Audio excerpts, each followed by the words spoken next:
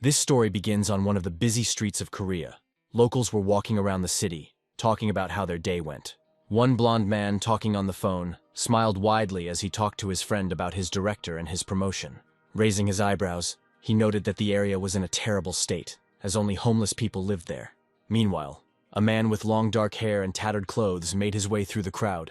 He froze and clenched his fists, mentally wondering where he was and what kind of fetid air surrounded him. The noise from all sides was enough to deafen anyone. He clenched his fists, convinced that this chaotic place was nothing like the OK Kingdom he once knew. The hero was still not sure what this place was, although he was sure that it was not an illusion. Everything seemed too bright and real. The protagonist knew that he needed to find out where he ended up. The man stood in the middle of a busy street, stunned by the surrounding noise. The thing is, the main character is the Flame Emperor. Everyone who ever called him Yomru was considered doomed to die. Those who had faced him in battle had no doubt that he was indeed the Flame Emperor. He felt no pity and shed no tears. Although he had taken the form of a man, he had not been one for a very long time. Wherever he went, a trail of blood was left behind him, and the cries of the fallen were heard. No one dared to follow in his footsteps, for he had become nothing other than the god of death. The protagonist killed the supreme master of the dark path, Murim, and forced the leader of the heavenly demon cult to kneel.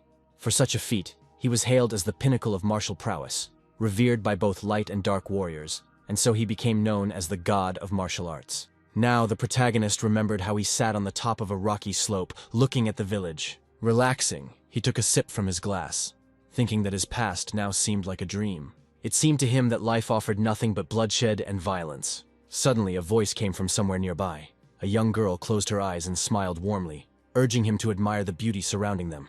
Sitting under a tree, the man admitted that he did not understand whether she really saw beauty in simple flower petals. In response, the girl smiled at the flower in her hand. For her, joy was laughter and dancing for no reason. She handed the man a bright yellow flower, expressing her faith that perhaps someday he would understand. Until then, she was ready to share her joy with him. The guy carefully studied the flower in his hand. The hero realized that meeting this girl melted his once hardened heart. Suddenly, he understood what it meant to laugh and cry. Yomru reflected on how he never expected a life full of chaos and destruction to bring him any joy. He wondered if she had found her own happiness, and wondered what he himself should do. Perhaps he should strive for happiness, or perhaps he should not get too entangled in such fleeting emotions. The hero watched the rose petals fall in front of his face with a slight frown, wondering in his mind if he had managed to achieve eternal immortality. A sudden gust of wind sent the fallen petals flying high into the air, a whirlwind of pink leaves rising over the rocky slope. Now Yomru lay on the ground with his eyes closed. Until he finally opened them, he could not understand where he was. Sitting in the cave, he turned his head, surprised by what he saw. The protagonist raised his eyebrows, believing that he had just been on the path to immortality. At that moment, he wondered if someone had put an illusion on him and he himself was not aware of it. He sat up and peered into the darkness ahead, deciding that he had to run no matter what. He needed to figure out what was going on. Suddenly he froze, his eyes widening as the one-eyed monster's head appeared behind him. Turning around in fear, he gathered his courage to accept the fight. Meanwhile, outside nearby, a portal was pulsating. A command voice announced that Alpha Team should enter the portal. If anything suspicious happened, they were to report it immediately. Their mission was to conduct reconnaissance and return alive. The boy raised his eyebrows as he looked around, thinking that for a Class A portal, it was eerily quiet here. The girl walking next to him with a brightly shining flashlight asked if he really slept during the briefing. After all, everyone knew that the smartest monsters hid in Class A portals.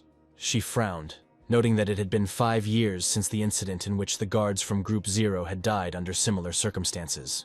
The girl remembered that these people had dared to penetrate deep into the portal, where a swarm of monsters awaited them in the darkness. None of them survived. One of the guys raised his eyebrows awkwardly and scratched the back of his head, muttering an apology. Then suddenly the girl frowned and demanded that no one move. The guys froze in place for a moment. Suddenly a loud roar echoed through the cave, shaking everything around them. The girl looked forward, worried by the fact that she hadn't felt the presence of the creature at all. She wondered at what point it had appeared. The Class A monster had been hiding, pretending to be dead. One of the guys opened his eyes wide, urgently attracting the commander's attention.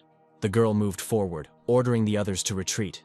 She herself would hold the monster at bay. Ahead lay the lifeless body of a giant cyclops with a gaping hole in its chest. The girl's eyes widened in obvious confusion. At that moment, the squad was contacted by radio, reporting the discovery of multiple corpses. Class A Cyclops and Class B monsters. The girl walked closer to the hole in his chest, noticing that all the high-level monsters had been killed. She explained that they would continue scouting and promised to report back once the mission was completed. At that moment, a guy approached the girl and said that he had already passed the information to headquarters. He then asked if it was possible that the monsters were fighting among themselves. The commander stared ahead, noting that even if that was the case, the Cyclops would not have received such injuries from lower-level monsters. The boy assumed that another guild was hunting in the area, especially given the recent trend of guilds only targeting high-level portals. The girl rubbed her chin thoughtfully. She wondered out loud if there really could be a guild in South Korea that hunted wherever it wanted, and no one knew about it. Meanwhile, the main character emerged from the portal, dragging a bright stream of energy behind him. Yomru frowned and looked around, mentally wondering where he was. He remembered that when he first opened his eyes, he found himself in a cave full of monsters. He wondered why such weak creatures that he could defeat with one blow attacked him at all. Coming out of the cave, he saw tall buildings in the distance, and the ground beneath him was covered with sand. Yomru frowned again, silently wondering what these ruins were and if there was any life left in them. Kneeling down next to the skeleton, he took off his tattered clothes and put on a torn t-shirt, thinking about how he had once again landed in an unfamiliar, lifeless place. All around him was dust, ruins, and weathered remains, no trace of life anywhere. At this moment, the hero raised his eyebrows in surprise and looked away. He frowned, suspecting that this was the work of the sorcerer he had encountered earlier. The celestial demon cult came to mind. Their mages used forbidden spells, and what he was feeling now seemed eerily similar. The protagonist believed that he could cleanse the area of such corrupted magic, though he also believed that it would be wiser to examine his surroundings before releasing such a power. Looking into the distance, he came to the conclusion that his first priority was to get out of here. Dark energy began to swirl around his body. His attention was drawn to a tall building in the distance, and he decided to head there, noting that the concentration of black energy seemed weakest in that direction. Meanwhile, the story shifts to a small restaurant, and the news reported that the Korea Awakened Association has yet to release an official position on the incident. Meanwhile, in both America and China, countries with their own awakened zero-level beings, discussions have already begun regarding the mysterious portal. At one of the tables, a girl raised her hand to ask when they would be served. The senior manager of the Yangchungak restaurant, Sarah, smiled while holding a tray of plates and said she was on her way. The girl closed her eyes and smiled as Sarah placed plates in front of them, wishing the heroes a pleasant appetite. Suddenly, the door of the cafe creaked open and a guy in glasses walked inside. Sarah immediately noticed him, noting that he hadn't come in for a long time. The director of the Awakened Association, Buck, waved his hand casually, asking for a plate of what Sarah had prepared. The girl came closer, noticing that he looked exhausted, and asked how he was feeling.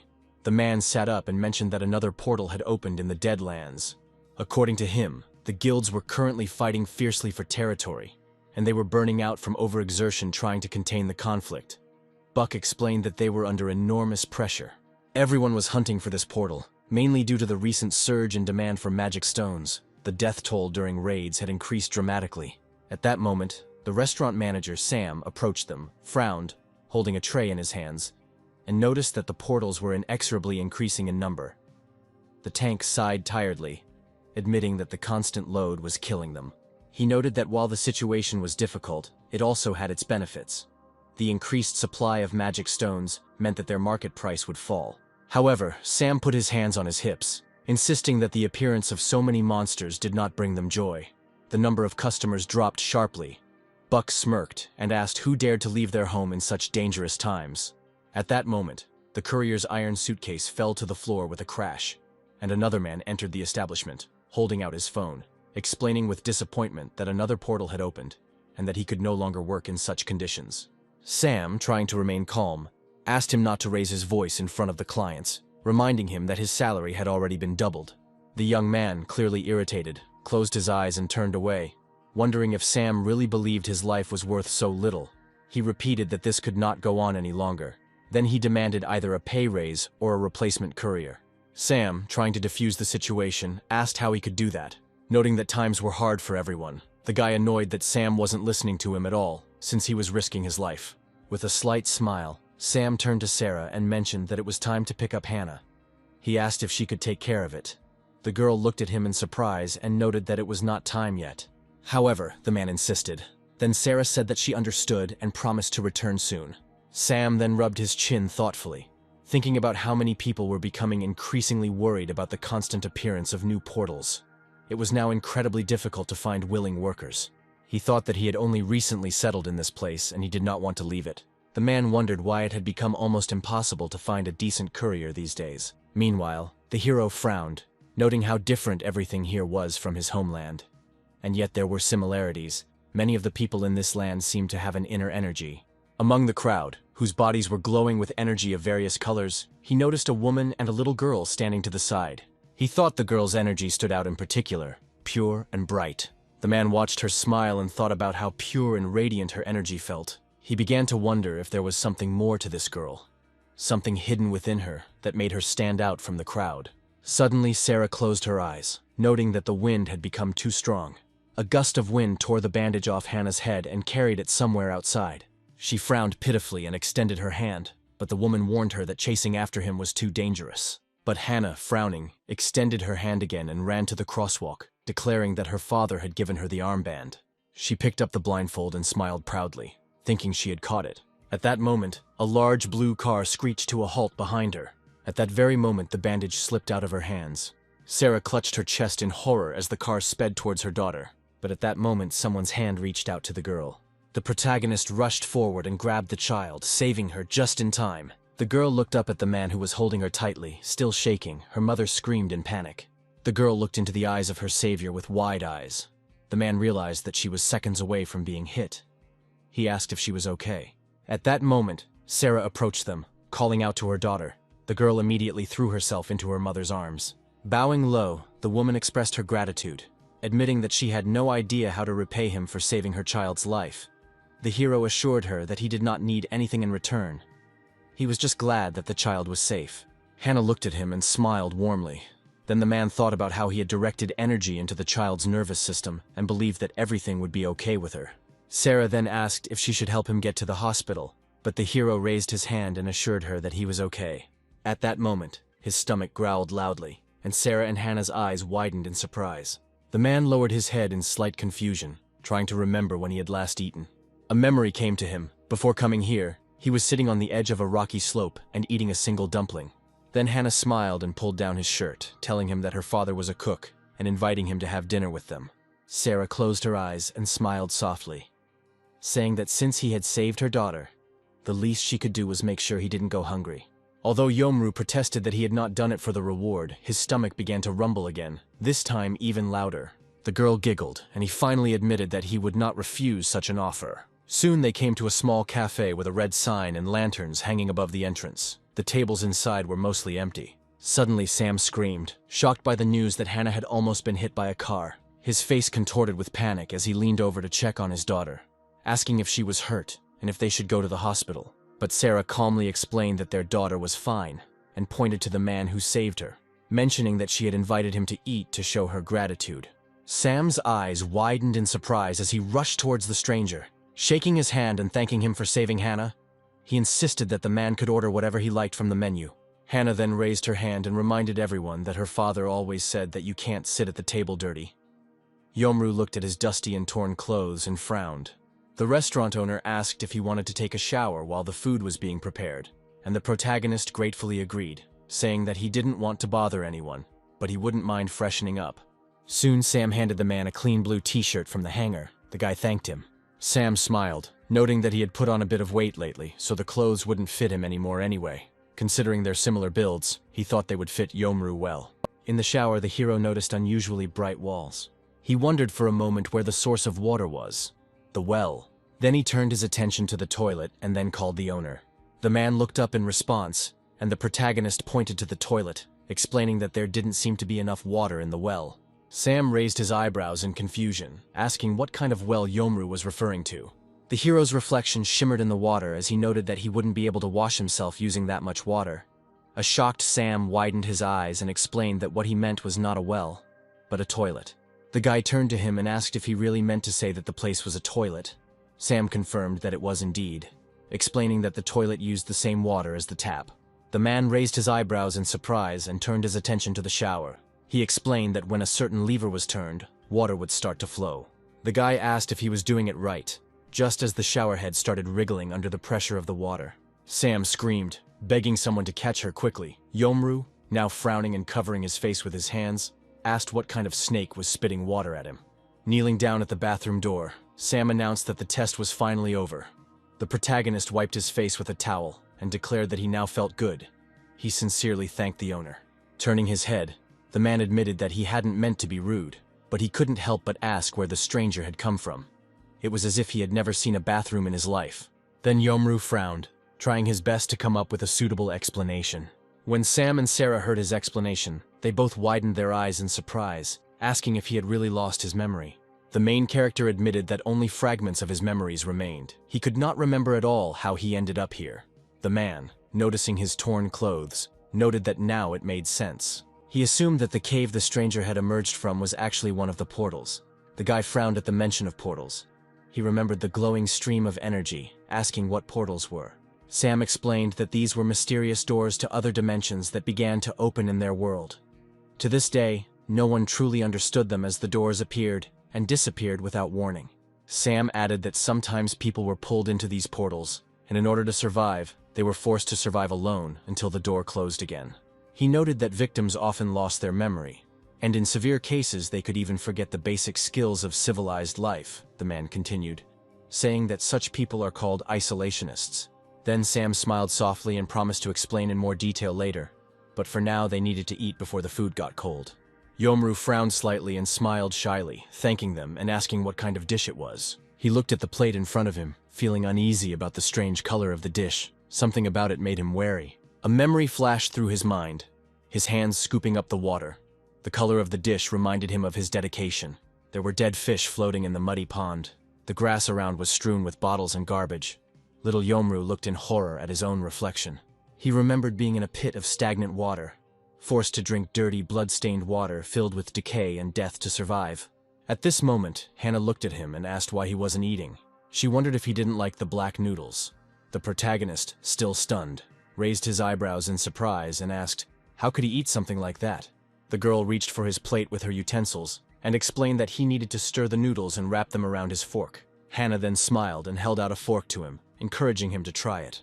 The boy raised the fork of noodles to his mouth, and Yomru's eyes widened. Despite the strange appearance, the hero closed his eyes and began to chew diligently. The taste surprised him. It was not at all what he expected. In fact, it was excellent, better than anything he had ever eaten before. Sam smiled and scratched the back of his head, apologizing that he couldn't offer anything better. They simply didn't have any more food at home. Sarah smiled too, promising that next time they would treat him to something even more delicious. The protagonist frowned, then politely asked for another plate of the same dish. Hannah noted with delight that he had gotten dirty again. Sam chuckled and told him that he could eat as much as he wanted. Later, Yomru stood at the entrance to the establishment, expressing heartfelt gratitude for the hearty meal. Sam looked at him with a kind expression and replied that there was no need for gratitude. At that moment, the hero noticed a piece of paper stuck to the glass of the shop window. Interested, he asked what was written there. It turned out that it was an ad for a courier. Sam explained that they needed someone to deliver food. They had couriers before, but they all demanded too much money, so now they urgently looked for a replacement. The hero then asked if this meant that the courier would be given a room. Sam confirmed this, adding that there weren't many people willing to do this job these days. The hero's eyes lit up. He realized that since he couldn't return to his world yet, he needed to settle down somewhere. This opportunity presented itself at the most opportune time. He could work, and at the same time learn how the new world works. Then the protagonist asked if he could get a job as a courier for them. Sam's eyes widened in surprise, and she asked if he was serious. The man rubbed the back of his head and admitted that they would have been happy to have him. But there were legal complications with hiring an isolationist. Then Sarah smiled warmly and extended her hand, reminding everyone that the boy had saved Hannah. She offered to help him, mentioning that she had heard that a citizen could serve as a guarantor for an isolationist. Sam raised his eyebrows uncertainly, but Sarah, hugging her daughter, declared that this meeting was not an accident. It was fate. She offered to vouch for the boy so that he could become their courier. The man then admitted that she was right. Such a procedure did exist, and turning to Yomru, Sam announced that he was ready to vouch for him. Touched, the hero pounded his fist into his palm and promised to do everything possible. He then introduced himself as Kanso and stated that he was 35 years old, at which point the couple screamed in shock, Sam chuckled and shook his hand, exclaiming that they were the same age, although the guy looked much younger.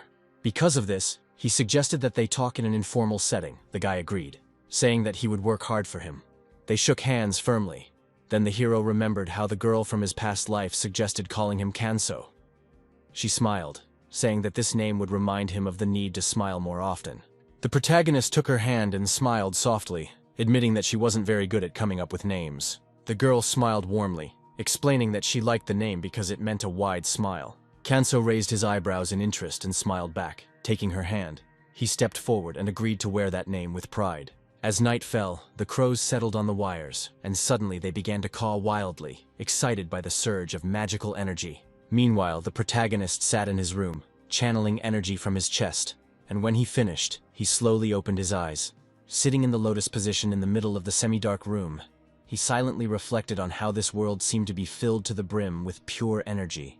Looking around, Kanso thought that the people here had many everyday objects whose purpose he could hardly understand. And looking at the kitchen utensils, he thought to himself that this was truly a world of wonders. His thoughts were interrupted by the sound of the door creaking open. He turned around to see Sam walking inside, looking completely shocked to find the protagonist sitting on the floor with his legs crossed. At a loss for words, the man simply stared at him. Kanso then stood up and greeted him, wishing him a good morning. Sam, still confused, asked why he was sitting in the dark with his arms crossed over his chest. Kanso admitted that he simply couldn't find the lamp, which explained the lack of light. Sam, now even more confused than before, made a note that he would need to teach his guest how to use the light switch. With that, he walked over to the wall and pressed the switch, explaining that pressing the button would light up the room, the sudden light causing Kanso to widen his eyes in surprise. At that moment, Sarah came in and commented on how early the hero was already up. Tying his apron, she greeted him. Kanso turned to her and asked if she was going to the kitchen to start cooking. Sam, heading towards the kitchen, explained that they hadn't started yet, but since they were opening the establishment soon, there was still a lot of work to do. Soon, Sarah joined her husband and they quietly discussed their tasks while Kanso remained seated at the table. After a moment, he looked up and offered his help. Sam looked at him with slight distrust and asked if he really wanted to help, adding that the guest could still rest a little. He admitted that he felt awkward being asked to come to work so early. Then Kanso extended his hand and insisted that he simply wanted to repay their kindness. Sam, holding a frying pan, stepped towards him and asked if he could help with the cleaning. He handed him a vacuum cleaner, explaining that the device would make the process easier. Watching the young man awkwardly hold the vacuum cleaner, Sam began to explain how it worked. That pressing a button activated the suction, and that they were supposed to move it across the floor like a mop. However, before he finished explaining, the vacuum cleaner suddenly sucked in a strand of Kanso's long hair. Sam turned around with a forced smile, mentioning that their daughter sometimes helped with the cleaning, but then let out a cry of shock as he asked what was going on.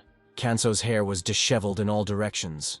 A worried expression was frozen on his face. Sam muttered with a heavy sigh that although the vacuum cleaner was quite old, it was still powerful, so it should be used with caution. He wiped the sweat from his forehead and asked if Kanso could handle the task. Without waiting for an answer, he went into the kitchen, saying that he needed to start cooking and that I would leave the rest of the cleaning to him. The protagonist nodded and turned back to the device, whispering under his breath. He admitted that while he needed to clean it, this tool was much more dangerous than expected. Then, as an idea struck him, his eyes lit up, and he asked himself if he should try using magic instead. He then raised his hand, which immediately began to glow with magical energy. He clenched it into a fist, concentrating hard, raising it higher. He released a controlled gust of wind that swept across the room. As his eyes lit up with power, he collected all the dust and dirt in the apartment, lifting it up to the ceiling. Then, with a sharp movement, Kanso created one large lump of garbage and with magical precision launched it into the trash can. Satisfied, he looked around and noted that the dust was gone, but the cleaning was not yet complete. Raising his hand again, he scooped up some water from a nearby bucket. The water danced around his palm, sparkling as if lit from within. Clenching his fist once more, he directed the stream of water across the room, cleaning every surface. In one smooth motion, he even washed the ceiling. Resting his hand on his hip, Kanso concluded that the cleaning had gone quite well. Just then, Sam returned and called out to him. The protagonist extended his hand towards the room and explained that he had cleaned it up in his own way. The man then asked how he did it. Sam's face contorted as he screamed, demanding to know if it was Kanso's ability. The hero, a little confused, asked if he meant control over water. Then Sam nodded, still confused. Kanso asked what made that so unusual. Sam started pointing a shaking finger at him, demanding to know if he really was a high-ranking awakened. The protagonist frowned and asked what exactly an awakened was. Sam explained that awakened was a term for those who had displayed superpowers, a phenomenon that began 25 years ago, when portals to other dimensions first opened. He added that these abilities are also called aura, and those who possess them can wield powers such as telekinesis or elemental magic. Sam elaborated further, noting that a person's control over their aura determined their class, and the higher the class, the higher the person's social status and influence. He nervously wiped away the beads of sweat that had appeared and admitted that he had once worked as a loader among the awakened individuals, but he had never in his life seen anyone manipulate aura with such skill as Kanso. He then clenched his fist and declared that a man with Kanso's talent should not waste his time in a small restaurant. Instead, he insisted, he should become a hunter, in a guild where he could live with dignity. In response, Kanso muttered that he had no intention of becoming a hunter. Sam then shouted that Kanso simply didn't remember how harsh life was in this country, and that high-level awakened people lived like nobles. Taking a step closer, the protagonist replied that Sam's words only made him less inclined to become a hunter. He said that in his past life he had tasted wealth and honor, but realized too late that it was all fleeting. Sam spread his hands in disbelief, asking if the boy was regaining his memory. But Kanso, with a look of disappointment on his face, admitted that this was not a return of memory. He had once lived in a completely different world. He explained that he had once fallen into oblivion and woke up inside one of the very portals that the man had spoken of earlier. Having escaped from this place, he headed to the city, driven by the desire to find pure energy. During the conversation, the young man recalled the moment when he saved Hannah, who was almost hit by an iron cart. Sam looked at him with a mixture of concern and admiration. Then Kanso, frowning guiltily, apologized, admitting that he never intended to deceive anyone and believed that he should have told the truth from the very beginning. With tears in his eyes, Sam said that the young man had clearly been through a lot and must have been terrified to find himself in such a completely alien world. In response, the protagonist hesitantly asked if the man believed his story. Sam then put both his hands on the boy's shoulders and assured him that if he were in his place, he wouldn't be able to share everything right away either. He added that they could tell others that Kanso was an isolationist, and suggested that he consider getting tested for superpowers. He explained that taking the test could greatly improve his life from now on. Meanwhile, in the Awakened Support Department, in the first group office, a young man fell asleep at his desk, his head on the table. Suddenly a girl entered the room and loudly called his name. The frightened man, Jin, suddenly woke up and began to adjust his glasses in a daze. The girl looked at him with concern and asked if he really had been working all night again, warning that such a habit would eventually wear him out. The girl from the Group 2 Inspection Department, Molly, raised an eyebrow and asked what the hell was going on that kept him working around the clock. Stretching, Jin explained that this was all because of Case A-0128109. He admitted that he had no idea where to even begin. Molly then handed him a stack of papers and told him to take a look. She already knew that he was still looking for the elusive awakened Class 0. Jin adjusted his glasses again, confused, and looked at the paper. His eyes widened. It was the number he had just given. Molly informed him that the chairman had ordered the case closed. As he continued to look through the documents, she repeated in a firmer tone that the order to terminate the investigation had been signed by the chairman himself. Hearing this, Jin's expression darkened as he desperately asked if the chairman really wanted them to give up on searching for the awakened Class 0. Then, unable to contain himself, he threw the papers on the table, clutched his head and screamed, demanding to know how this could have happened. Molly, who was watching him, calmly reminded him that it was the chairman's decision. Then Jin grabbed his head tighter and exclaimed that for the first time in the history of their country, they had a real chance to discover the awakening of their own 0 class. The girl said that even if they had continued the investigation, they still would not have found the person in question. She added, looking at Jin, that everyone already knew about this case, and no one was even sure whether it was possible to kill such a person with bare hands. Then she reminded him that all the damage had been done by one person. Molly wondered anxiously if the perpetrator had even been human. Jin ran his hands through his hair and, although confused, insisted that it was definitely a person. He stared at the monitor and explained that he had analyzed every wound inflicted on the monsters inside the gate, and all evidence pointed to one human fist. He admitted that he rechecked the data several times, and each time came to the same result. Jin added that this was their only chance. If they could find this awakened one, Courier would finally take its rightful place among the allied nations. Molly, who had been listening intently, asked hesitantly what they would do if they looked and still couldn't catch him. Then Jin crossed his arms over his chest and firmly replied that there was nothing to be afraid of. They would find him no matter what. Hearing this, the girl agreed, noting that such a person really could not be stopped. With a wave of her hand, she declared that she would deal with the chairman herself, and told Jin to continue the investigation as quickly as possible. The genie jumped up from his chair and thanked her with visible relief. Then he asked if she was really leaving on business and what her plans were for lunch. Then Molly stopped and mentioned that she had an appointment, but was also planning to have lunch with her younger brother. They hadn't seen each other for quite some time. Then Molly added that if he hadn't eaten yet, he could join them. Adjusting his sleeves, Jin declined with a grin, saying he would just grab something from the store and eat at his desk. Then he asked what Molly herself would eat. She answered vaguely that she didn't know yet. She mentioned that her brother told her that there was a well-known restaurant nearby, although she did not ask what kind of food they served there. Hearing this, Jin added with a grin that he knew exactly what place their department head, Buck, would recommend. Molly said that her brother also mentioned that the department head recommended this place to him. Jin looked at her in surprise and concluded that it was probably the restaurant that Mr. Buck loved so much. Then he asked if she remembered the name. Soon after, Molly's turned out to be a restaurant with a sign called the Spring Pavilion. A few minutes later, her brother Morty came and explained that he had long wanted to have lunch with her there, as Jajangmyeon was simply exceptional. Struck by this name, the girl asked in confusion if he really meant it. The young man asked if his sister really didn't like Jajangmyeon. In response, Molly gently placed her hand on his shoulder and assured him that she was simply happy to have lunch with her brother. In fact, she loved Jajangmyeon. Smiling involuntarily, she added to herself that she had simply hoped that he would take her to an elite restaurant at least once, and not to ordinary establishments. But after a moment's thought, she stepped forward and admitted that she was dying of hunger. As they entered, she looked at her brother and said that she was genuinely interested in hearing about the restaurant that the head of their department had recommended, adding that the food must be extraordinary for him to speak so highly of it. A moment later, a warm and kind female voice greeted them with a cheerful greeting. Sarah looked at the guests and gestured for them to sit down. Without taking her eyes off them, she explained that it was a self-service restaurant and that they should follow her. Molly, slightly confused by this format, simply nodded. Sarah handed them the menu and politely asked them to call her as soon as they had decided on their order.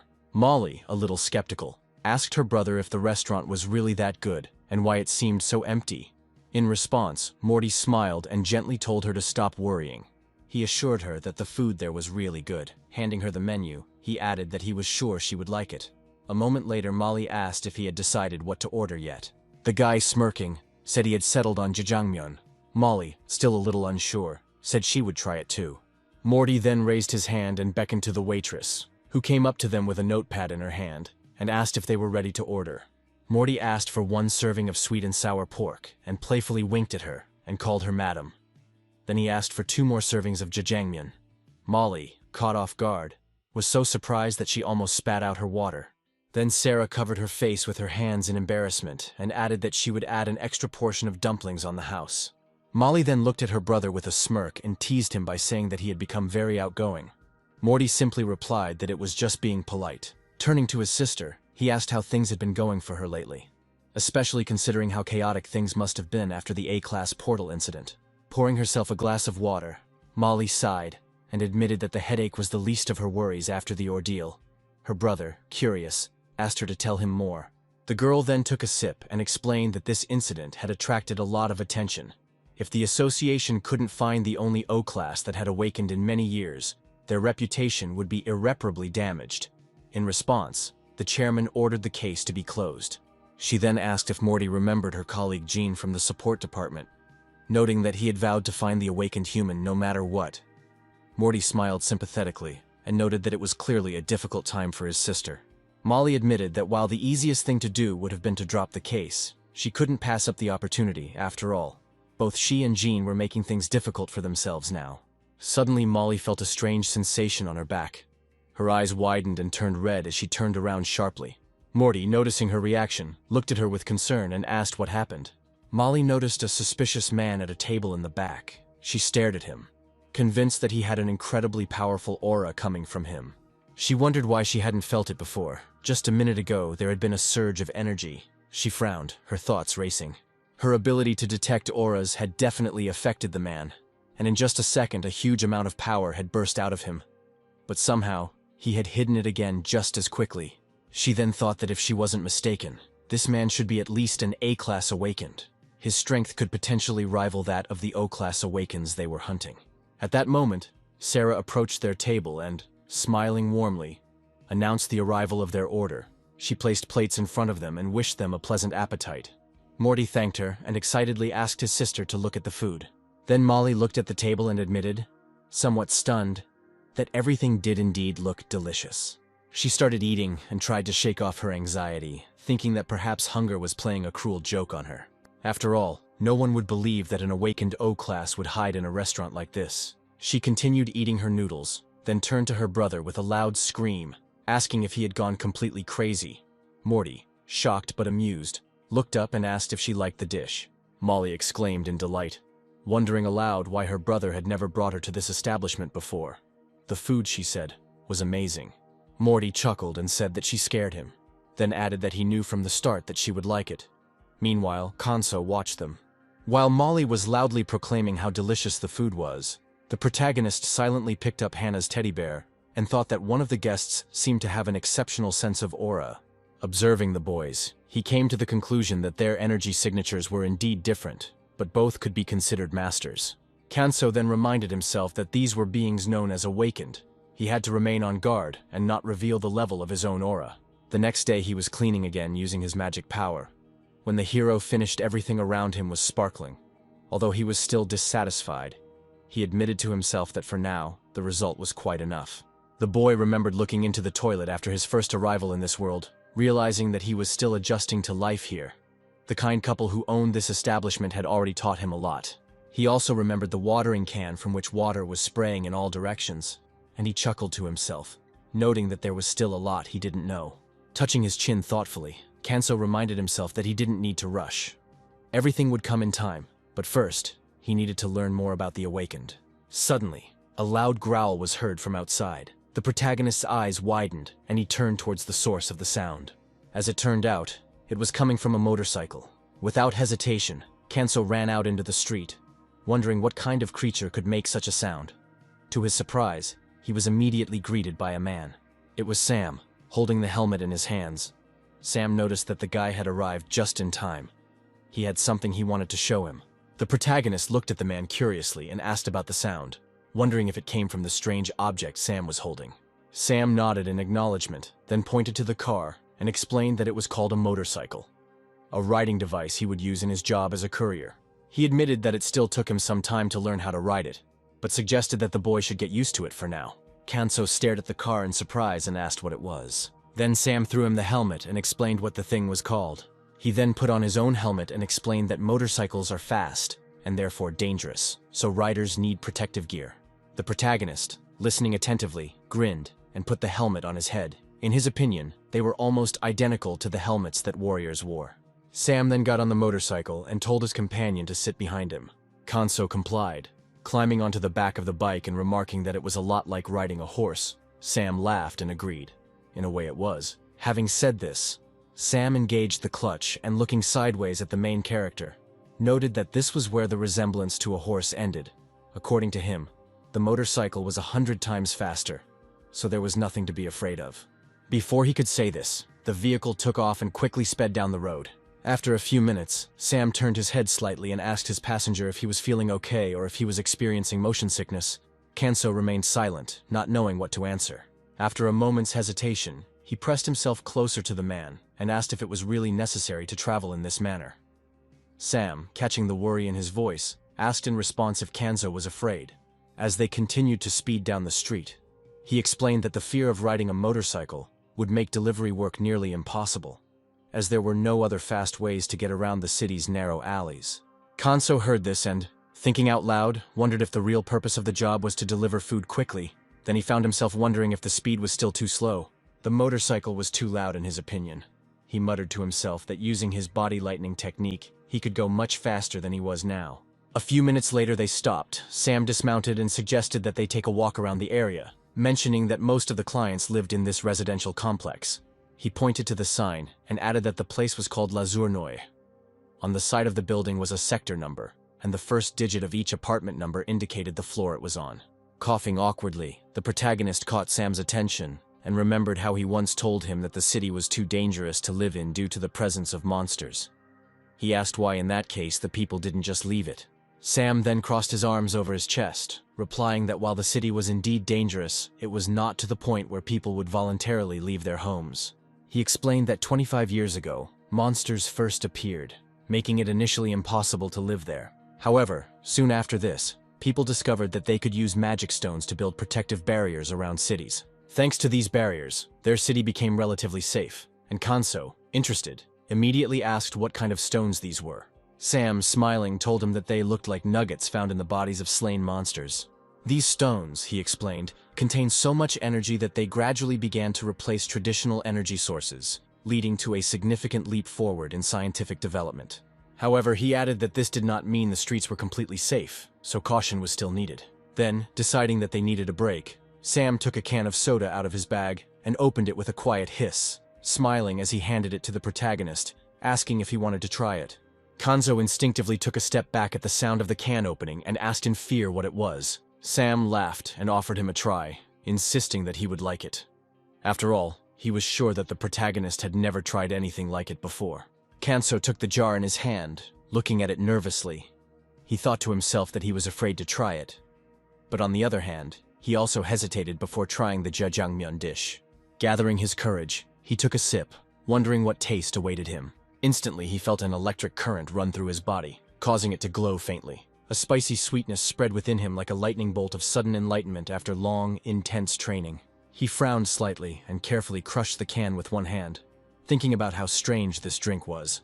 Looking at the aluminum shell, he decided that even the Ice Palace Elder's magical panaceas couldn't compare to this. Sam, smiling again, asked if he was surprised. He patted his stomach and added that this drink also helps with indigestion. Kanso, amazed, exclaimed that it was incredible. Sam then walked up to the motorcycle and said that it was time to go back as they had had enough rest. Then Kanso wondered again if he really had no alternative. Sam, taken aback, admitted that while other modes of transport certainly existed, nothing was as suitable for a courier as a motorcycle. The protagonist replied that he could handle it just fine on foot, and Sam's jaw dropped in shock as he began waving his arms and shouting that the deliveries had to be quick. Otherwise, the noodles will swell during transportation, spoiling both the appearance of the dish and the mood of the buyer. Kanso looked at him coldly and said that he had nothing to worry about, pointing to himself. He confidently added that on foot he was faster than any motorcycle. Sam cried out in disbelief, asking how that was possible. Then, after a moment of thought, he crossed his arms over his chest and decided that it wasn't that unlikely. He reasoned that the boy had most likely awakened, probably at least Class A. Kanso said that if Sam didn't believe him, he would demonstrate it on the way back. Then Sam nodded and climbed onto the motorcycle, asking if the protagonist remembered the way to the restaurant. When Kanso confirmed that he had done it, Sam said that he believed him, although they would check it just in case. He told Kanso to run, adjusted his helmet, and added that he would meet him there. He started the engine and announced that if Kanso really managed to fight him off, he would approve the delivery without the motorcycle for him, with which he sped off, announcing that the race had begun. In fact, Kanso was not called the Emperor of Flame for nothing. He possessed extraordinary mastery over the element of fire, especially the skill known as the invisible body technique. As the name suggests, this made him completely invisible, allowing him to approach enemies undetected and eliminate them with ease. After reaching the level of enlightenment, he further refined the technique, turning it into the Void Invisible Body technique. Moving with astonishing speed, he passed by the awakened company staff without being noticed. His form, enveloped in magical energy, left no traces. This technique didn't just mask his presence, it dramatically increased his agility and speed to seemingly impossible levels. This new evolution of his technique, combined with his status as the best martial artist, earned him the title of God of Martial Arts. It was a title even more revered than God of Death. A few minutes later, Sam pulled up to the restaurant on his motorcycle, stopped the car, dismounted, and took off his helmet. Taking a deep breath, he looked around and asked where the main character had gone. As he approached the restaurant door, he muttered under his breath that Kanso must have been going full speed ahead, treating this like a competition. When he opened the door, he was immediately shocked. Standing in front of him was his family, his wife, his daughter, and the main character. The man stared at Kanso incredulously, blurting out whether he had actually arrived before him. His wife Sarah, laughing slightly, informed him that the main character had appeared 10 minutes earlier. Still confused, the man approached the young man. and remembering his previous promise, allowed him to make the delivery without using transport. Then, as if struck by a sudden thought, he reminded Kanso of the upcoming test of superpowers. This news surprised Kanso, who did not expect it so soon. However, Sam, clearly excited, enthusiastically exclaimed that the test simply had to be taken, as he was curious to know the classification of the main character. Some time passed and the guys came to the testing site. A tall skyscraper loomed ahead. The man put his hands on his hips and loudly announced that they had finally arrived. But internally, he admitted with some embarrassment that he had somehow convinced the boy to take the test. Looking around, Kanso noted how crowded the place was. And as an undocumented citizen, a person who had just come out of the portal, he was required to go through numerous bureaucratic procedures. The two of them sat down at one of the reception windows, where Kanso was handed a form to fill out. Looking at the form, Kanso asked what exactly he should write, considering that he had no identification. Sam pointed to one of the boxes and told him to use the restaurant's address in the area designated for his stay. When they finally exited the building, Sam clenched his fists, mentally expressing his fatigue from the endless paperwork. At that moment, the protagonist turned to him. Taken by surprise, Sam asked what was on his mind. Kanso asked how exactly the test would be carried out. Sam responded by explaining that during the test, he would have to place his hands on two spherical objects slightly larger than his fist. Then an electric current will flow between them. The stronger the impact, the lower the classification. Those who are better able to resist this will be considered to be awakened individuals of a higher level, as the strength of their resistance indicates a higher energetic potential. Kanso then asked if it was really beneficial to be high class. Sam assured him that it was. Life could change dramatically for a person with high class.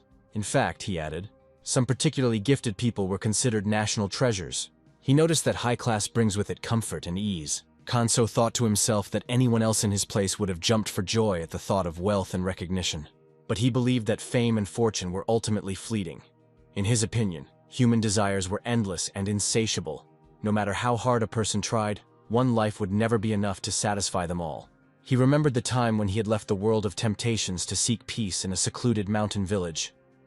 He reminded himself that he could not allow his inner peace to be disturbed again. Raising his head to look at the towering skyscraper, Kanso made a silent decision that from now on, he would hide his true level.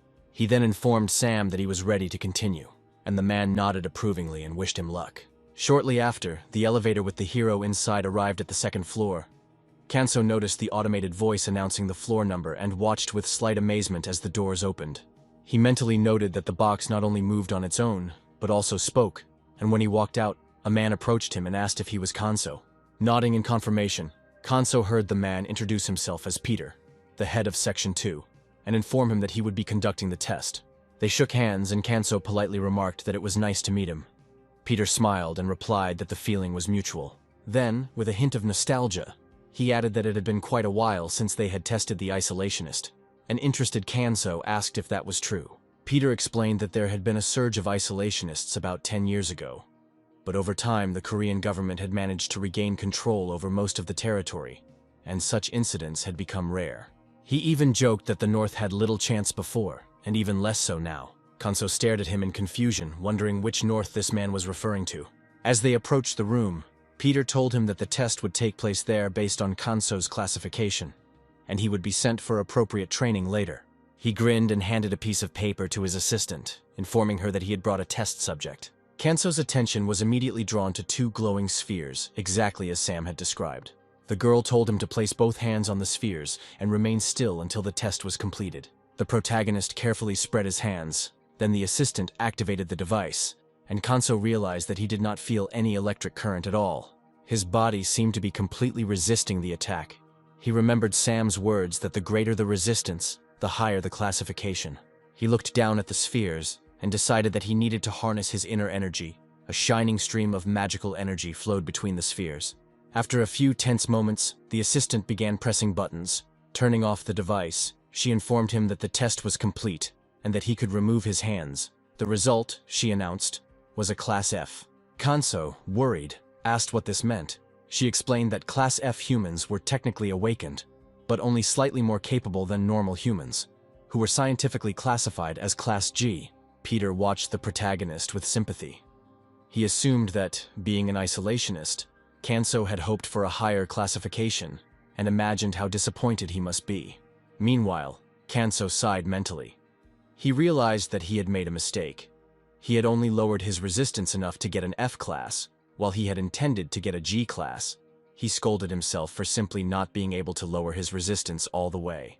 Peter, now with tears in her eyes, suddenly burst into a heartfelt plea, begging Kanso not to let his classification determine his worth as a person. He insisted that his value went far beyond a simple label. The protagonist, however, stared back at him in confusion, unable to fully understand why the department head was so agitated.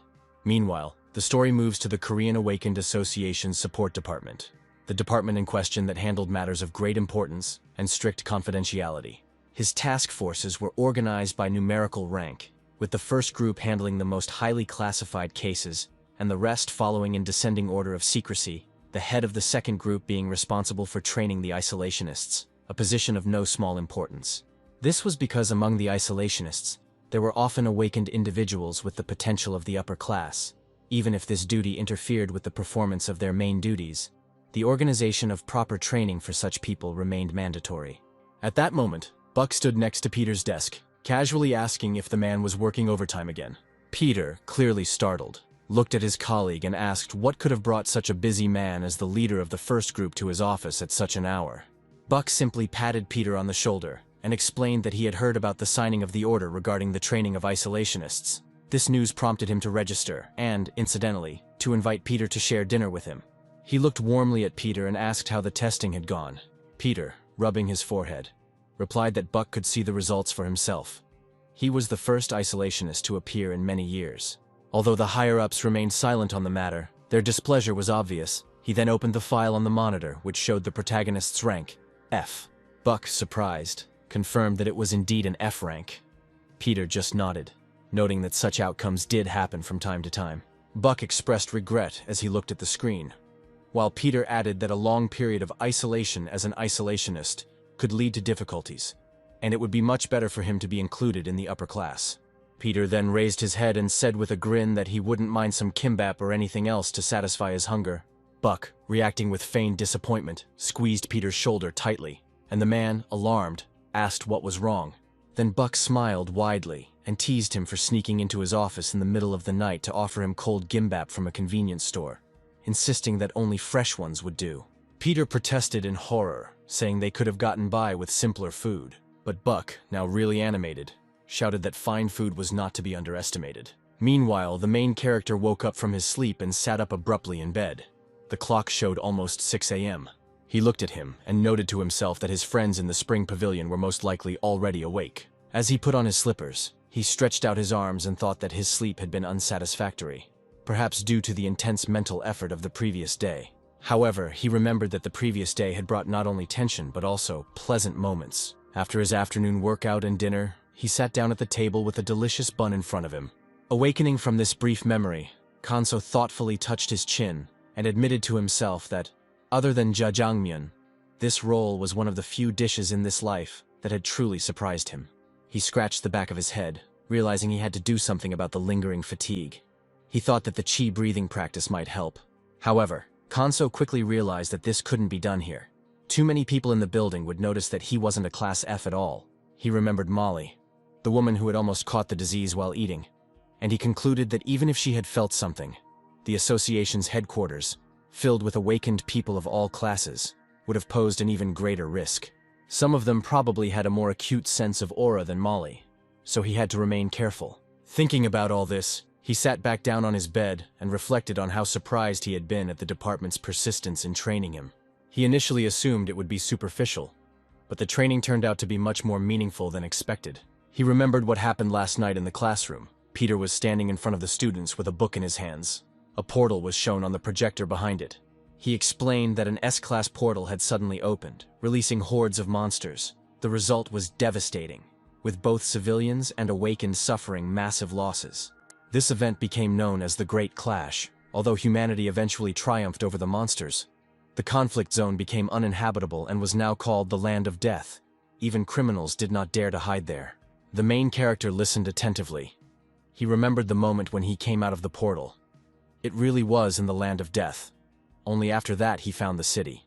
He rested his chin on his hand and thought that even if 2 or 3 S-class portals opened at the same time, the association would not be able to contain the resulting chaos. It would be a disaster. Just the day before, Kanso had begun to understand the structure of society in this country, which now seemed to him like a tower of ill-fitting parts. He suspected that even the slightest jolt could cause the entire structure to collapse. As a martial artist of extremely high caliber, he found it ironic to appear in such a fragile society. Looking around, he came to the conclusion that a quiet and anonymous life was almost impossible for a man like him.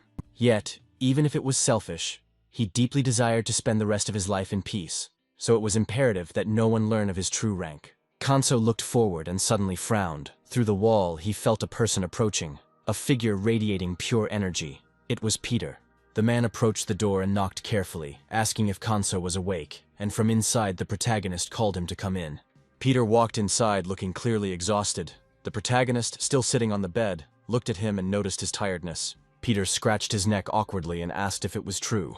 Meanwhile, Kanso poured hot water from the coffee maker into a mug, added a packet of instant coffee, and gestured towards the coffee maker, inviting Peter to pour some for herself.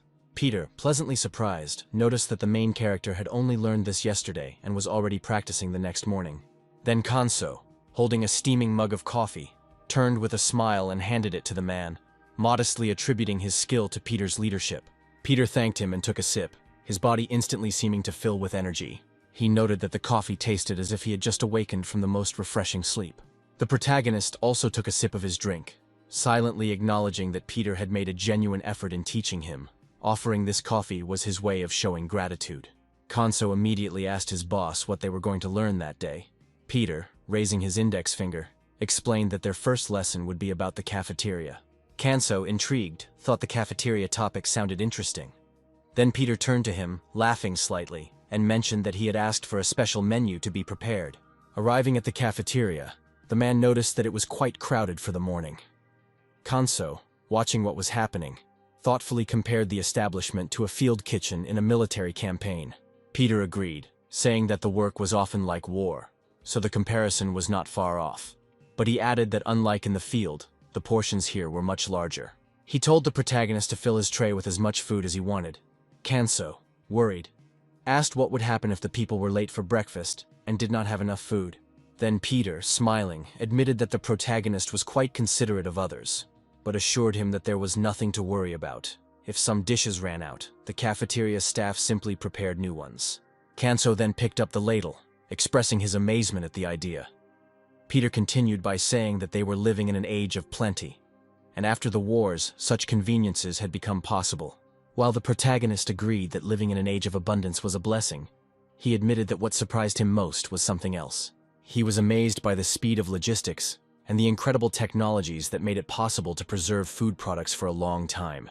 Peter, thinking that the protagonist was an isolationist and had only started his training the day before, was impressed by his strategic thinking and laughed, attributing it all to the local scientists whose work made a wide range of products available all year round.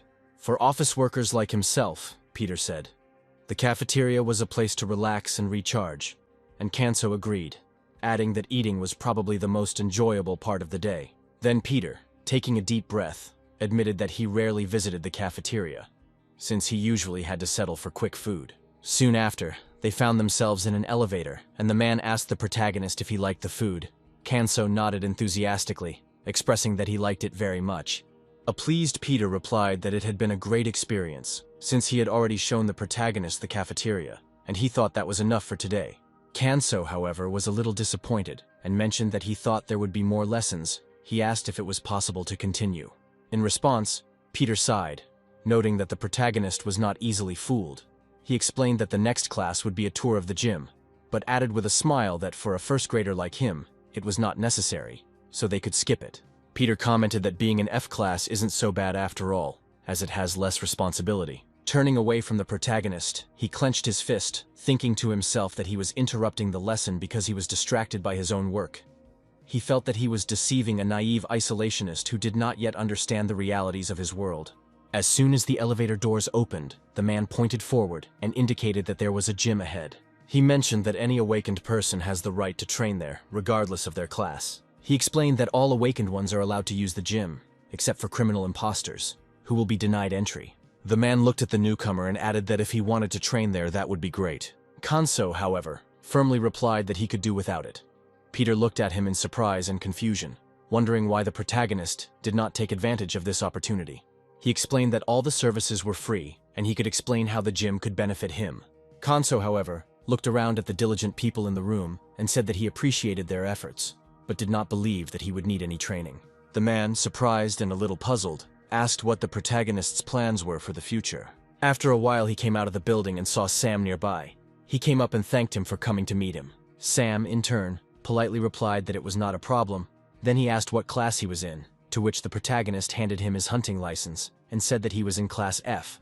Hearing this, Sarah raised her hand to her face with slight disappointment, noticing that he looked like a person who should be in the G class, like a normal person.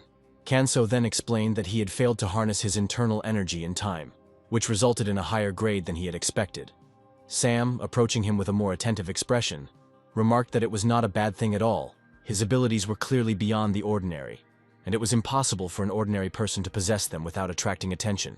Kanso asked if he was really that suspicious, to which Sam confirmed that the people from the company had been watching him closely the whole time. By the time Peter finished telling the story, Jean, who was standing next to him, asked if there was anything else unusual about this guy. Peter shrugged and replied that the protagonist had incredible intelligence and the ability to learn. He remembered how the protagonist offered him coffee and said that, to be more precise, the protagonist was very smart. If you explained a concept to him, he immediately understood how to apply it in different contexts. He learned quickly and remembered information well. Jean, with a thoughtful expression on his face, rested his chin on his hand and said that the law enforcement department, especially the first group, shared something much more interesting with him. They mentioned that the protagonist's movements and sense of balance were not typical for anyone in his class, and they even had doubts about whether the testing machine was functioning properly. Peter, confused, explained that after testing the machine had been checked again and there were no problems with it. He was confident that the protagonist's class had been fairly distributed. However, Peter said that while anyone could develop further, the protagonist would never go beyond the lower classes, let alone reach the upper levels. Then Peter asked if the protagonist's unusual attention was due to the fact that so many years had passed since an isolationist appeared in the company. Then Jin, still thinking, admitted that he expected more from the protagonist, so he was a little disappointed. Then he asked about his plans for the future. Peter, thinking about his student, remembered that the main character mentioned wanting to help his friend in the restaurant business. Meanwhile, at the Spring Pavilion, Sam handed him a phone, saying that he could contact him any time with this thing. Kanso expressed his gratitude to his friend. Sam then reminded him that he had bought the device with his isolationist allowance. Then he asked if he needed anything else. His wife, Sarah, who was sitting next to him on the couch, also asked if the protagonist had any wishes. Kanso, looking at his hair, mentioned that he had been thinking about cutting it. He added that he had never really noticed it before, but had recently noticed that most men in their civilization wore their hair short, so he didn't want to stand out. Hearing this, Sarah clapped her hands happily, expressing approval of the idea. She eagerly asked what kind of haircut he wanted, assuring him that short hair would suit him very well. Her husband scratched his cheek, a little embarrassed, and agreed, admitting that any hairstyle would suit their friend. But he suddenly remembered that he needed to chop ingredients for tomorrow's dinner. Sam, heading to the kitchen, reflected that when his wife started talking about fashion, it could go on forever. Then Sarah, with a radiant smile and sparkling eyes, turned to the protagonist and invited him to accompany her to the hairdresser.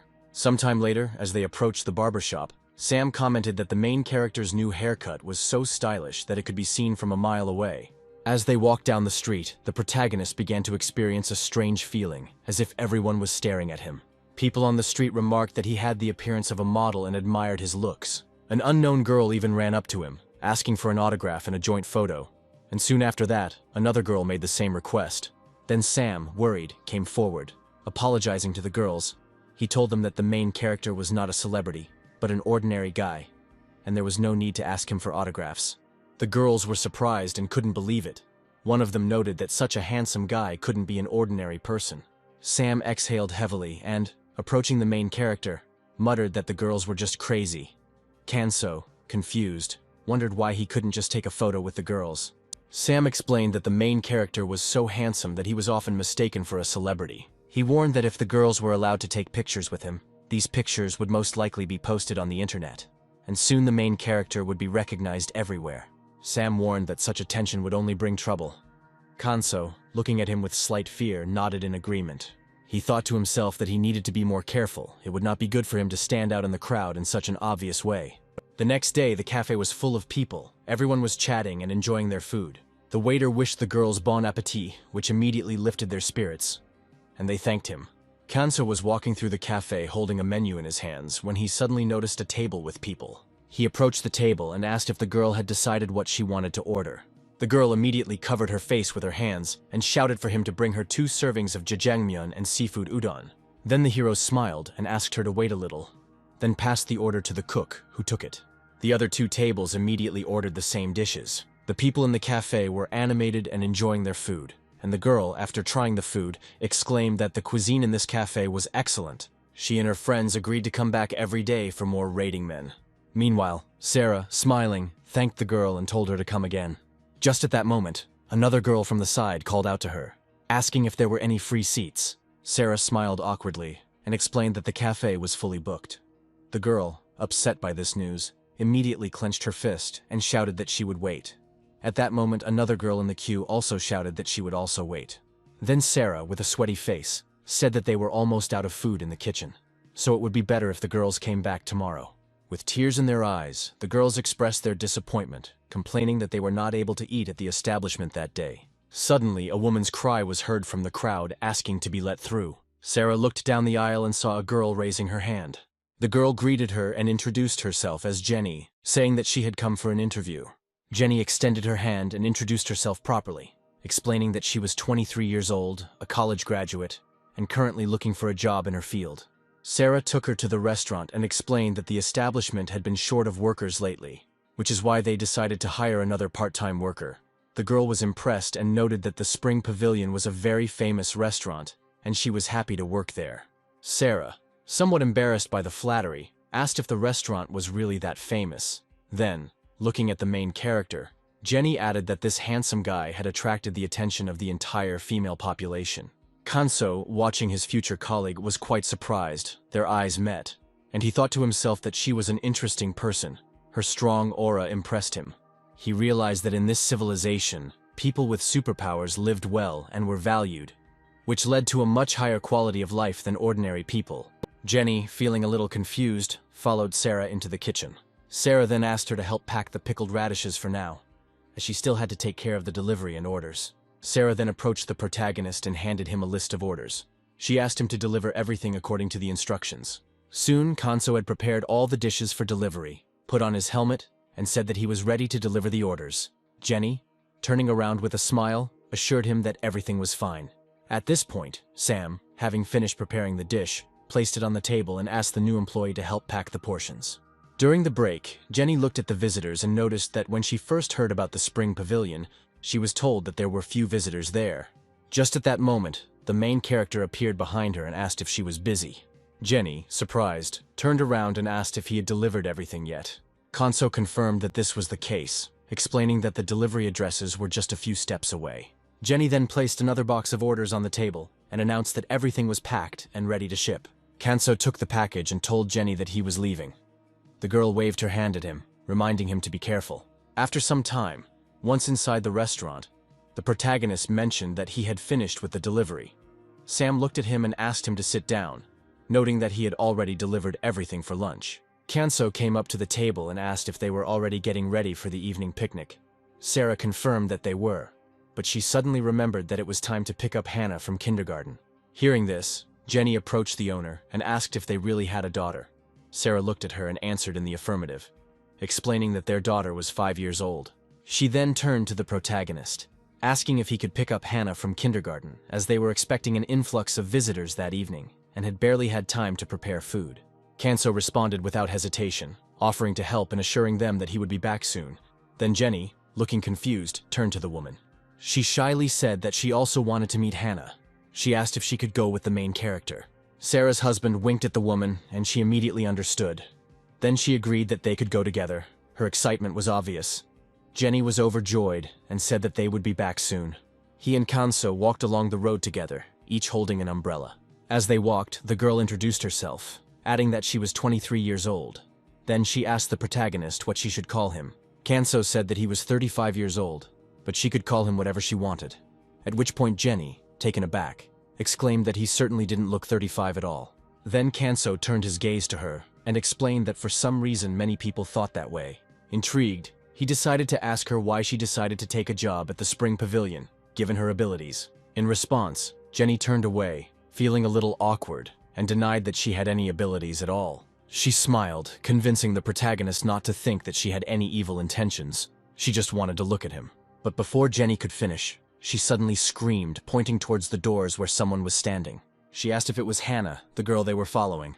The teacher told the girl to say hello to her uncle, and with that, Hannah began waving happily, smiling widely. Kanso asked if she had a good time, to which the girl nodded enthusiastically. Then she looked proudly at the teacher and announced that he was her uncle. The girl greeted the main character, saying that Hannah had told her a lot about him, and she was very curious to meet her wonderful uncle.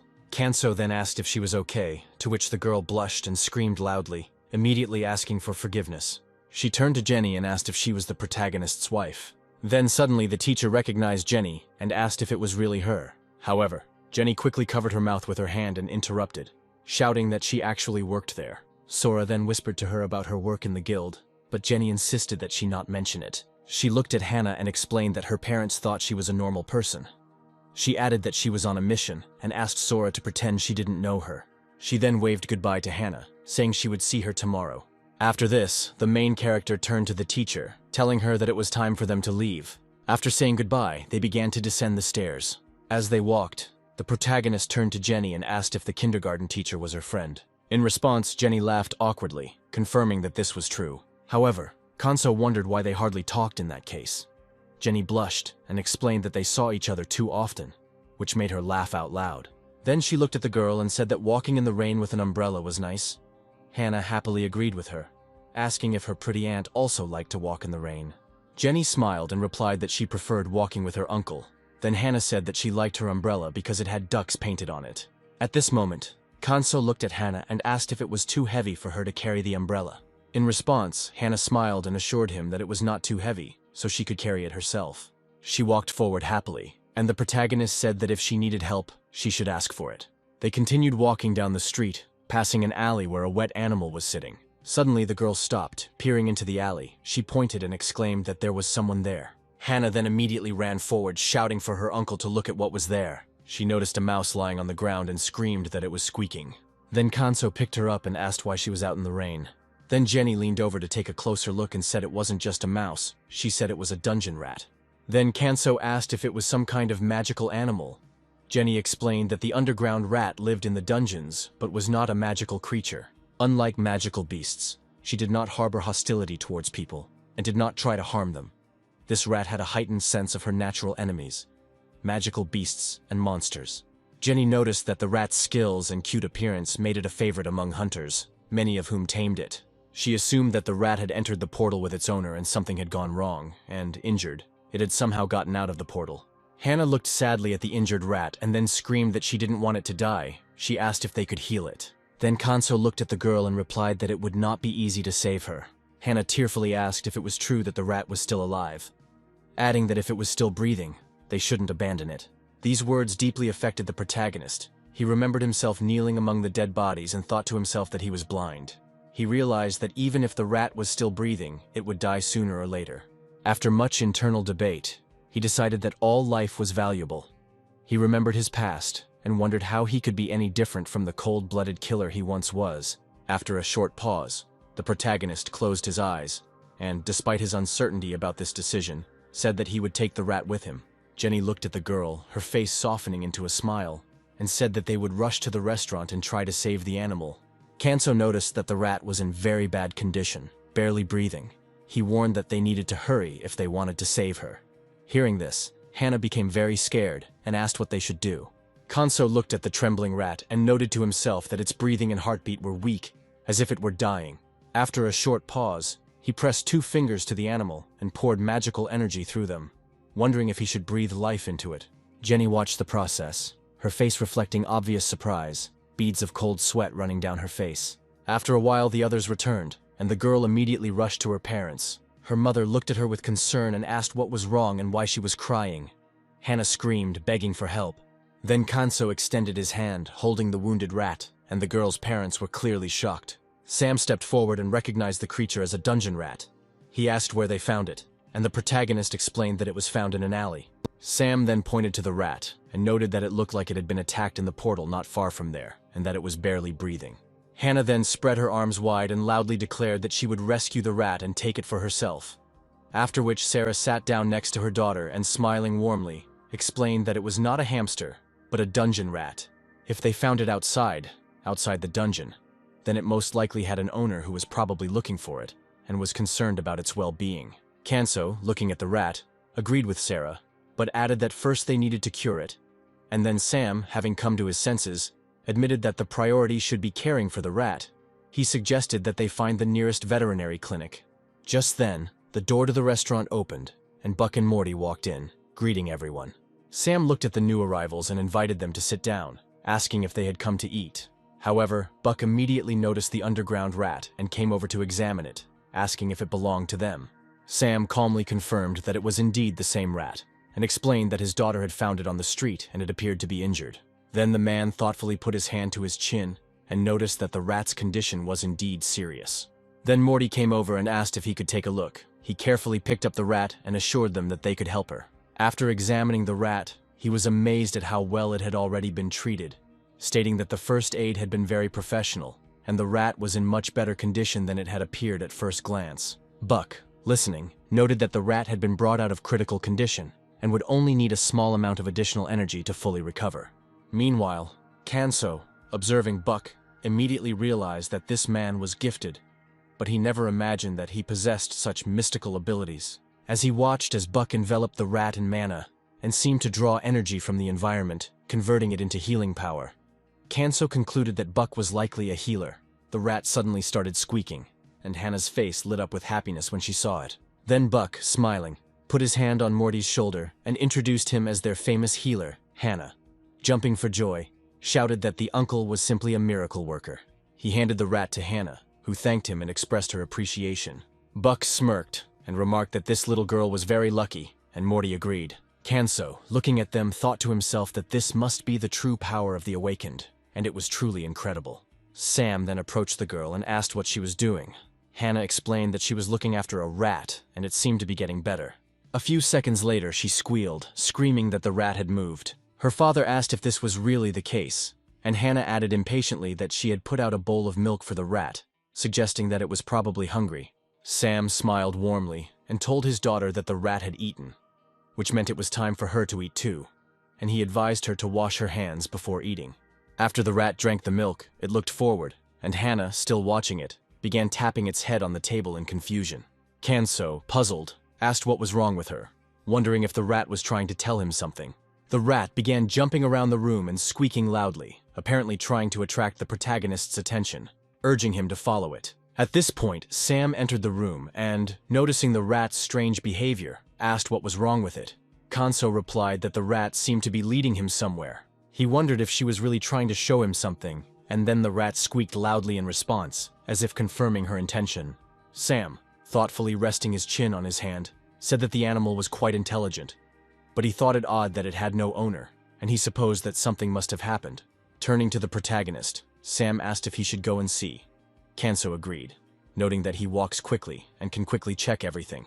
He put his hand to his chin, considering the situation, but ultimately decided to follow the rat. In response, Sam waved his hand, suggesting that they couldn't just ignore the rat, as Hannah would be upset. The girl clenched her fists, looking at the main character with an encouraging smile. Kanso, smiling in response, agreed to go, although he felt a sense of caution. He turned to the rat, noting that he could sense a strange energy surrounding it. Meanwhile, Sam, watching the rat, admitted that he did not fully understand the situation, but the protagonist said that he had seen such energy before, although he still could not explain it.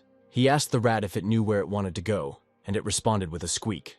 Taking her in his arms, the protagonist decided to go with her. Then Sam and Hannah wished him good luck.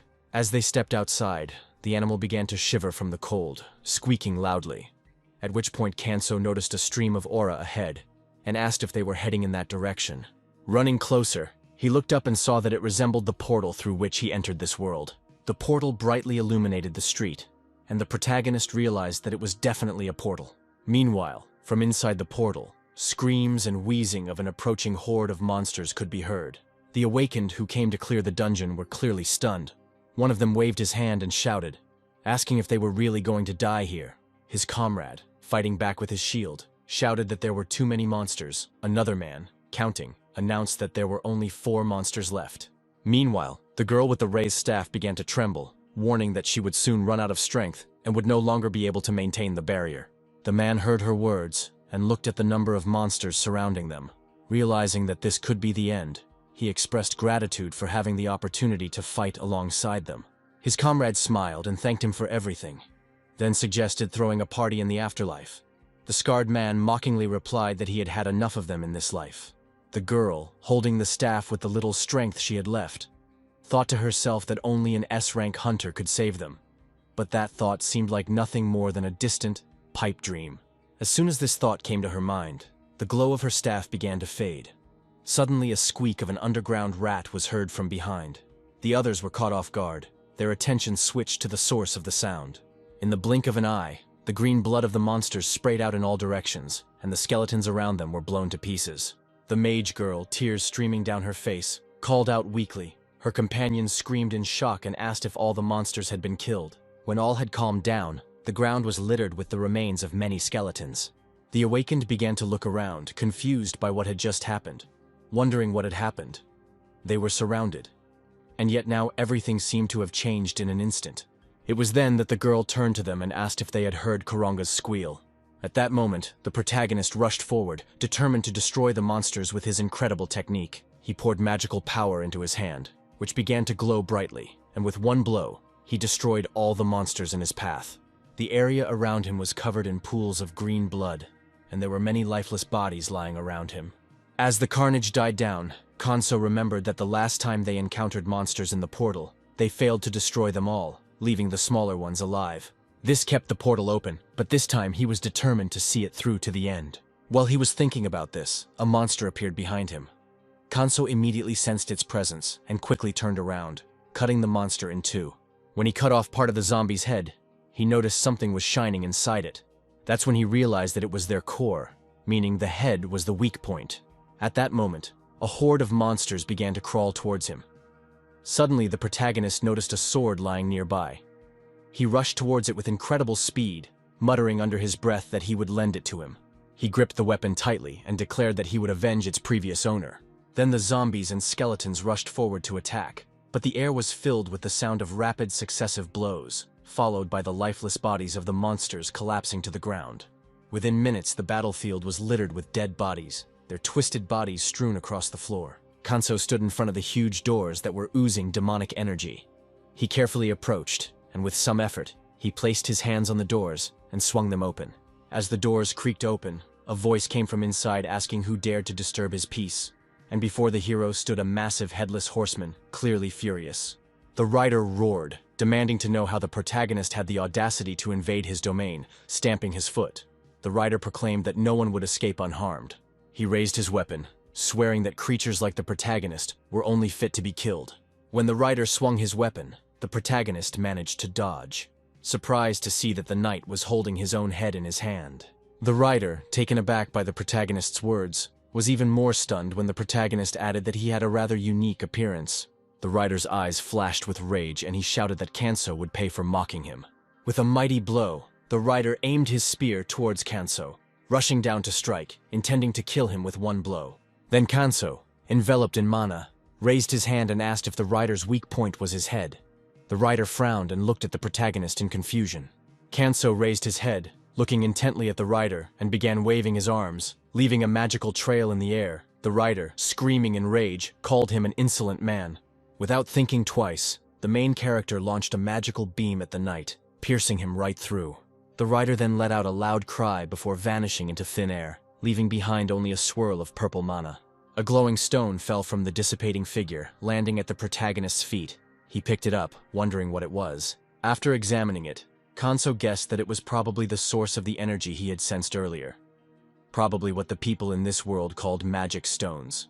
As the stone began to glow brightly, emitting blue mana, the rat in the protagonist's pocket peeked out, quietly squeaking. She climbed onto his shoulder, and the protagonist, feeling a sense of accomplishment, muttered that he had eliminated everything that posed a threat. The rat then jumped onto Kanso's hand, and the protagonist told her that the portal would soon close. So he gently lowered her to the ground, urging the animal to run to its owner. He put the rat down on the ground, wishing it well, and watched as it squeaked loudly and ran towards the exit. Kanso then crossed his arms over his chest and muttered under his breath that Hana would definitely be upset. Soon the rat ran to the place where the group of awakened were. Several men in suits noted that for some unknown reason it was classified as a C-class dungeon. One of them suggested that perhaps an S-class hunter had come to their aid. However, another quickly pointed out that all the S-class hunters they had encountered emitted incredible power, and if any of them were in the dungeon, they would have felt it immediately. The man suggested that it could be the rumored awakened Class 0, to which the girl, lost in her thoughts, replied that anything was possible. Then she turned to the side, her gaze landing on the rat, and muttered that Korongi was definitely approaching. The rat, who was now looking around in fear, squeaked loudly, darting around in circles, the others wondering if she was really looking for someone in the dungeon. The girl's eyes filled with tears as she whispered that the rat was looking for one of their team, Soul. The boy turned to the bloody corpse nearby and quietly declared that he was already dead. Then Koronga ran up to the body, uttering a distressed squeal. She stood on her hind legs and stretched out her front legs towards the lifeless body, squealing in despair. Then Koronga turned back to the group, clutching her paws to her chest in fear. The girl looked forward, her voice shaking as she asked what was going on. The man replied that the portal was empty and that it would close soon. They needed to collect as many magic stones as possible and meet at the exit in exactly 20 minutes. Meanwhile, the people standing behind the portal shouted that a special forces group was leaving and urged them to hurry with the stretcher. Koronga, still upset, ran past the people in despair. Meanwhile, people were shouting, asking how many were killed in total. It started to rain heavily outside, and the rat sat in the rain, quietly squeaking, with its head down sadly. Meanwhile, Hana sat in her room, feeling deep sadness. Her father came up to her and gently informed her that the rat had returned to its owner. He said that it was for the best. Then Hana, with tears in her eyes, replied that she knew it.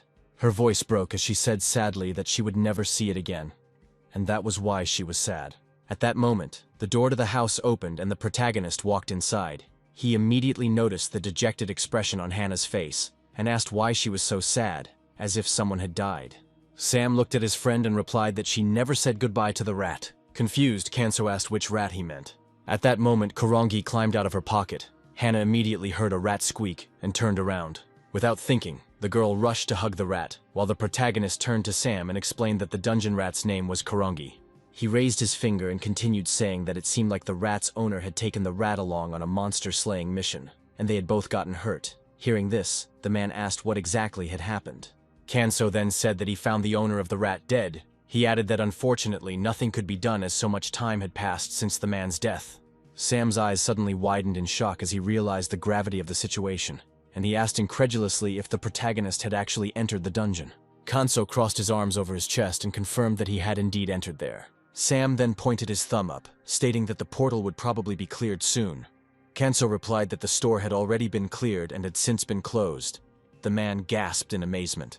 He then remembered how he worked as a loader in the past, and began to wonder about the protagonist's true class. Perhaps he was an S-class like the legendary Hunter Leon. He remembered the shock he felt when he first encountered an awakened one, and had the opportunity to interact with various hunters while working as a loader. Except for the unrivaled Hunter Leon, no one was able to enter the portal and clear it alone. However, Kanso did not emit such a terrifying aura as Leon. Leon emitted an almost insane magical energy that was almost impossible to ignore. If the protagonist hid his aura so well, it seemed likely that he was the supposed Class 0 awakened that everyone was talking about. His thoughts were interrupted by his daughter, who, having tied a bow on Korongi, asked everyone to look. Her father smiled tenderly and replied that she was just like a princess.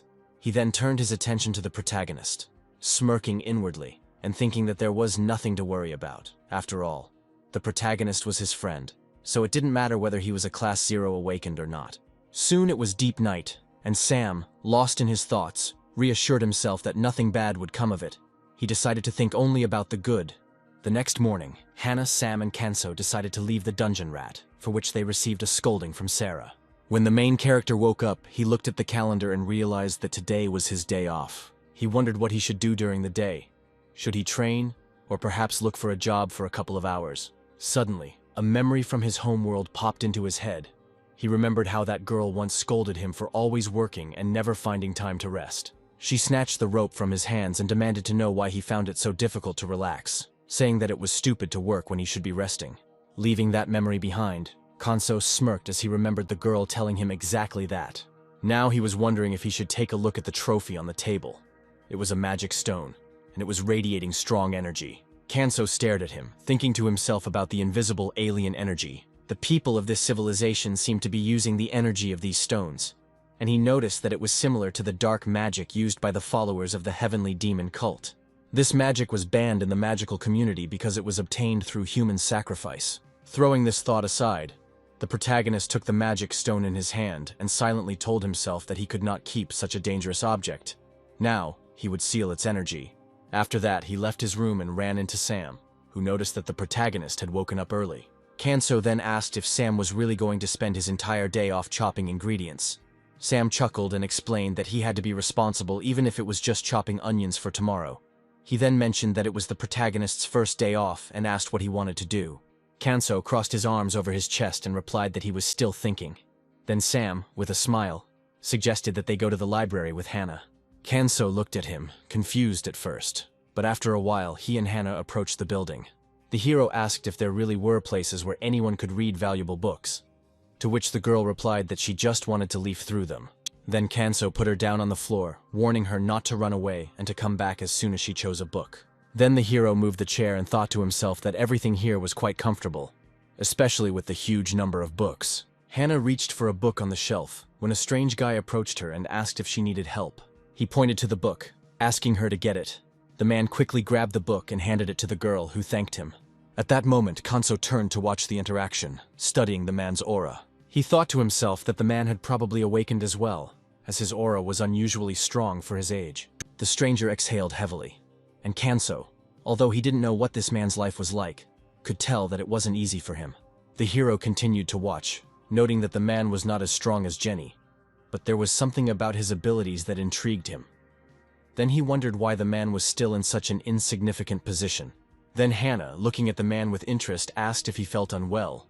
The surprised man replied that it was written all over his face. The girl explained that even her uncle was worried about him. Then the man turned to her and in a fit of anger shouted that her uncle was a peddler from the spring pavilion.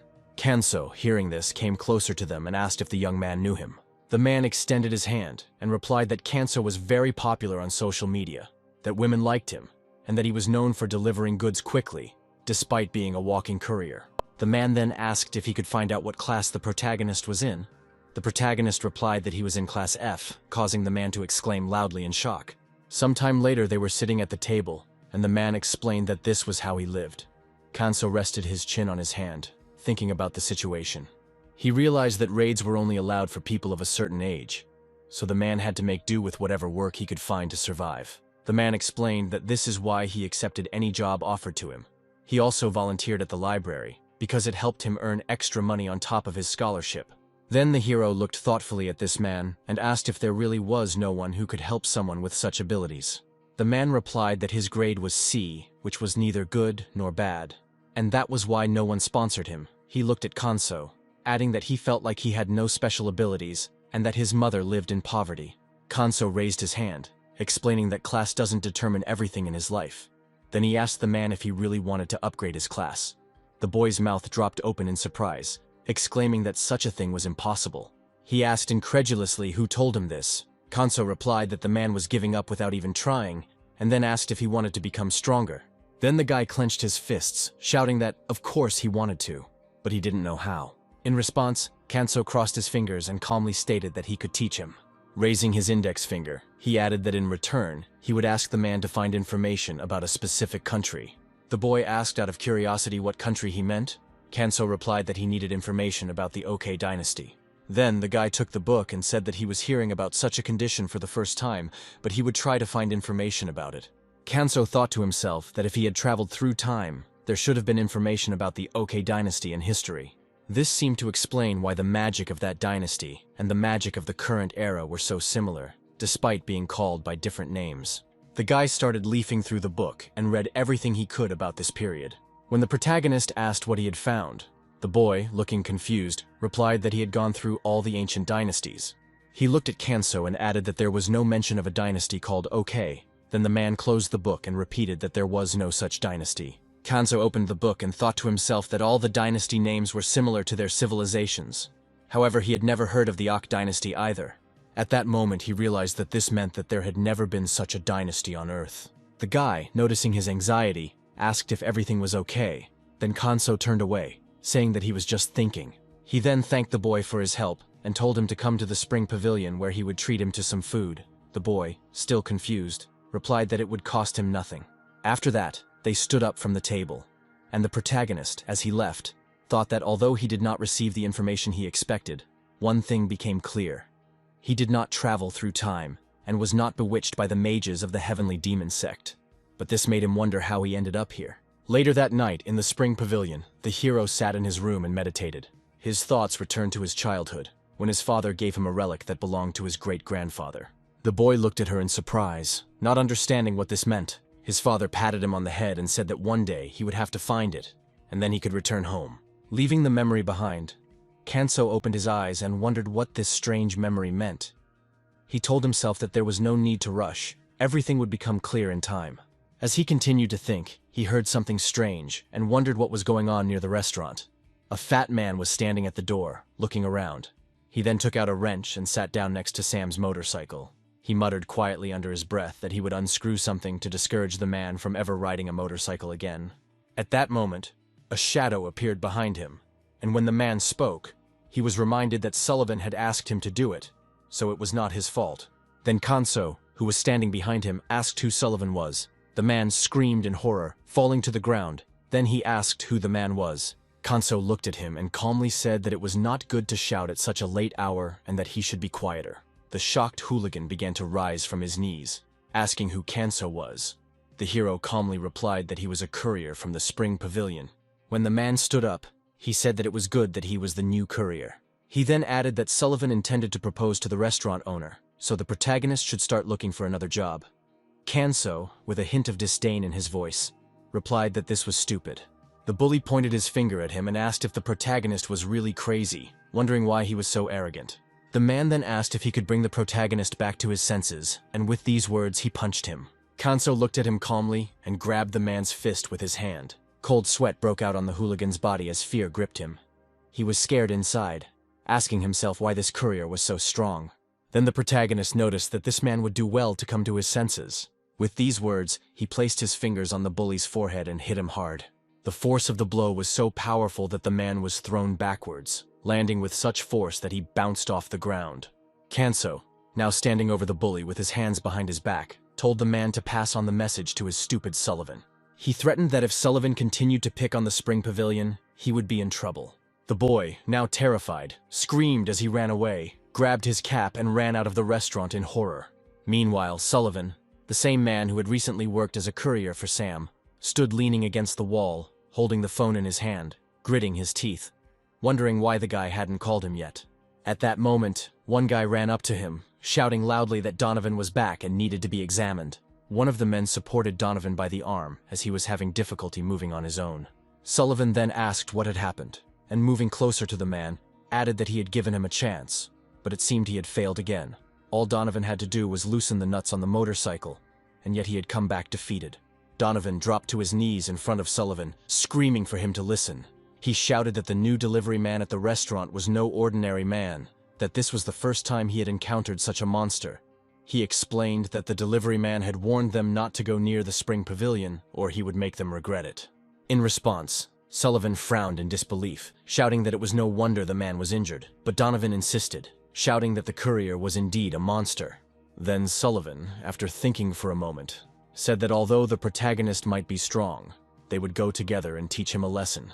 Looking at his phone, he decided that they needed to gather everyone and go look at the courier.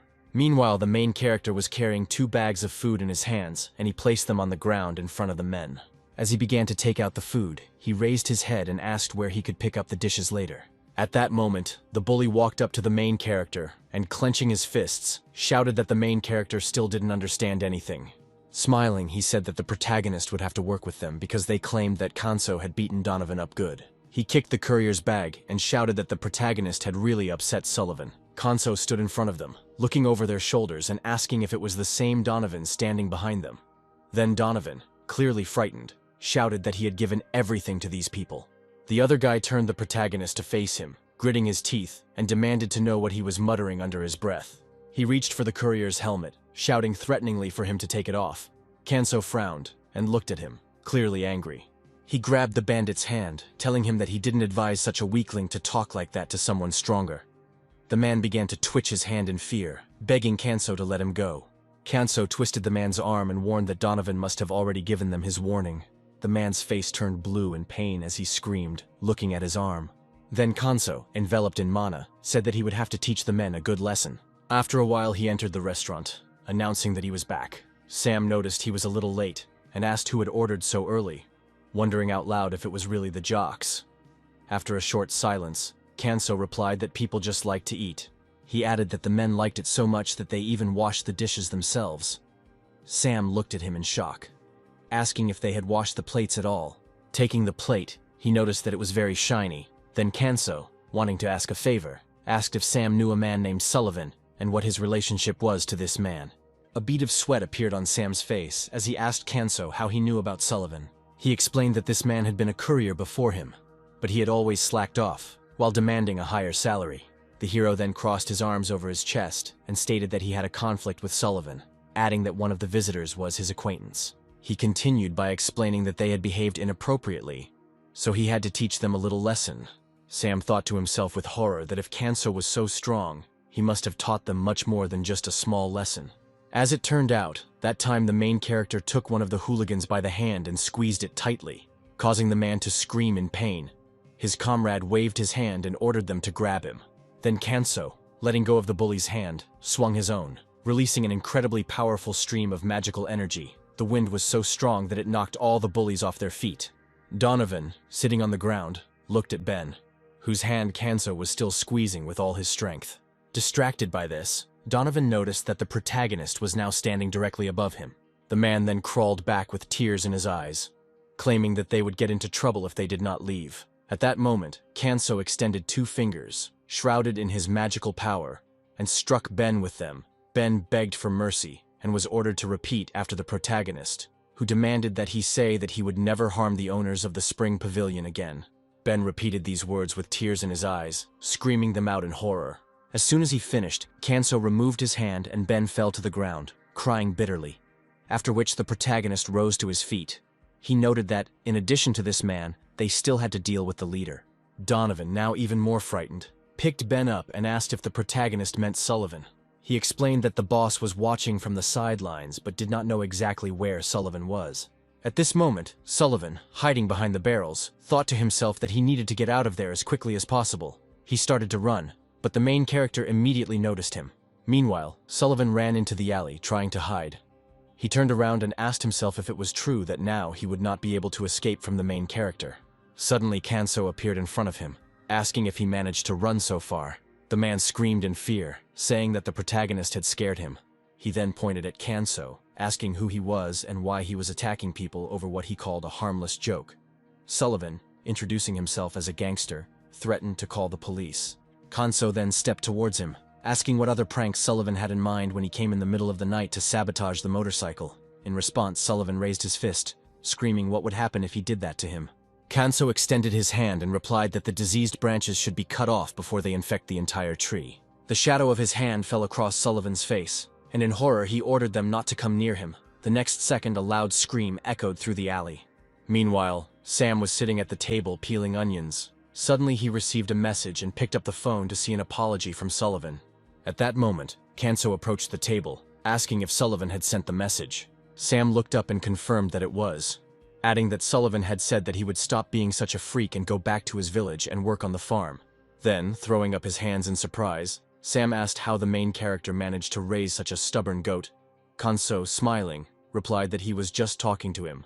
He added to himself that while Sullivan might have been an asshole, he had once been part of the Spring Pavilion team, and Kanso was glad he had come to his senses. At that moment, Jenny entered the restaurant and greeted everyone.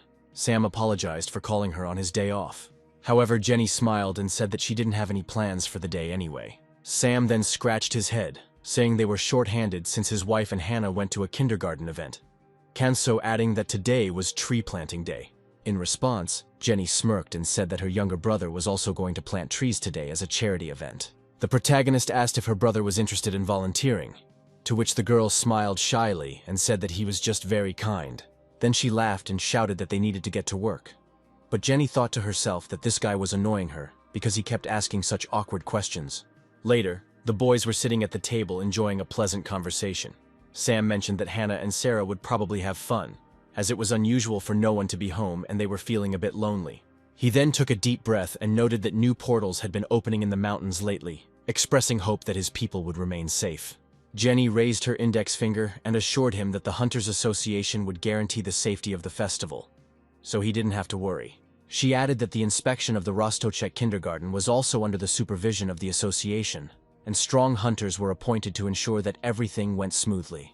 Sam, feeling more confident, smiled and asked how Jenny knew all this. He noted that he had worked as a loader for the association for a long time, but had never heard of such details. Jenny responded by screaming loudly, causing the others to look at her in confusion. She winked playfully and said that it was a secret so she couldn't reveal it. Meanwhile, the pink-haired boy who was riding in the car let out a heavy sigh and said that he could no longer enjoy the day off in good weather.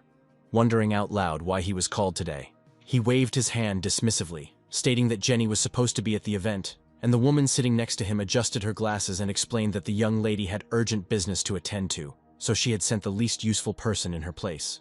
According to her, it was easy to guess that Jenny meant the young master. Then the guy clicked his tongue in disappointment and exhaled, expressing disbelief. At this point, the woman remarked with a slight smile that she hoped the young gentleman understood the purpose of attending this event. She explained that an important and influential person from the association would be present, and this was the boy's chance to make an impression. She mentioned that she was referring to Sawyer, the only producer of S-class artifacts in the entire country. The guy then looked out the window with displeasure, asking if he really was just going to impress someone. The woman replied that the master had a business meeting and asked if he had read the additional materials she had sent him. The guy turned to her, crying out in surprise, asking what other materials she was talking about. Then the woman calmly explained that if he continued in the same spirit, she would be forced to report everything to the lady. The guy then yelled at her not to say anything, claiming she would kill him. Literally, not figuratively. In response, the woman adjusted her glasses again and asked him not to exaggerate. She reminded him that it was very important for him to make a good impression on Sawyer. She added that finding an awakened level 0 was as important as establishing a relationship with the famous artifact master. She then started pushing the boy on the shoulder, urging him to hurry up since they had already arrived. She shouted that they should quickly greet Sawyer. The worried boy asked if he could just walk up to him directly. He then walked up behind Sawyer, cleared his throat, and introduced himself as Christian of the Red Dragon Guild, mentioning that his father spoke highly of the master. Sawyer turned to him and asked if he was Howard's son, and the boy extended his hand and confirmed, saying it was an honor to meet him. Sawyer responded politely, stating that it was nice to meet him, but pointing forward, he added that if that was all, then Christian should go and enjoy the event. He turned away and told Christian not to interfere with his communication with his grandson. Then Christian, thinking to himself, realized that the rumors were true. Sawyer was a rather unpleasant person.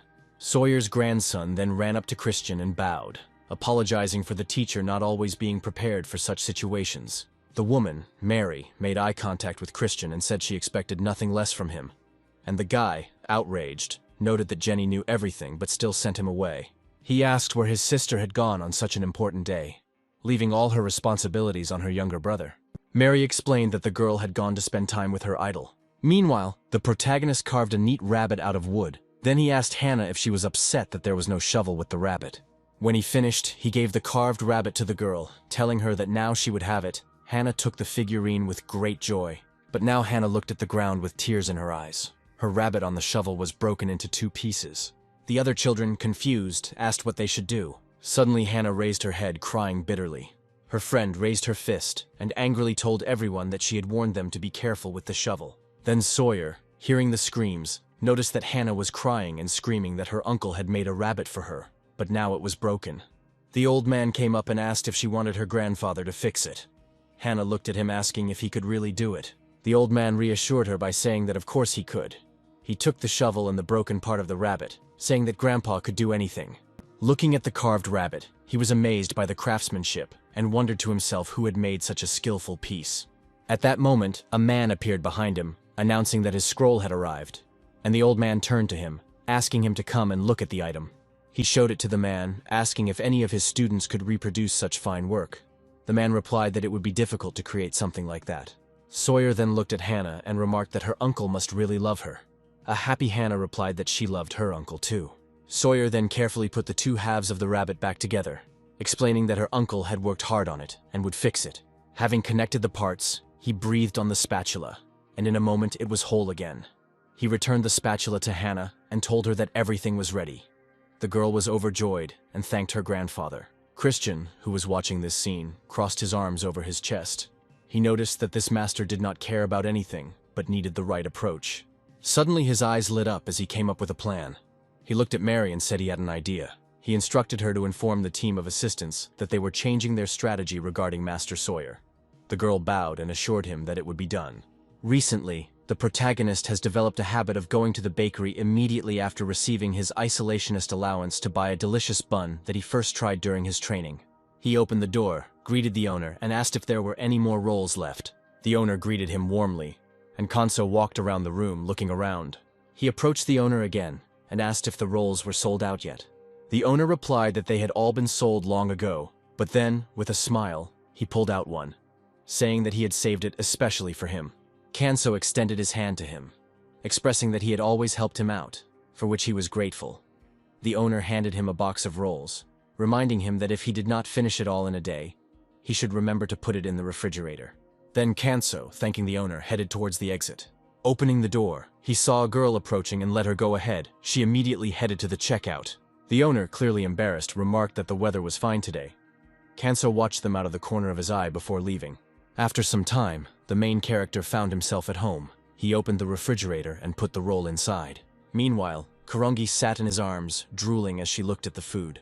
The hero gently poked the rat on the nose, telling her that she had already eaten her piece of roll. If she wanted, they could have another roll together for breakfast the next day. Later that night, the protagonist lay on his back with Kurongi fast asleep next to him. She heard a strange noise and, feeling that something was wrong, moved her ears. Then the rat got out of bed and quietly left the room. She slightly opened the door and, reaching the refrigerator, jumped onto the shelf with desserts. Coming closer, she brought her paw to her mouth in confusion, realizing that the roll was no longer there. At that moment, Kanso came up behind her, calling the rat's name. Kurongi turned to him and squealed loudly in surprise. The next morning, Sam smiled and asked if she had really eaten the entire roll by herself. The hero replied that Kurongi denied it, but it was obvious who the culprit was. At that moment, the door of the restaurant opened and a man stood up from the table. He looked forward, asking if it was Connor. The man walked into the restaurant, and when he saw him, he made eye contact with them. Then Sam looked at Connor, asking what brought him here. Connor smiled as he held out the bag and explained that he had come with beer. In response, Sam smiled and said that he shouldn't have bought the beer, and then asked who he had brought the roll for. Connor explained that he had a serious matter to discuss with Sam, and he had brought beer as a sort of bribe. Then Sam took the bag and, noticing the worried expression on the man's face, asked what happened. At which point Connor began to nervously fidget with his fingers, and then asked how Sam confessed his love to his wife. He continued to explain that the girl who came to his bakery was very beautiful and sweet, and he had been in love with her for 3 months. He sighed heavily, admitting that he didn't know what to do. The man was afraid that if he confessed his love to her, Missy would start avoiding him. So the hero advised Connor to stop thinking too much, reminding him that it would take a little time before the situation would become unbearable. Suddenly, Connor started crying, lamenting how such a wonderful girl could even agree to go on a date with him. Sam shouted in irritation, asking what he was even worried about, because it didn't matter. Then Connor, overwhelmed with emotion, began to bang his head on the table and cry. Then Sam wondered out loud what to do with him. He suggested the man go home and get some sleep. Kanso added that Connor could sleep in his room. Sam hesitated for a moment, asking if that would be too much trouble. Kanso smiled, assuring Sam that he always put the roll aside for him alone, and he wanted to repay him. After some time, the hero brought Connor to his room and laid him on the bed.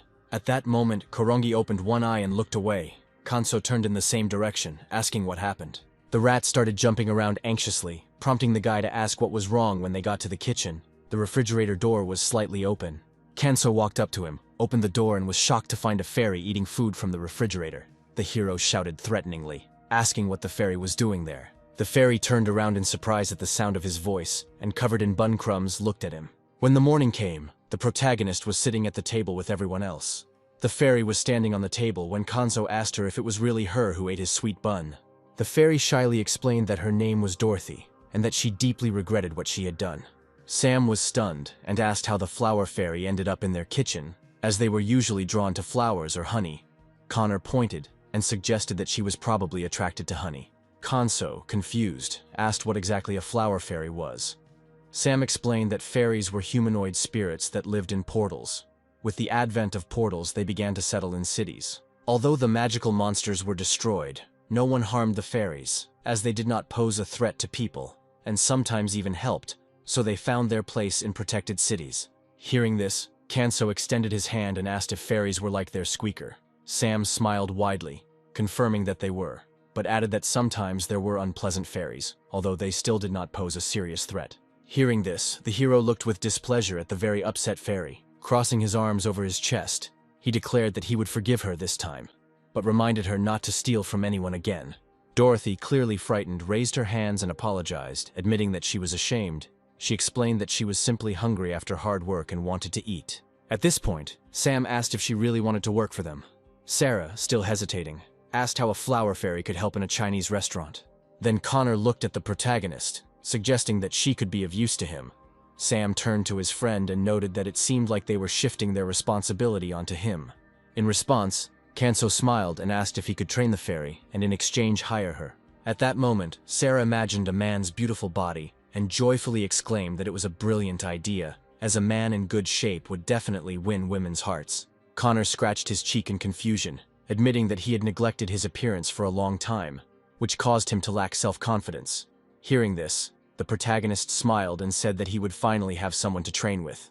Later, Kanso, Sarah, and Jenny arrived at the supermarket. The hero looked at the woman and asked why they came, adding that she asked them not to tell Sam or Hannah. Then Sarah explained that the day after tomorrow was her husband's birthday. Jenny clapped her hands happily, exclaiming that it was the boss's birthday. The woman crossed her arms over her chest with a confused look. She wanted to buy him a gift but wasn't sure what to give him. Then Jenny took her hand and reassured her, telling her not to worry as she would help, while Jenny thought to herself that she had never imagined such a situation before, even with friends. She then looked at the protagonist, realizing that this was also a shopping trip with Kanso. Even though they were with Sarah, she still felt like they were on a date. Sarah also looked at the protagonist and asked him not to tell her husband anything, adding that they would hide the gifts in his room. Then the protagonist assured her that he understood everything. He then asked what gift she was planning to give her husband. The woman explained that she was thinking about buying him shoes, but she wasn't sure he would actually wear them. Jenny then raised her finger and suggested that they buy him some vitamins or supplements since the boss had been looking very tired lately. Sarah was very pleased with the idea, admitting that Jenny was always better at choosing gifts. After that, the girls went to choose everything they needed. While the main character stood to the side, looking away, he noticed that the girls nearby were whispering, looking at him. He finally walked up to his friends and asked if he could leave. Hearing this, Jenny raised her hands in protest, insisting that he couldn't leave. She then put glasses on the boy's face, saying that people wouldn't be able to see how handsome he was. After that, they continued their shopping. Jenny went up to the display window pointing to a large teddy bear and said that Hannah would definitely like it. Kanso agreed with her. But it was at that moment that a strange, powerful aura caught his attention. A loud cry of pain echoed throughout the store, followed by frantic shouts ordering customers to stay in their seats. People began to shout that there were illegals in the store. Kanso asked who these people were, and Jenny explained that they were awakened people who used their abilities for crimes. The guards immediately pointed their guns at the thief, and Kanso, noticing the blue aura surrounding the intruder, realized that not all awakened people had the same aura color. He found it odd that the thief didn't seem to know that the mall's security had activated the barrier, meaning no one could leave unless they were involved in setting it up. Kanso then asked why they would commit a crime, knowing this, suggesting that perhaps they had some other plan. Jenny replied that it could be a diversion, allowing them to investigate other potential targets. The hero then closed his eyes and asked if there were any magic stones stored in the basement of the building. Jenny confirmed that in such a large shopping mall, there would most likely be a lot of Class A stones. She started waving her arms, assuring him that security had everything under control and would sort it out. Then Sarah, looking anxiously at her phone, mentioned that they would be late picking up Hannah from preschool. The girl sitting in the kindergarten was visibly upset, and the main character, feeling that he had no choice, decided to help the security service. He told Jenny to stay with Sarah and, pointing to the side, added that he needed to go to the toilet for a moment. The girl looked at him, advising him to be careful. Kanso quickly ran to the side, finding himself behind a wall where he saw several corpses. He wondered out loud what had happened, but when he touched them, he realized that they were still alive.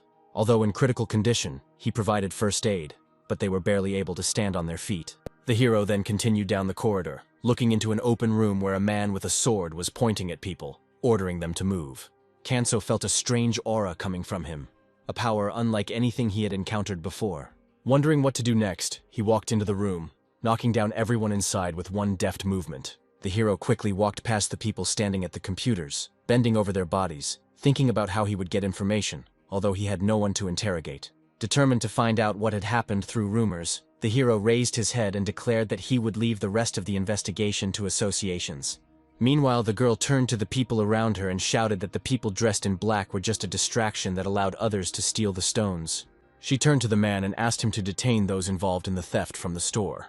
Without a second's hesitation, she jumped down and ordered the two men to follow her into the basement. All three of them ran quickly, and she held a knife in her hand. Soon the girl pressed herself against the wall, trying to move silently. Suddenly, she turned sharply, looked into the office and shouted at the people inside to stay put. But soon, looking at the bodies lying on the ground, she asked what had happened there, wondering out loud who could have dealt with all the robbers. Meanwhile, Kanso stood in front of Sam and noticed that it was his birthday, and he was busy with work. Sam, yawning, casually asked what was so special about birthdays. After all, it was just a person's birthday. However, the hero objected, saying that no one's day could be ordinary. At that moment, Hannah and Sarah happily entered the room, carrying a cake and congratulating him on his birthday. The girl excitedly raised her hands, joyfully congratulating her father. Following this, Connor and Jenny entered the restaurant and asked if they were late. Sam, touched by this sight, burst into tears, and Hannah asked him to quickly blow out the candles.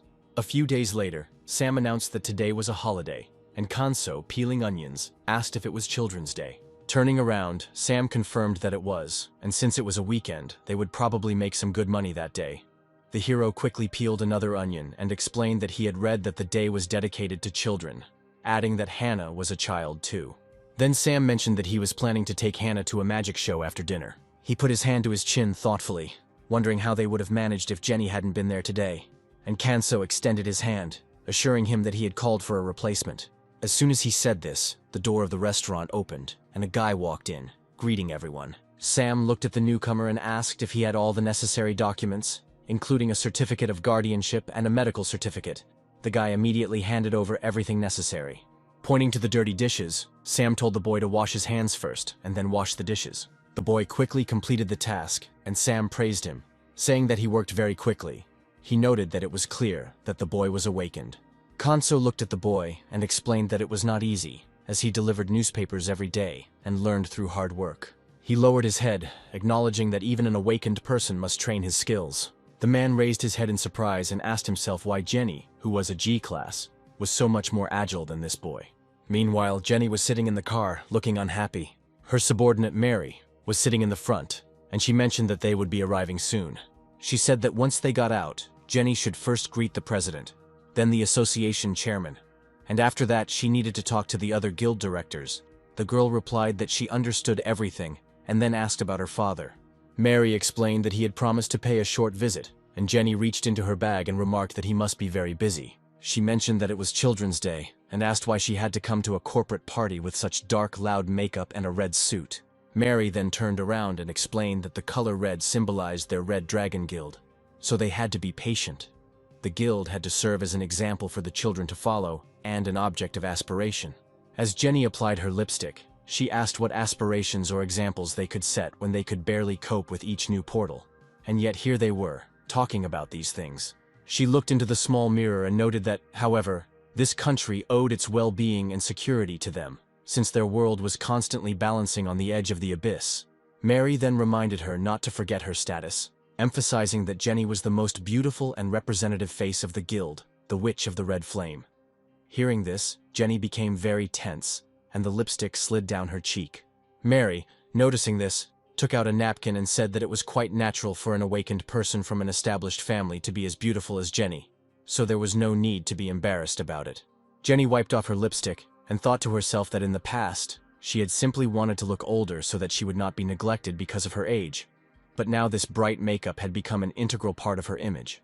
Mary, who had been watching Jenny out of the corner of her eye, asked how her hobby of playing lower-class women was going, and an excited Jenny insisted that she was working undercover to protect civilians in case of an emergency. The girl listened carefully before pulling out a piece of paper, assuming that it was simply because Jenny had a favorite pastime, an outlet outside of work and guild affairs. A few minutes later, their car stopped. Mary got out first and opened the door for Jenny.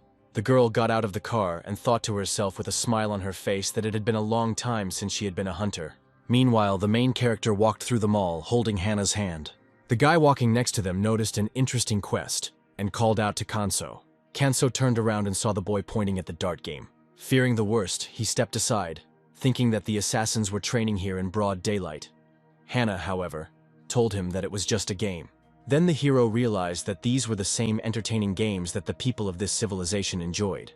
The guy explained that for every burst balloon, points were awarded.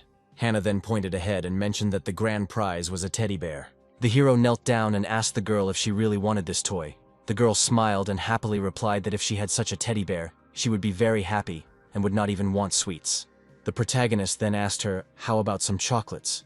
Hannah covered her mouth with her hands and thought for a moment before exclaiming that she wanted to eat all kinds of delicious things, including chocolate.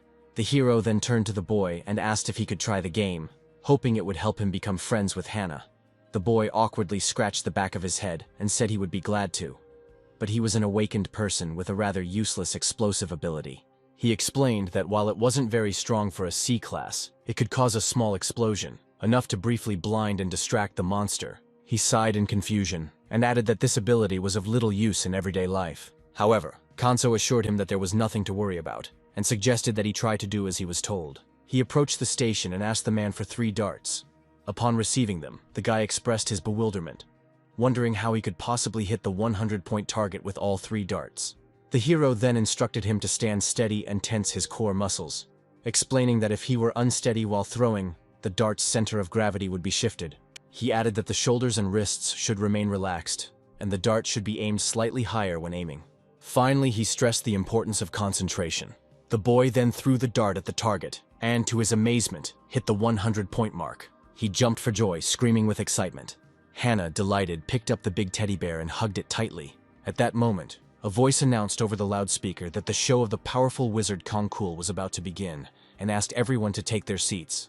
The girl looked at her uncle and excitedly shouted that the illusion show was starting and they needed to run. Kanso turned around and smiled as he watched her run forward. He shouted for her to be careful not to fall. Meanwhile, the guys in black masks were holding bags in their hands. One of them asked if they were really putting themselves in danger. Another guy shouted that when the order came from above, they had no choice. He added menacingly that if they did not kill all these people, they themselves would be killed. The second guy, looking scared, asked what would happen if they were caught. His companion, raising his hand, reassured him not to be afraid, explaining that even if powerful awakened seekers were to look for them, they would not be able to find them. The guy took a deep breath and asked if the blood flower was really their only goal. They pointed their weapons forward and the first guy ordered his colleague to look for a target. The boy, who was watching the scene closely, thought that the pink-haired girl must be the one they were hunting. He aimed at Jenny and, realizing this, thought that it was her, the Red Flame Witch, and that she must die. Meanwhile, Hannah was standing near one of the chairs, waving and shouting at the guys to come over as it was a good spot. The boy, still unsure, asked Kanso if they should sit there, since they would have a good view of the levitation tricks from there. In response, Kanso crossed his arms over his chest and said that he could do it himself. However, seeing the boy's confused expression, he added that he was joking. The boy laughed and said that his favorite trick was when someone was cut in half and then put back together. The hero, surprised, wondered out loud if they really had such tricks where a body could be cut up and then put back together. The young man explained that even when you know it's just a trick, it still looks very convincing. Kanso then replied that he didn't even know if it could really be called a trick. Suddenly, something caught his attention. He looked around, feeling a familiar aura, and thought that it might be Jenny. Soon he noticed a woman with an aura emanating from her. He pointed towards her and asked who she was. The young man replied that these were VIP seats and pointed to the woman, saying that she was an important person. He enthusiastically explained that it was Black Rose. He added that in South Korea, not knowing her would be considered suspicious, even as if she were a spy. Kanso thought to himself that she must be a very powerful hunter to be so well known. The boy confirmed this. explaining that she was the best hunter of the Red Dragon Guild, one of the 3 main guilds. Then the hero looked at Jenny and thought that she seemed like a high-class girl. Jenny, who was nervously clutching a piece of paper in her hands, didn't understand why the people from the Spring Pillar were here. Although she enjoyed watching Kanso, he, on the other hand, thought with a slight smile that Jenny probably had her own reasons for hiding her identity. Meanwhile, the host began to present a great illusion show. His voice was full of joy. The magician began to juggle boxes. The hero rubbed his chin thoughtfully, wondering how objects moved without magic. Suddenly, a bullet seemed to come out of nowhere and hit his temple. He quickly turned his gaze to her and used his aura to reflect the bullet. The next bullet hit the protective glass. Jenny immediately asked what happened. One of the guards excitedly shouted that these were aura-charged ammunition. Meanwhile, the snipers fired 2 more bullets. The guards quickly raised their shields, shouting that they needed to increase the shield power to protect the lady. The bullets kept hitting the shield, and the guards were shouting that the bullets were going through the shield, but they had to find a way to stop it. One of the guards, puzzled, asked what kind of bullets these were that could penetrate the strongest energy shields. He was afraid of who might be responsible for this, and why it was happening. Meanwhile, Jenny stepped forward, deciding to open the shield herself. The guard looked at Black Rose in surprise. Jenny, irritated, asked why they were still sitting there, asking if they were going to look for the criminals. She didn't understand what was happening and what happened to her friends from the restaurant. Meanwhile, organizers began calling for evacuation in a certain direction. Sarah hugged Hannah and asked if she was scared. She tried to calm her down, assuring her that her mother was there. The girl showed her the teddy bear and said that it was injured. Then Hannah ran to Sam. The hero, tense, thought about the girl who cried because of them. He decided to find them and make them pay for it. He turned to his companions and said that he needed to go to the toilet and would be back soon, as it seemed the danger had passed. At this point, one of the snipers, not noticing Kanso's appearance, asked his partner what he had done, since he was supposed to kill this red fox with 1 shot. His partner explained that he had aimed straight at the head, but for some reason the bullet had bounced off. Kanso was surprised that it was worth arguing about. One of the snipers asked excitedly what they should do now, suggesting that they could shoot a civilian to cause panic and escape in the noise. His partner, however, doubted whether it was worth doing. Meanwhile, Kanso, beginning to get angry, could not come to terms with the idea that they would shoot at civilians. Then he pulled out the cartridges, deciding to return them to the snipers. An aura surrounded him as he waved his hand and sent bullets towards them. One sniper was wounded in the side, the other in the back.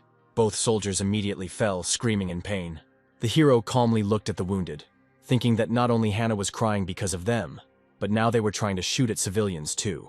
One of the snipers, kneeling, muttered that he didn't know who this man was, but their boss would definitely not forgive him for this. Kanso then immediately asked who their boss was. He frowned when he heard someone calling for them to run. The moment he jumped off the roof, he thought that the hunters from the association would soon deal with this. He then headed back, feeling obligated to reassure Hannah. Meanwhile, Sora, the woman who worked at the kindergarten, smiled as she looked at the children playing at the table. She decided to check her phone and was shocked by the news she saw. Nervously, she patted one of the girls on the head and told them that they would be back soon, so they should wait and behave. Then she hurried towards the exit. Sora answered the call, telling the person on the other end that she understood. This could well have been an attempt by illegal immigrants, so children need extra security. The caller thanked her for taking on this task, even though it was the inspection department's task. At that moment, the children came out the door calling her. Then Sora asked them to wait and, talking on the phone, promised to call back. She then walked into the classroom and apologized for keeping them waiting. She asked the children if they knew what day it was tomorrow. They all replied that tomorrow was Parents' Day. Sora smiled, telling them that it was the correct answer. Then she explained that today they would make paper carnations to show their gratitude to their parents. The children enthusiastically began cutting out paper flowers. Sora complimented Hannah on how beautifully she carved her flower and asked who she would give it to. Hannah replied that she would give it to her mom and dad. The girl sitting next to her raised her hand, exclaiming that she would do the same, and the boys at the next table said that they were making flowers for their mom, dad, grandma, and grandpa. However, one of the boys sat quietly, and Sora, noticing this, looked at John with concern. She sat down next to him and said that his carnation was also very beautiful. Then another boy asked if he had someone to give his carnation to. The children began to discuss that John actually had no one to give him to, since he had no parents and lived with his aunt. One of the boys reluctantly said that his mother forced him to be friends with John, but he didn't want to. Sora immediately hugged the boy who was barely holding back his tears, thinking that she shouldn't have said anything. Then suddenly Hannah jumped up from her chair and screamed that they were all bad boys. She ran up to their table, saying that if they didn't have a mom and dad, they should just imagine what it would be like to be asked questions about who they were making carnations for. At that moment, John began to cry, and the other boys immediately followed suit, saying that they did not want to be left without their mom and dad. Sora then tried to calm the children down by reminding them what they should do if they did something wrong. The children responded that they should apologize. She then suggested that they apologize to John and promise never to say such things again. John heard the boys apologizing to him and forgave them quite quickly. Then Hannah smiled and said that they had better stop crying and go make carnations together. John replied that he would give the carnation to his aunt. Hannah, smiling happily, assured him that his aunt would be very pleased. The boy, embarrassed by all the attention, simply nodded. Meanwhile, Mary walked down the corridor, lost in thoughts about the guild leader Howard. He was an A-class awakened, one of the great warriors who emerged during the Age of Chaos. He mastered both the magic sword and fire magic, and played an important role in winning the war against the monsters. Mary then looked at the sign next to the door and sighed, thinking that this was the greatest guild in South Korea. Sometimes Howard's presence scared her. She knocked on the door, silently hoping that she wouldn't make a mistake today. And as she entered the office, she greeted the man and began to look through the papers on his desk. Mary informed him that she was going to read him his schedule for the day, noting that he had a meeting with the president in a few hours after lunch. But the man interrupted her, asking her to wait. He then inquired about the progress of the investigation into the assassination attempt on his daughter, and the use of aura-infused ammunition. Mary replied that the Silver Tower Group was currently under suspicion, but there was no news yet. Howard slammed his fist on the table, cursed, and demanded that they find the people behind the attempt on his daughter's life, emphasizing that it must be done as quickly as possible, and at any cost. Mary assured him that she could handle it. Then she mentioned that she had brought the materials he asked for from the Spring Pavilion restaurant. Howard then began looking through the newspapers, noting that the owner of the restaurant was a man he once considered a friend. He remembered how this man helped him explore the dungeons and was a talented chef. Then Mary adjusted her glasses and asked what he was going to do with it. Howard clutched the papers tightly, confused by her question. He explained that after his wife's death, Jenny had lived only for revenge, and this was the first time she had been interested in anything else. He folded his hands together and added that he had always been kind to the restaurant owner and was now just looking out for them. He told her not to take any action against him. Dismissing the secretary, he watched as the door slammed shut. Then Howard pushed his chair back from the desk and reached for the safe. As he dialed the code to open it, he thought about how the paper flower he was about to take out was the first carnation from Jenny. Whenever he looked at it, all his tiredness and irritation seemed to melt away. He hoped that one day his daughter would smile again like she did when she was a child. Meanwhile, the young man ran towards Kanso, who was sweeping the street. He asked if the man was finishing his work. Kanso replied that the young man had arrived earlier than usual. The boy then explained that, thanks to his training, he was able to deliver the same number of newspapers in less time, and he expressed his gratitude, although Kanso believed that the boy's improvement was due to his own efforts and that he had only given advice. The young man admitted that he had been depressed for a long time, thinking that his life would remain ordinary and boring. However, after training with Kanso, he felt that he was capable of achieving anything he wanted. He had no idea that the dart-throwing technique Kanso taught him would help him develop his abilities so much. Kanso did not quite understand what the boy meant, which prompted the boy to explain. He explained that his dart-throwing technique was very useful to him. Kanso, however, meant something else. He was concerned about the youth's mentality, explaining that the boy would forever remain a C-class if he did not change his approach. The young man was puzzled, asking if it was not obvious that the chances of a second awakening were practically non-existent. He went on to explain that even if someone experiences a second awakening, there is no guarantee that their class will rise. Then Kanso, tightly gripping the handle of the broom, thought that the young man was wrong. Awakening was only the beginning. He wondered if the people of this civilization could not understand this concept. He then asked the boy about his knowledge of breathing techniques. The boy, confused, asked what he meant. Kanso then scanned the boy and realized that the awakened in this civilization did not know the proper methods of controlling their energy, which explained why they were so ineffective at it. Suddenly the boy perked up. Realizing that it was getting late, he decided to leave, as he had to make the last delivery. However, the hero was still slightly perplexed. Later, Kanso returned to the cafe, sitting opposite Sam, sipping a soda. Finally, Sam couldn't hold back any longer and asked what seemed to be bothering the guy. Kanso then crossed his arms over his chest and asked Sam what he would do if he knew the secret to making all the awakened ones much stronger. Sam replied that if he knew such a secret, he would share it with them. Kanso then asked if Sam would like anything in return. The man replied that if his home and family were protected by even stronger awakened ones, that would be enough. He explained that the secret would not only benefit him, since he was unable to protect his country or civilization, but he also did not want Hannah to live in a safe place. Kanso understood and smiled slightly as Sam handed him another glass of soda. He thought about how he had lived quietly undercover for a long time, not wanting to wreak havoc on this world. He drank the soda in one gulp and smiled again, thinking that sharing this secret with the whole world would make everything more orderly. And that was exactly what he wanted. So the hero decided to develop a breathing technique for the awakened. When it was late evening, Kanso sat down at a small table. An open notebook lay in front of him. He was actively writing in the notebook with a pencil. After a while, he took a deep breath, thinking that he had not slept for 2 nights and was finally finished.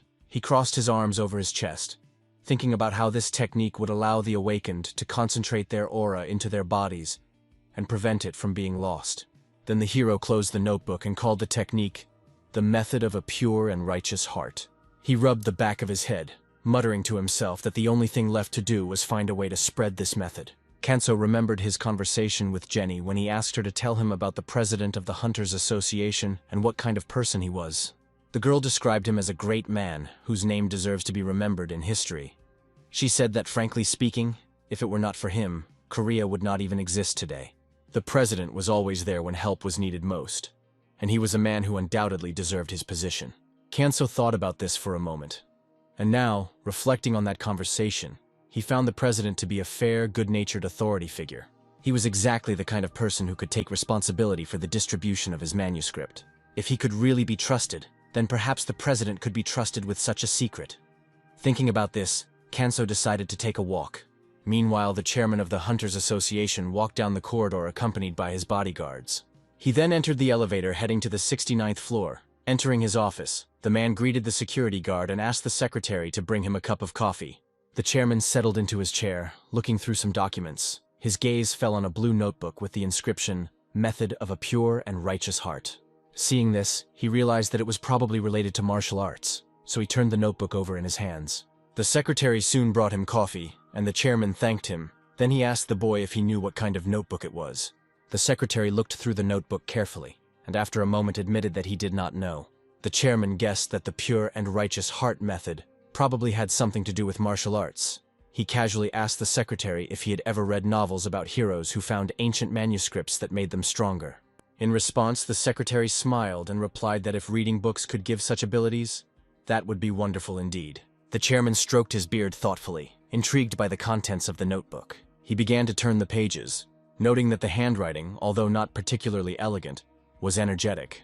Suddenly, something caught his attention, and he slammed the notebook shut, only to open it again and become engrossed in reading. As it turns out, Kanso wrote that the method involves strengthening the connection between the Dantian and the energy core, allowing a person to use their aura without unnecessary losses. This would make awakened people much more effective in combat. The man's brows were furrowed, sweat was breaking out on his forehead, and he was so absorbed in reading his notebook that he barely noticed the secretary bringing another cup of coffee. The chairman continued reading, noting that the author of this method seemed to be explaining that the modern classroom system was outdated, as if the teacher were sitting next to him and guiding him. The author shared his method with humanity free of charge, hoping that it would be used only for the sake of peace and security. The chairman then leaned back in his chair, thinking that scientists all over the world had been studying the possibility of raising the level of awakened people, but no one had found an answer yet. All the research seemed futile. He wondered who could have written something so grandiose. The contents of the notebook were compelling, written at a very high level, and yet he wondered who had brought it here and why. Suddenly, as he turned the page, the president noticed something that made his heart skip a beat: a set of fingerprints. But then he realized that it was more like a symbol. It was the only trace left by an awakened level 0 individual, a rare and mysterious classification. The president thought that perhaps the author of the method was just such a person. If so, then there could be no doubt about the effectiveness of the method or the good intentions of the author. The president tried to maintain hope that this method did not cause him any trouble. The thought of trouble crossed his mind, but he decided that he had no objections. If the method worked as promised, it would be worth it. He remembered that even Leon had encountered difficulties in the area of energy conservation. The president then put the notebook in his breast pocket, muttering to himself that he was now very interested in meeting the author, especially after reading this method. he decided to contact him immediately. At that moment, one person was approaching the skyscraper where the man was located. Leon walked into the president's office, and the president was glad to see him. Knowing how much he hated leaving his home, Leon asked the man what happened. He handed the notebook to Leon, telling him to read it as he believed it contained the answers he had been seeking for so long. Leon flipped through the pages of the notebook, asking where the president had gotten such a tattered thing. Suddenly something caught his attention, and he immediately asked about it. The president, pleased with Leon's reaction, replied that he was waiting for exactly that expression on his face, so now his day was a success. Then Leon repeated his question about what it was. The president replied that it was indeed not a very good notebook, but he read the title, The Method of a Pure and Righteous Heart. He smiled and said that Leon had traveled abroad several times to meet with awakened level 0 individuals, asking them how they managed to control their wild energy. In response, Leon muttered that he had only received stupid answers, such as suggestions to undergo a second awakening, or be reborn at level 0. But now, looking at this notebook, he felt that this was the real solution to the energy problem. Leon excitedly asked again where the president got the notebook. The president replied that it was a gift from the only awakened level 0 in their country. The president then went on to explain that when he arrived at work that morning, the notebook was already on his desk. The cameras had not picked it up, and its origin remained a mystery. Then Leon clutched the notebook, eager to learn this method. He asked the president if he could test it first.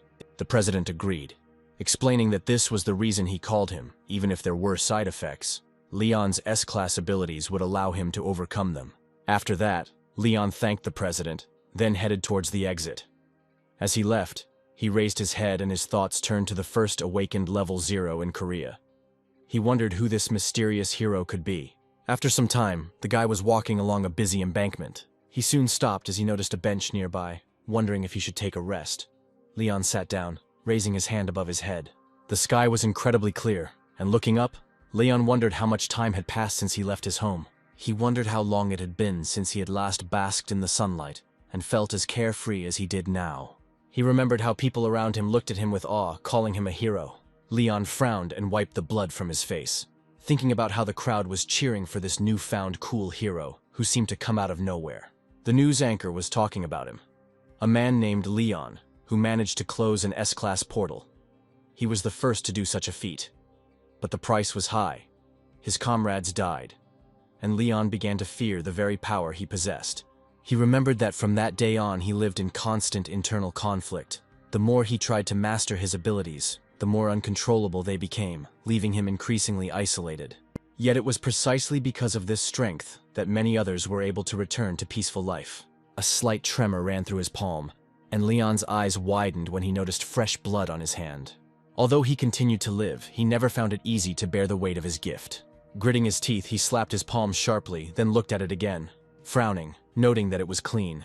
He came to the conclusion that he had not yet perfected this method and must remain vigilant. For a long time, Leon hated his own strength, and yet, through mastering the pure and righteous heart method, he overcame this hatred and surpassed the limitations of Class 0.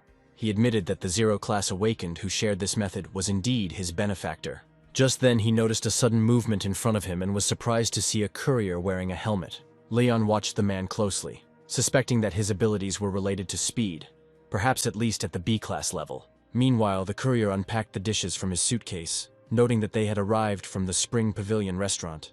Then the boy looked down at the dishes the man had brought. Leon's eyes widened and drool began to flow from his mouth. The young man frowned and typed something into his phone, stating that they absolutely had to visit this establishment. It was nearby, after all. Soon, the hero returned to the restaurant. Jenny handed him a glass of water, noting that he had performed impressively today. He gratefully reached for the glass. As he brought it to his mouth, the girl came closer and asked if something had happened to the water. Kanso then looked at the boy in the cap and said that the problem was not the water. Instead, he believed that it was the young man himself whose powerful presence he felt in the park. His aura was overwhelming. Meanwhile, the door of the establishment opened. Leon walked inside with a smile, wishing everyone a good day. Sarah approached him with a smile and asked if he would like to have dinner alone. Leon answered in the affirmative, took off his cap, and then asked Jenny what she was doing here. The girl's eyes widened in surprise, recognizing him. Sam, who was standing nearby, smiled and wondered out loud if the man looked familiar. Deep in thought, he put his finger to his lips and remarked that he might have seen him somewhere before. Then Jenny awkwardly spread her hands and declared that the young man was her cousin, adding with a nervous smile that he had such a typical face that people often thought they had seen him somewhere before. She then asked her so-called brother what he would like to eat and advised him to eat quickly and move on. Leon smiled and pulled out his chair, saying he would have the jjajangmyeon. Then Jenny returned to the table with a tray and handed him a glass of water. She asked what he was doing there, and if he was even allowed to leave the house. She pointed out that if he had another outburst of uncontrollable energy, she might be able to handle it, but the others probably couldn't. In response, Leon smiled and raised his hand, indicating that those days were behind him, and Jenny then asked if he had found a solution to his energy problems. Leon simply said that he would find out about it during their next training session at the association. Jenny frowned and clenched her fist, warning him to keep his mouth shut in front of the others, as they considered her to be just an ordinary girl. Just then, Sarah brought him his dish. Since Jenny mentioned that they were related, she increased the portion. Then the guy quietly laughed, noting that he really didn't need to do that.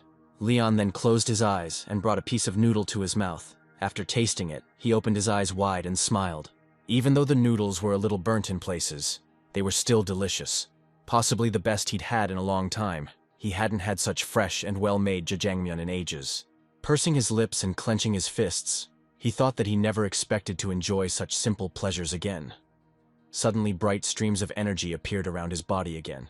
Leon's eyes widened as he imagined the bloody bodies sprawled across the restaurant floor. He jumped to his feet and clenched his fists tightly, realizing that this was serious. His emotions were overflowing, and with them, his aura was spinning out of control, his eyes widening in shock. At that moment, Jenny came up to him and asked if he had finished his meal, since it was time for him to leave. At the same moment, the main character was taking another order from the girl. Leon scratched the back of his head and turned around, unsure of what he had just witnessed. Kanso closed his eyes while Leon watched him closely, knowing that the situation was dangerous. Even though Leon had learned the pure and righteous heart method, he still lacked actual experience. Fortunately, he managed to suppress his energy in time. Kanso furrowed his brows, wondering who this mysterious person could be. It was clear that the stranger had mastered this method exceptionally well, despite Leon only releasing it into the world a few days ago. Considering that he was acquainted with Jenny, this person had to be someone important. Kanso looked at Leon, whose body was once again enveloped in shining energy. He noted to himself that although he was a bit rough, he clearly understood the theory. Perhaps he was even the only S-class talent in the country. Meanwhile, Jenny closed her eyes and asked Leon if he liked the food. If so, it was time for him to leave. Then the guy adjusted his cap and replied that he understood everything. At that moment, the guy's phone rang. Leon put the phone to his ear and answered the chairman's request, assuring him that he would be there soon. After finishing the conversation, he scratched the back of his head, noting to himself that the chairman had called him to a meeting. Jenny, sensing the urgency, urged him to hurry. Then Leon headed towards the front door, saying goodbye to his sister. The girl waved her hand at him, mentioning that they would see each other again, although not in this place. As he walked out, Jenny smiled and waved back, Kanso appearing behind her just as she let out a sigh of visible relief, clutching her hands to her chest and hoping he wouldn't give away her secret. She hesitated for a moment, but quickly pulled herself together, introducing him once again as her cousin. And the young man replied that he understood everything without question. Soon Leon arrived at the chairman's office and, approaching his desk, asked why he had been called. The chairman motioned for him to come closer and asked if he had already studied this method. Slightly bowing his head, Leon replied that the effect of this method was simply dizzying. The chairman clenched his fist, admitting that despite the remarkable results he had not been overly enthusiastic. Then he asked if Leon had noticed any disturbing aspects of the method. Leon furrowed his brows and raised his hands in front of him, explaining that while he was initially excited, deeper analysis revealed the truth. If this method were made public, it could plunge society into chaos. The chairman leaned back in his chair and admitted that, having realized that the method really worked, he had experienced the same fear. And yet there was something that worried him even more than the side effects. Leon, intrigued, then asked if it was possible that the man was concerned about the intentions of the method's creator. Then he clenched his fist, admitting that he too was afraid of the mysterious figure. Although what he felt was not just fear, but a complex mixture of horror and awe. The awakened Class Zero's motives remained shrouded in mystery, and Leon couldn't help but wonder what was really behind them. Meanwhile, Molly sat at her desk in the office, immersed in her work. Her colleague extended his hand to offer her a cup of coffee, and smiled as he noted that she probably needed it because of how tired she was. She accepted the cup with a grateful smile. The young man, looking at her again, noticed that she had stayed out late again, and asked, slightly teasingly, if she was drowning in work again. Molly smiled awkwardly and admitted that it was true. She closed her eyes and pressed her hand to her forehead, admitting that the illegal awakenings had been becoming more and more active lately. Morty, her colleague, frowned and nodded in agreement, adding that he had also heard rumors that the suicide bomber was becoming bolder. The girl bowed her head, complaining that the investigators were under a lot of stress because of this man. Molly's frown deepened, pointing out that the support department was also overloaded with work due to the recent assassination attempt on Black Rose. She looked at Morty questioningly, asking if he was in a hurry himself, and if he had come all this way just to bring her coffee. With a weak smile, Morty replied that he had actually brought something else. He asked if Molly was free next Thursday night. When she asked him what he meant, he reached into his pocket, pulled out 2 tickets, and said that he had managed to get seats for the Golden Star Ballet, and hoped that if she was free, she would join him. In response, Molly winked playfully, noting that it sounded tempting, and asked if he really wanted to go to the ballet with her instead of his girlfriend. Morty then placed his hand on the table and smiled warmly, asking his sister not to be like that. With a small laugh, she finally relented, saying that if her little brother asked, then she couldn't refuse. The young man pointed to the calendar on her desk and asked her to mark the date so that she would not forget. Molly smiled and picked up the calendar, circled the 18th in red, and asked if her brother was happy now. Morty smiled back, gently extending his hand to her and telling her that he would now restore her powers before setting off, bright streams of energy beginning to swirl around the girl's body. Molly closed her eyes, smiling with a quiet serenity. When she opened them slightly, she stretched and said that her thoughts were finally clear. She thanked him, and he reminded her to take care of herself. When Thursday came, the family was in the spring pavilion preparing for the ballet. Sam, dressed in a light suit, standing next to Kanso, dressed in a darker one.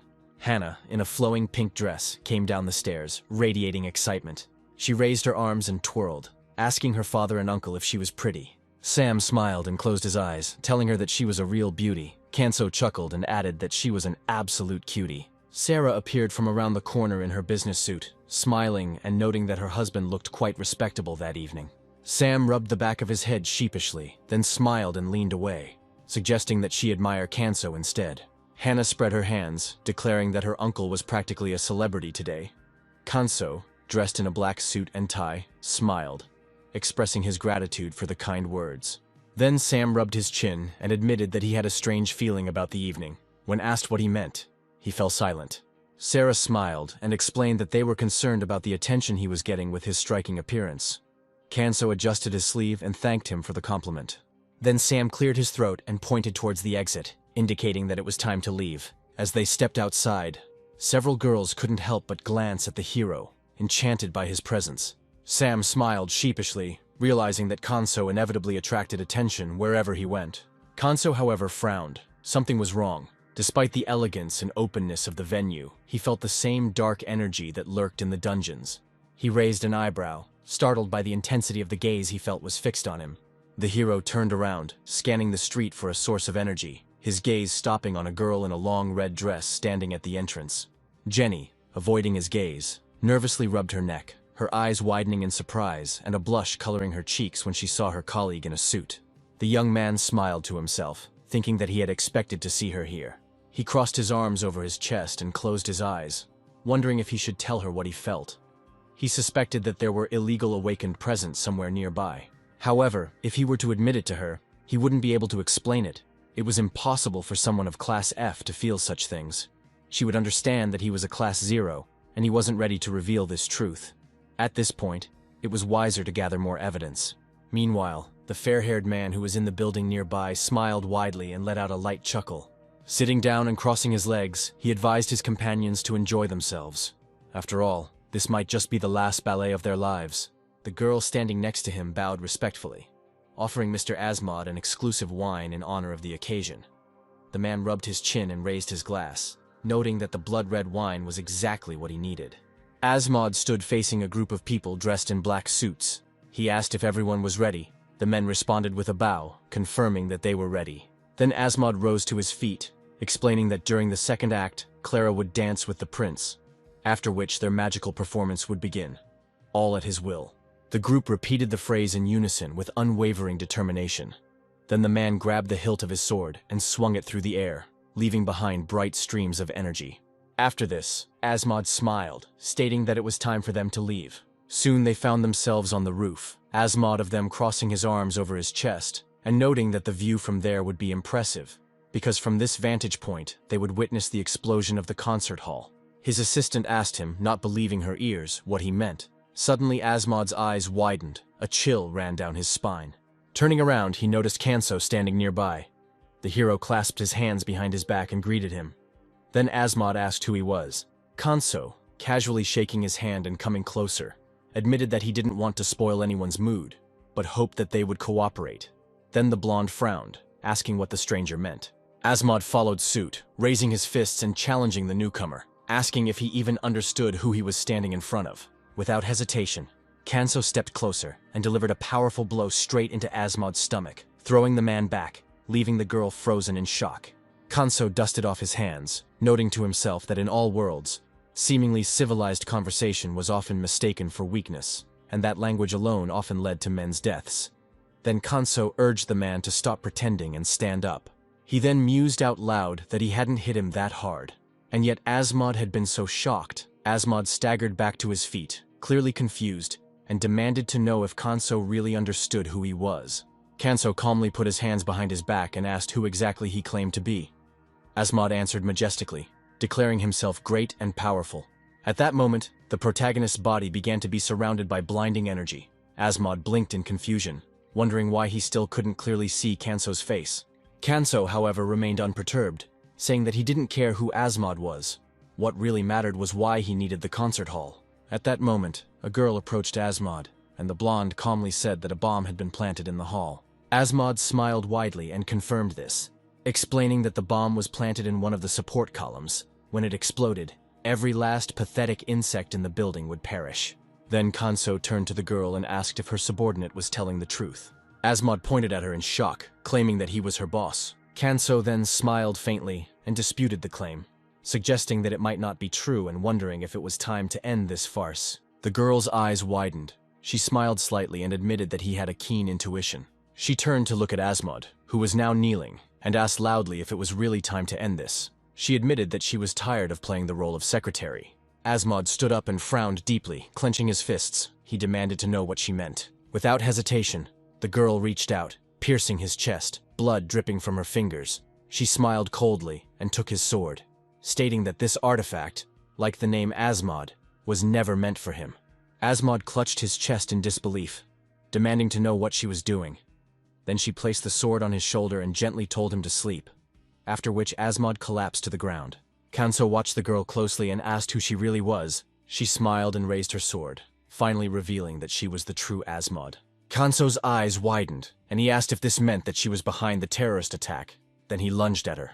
The hero swung his fist, but the girl's body disappeared, dissipating like fog. Kanso frowned and looked away, concluding that it must have been an illusion spell. Suddenly Asmod appeared behind him again, smiling. She noted that he was fast. Kanso turned to her and asked if she was even human. She playfully responded by placing her hand on her cheek, and asked if it was proper to ask such things to a girl. Smiling, she raised her sword and stated that her name would remain a secret. Perhaps next time she would introduce herself properly. She swung her blade in a wide arc, leaving a glowing trail in the air. Then she sheathed the weapon, lamenting that she would miss a great show because of it. However, she decided to forgive him, because, as she admitted with a grin, he was her type. With that, Asmod stepped into the glowing portal, promising to see him again. However, her confident step faltered, her eyes widening in confusion as the portal began to warp. The bright stream of energy took on an unusual shape, and she froze in place, unable to understand why the portal created by her artifact was distorted. Kanso raised his hand and calmly asked if she really believed he would let her go so easily, a radiant energy enveloping his body as he stepped forward. He noted that her ability to cut through space was interesting, but mentioned that he had a solution. He would simply stitch the space back together. The energy raging behind him became even more intense. Asmod stared at him, not believing her eyes, realizing that he was much more dangerous than she had imagined. Then Kanso waved his hand, cutting through the dark streams of energy and leaving a bright scar in the air. At that moment, Asmod was enveloped in dark energy. She decided that her only way out was to take an ethereal form and escape. Kanso then raised his fist and shouted, Asking how much longer she intended to dodge him, he punched again, but her body disappeared, leaving behind wisps of shadow.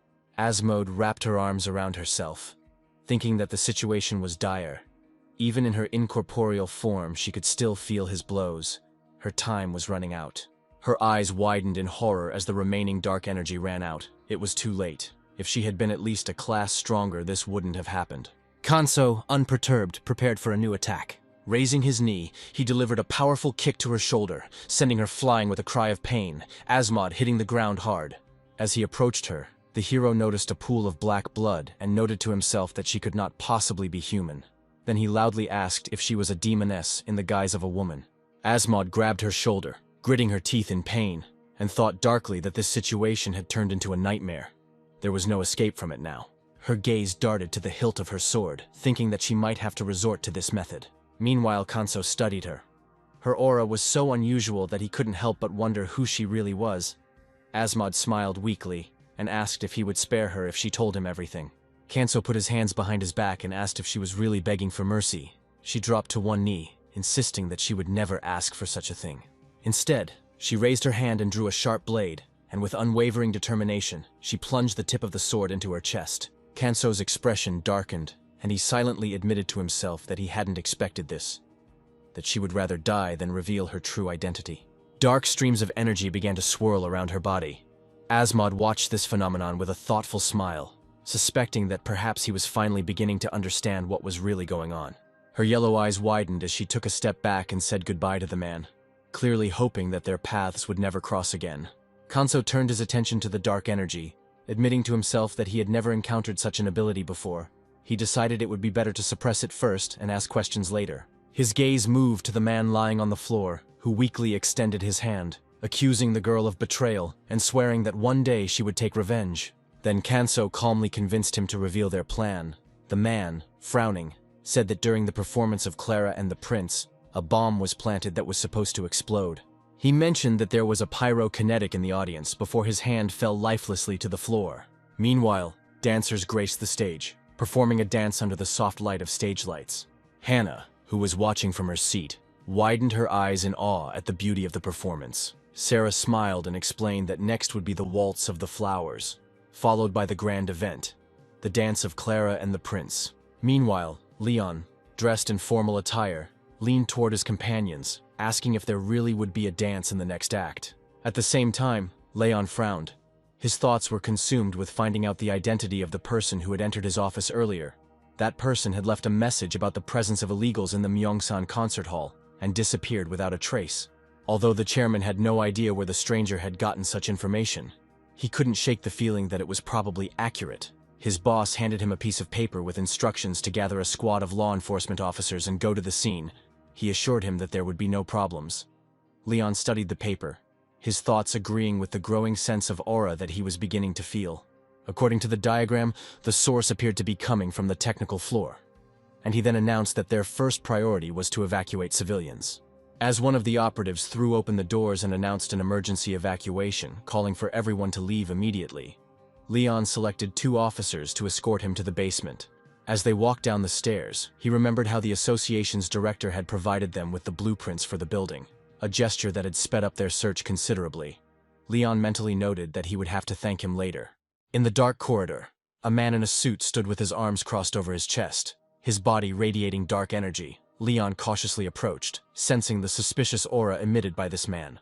The man then addressed the squad, stating that access to the area was prohibited, and politely insisted that they leave, regardless of who they were. In response, Leon simply smiled and raised his fist, questioning the ban. Without warning, he struck him, causing the man to crash into the door and open a passage to a hidden room. Leon walked inside where 3 men were waiting for him. He smiled casually and rubbed the back of his head before formally introducing himself and stating that he had an order for their arrest. Soon, law enforcement officers quickly detained the group. Meanwhile, one of the men smiled with disturbing calm. Then Leon blocked the exit, demanding to know why he was smiling, and then grabbed him by the jacket, pressing him even harder. The man simply replied that smiling is not a crime. Then Leon leaned over threateningly and warned that he would not ask a 3rd time. The man shuddered as he explained that the suicide bomber had been hiding among the audience in the concert hall. At which point Leon's eyes widened, stunned by the revelation. The man urged everyone to act quickly, warning that there was a group of illegals in the building and asked to immediately but calmly evacuate the premises. Meanwhile, Hannah sat on Sam's back. He urged her to hold on tighter. Tears welled up in the girl's eyes as she silently wondered where Konso had gone and if he was safe. In another part of the building, a man raised his hands high, declaring that it was too late. They had already come to their senses. In a fit of despair, he offered his blood to the Great One. At that moment, a deafening explosion was heard in the hall. Panicked spectators hid behind their seats, shouting that there was a suicide bomber among them. Sam shielded his wife and daughter with his own body, closing his eyes and silently praying for help. At this critical moment, Kanso appeared in front of them. He frowned guiltily, regretting that he had come so late, and asked if Sam was okay. Sam raised his eyebrows and asked where he had been. Meanwhile, at the entrance, the men in suits declared that no one would be allowed to leave. They solemnly acknowledged that they were now victims for the Great One. Outside, a group of girls struggled with the doors, but they soon realized that they were locked from the inside. Someone's voice warned them to move away from the entrance. Leon then burst through the door with a powerful kick and announced that the group from the basement had been arrested. He ordered the crowd to stop resisting and surrender peacefully. A murmur ran through the hall as someone recognized him. It was Leon, the famous S-class hunter. Among them stood a man with dynamite in his hand. He frowned and raised his hand, declaring that he would never surrender, but instead would take Leon with him. As he screamed, a bright energy enveloped his body, declaring himself a second-generation pyromancer. He promised death to all in the name of the Great One. Leon covered his face with his hand, wondering if the man had gone crazy. The situation was dire. If the man exploded now, it would be impossible to contain the explosion. Leon hesitated, knowing that even if he managed to destroy the terrorist, the spark would still work, and detonation would be inevitable. Suddenly, Leon's eyes widened as he felt a powerful energy spread throughout the room. In an instant, shining streams of light stopped the impending explosion.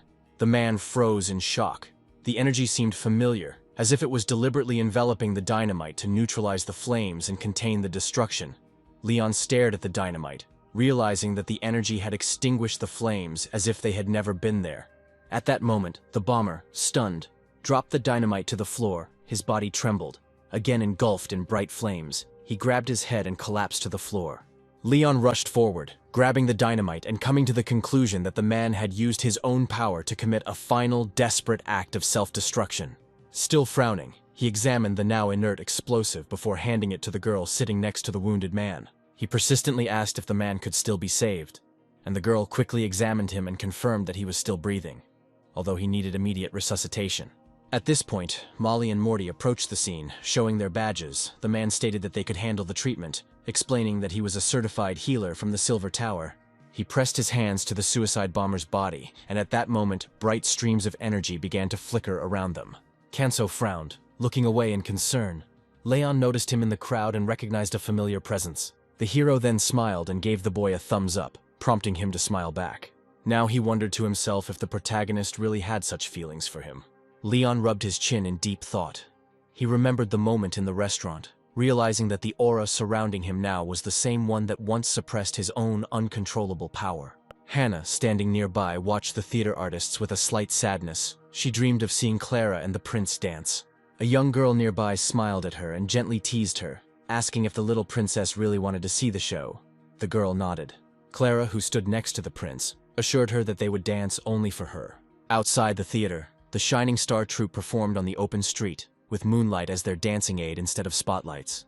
The asphalt became their stage, and yet the band captivated the audience more than ever before. It was on this night that the unexpected happened. Leon approached the main character, pressed his hand to his chest, and sincerely asked if he could become his teacher. The guy smiled, a slight blush appeared on his cheeks, and silently clenched his fist in confirmation. But then the hero frowned, feeling that trouble was ahead. In the evening, the door to the cafe creaked open when Leon entered, but he was told that the cafe was closed. But then the hero stopped mid-sentence, recognizing the guy. Leon's cheeks turned red and a wide smile spread across his face. The hero, observing all this, admitted to himself that he expected Leon to appear sooner or later. But not so soon. When the boy approached him and addressed him with respect as his zero-ranked teacher, Kanso hesitantly replied that this was not the right place for such a conversation. He suggested that they meet the next day at the same time, in a safer place. Later, by the light of the lantern, Leon and Kanso stood opposite each other. Kanso apologized for causing Leon to be distracted from his work, although Leon insisted that he was ready to devote all his time to his lessons. He expressed his gratitude to his teacher for preventing the disaster. Kanso, puzzled, asked why the boy called him teacher. Blushing, Leon put his hand to his chest and explained that Kanso was not only his teacher, but also his savior, and it was Kanso's purity and righteousness of heart that had given Leon the ability to live like a human again. He even apologized for the rudeness he showed when Kanso first visited his house. Leon vividly remembered that day. He left the house with a gloomy look and demanded to know who Kanso was and how he found his location. The hero told him that a group of illegal immigrants were planning a terrorist attack on the Myeongsan concert hall, where hundreds of civilians would be in danger. He admitted that it was hard to believe, but assured Leon that it was true. Leon interrogated him, asking what evidence he had and why he had approached him specifically. Kanso explained that Leon was the only awakened rank 0 capable of stopping them. He claimed to have sensed a purified aura emanating from Leon, formed by the pure and righteous heart method. The boy, touched by the seriousness of the situation, asked to become Kanso's disciple. Then Kanso, interested, asked why he wanted this. Clenching his fist in determination, Leon declared that he needed to become stronger. Kanso, however, thought that the boy already had incredible strength. He wondered why Leon was in such a hurry. Surely with time and discipline he would continue to grow. Leon explained that after witnessing Kanso's abilities the day before, he realized how far he still was from being able to effectively protect others. He said that all his family, friends, colleagues, and comrades lived in this city. If South Korea faced danger, then they faced it too. This realization deeply affected Kanso, who realized that Leon's motives were almost identical to his own. Just as he had fought to protect Sam and his family, Leon now wanted to protect those he cared about. In desperation and emotion, Leon grabbed Kanso's hand, pulling his palm towards himself and tearfully begging him to take him as a student. The hero chuckled, clearly embarrassed by the boy's assertiveness. He thought that if he had agreed to teach Leon and the boy had become stronger, then perhaps he would not have had to intervene in crisis situations so often. Maybe one day Leon might even be able to help him. And if Leon gains power, perhaps even the simple hopes of people like Sam, to live safely in society, could come true. Then Kanso asked Leon how old he was, and to his surprise the boy said he was 32. Kanso tensed up. Leon was only 3 years younger than him. It was awkward when he was asked to be his teacher. Clearing his throat, the hero agreed to teach Leon, but insisted that it would be as a brother, not a formal mentor. Then Leon, beside himself with joy, bowed low and showered him with thanks. The hero then suggested that they meet every Tuesday and Thursday if the schedule suited him. He decided to start right now, wanting to teach the method of the pure and righteous heart. Leon was incredibly excited, noting that receiving such intense training directly from his Kanso was a completely different experience. He then asked what they would focus on next. Kanso, intrigued, mentioned that he had heard that Leon was a skilled swordsman, although he lamented that he did not have a sword with him. Then Leon rolled up his sleeve and with a grin summoned a sword, seemingly out of thin air. He took out a weapon from his spatial pocket and smiled, imagining the Wind Lord, his favorite sword. Kanso was stunned by how casually Leon created the blade. Leon explained that it was something called an inventory, a common attribute among the awakened. He was surprised that Kanso didn't have one. Then the hero, slightly embarrassed, admitted that he remembered how the teacher talked about this in class, but forgot because of its high cost.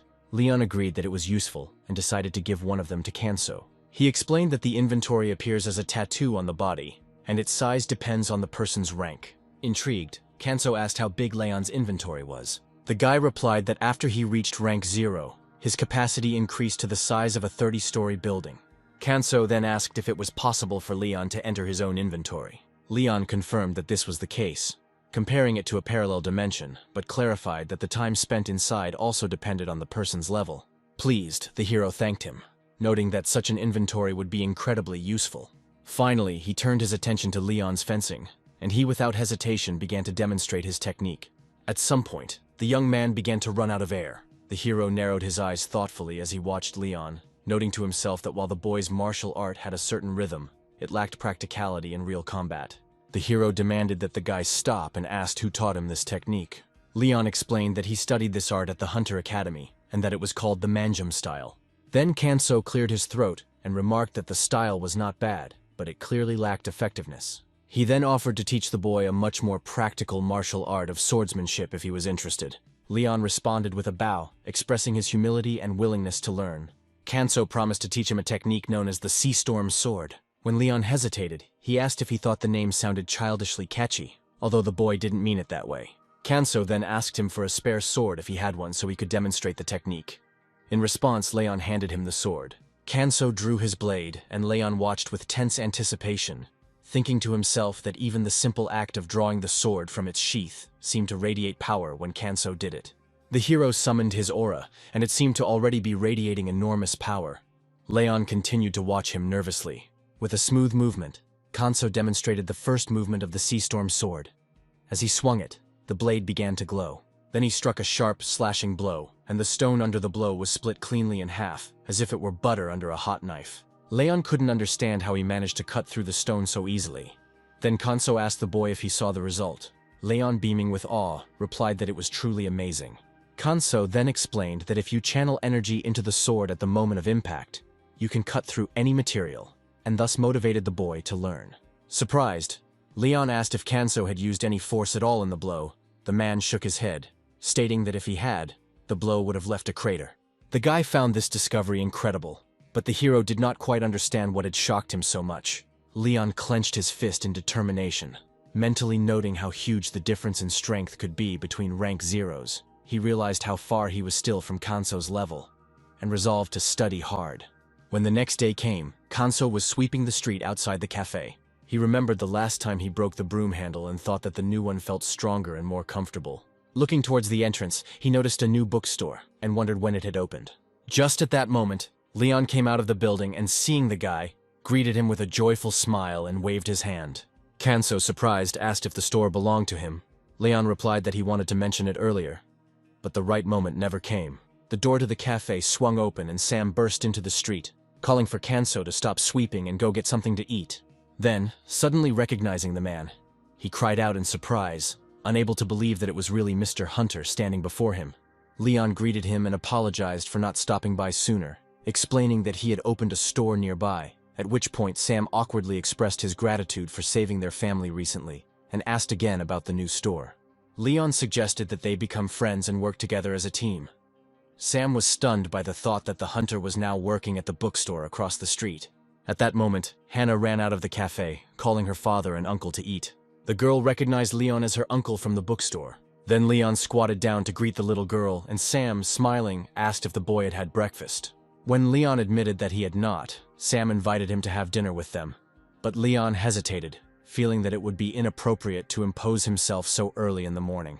Just then, Sarah came outside with a warm smile, assuring him that there was nothing wrong, they just needed to set another place at the table. She invited him in, and Leon happily agreed, and soon the young man was clearly enjoying the delicious food. Sarah asked him how he liked it, and he responded by praising her cooking, noting that he was completely full. Sam laughed happily, grateful for the opportunity to somehow thank the hunter. Bowing low, Sam once again expressed his heartfelt gratitude for saving their family.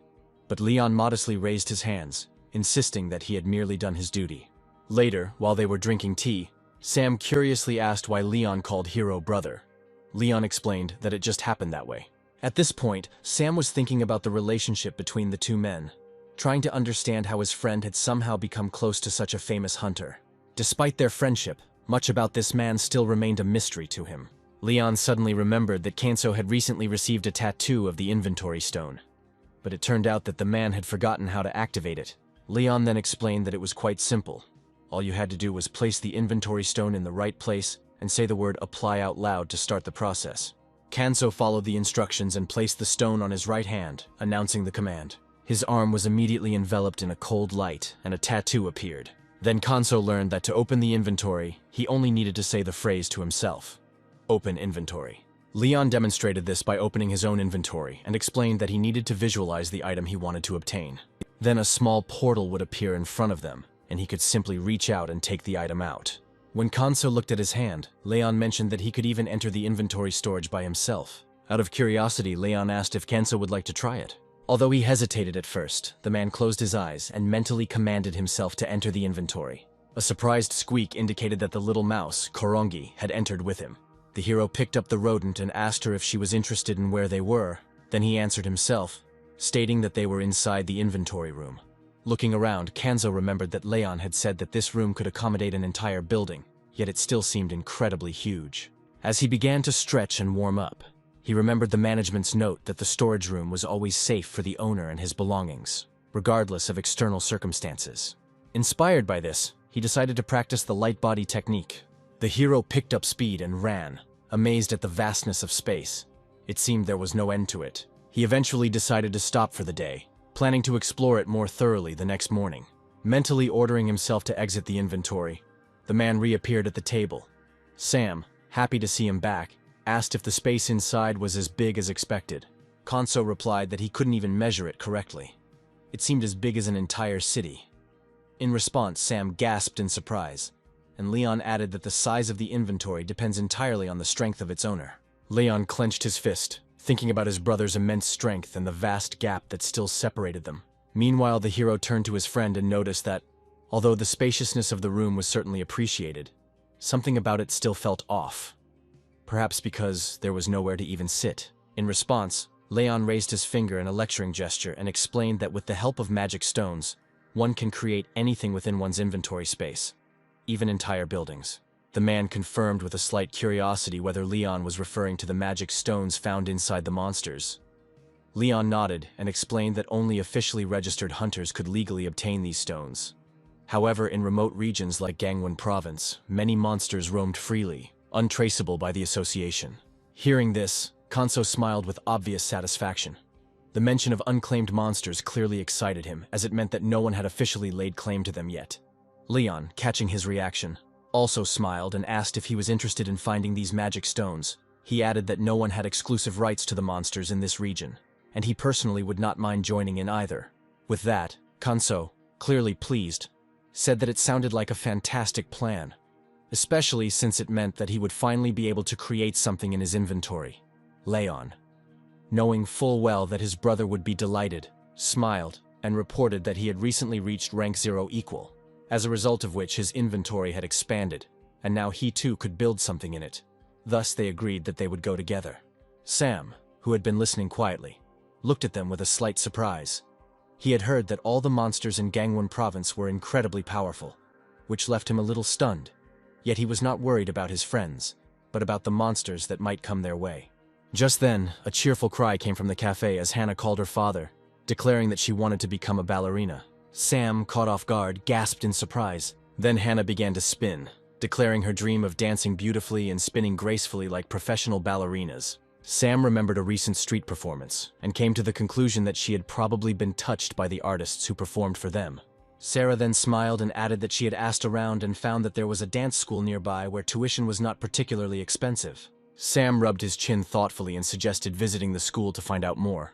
Hannah, no less excited, readily agreed and said that she was ready to learn. Soon they arrived at the rehearsal room, where the young ballerinas were already rehearsing, the teacher walking among them, setting the rhythm and correcting their poses. When Sam's family entered, the receptionist introduced them to Mrs. Sari, the instructor. Sari quickly sat down next to Hannah and greeted her warmly, asking if the girl would like to take ballet classes, and offering her some training clothes so she could book a session right away. Clapping her hands, Sari began to demonstrate the movements and made the girls stand up straight. Hannah also repeated after the girls and seemed to put all her energy into this practice. Sari watched her with a smile, already feeling that the girl had genuine talent. The man, apparently also an instructor, watched what was happening with his arms crossed over his chest. When the class was over, Sam and his family thanked Sari for her time and left the classroom. Then a man approached Sari and asked if this was the first time the family had attended her class. The woman confirmed that this was the case and mentioned that they were hoping to enroll Hannah. Even though she had just met the girl, she felt confident in her potential.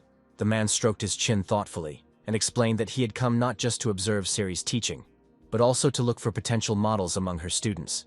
He added that his ability responded specifically to Hannah. Sari was puzzled and asked if his ability included recognizing talent. The man nodded and said that it was the first time he met such a gifted child. He then asked for Hannah's parents' phone number. Sari, however, raised an eyebrow and asked if he had heard of privacy laws before handing over any contact details. She wanted to know his motives more clearly. Meanwhile, back at the cafe, Sam's surprised exclamation interrupted the conversation when he learned that his daughter was being invited to the casting. Sarah explained that the dance instructor's older brother worked at the Elenins agency and asked if the family would be interested in their daughter becoming the face of a major children's clothing brand. She went on to say that the opportunity wasn't just a one-off photo shoot. The agency also offered Hannah training at the Reawakens modeling school. A stunned Sam exclaimed that it was the most famous of all modeling agencies. The man added that their daughter was destined to become a top model, especially since she went to Sarah, which explained her beauty. Laughing, Sarah added that their daughter also looks like her father, although his ears stick out a little, but assured everyone that it doesn't matter much. When night fell on the city, a man in a suit came to one place, sat comfortably on the sofa. Opposite him, his interlocutor was trembling with nervous tension. The mustachioed man, known as Mr. Mullen, gently advised him not to be so tense, poured him some wine, and suggested he relax. The man thanked Malin, but the atmosphere quickly turned dark. Malin's demeanor changed, his aura becoming colder and more intense as he asked if they had heard anything from Asmod. The man immediately choked on his drink and began coughing violently. With eyes wide open in fear, he admitted that nothing had been heard from Asmod for the last 15 days, and not a word at all since the recent incident. Malin swirled his wine glass thoughtfully and muttered that such silence was unsettling. He slowly repeated his question, asking again if Nevis was absolutely sure he had heard nothing. Squinting, he then asked if a short trip to the Arctic Hell Portal might refresh his memory.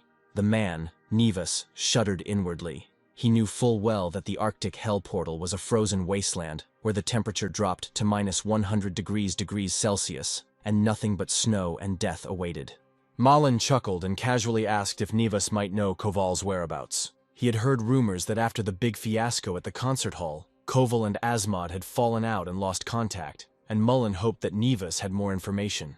Nevis, sweating profusely, replied nervously that a small fry like him simply couldn't know such things, and he cursed himself silently for not realizing earlier that Malin had come in person. Scratching his chin, Malin calmly asked if Nevis was truly certain of what he was saying, at which point the man realized that Malin probably already knew that he had offered shelter to Koval. Then Nevis realized that his master would not leave so easily, and if he did not cooperate, Malin would throw him into the Arctic Hell Portal, where he would freeze to death in seconds. Finishing the wine in one desperate gulp, Nevis told himself that he still wanted to live. Turning to Mullen, he finally asked if what he was about to say could remain confidential. Mullen gave his word with a weak smile. Nevis asked if the master really wanted to know where Koval was hiding. To his surprise, the place turned out to be none other than the Reawakens modeling agency. Meanwhile, Sam, sensing his daughter's flare of nervousness, gently reassured her not to worry, and she, in turn, calmly told him that she was fine. Meanwhile, the hero looked warily around the corridor. Without warning, the door in front of them swung open, almost hitting them. A man came out from there, and Kanso followed him with his gaze, unable to look away. Although the man himself did not emit any obvious energy, Kanso could sense a residual trace of demonic energy on him. He clearly carried its residual essence within him.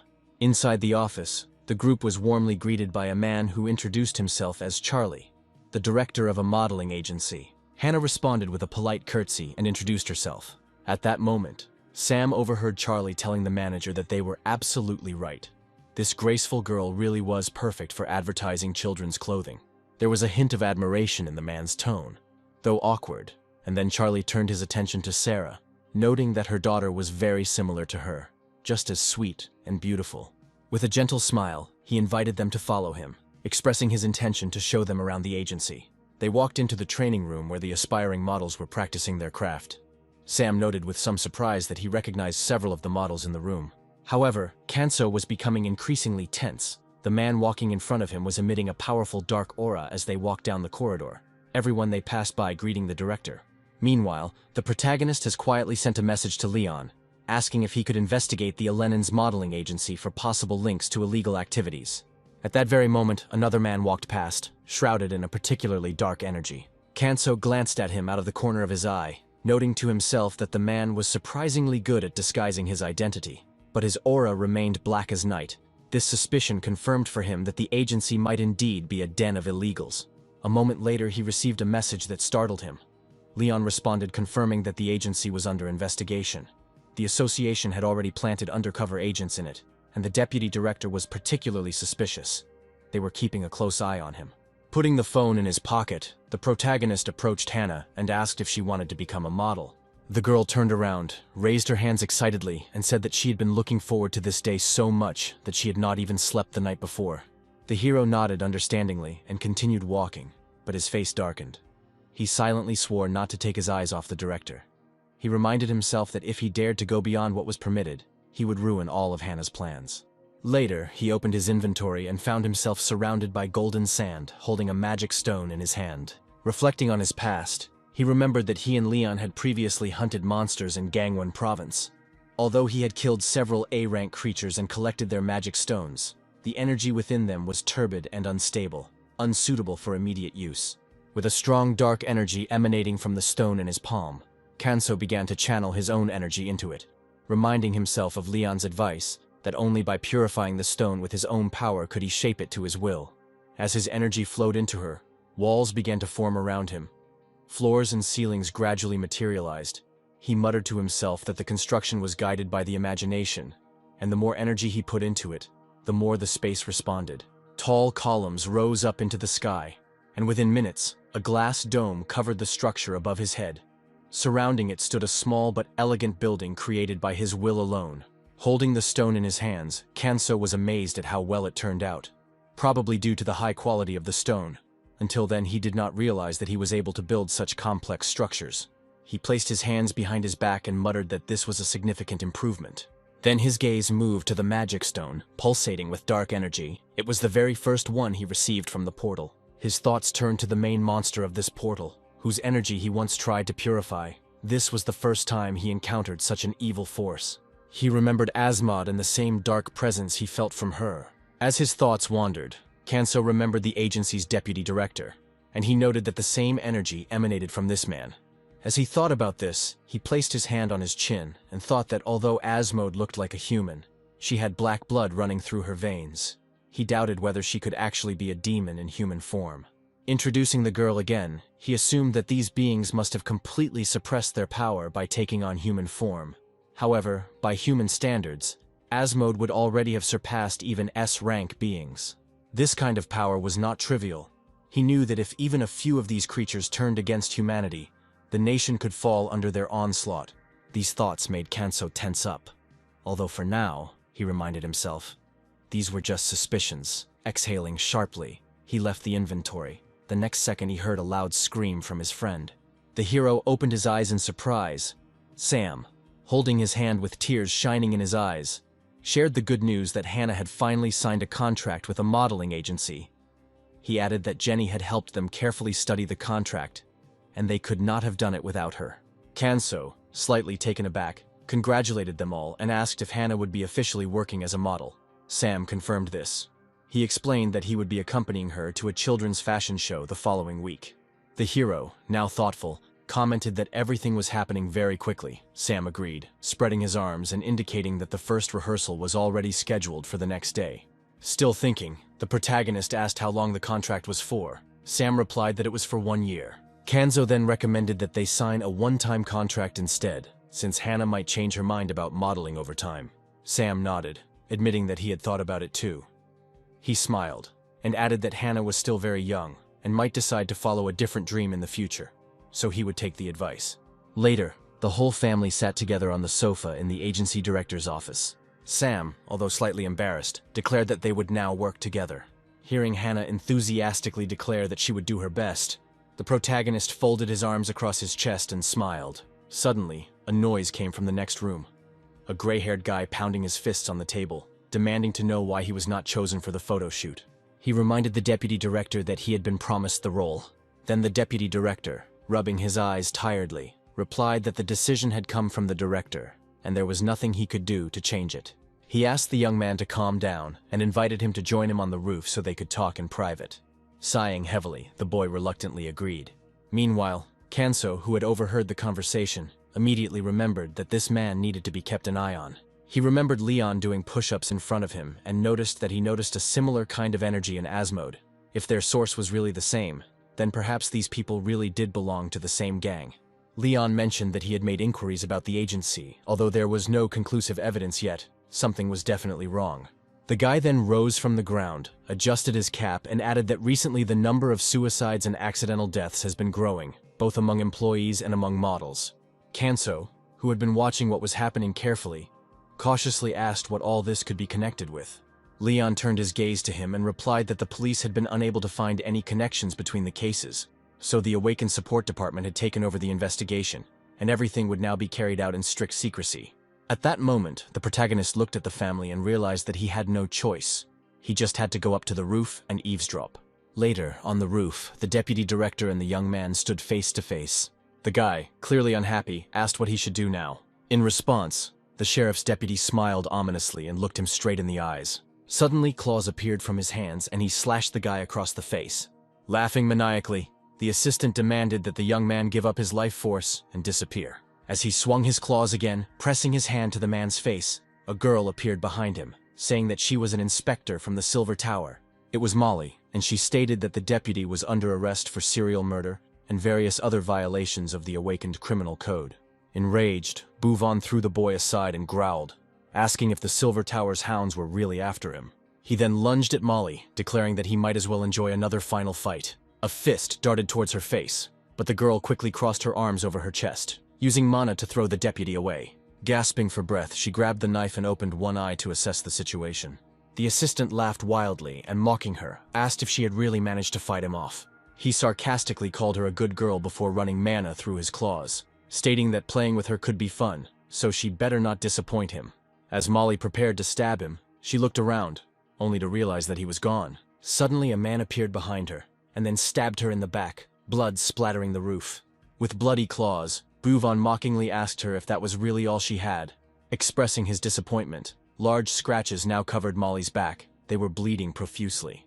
The assistant raised his bloody hand again, roaring that he would have to kill her. Just then, a wave of mana flared up next to his hand, and he looked at it in confusion, noticing that it was starting to disintegrate. Grabbing him by the wrist, he turned around and demanded to know who it was. The protagonist, standing in front of him, his face hidden behind a mask, calmly stated that he had arrived just in time. He approached and ordered the killer to move away from the girl. The enraged assistant rushed at the newcomer. Bouvon struck in front of him, but the image of his opponent disappeared into thin air. The man began to turn his head in different directions, desperately trying to spot his enemy. Looking in one direction, he noticed that his first target had disappeared. Turning in the other direction, he saw that the second had also disappeared. He spread his hands in despair, and his aura suddenly intensified, becoming much more terrifying. At that moment, Kanso appeared at the far end of the roof, carrying two victims on his shoulders. He carefully leaned them against the wall, assuring them that he had stopped the bleeding, but that they should remain motionless. Molly looked at her savior and insisted that she couldn't just sit there. She had to call for reinforcements. But Kanso firmly replied that there was nothing to fear. He could handle it himself. The man raised his head and sniffed the air. Sensing a familiar scent nearby, he rushed towards the source with a roar, accusing his opponent of thinking that cunning would be enough to save him. Then Kanso came around the corner and told him to stop yelling. With obvious contempt in his eyes, he said that this man should stop pretending to be a man, because he already knew who he really was. He demanded that the deputy reveal his true identity. Hearing this, the man gritted his teeth and wondered to himself, how could this person know? He didn't believe that the Silver Tower's intelligence network was so good. Moreover, this newbie had such a suffocatingly strong aura. Realizing that there was no point in hiding any longer, he laughed evilly, crossed his arms over his chest, and vowed to show his opponent something truly shocking. His jacket tore as his body transformed, while Molly raised a trembling hand to her mouth, horrified by what she saw. Bouvon's form changed completely, his eyes glowing and horns appearing on his forehead. He glared at Kanso and stated that since his true form was now revealed, this man's death must be painful. In the blink of an eye, he rushed forward, promising to tear his enemy to pieces. Kanso, unperturbed, closed his eyes and exhaled slowly. At that very moment, he delivered a swift and powerful blow to his opponent's face. A burst of magical energy sent the man flying across the roof, dragging helplessly along the surface. When he finally stopped, blood was pouring from his nose. Dazed, he tried to comprehend what had just happened. As the protagonist approached, the demon remained confused by the pain that was piercing him. He did not understand why he was lying on the ground. He tried to convince himself that he had simply slipped and fallen, but Kanso stood over him and confirmed that the outcome was exactly as it should have been. The man wiped the blood from his face and, noticing its black hue, muttered incredulously under his breath. He wondered if there really was no human blood left in his body. If that was the case, then that meant he had completely depleted his reserves. This realization stunned Kanso, and he asked if the creature was a demon that had entered a human body and was now parasitizing it. The man, now frowning deeply and focusing his gaze on the protagonist, began to scratch the ground, leaving deep cuts. He stood up to his full height in front of the young man, squared his shoulders, and scornfully declared that he should not be compared to such pitiful inferior creatures. Then, with a deep growl, he leaned forward and let out a deafening roar right in Kanso's face. As mana began to envelop the monster's body, the creature proudly explained that the protagonist was only able to strike because he caught it off guard. Now he says, he has fully embraced his true form. Suddenly he appeared behind the main character, and threatened that this time he would really finish him off. Rising into the air, the creature swung aggressively at the young man. But Kanso turned sharply, caught the creature's massive claw, and, using his mana, threw the enemy's hand away with a light movement. Looking at the grotesquely twisted limb, he noted to himself that this was exactly how the technology was supposed to work. He quickly darted behind the wolf, ending up at his back, and brought his powerful fist down on her. With a blinding blow, he sent Buvon flying far to the side, causing him to fall to the ground with a loud explosion. The wolf, now sitting on the ground with his muzzle down, was stunned. Even in his full monstrous form, he was unable to land a single blow. He silently wondered if this mysterious man was truly the one who defeated Asmod. As the protagonist approached, he questioned Buvon about his true nature, demanding to know what he was if he was neither a demon nor a human. In response, the wolf only laughed and muttered that a man like him would not reveal the truth so easily. He insisted that he still had his warrior's pride, and would rather be killed than humiliated. Ignoring this bravado, Kanso stepped on the creature's tail, causing the wolf to cry out in pain. Then he leaned down with a clenched fist, wondering out loud if Buvon really expected mercy. Without waiting for an answer, he began to beat the creature mercilessly. Molly, who was watching what was happening nearby, covered her mouth with her hand in horror. Eventually, Buvon begged to stop the beating, offering to tell everything. He admitted that he belonged to one of the demon tribes that were sent to the second intermediate dimension. He explained that their mission was to harvest the spheres of despair. Intrigued, the protagonist demanded to know what these spheres were. Buvon clarified that such spheres are formed when a person experiences extreme fear or despair in the moments before death. These raw emotions were extracted and compressed into physical spheres. Spheres of despair. He added that demons like himself who specialized in this craft were known as harvesters. Kanso looked at him with disgust and suggested that Buvon must have had some kind of twisted pride in his profession. Then he coldly asked how many souls the creature had already taken. The monster replied that, to tell the truth, there weren't that many of them. Other officers had killed far more. Then Kanso rushed forward, grabbed Buvon by the neck and lifted him off the ground. The monster begged for mercy, swearing that he was only following orders and never intended to harm the main character himself. He even gave his word of honor that he would leave this area forever. However, Kanso remained unmoved. He stated that this was the wrong answer. Then he asked who would restore the countless lives destroyed by the creature. Full of determination, he declared that he would seal away Buvon's power forever, so that he could never harm another soul again. Tightening his grip until Buvon was foaming at the mouth, Kanso smashed his head through the wall, thinking it would be best to leave the monster in the care of the Silver Tower agents. As the monstrous wolf form dissipated, Buvon's body lay limply before him. Kanso looked down, thinking darkly that this creature had been disgusting both before and after its transformation. Suddenly a female voice called out to him. Turning around, Kanso saw that Molly was trying to get up. He told her not to move, warning that her wound could open up again. But she brushed aside her concerns and, smiling, came closer. With great curiosity, she asked if he was perhaps a rank 0 awakened. Kanso looked away and admitted that it was true. This was indeed his level. Molly, clearly surprised, asked again if this was true. But Kanso interrupted her, saying he had a favor to ask. He asked her not to tell anyone that they had met him. Clutching her stomach, Molly asked if he really didn't want to be found. Kanso, still avoiding looking her in the eyes, repeated that he preferred an ordinary life. He was tired of constantly sacrificing himself for the greater good. Hearing these words, the girl's expression changed to calm. He continued, saying that more than anything in the world, he did not want the people he loved to suffer because of him. Molly looked at him intently and suddenly saw Leon in his place. She thought to herself that he was repeating the same words Leon had once said. That in order to protect others, he had to say goodbye to his normal life. Realizing this, she raised her head again and silently concluded that the association would definitely benefit from the appearance of a rank 0 hunter. Still, having witnessed how hard it had cost Leon, she wouldn't wish that burden on anyone. Accepting his wishes, Molly nodded and said that she understood. He had saved her life, and the least she could do was respect his wishes to remain anonymous. Kanso, in turn, acknowledged that hiding the truth could be difficult and apologized for asking her to do so, in response to which Molly smiled softly and replied that it was okay. They all had their secrets. She then apologized again, her eyes filled with gratitude, and admitted that she should have thanked him sooner. She added that she realized that he was responsible for the incidents at both the Deathland Portal and the Myeongsan Concert Hall, and that he saved many lives. Kanso was silent for a moment, then adjusted his cap and simply said that he had nothing more to say, so he was leaving. And with that he disappeared in a blinding stream of magical energy. Molly pulled her hand away from her face, stunned by how quickly he disappeared, like a gust of wind. Then, waking up from her stupor, she realized that there was still chaos around her and she needed to be put in order, her gaze moving to the side where the naked body of the demon lay. Disgusted, she pressed her finger to her ear, which was attached to a radio, ready to call for backup. She calmly reported that the threat was eliminated, and ordered a team of investigators and medics to be sent to the roof of the Elenon's modeling agency building.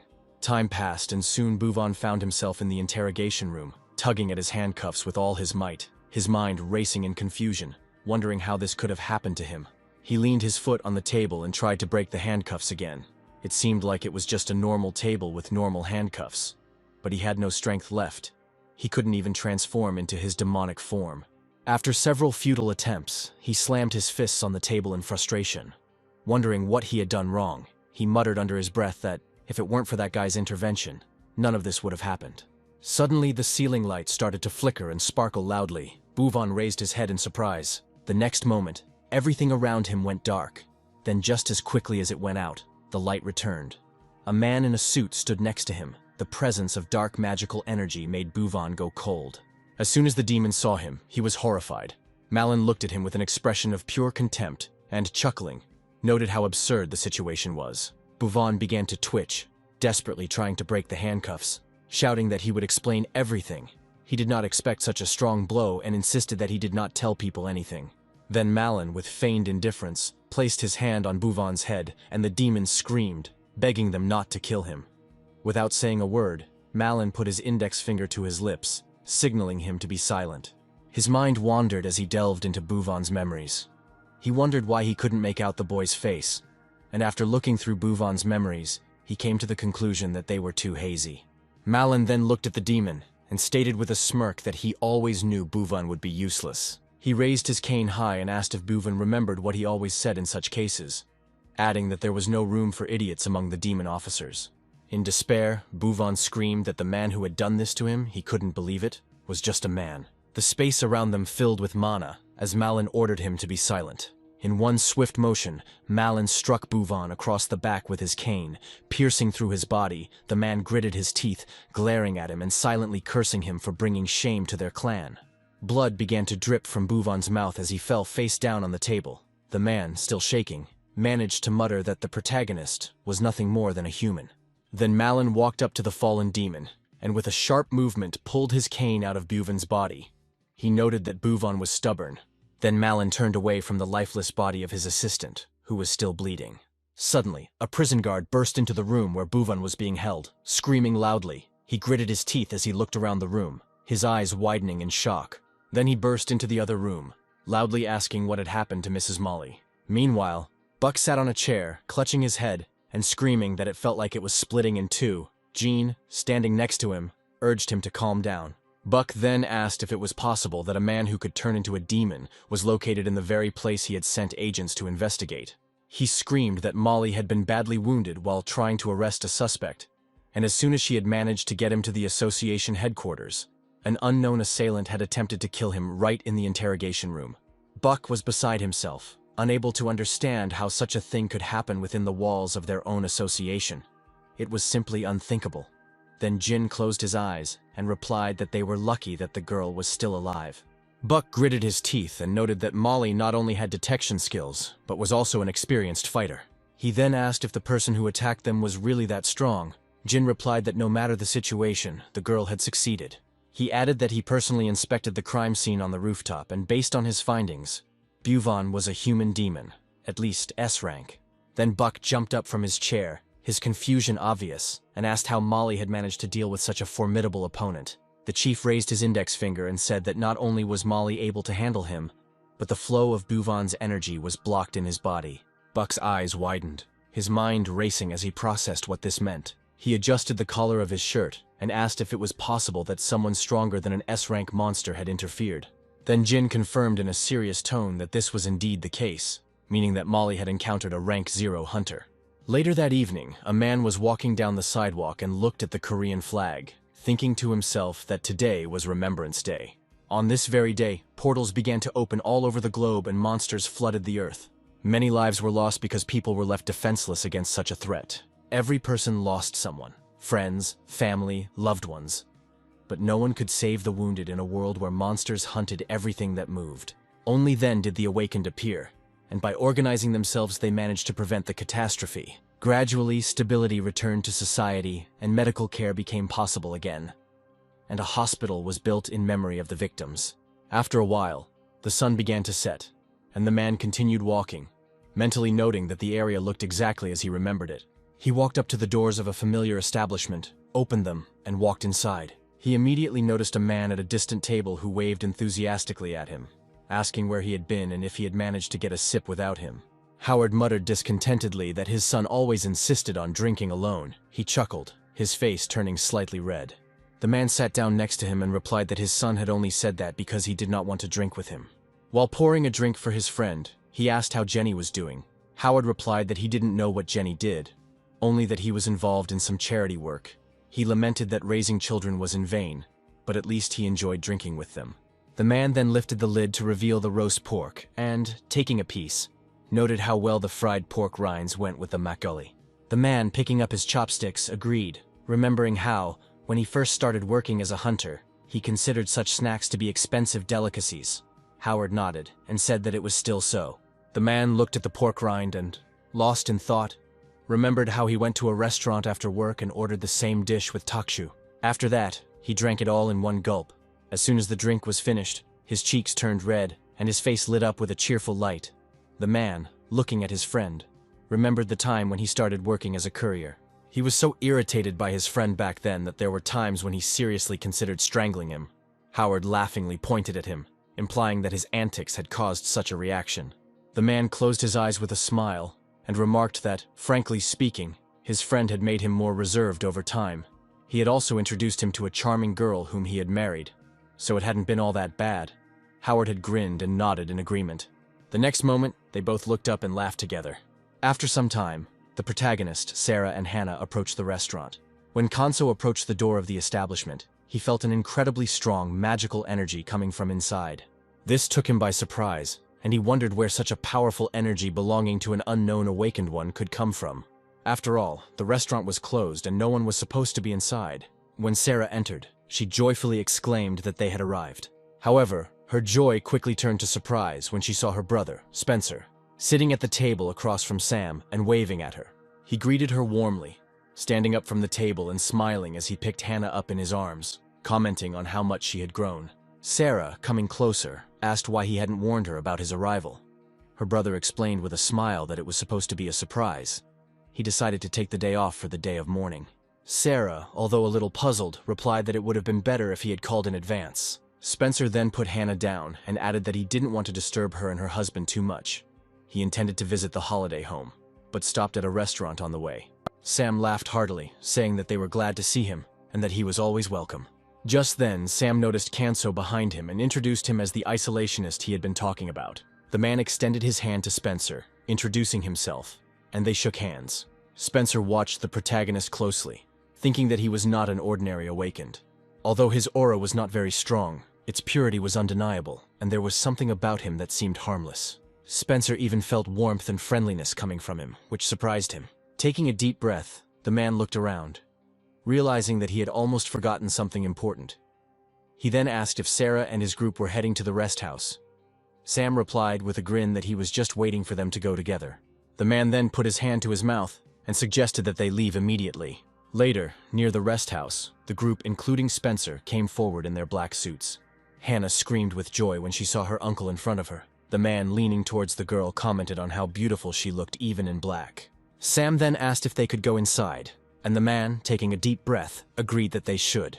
Approaching the doors of the building, they entered and walked down the corridor. Tears welled up in Sarah and Spencer's eyes as they looked at the pictures of their parents displayed in front of them. Sarah whispered that they had arrived. She then leaned over to her daughter, asking her to greet her grandparents. Hannah bowed her head, closed her eyes and greeted them respectfully. Sarah, covering her face with her hands to hide her tears, quietly told her parents to rest in peace. After a while, they found themselves on the playground. Hannah climbed up the slide and ran up to her mother, laughing happily. The three men sat on a nearby bench, silently looking forward. Sam turned to Spencer and mentioned that he had something for him. Although he did not reveal where he learned it, he assured Spencer that it would comfort him. Upset, Spencer asked what it was. Then Sam told him in a serious tone that the nightmare of the Gangwon province, the Arachniac monster that killed Spencer's parents, had been destroyed. He added that Leon himself took part in the hunt, and that an official statement would be made soon. Kanso, processing the information, thought to himself that Arachniac was the name of the monster he and his younger brother had killed. A smirk spread across his face as he wondered why Spencer seemed so happy about this. Then Spencer, noticing his reaction, asked in shock if Leon had really gone hunting. Then he lowered his head, tears welling up in his eyes as he whispered through clenched teeth that for the first time in forever, his parents had been avenged. Sam, noticing his brother-in-law's tears, asked him why he was crying. Sometime later, the modeling agency held a fashion show. The host raised his hand and announced that it was time to begin. Kanso and Sam sat in the audience, their hearts full of pride. One by one, the children began to take to the podium. Suddenly, Sam jumped up and pointed to his daughter Hannah, who was walking elegantly down the runway in a beautiful dress. He immediately started taking pictures, excitedly shouting that she was his daughter. He couldn't help but admire how beautiful she turned out. Kanso, although embarrassed, thought to himself that Hannah was incredibly sweet. The next day at the kindergarten, the room filled with surprised gasps when the children asked if Hannah had really become a model. Standing in the spotlight, Hannah felt a little awkward. Suddenly, John turned to her shyly and handed her a paper swan. He quietly asked if she would accept a gift from him. Hannah, delighted, took the gift and asked if he had really made it himself. The guy, blushing, quietly confirmed that this was the case. Then Hannah smiled warmly, exclaiming that she would always cherish this. The boy, flustered and embarrassed, turned away, and then shouted that they would always be friends before running away. That same night, a drama was shown on TV at the Spring Pavilion, in which a girl held a man's jacket and demanded to know how he could cheat on her. At that moment, Sarah raised her hand, clenched into a fist, and screamed furiously at the screen, calling the girl a fool for not realizing that her twin sister had deceived him, and now he wanted to break off their engagement. Her husband looked at his wife in surprise, wondering what was wrong with her. Then he leaned towards the protagonist and asked why his wife was reacting like that. Kanso, putting her hand to her chin, calmly replied that she had every reason to be angry. Hearing this, Sam was taken aback and asked if the protagonist was really involved in such a complicated drama. Kanso easily confirmed this, explaining that he was really into it, giving a thumbs up and giving a brief outline of the whole plot. After listening to him carefully, Sam was shocked and asked how the main character understood everything so quickly, especially since he had not watched the drama from the very beginning. Kanso looked at his friend and simply replied that he had quickly put the pieces together. Then he asked if Sam was interested in the storyline, at which point the ending of the episode where the main character lost consciousness played on the TV screen. Sarah immediately called her friend and asked if she had watched today's episode. After the drama ended, the news started. The presenter reported that in honor of South Korea achieving its first zero rank of awakening, delegates from other countries arrived in the country, and their government expressed its gratitude to the guests who arrived. Hearing this, the protagonist put his hand to his chin and remarked that it was incredible. Sam, smiling as he joined the conversation, agreed that it was indeed wonderful that such powerful hunters had gathered for a summit in their country. However, the main character shook his head and explained that he didn't mean that. He lowered his hand and added that he was intrigued by the fact that those guys in the series were brother and sister. Meanwhile, Sarah's friend cried out in disbelief, asking if it was true that the plot centered around a girl in a beautiful dress. She clutched her head in despair, expressing that she simply could not accept this plot twist. So Sarah advised her to come up with something herself, since she was the screenwriter. She added that it was her job to come up with a plot before saying goodbye and hanging up. The girl, puzzled by the sudden end of the conversation, heard the call hang up and looked at the computer screen in confusion. Her eyes suddenly flashed with anger, and she screamed that this stupid series had to be stopped. The girl in glasses sitting opposite her asked her to calm down. She said that she had an idea. The girl suggested that they could rewind the plot 5 years ago and introduce a new character, the protagonist's little daughter. The white-haired girl indignantly asked if such a change would be too sudden. The girl with glasses explained that this would not happen. In fact, it would have heated up the interest of the viewers to see what the main character's daughter was like, and at the most interesting moment, she would have met Namju, which could have raised the viewership of the last season to the skies. Then the white-haired girl walked up to Kimberly and put her hand on her shoulder. She took a deep breath and stated that she was absolutely gorgeous. She decided that's exactly what they would do. The girl hugged her, exclaiming that now all they had to do was find a pretty actress to play the role of their daughter. Then Kimberly coughed awkwardly and suggested that perhaps they should have lunch first. After a while, they arrived at the restaurant. Jenny looked at the open door, greeting the guests. She noticed the white-haired girl and thought she looked familiar. The girl sat down at the table and ordered 2 exquisite dishes. Jenny, still wondering where she might have seen this girl before, smiled and promised to bring their order soon. As Jenny turned towards the kitchen, the white-haired girl's phone vibrated. She picked up the phone and coldly replied that she was listening, and after hearing the producer's words, she agreed to include the cake in the storyline. After hanging up the phone, she breathed a sigh of relief. Haley smilingly mentioned that it was nothing special. They just asked her to include the cake. Kim sighed heavily, and Haley added that their studio was recruiting child actors from the Alenins agency. Jenny, overhearing their conversation, suddenly remembered that the girl was a scriptwriter for the series The Revenge of the White Rose. She remembered that they once organized a catering for an event related to this series, and that was where she met her. Kimberly, noticing that the girl was a model, remarked that there was a point to her beauty, but then asked if beauty alone guaranteed good acting ability, just as Sarah approached the table with food. At that moment, Hannah ran up to her mother and shouted her name across the restaurant. Haley frowned as she looked towards the girl. The girl was stunned by Hannah's cuteness, thinking that she was so adorable that her eyes were almost blinded by her charm. Then Haley stood up and turned excitedly to Sarah.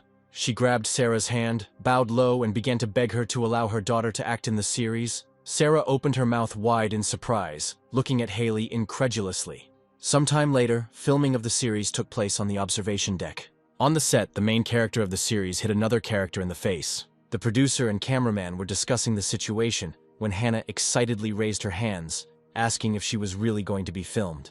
Sam stood behind her smiling and asked if she really couldn't wait any longer. The girl, beaming eagerly, confirmed that she was excited but also quite nervous. She was excited about the shoot, as were they. Her father, raising his finger, reminded her that if she got tired at any point, she should let them know. Hannah turned around with a wide smile and confidently assured them that she could handle it. Meanwhile, Kanso, watching the girl, thought to himself that they had never seen her so charged before. He thought that if he tried to stop her from becoming a model, she would be deeply upset. Soon the producer shouted loudly that the scene had been filmed, and the girl stood up from her seat and announced that she was going to take a break. Then Sam saw her heading towards them, and noted that it looked like they were done for the day. He extended his hand in a warm greeting, explaining that Hannah had come to their shoot today, although she was still very nervous. But suddenly the producer coldly walked past them, making everyone surprised by such behavior. The girl turned around abruptly and ordered him to follow her because they needed to talk. Sam looked at the producer with a puzzled expression, wondering what had caused her sudden outburst of anger. Then they all sat down at a large table, and the girl introduced herself as the producer of the series Revenge of the White Rose. She folded her hands under her chin and introduced herself as Grace. She explained that she had heard about them from the screenwriter. She also asked if Hannah had received any formal acting training. Sam, feeling completely confused, replied that it was true, but assured her that the girl would learn quickly, as she was talented. Kanso listened to the exchange in silence, wondering how someone could so directly criticize a child for not having a formal education. Sam continued, emphasizing that the girl really wanted to star in their series. Hearing this, Grace took a glass of water and nodded, acknowledging that everyone had to start somewhere. Taking a sip of water, her thoughts briefly returned to the screenwriter Haley, who insisted on casting this particular girl. Haley even threatened to quit if the girl was not chosen for the role, and that is why Grace reluctantly agreed. She just wanted this issue to be settled. Grace then looked at Hannah and thought to herself that the girl was really cute, and she matched the description in the script.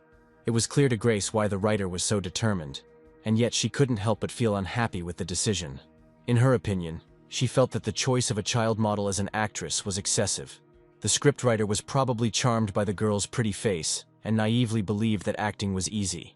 Clutching her glass of water in desperation, Grace muttered under her breath that because of this, her precious drama, The Revenge of the White Rose, was now in jeopardy of being ruined. Grace realized she would have to make life difficult for Hannah on set, perhaps with bright lights and smoke, which would likely cause the girl to burst into tears and run away.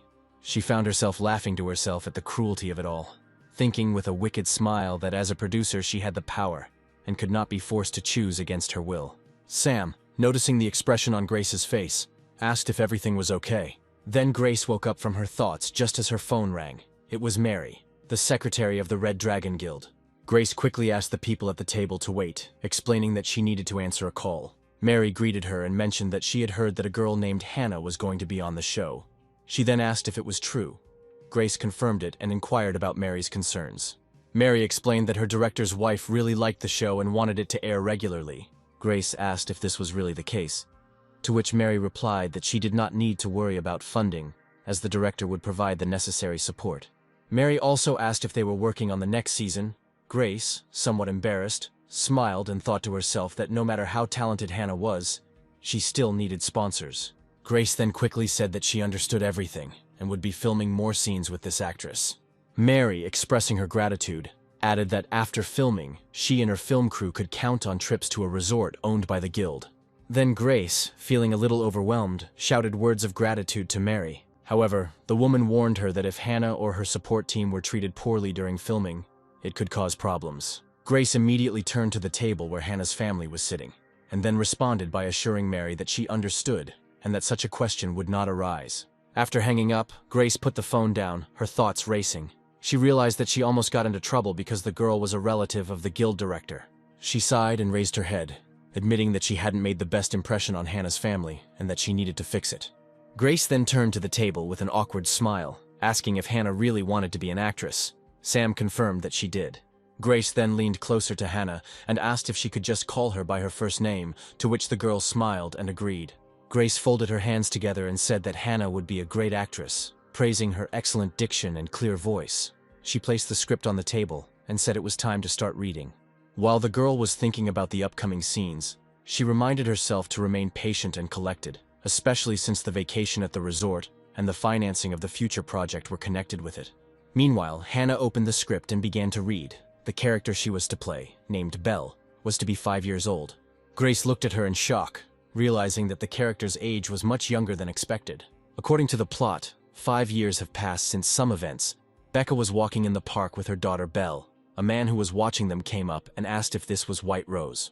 The girl turned around sharply at the sound of his voice. Then he immediately shouted that it was really her, and asked how much time had passed since they last saw each other.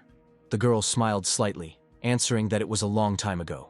Belle looked up at the girl and asked who the man was. Her mother explained that he was her friend and that Hannah should greet him. The girl bowed and introduced herself as Belle, stating that she was 5 years old. The man, stunned by her age, looked at her with disbelief. He stepped back, dropped to one knee and said with tears in his eyes that the girl was as beautiful as her mother. Then Belle, confused, asked him why he was crying. The man smiled and said it was because she was so cute. Tears came to the girl's eyes and she asked the man not to cry because it made her feel sorry for him. She immediately began to wipe away her tears, then raised her head and began to cry loudly. Grace, holding the script in her hands, exclaimed that everything turned out great. The man then patted Hannah on the head, praising her for doing so well, adding that he had tears in his eyes just watching her. One of the men standing next to Grace asked if Hannah had never performed so well before. He then turned to the producer and asked why she was crying. Grace's eyes filled with tears and she clenched her fists. With tears streaming down her face, she screamed that she had finally found her. Looking at Hannah, she realized that the girl was the muse of her creativity. Sometime later, the scene changed to a bright, crisp day.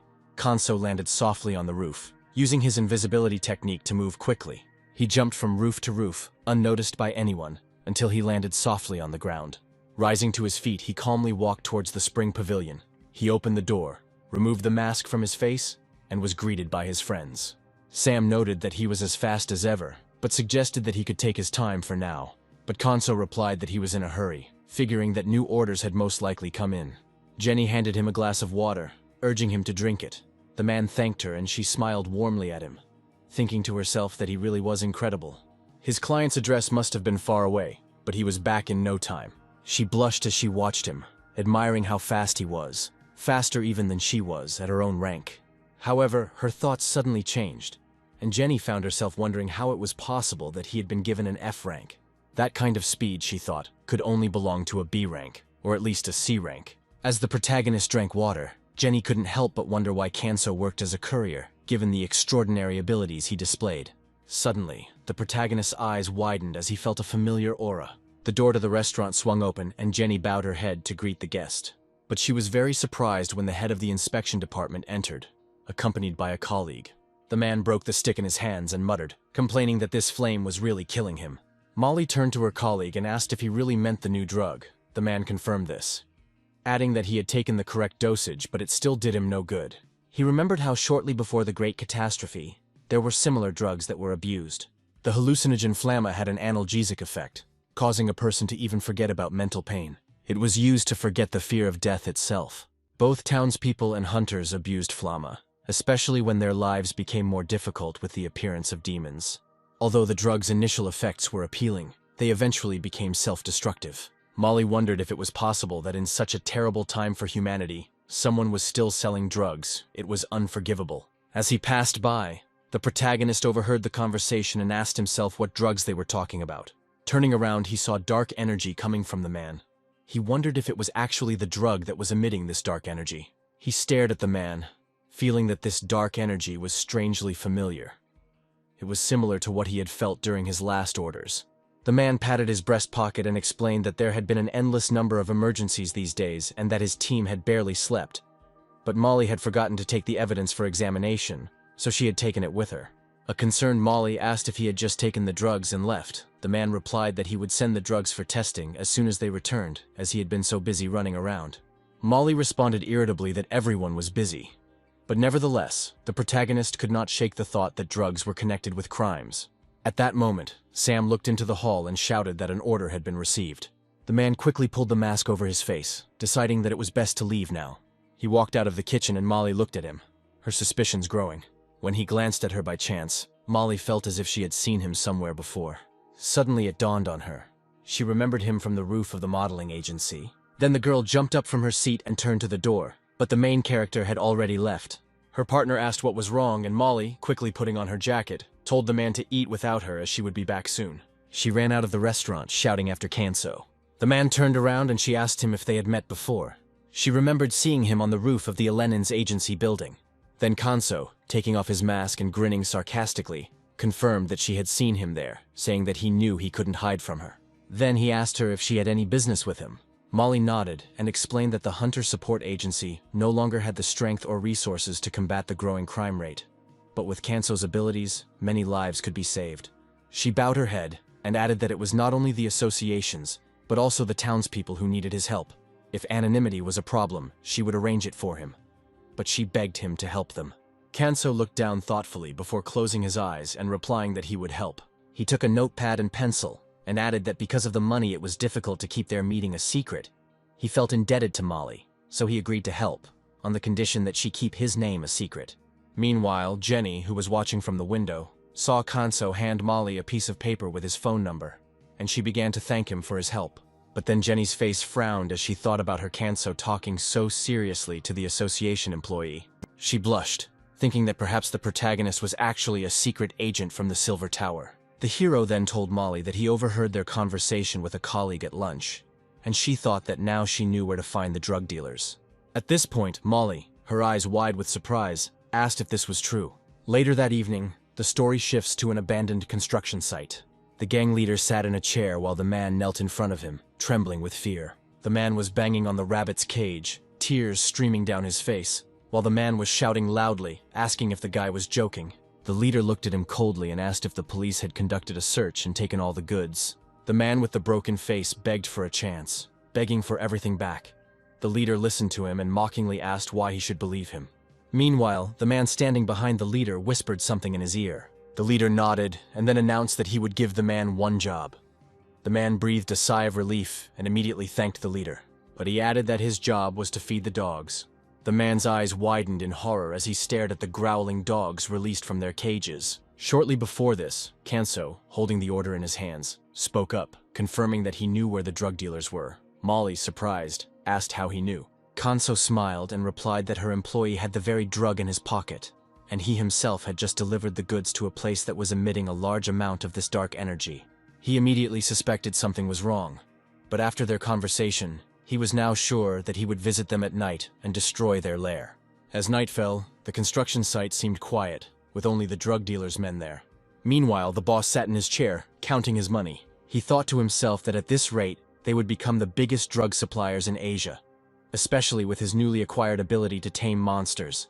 Next to him sat a dog with a horn growing out of its head and growled threateningly.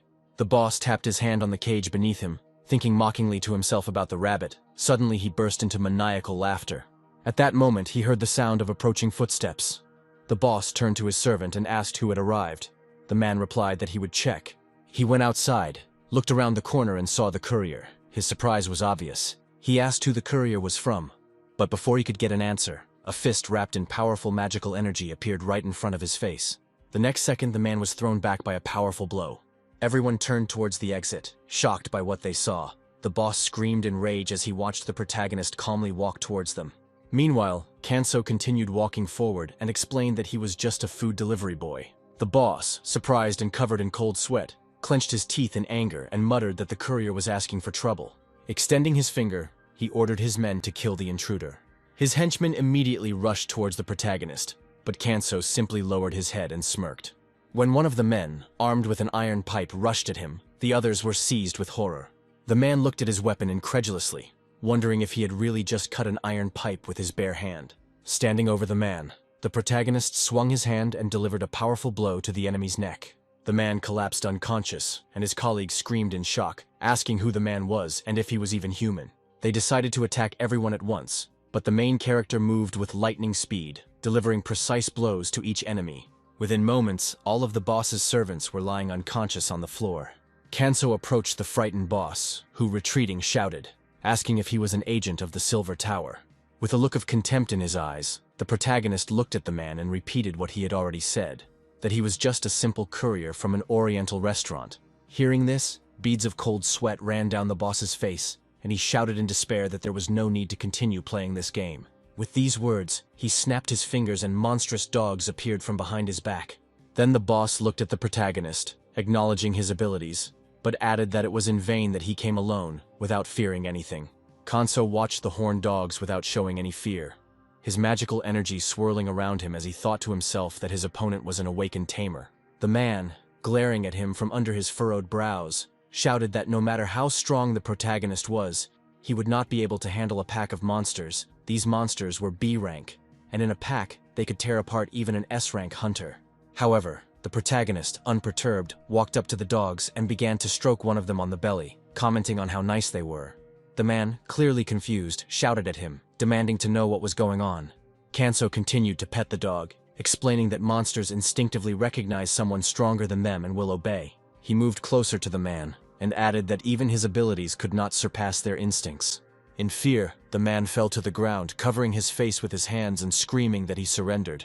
Then he asked what the protagonist wanted from him. Kanso responded that he knew that many people had suffered because of the drugs he was distributing, and so he demanded that the man hand them over. The man, smiling sarcastically, asked what the main character was talking about, asking where he had seen drugs in the first place. Kanso then began to look around as the man continued, wondering why he was accusing him of distributing something he didn't have. Walking up to the open suitcase, Kanso reached out his hand towards it, thinking he had sensed the aura of drugs when he arrived. But to his confusion, they seemed to have disappeared. He turned around abruptly and noticed a cage in the corner, inside which someone was locked and trembling with fear. The boy headed towards the cage, but the man shouted at him not to touch it. Then Kanso put his hand inside and pulled out the rabbit, which covered its face with its paws. Trembling with fear, Kanso wondered why the animal was so scared. He stroked his fur, thinking that he shouldn't be scared since he intended to save him. The rabbit immediately frowned and turned away from him angrily, glaring at the drug dealer. Kanso, puzzled, asked what was wrong with the animal. His eyes widened in realization, understanding the rabbit's suffering. He then turned to look at the man and explained that the rabbit was complaining about him. The man asked in horror what the animal was complaining about. Kanso came closer and asked if this man was really capable of controlling animals, but at the same time he treated them so roughly, as if they were simple objects. At that moment, the rabbit's eyes flashed red and a pink portal appeared in front of him. White packets of powder rained down on the man's head, knocking him down. The man resisted, tried to protect his face with his hands, and screamed in despair. Meanwhile, Sarah put her head in her hands and took a deep breath. She asked Kanso if he could stop bringing animals home as it was starting to seem excessive. Kanso lowered his head in apology and replied that he would be more careful next time. Sarah smiled and noted that Hannah would really like a rabbit, but they didn't want any other animals. Kanso scratched the back of his head awkwardly and grinned, promising not to be so careless next time. He looked away, thinking he had brought the rabbit because it might come in handy later. After a while, Hannah picked up the rabbit with a smile and happily announced that she would name him Pompon. Kanso, watching the girl's joy, realized that she liked the animal so much that she would probably keep it for herself. Sometime later, police cars arrived at the gang's base. The man from the Silver Tower called the boss to report that they had arrived at the specified location, made an arrest, and neutralized the criminals. The report stated that their leader, Gapsik, was found buried under a mountain of powder. The man then asked Molly how she managed to do it. She laughed and replied that she preferred to keep her secrets. Smiling, the girl looked out the window, thinking to herself that she was indebted to Kanso again. Sometime later, there were many people standing near the Spring Pavilion restaurant. Sam, holding Hannah in his arms, thanked everyone for congratulating his daughter on the premiere of the series. The girl, her cheeks flushed with embarrassment, promised to do everything possible for the audience. As the crowd began clapping, Jenny shouted that she was very cute. Then Leon looked at his watch and shouted to the restaurant owner that the series was about to start. Hearing this, Sam opened the doors of the restaurant, calling everyone inside and taking seats. He assured them that there were many dishes, so no one should be shy about trying everything. Jenny looked towards the protagonist, beckoning him. Kanso agreed to join, but as soon as he turned around, something unusual caught his attention. Kanso's thoughts raced, and he silently realized that he could sense a powerful presence above. Meanwhile, an airplane flew over their heads, emitting strong, magical energy. Kanso did not take his eyes off the airplane, trying to see the source of the energy. Inside the plane sat a young man with blonde hair. Then the hero wondered if he could be a zero-level awakened. The man named Joseph looked at his hands and turned to his companion Celia. Tears welled up in his eyes as he remembered the director's warning that if he ever touched the console again, the series would be pulled from sale forever. Banging his fists on the table, Joseph expressed his disappointment, admitting that he didn't want to go there in the first place. He then asked what kind of joint exercises could be held between South Korea and the United States, calling it a waste of time. Celia then explained that nothing could be done about it, because only equally awakened people could testify to the awakening of the zero level. Joseph turned to her, asking if the exercises themselves were truly meaningless. In truth, their only purpose was to evaluate the abilities of awakened level 0 humans.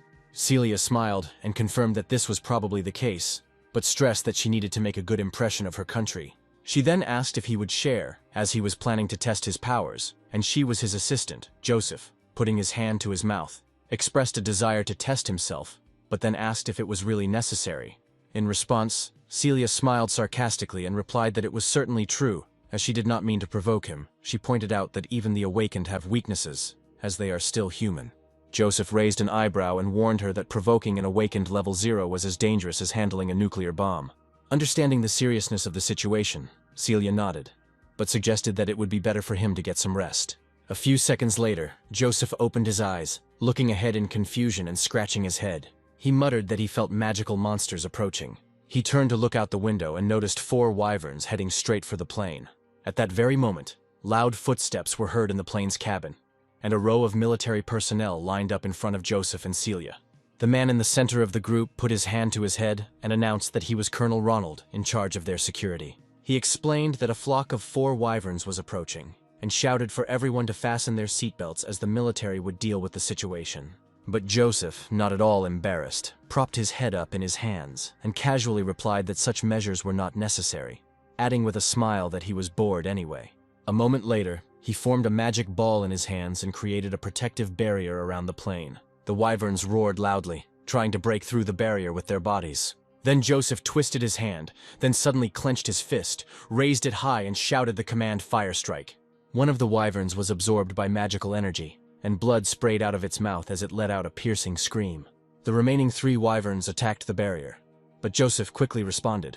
His magical mana enveloped the 2 creatures. Then with a quick movement of his fingers, he separated them, causing dark blood to spurt in all directions. The last wyvern, eyes wide with terror, turned and fled the plane in panic. Joseph, breathing a sigh of relief, casually remarked that dealing with them was no more difficult than swatting a mosquito. As the wyvern raced away, trying to defend itself, Joseph's magical hands appeared next to it. He hit the monster with a deafening thud, and it was crushed in an instant. Celia, who had been watching the scene unfold, turned to Colonel Ronald and, smiling, asked if the danger was over. Ronald, still looking confused, nodded in confusion. Then Joseph, propping his head up with his hand, looked out the window and thought that he was very bored. He hoped that something in Korea would give him pleasure. Sometime later, the plane landed safely, and the chairman was waiting for them in the arrivals area and greeted them warmly. Leon, who stood next to him, looked ahead, his thoughts focused on the fact that the United States had sent an awakened zero-rank officer. He looked at Joseph and realized it must be him. Chairman Donald then shook Joseph's hand, thanking him for coming in person. Then he introduced himself as the president of the Korean Awakened People's Association. Joseph returned the handshake, saying it was nice to meet him. He then looked at Leon and noticed that he was the first awakened zero rank in Korea. Leon introduced himself by saying that he was glad to meet Joseph. Joseph, watching Leon closely, thought that he seemed like a normal guy. However, a quick glance at him showed that his aura was not particularly strong. With a smirk, he thought that Leon was probably hiding his true strength, confirming that he was indeed a level 0. Then Joseph, unable to resist, asked if he could ask Leon a question. Smiling, he asked if Leon was a gamer. Leon, taken by surprise, was surprised by the question and remained silent at first. After a short pause, he smiled and admitted that he once enjoyed games, but hadn't had time for them in the last few years. Then Joseph smirked again and asked if Leon would mind if they played together sometime. Leon, clearly taken by surprise, could only express his bewilderment. The next morning, the entire highway was clogged with cars, and a black car drove along the road with Leon in it. He looked out the open window, thinking about Joseph's remarkable strength, and it immediately became obvious to him that Joseph was a very gifted man. As Leon thought about the aura he felt, he found himself wondering about the energy that surrounded him when he mentioned games. He remembered the feeling, wondering if it was life force or some other form of energy. But as the thoughts settled in his head, he realized it was something completely different. Something pure. Leon closed his eyes, deep in thought. He wondered why Joseph even brought up the games. Maybe it was some kind of American joke. These thoughts made him tense up as they confused him even more. Then suddenly it dawned on him. His driver, noticing the angry expression on the man's face, turned to him in surprise and asked what was wrong. Leon, clenching his fist, wondered, asking if Joseph intended to challenge him to a duel. But suddenly a smile appeared on his face and he waved it off, saying that it was nothing. Then he asked the driver to drop him off here. The driver agreed, but mentioned that Leon's house was much further away. Leon then unbuckled his seatbelt, declaring that he needed to go somewhere. And as he got out of the car, he silently decided that he needed to consult with his older brother. Meanwhile, the main character was sitting on a blanket near the restaurant. Hannah, wearing a fake mustache, approached him and asked how he was doing. Kanso, with his face painted, looked at the girl and greeted her as Hannah. Hearing this, the girl became angry and corrected him, explaining that her name was Samjun, not Hannah, and that she was his wife. Then she waved her hand with shining eyes and said how he should say hello. He should ask with a sweet smile if he was tired from work. Raising her hands up, she asked curiously if Kanso understood her. Then the hero scratched his head in confusion, answering that it was difficult to understand. He then asked if she could play the female role by picking up some lipstick from the blanket. He asked about the lipstick, wondering if it belonged to her. Hannah responded by saying that she took it from her mother in the bedroom. She explained that she simply ran out of red pencil. Hearing this made Kanso wonder if she really used up all the red pencils just for makeup. Confused, he gently told the girl that she could not continue like this. Suddenly, a loud scream echoed through the air, shouting the protagonist's name. Kanso stood up and saw Leon approaching. He asked how Leon was doing, noticing that his friend was shaking and blushing. He asked why Leon was looking at him like that. Leon, trying to calm down, dismissed the thought, saying that it was nonsense. He then explained that he came to discuss something very important. At the airport he met an awakened level 0 from the United States, and it seemed like the man was challenging him to a duel. Kanso was stunned and asked incredulously if this was really level 0. He then turned to Hannah, instructing her to go play in the restaurant. The girl, removing her mustache, complied with his request and quickly got ready to leave. She then rushed to the spring pavilion, leaving the two men alone. As soon as she left, the protagonist exhaled and muttered something under his breath. He wondered if this call was related to the guy standing behind Leon. At that moment, Leon's face instantly changed, and he turned around abruptly. He saw Joseph, who seemed to be half dissolved in air. With a grin, Joseph explained that he had masked his presence with the artifact and was curious how they were able to spot him. Leon, confused and disappointed, demanded to know if Joseph had really been following him, adding that he had already thought about notifying the US Embassy of his departure. Joseph then stepped forward, apologizing and asking not to take it as an insult. He quickly turned to the protagonist, trying to figure out who he was. If he was really friends with Leon, Joseph knew that he couldn't be an ordinary person. As Joseph watched the protagonist, a sudden realization hit him like lightning. His eyes widened as he looked at Kanso and wondered if he had gone crazy. Joseph's expression turned to confusion as he looked at the protagonist. Unsure of who he was, he put his hands in his pockets and turned to Leon, asking if the guy had seen himself in the mirror. He also asked if Leon had thought about his offer to play together. In response, Leon lowered his head and confirmed that he had indeed thought about it.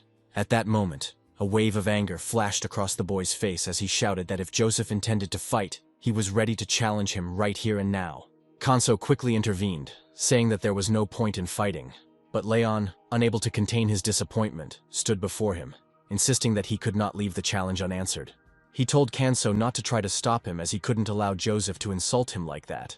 In response, Kanso frowned, studying Joseph closely. He didn't sense any aggression from him. Then Joseph, smiling, remarked that he was glad that Leon had accepted his offer. Kanso closed his eyes, sighing heavily. He still believed that Joseph wanted to fight, but he hoped there was another way. He placed his hand on Leon's shoulder and suggested that if they were going to fight, it would be better to do it in the Deadlands. Leon frowned and turned to look at his opponent. Joseph lowered his head and looked at him from under his brows, agreeing that it was a good idea. After a while, the two men found themselves in the Deadlands. Joseph, with his hands in his pockets, smiled and remarked that if they had competed in this place, there would have been no risk to the civilians. Leon nodded, explaining that his brother had suggested the position for that very reason. He then turned to Joseph and asked why he had chosen him. He wondered why Joseph had approached him specifically, given the number of other awakened level 0 humans in the world. In response, Joseph smirked, admitting that it might seem strange, but he was drawn to Leon because of the character growth effect in the games. He explained that leveling up a character was akin to increasing their strength.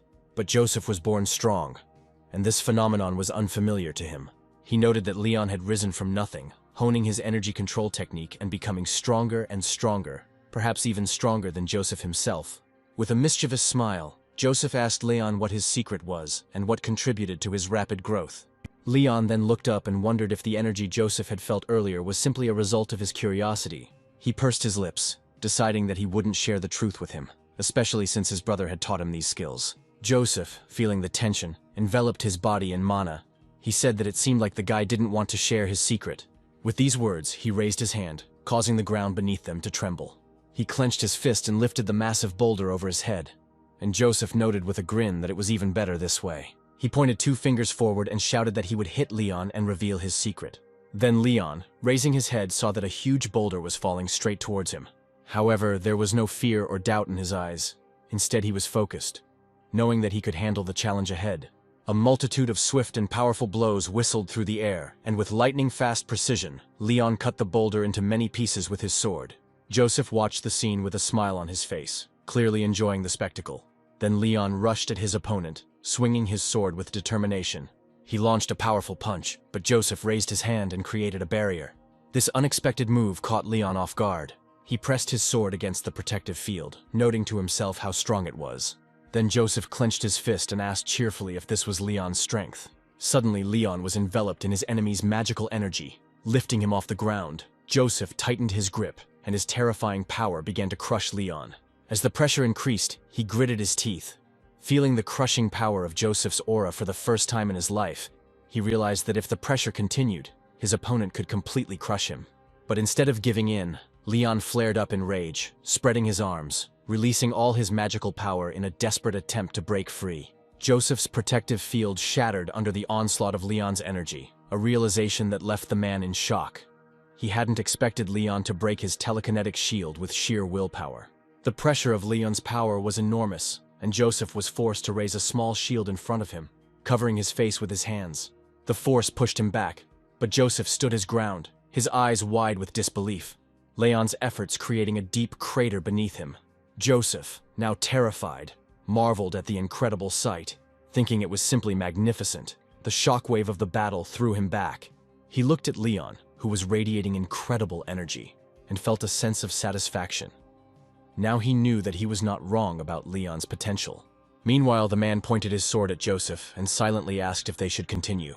At the same time, Kanso was walking down the street, talking on the phone, when the call abruptly ended, announcing that the subscriber's device was turned off. Surprised, he took the phone away from his ear, wondering what had happened. He thought that Leon was still fighting the American. As he walked on, he thought to himself that it was a mistake to ask permission to go home for dinner, especially today. He remembered Sam's words about preparing a summer menu and realized that he had never tried naengmyeon. Since Sam claimed it was very tasty, he decided he had to try it. A small smile appeared on his face as Kanso thought about how much he hadn't realized before that he could enjoy food, and he decided that he needed to quickly bring his little brother here and sit him down at the table. Suddenly, several large rocks flew towards the city's protective barrier. People screamed in panic, running away in fear and shouting that they were being attacked by magical monsters. Kanso gritted his teeth, feeling anger rise within him. It was shameless of anyone to expose the city to such danger. He quickly rushed forward, thinking to himself that they couldn't even organize a proper fight without causing incidents. Meanwhile, in the huge pit, Joseph and Leon stood facing each other. Leon tore off his jacket, revealing his bruised body. Still clutching his weapon, Joseph also took off his top and tried to catch his breath. They took their positions, their eyes meeting, and prepared for another duel. Joseph's body shimmering with mana as he charged at Leon, screaming loudly. Without warning, he picked up a massive rock and threw it at his opponent. Leon managed to dodge it by jumping to the side, gripping his sword with both hands. Joseph's magic swirled around him, effortlessly repelling all of Leon's attacks. He then watched with a smirk as Leon fought back, shouting that his opponent was getting faster and faster. At that moment, Leon jumped high into the air, swinging his weapon with great force. Joseph reacted quickly, raising his hands to activate his shield just in time. Leon immediately pointed his sword at the protective barrier, focusing all his energy on breaking through it. He struck with all his might, thinking to himself that the shield seemed impenetrable. At this moment, the American frowned as he looked at Leon, who seemed to have gained a new level of strength. Leon's eyes widened in surprise when he saw Joseph pulling a large rock towards him, causing a powerful collision and explosion that shook the surrounding area. However, Leon's sword energy cut through the stone, shattering it into many small pieces. Kanso, watching from the side as a hologram, watched their battle. He noted that they fought so fiercely that they seemed to forget about everything around them. He frowned, thinking that he could easily knock them both out and end the chaos, but for now he chose to watch. Leon then grabbed his weapon again and jumped into the air with loud cries of determination. A powerful burst of mana hitting him in the neck, causing him to collapse to the ground. Joseph, who was watching the scene in fear, did not see the protagonist's silhouette appearing behind him. Before he could react, he felt a surge of energy and tried to turn around. Suddenly, Joseph's eyes widened in shock, and he jumped out of bed with a loud scream as he heard Celia's voice saying that he was finally awake. Confused, Joseph asked what happened and how he ended up in the hospital. Celia looked at him with concern, her voice shaking as she replied that she wanted to know too. Her anger flared as she screamed that she had found him lying in a pool of blood on the doorstep, demanding to know where he had been and what he had been doing. Then Joseph lowered his head, admitting that he had fought Leon. Celia, not believing her ears, asked if the man was really so strong that he was able to knock him out. Joseph shouted in a tense voice that their fight had been going on for a long time and that Leon would not be able to defeat him. He immediately began to dress, but Celia, alarmed, asked where he was going. She insisted that he needed to rest, but Joseph headed for the door, replying that he would explain everything later, but he urgently needed to leave. Celia screamed at him, asking where he was going, but undeterred, Joseph broke through the protective barrier and soared into the air. As he flew, he thought darkly about that brief moment when he felt an incredibly strong aura. He wondered who could be the source of such power. For a while, Joseph flew through the sky, surrounded by his own magic. After a few minutes, he stopped above the roof. He dispersed his mana, landing on the surface, looking ahead. He wondered what was going on. Leon suddenly appeared behind him, asking if he really decided to come here right after waking up. Joseph turned around, confident that he knew he would meet him here. He pointed into the distance and said that something completely different was bothering him. Then he asked what was written there. Leon sighed heavily, looking at the crater below him. In large letters were written the words, "If Leon fights Joseph again, he will be punished." Hearing this, the American looked at his recent opponent, wondering if Leon was truly scared. However, he also found himself wondering who had left it there in the first place. Leon looked into the distance, thinking about the situation. He explained that it was the protagonist, but when the words left his lips, he suddenly realized what he said. Embarrassed, he slapped himself in the face. Joseph put his hand to his chin thoughtfully, thinking carefully about the words. He wondered out loud if it was really the same person. The image of Kanso outside the restaurant came to mind, and he exclaimed in surprise, asking if it was really the madman he remembered. At this moment, the main character suddenly sneezed. Rubbing his nose, he explained that he probably sneezed because of the cold soup.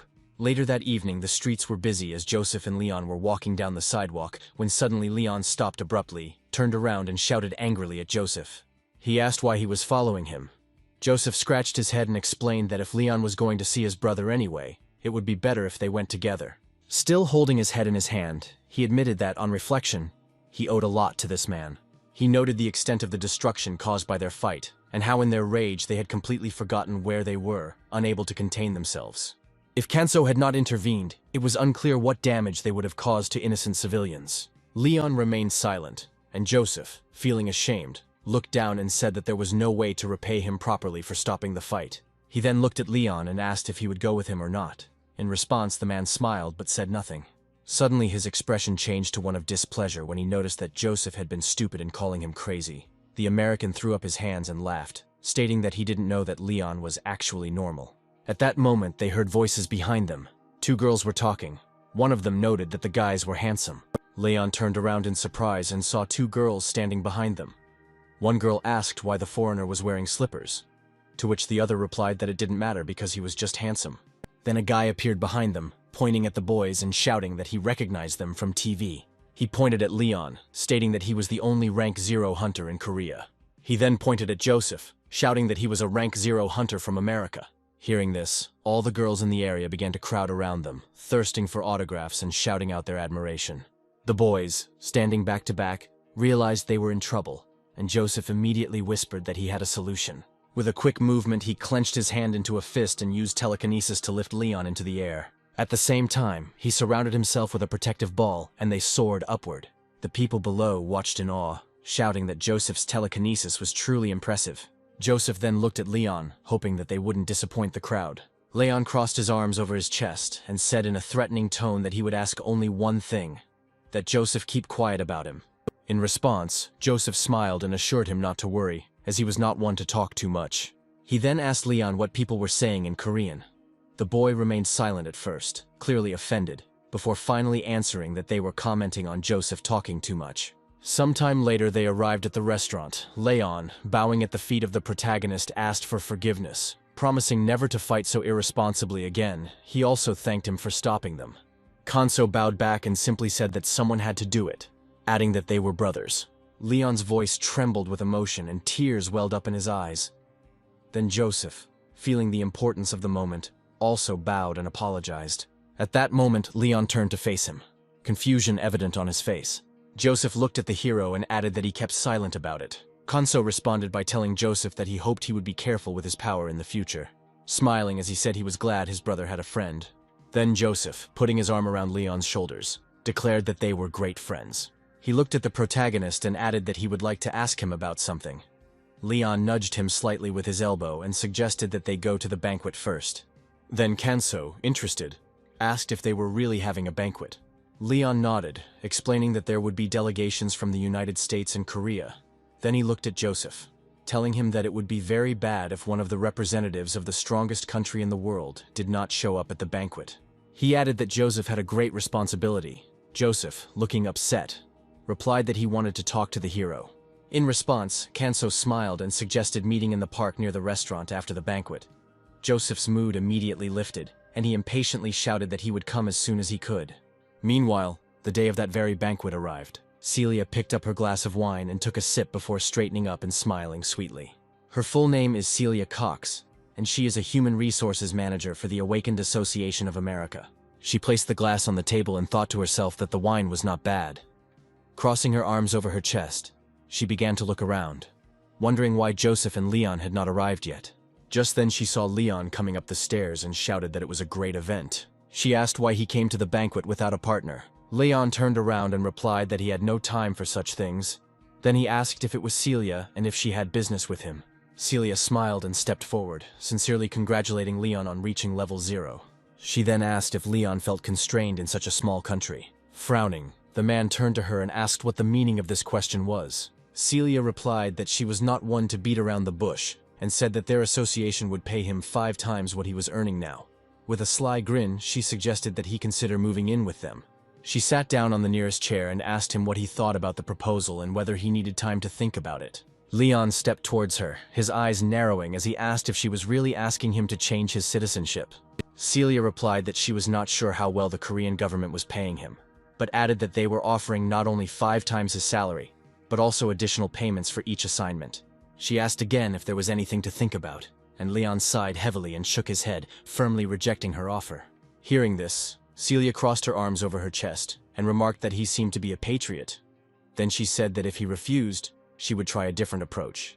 An evil smile appeared on her face as she threatened that if he rejected her, his beloved and very small country would feel the consequences. She also asked him what he thought would happen to them if the US stopped helping their country. Leon, clearly shocked, looked down, his thoughts racing. He thought to himself that Joseph had been right all along. He remembered how they stood on the street. The American extended his hand to him and said that if he became a rank 0 hunter, the US Federal Bureau of Hunters would most likely try to recruit him. Hearing this, Leon asked if they really intended to do this at the banquet. Joseph responded firmly, advising him to prepare himself and have courage, as manager Celia would push him towards this goal with relentless determination. Leon tensed up greatly, mentally thinking about what Joseph had said, although he didn't expect them to threaten his country so openly. Suddenly, the sound of footsteps interrupted his thoughts, followed by a loud cry from Joseph. He directed it at Celia, who turned around in surprise. Joseph walked towards her with a look of displeasure on his face, asking if this was really what she considered tactful. He approached her and demanded to know what she was doing, and Celia crossed her arms over her chest, replying that she was trying to attract new talent to their team. Joseph looked at her intently and firmly replied that Leon, as a level 0 hunter, was from another country, and therefore she had no right to dictate terms to him. He made it clear that this was not why he came to the banquet. Celia then looked at her companion, stating that Joseph had probably forgotten that they had come here for this very reason. She explained that Joseph had to confirm that he was indeed an awakened level 0 hunter, and do whatever was necessary so that they could successfully recruit him. At this point, Joseph closed his eyes, stating that he didn't quite understand. Then he came closer and asked why she thought he would help them with this. Confused, Celia replied that Joseph was an American hunter. Then Joseph bowed his head slightly and explained that it was just the country he was born in. He did not choose to be born in America or any other place. It was not his decision. He then added that if the government continued to try to recruit Leon through threats and blackmail, he would consider changing his citizenship to South Korean and cutting ties with the United States altogether. Hearing this, Celia was clearly shocked and asked if Joseph was in his right mind. A cold sweat broke out on her face as she thought to herself that she had been tasked with bringing Leon back from Korea, and now she couldn't afford to lose both him and Joseph. She was dissatisfied with his stubbornness. Joseph, seeing that she was silent, asked why she had nothing to say. Suddenly, Celia raised her hands and shouted that such jokes were completely inappropriate. She asked him if he really thought Korea had more to offer him than America. Joseph chuckled slightly, asking why she thought he cared about money or the standard of living. He added that Korea is a mecca for the gaming industry, which has no analogs in the world. An excited Celia waved her hands, admitting that she was at a loss for words. After all, it was a small country. Then Joseph smiled mockingly and asked why he should care about the size of her country. He stated that Leon was much stronger than him. If they continued to put pressure on him, Leon would be able to sink the entire continent of North America, along with the United States. Joseph then asked her what she thought about it. Celia looked at Leon, unsure if he was really that much stronger than Joseph.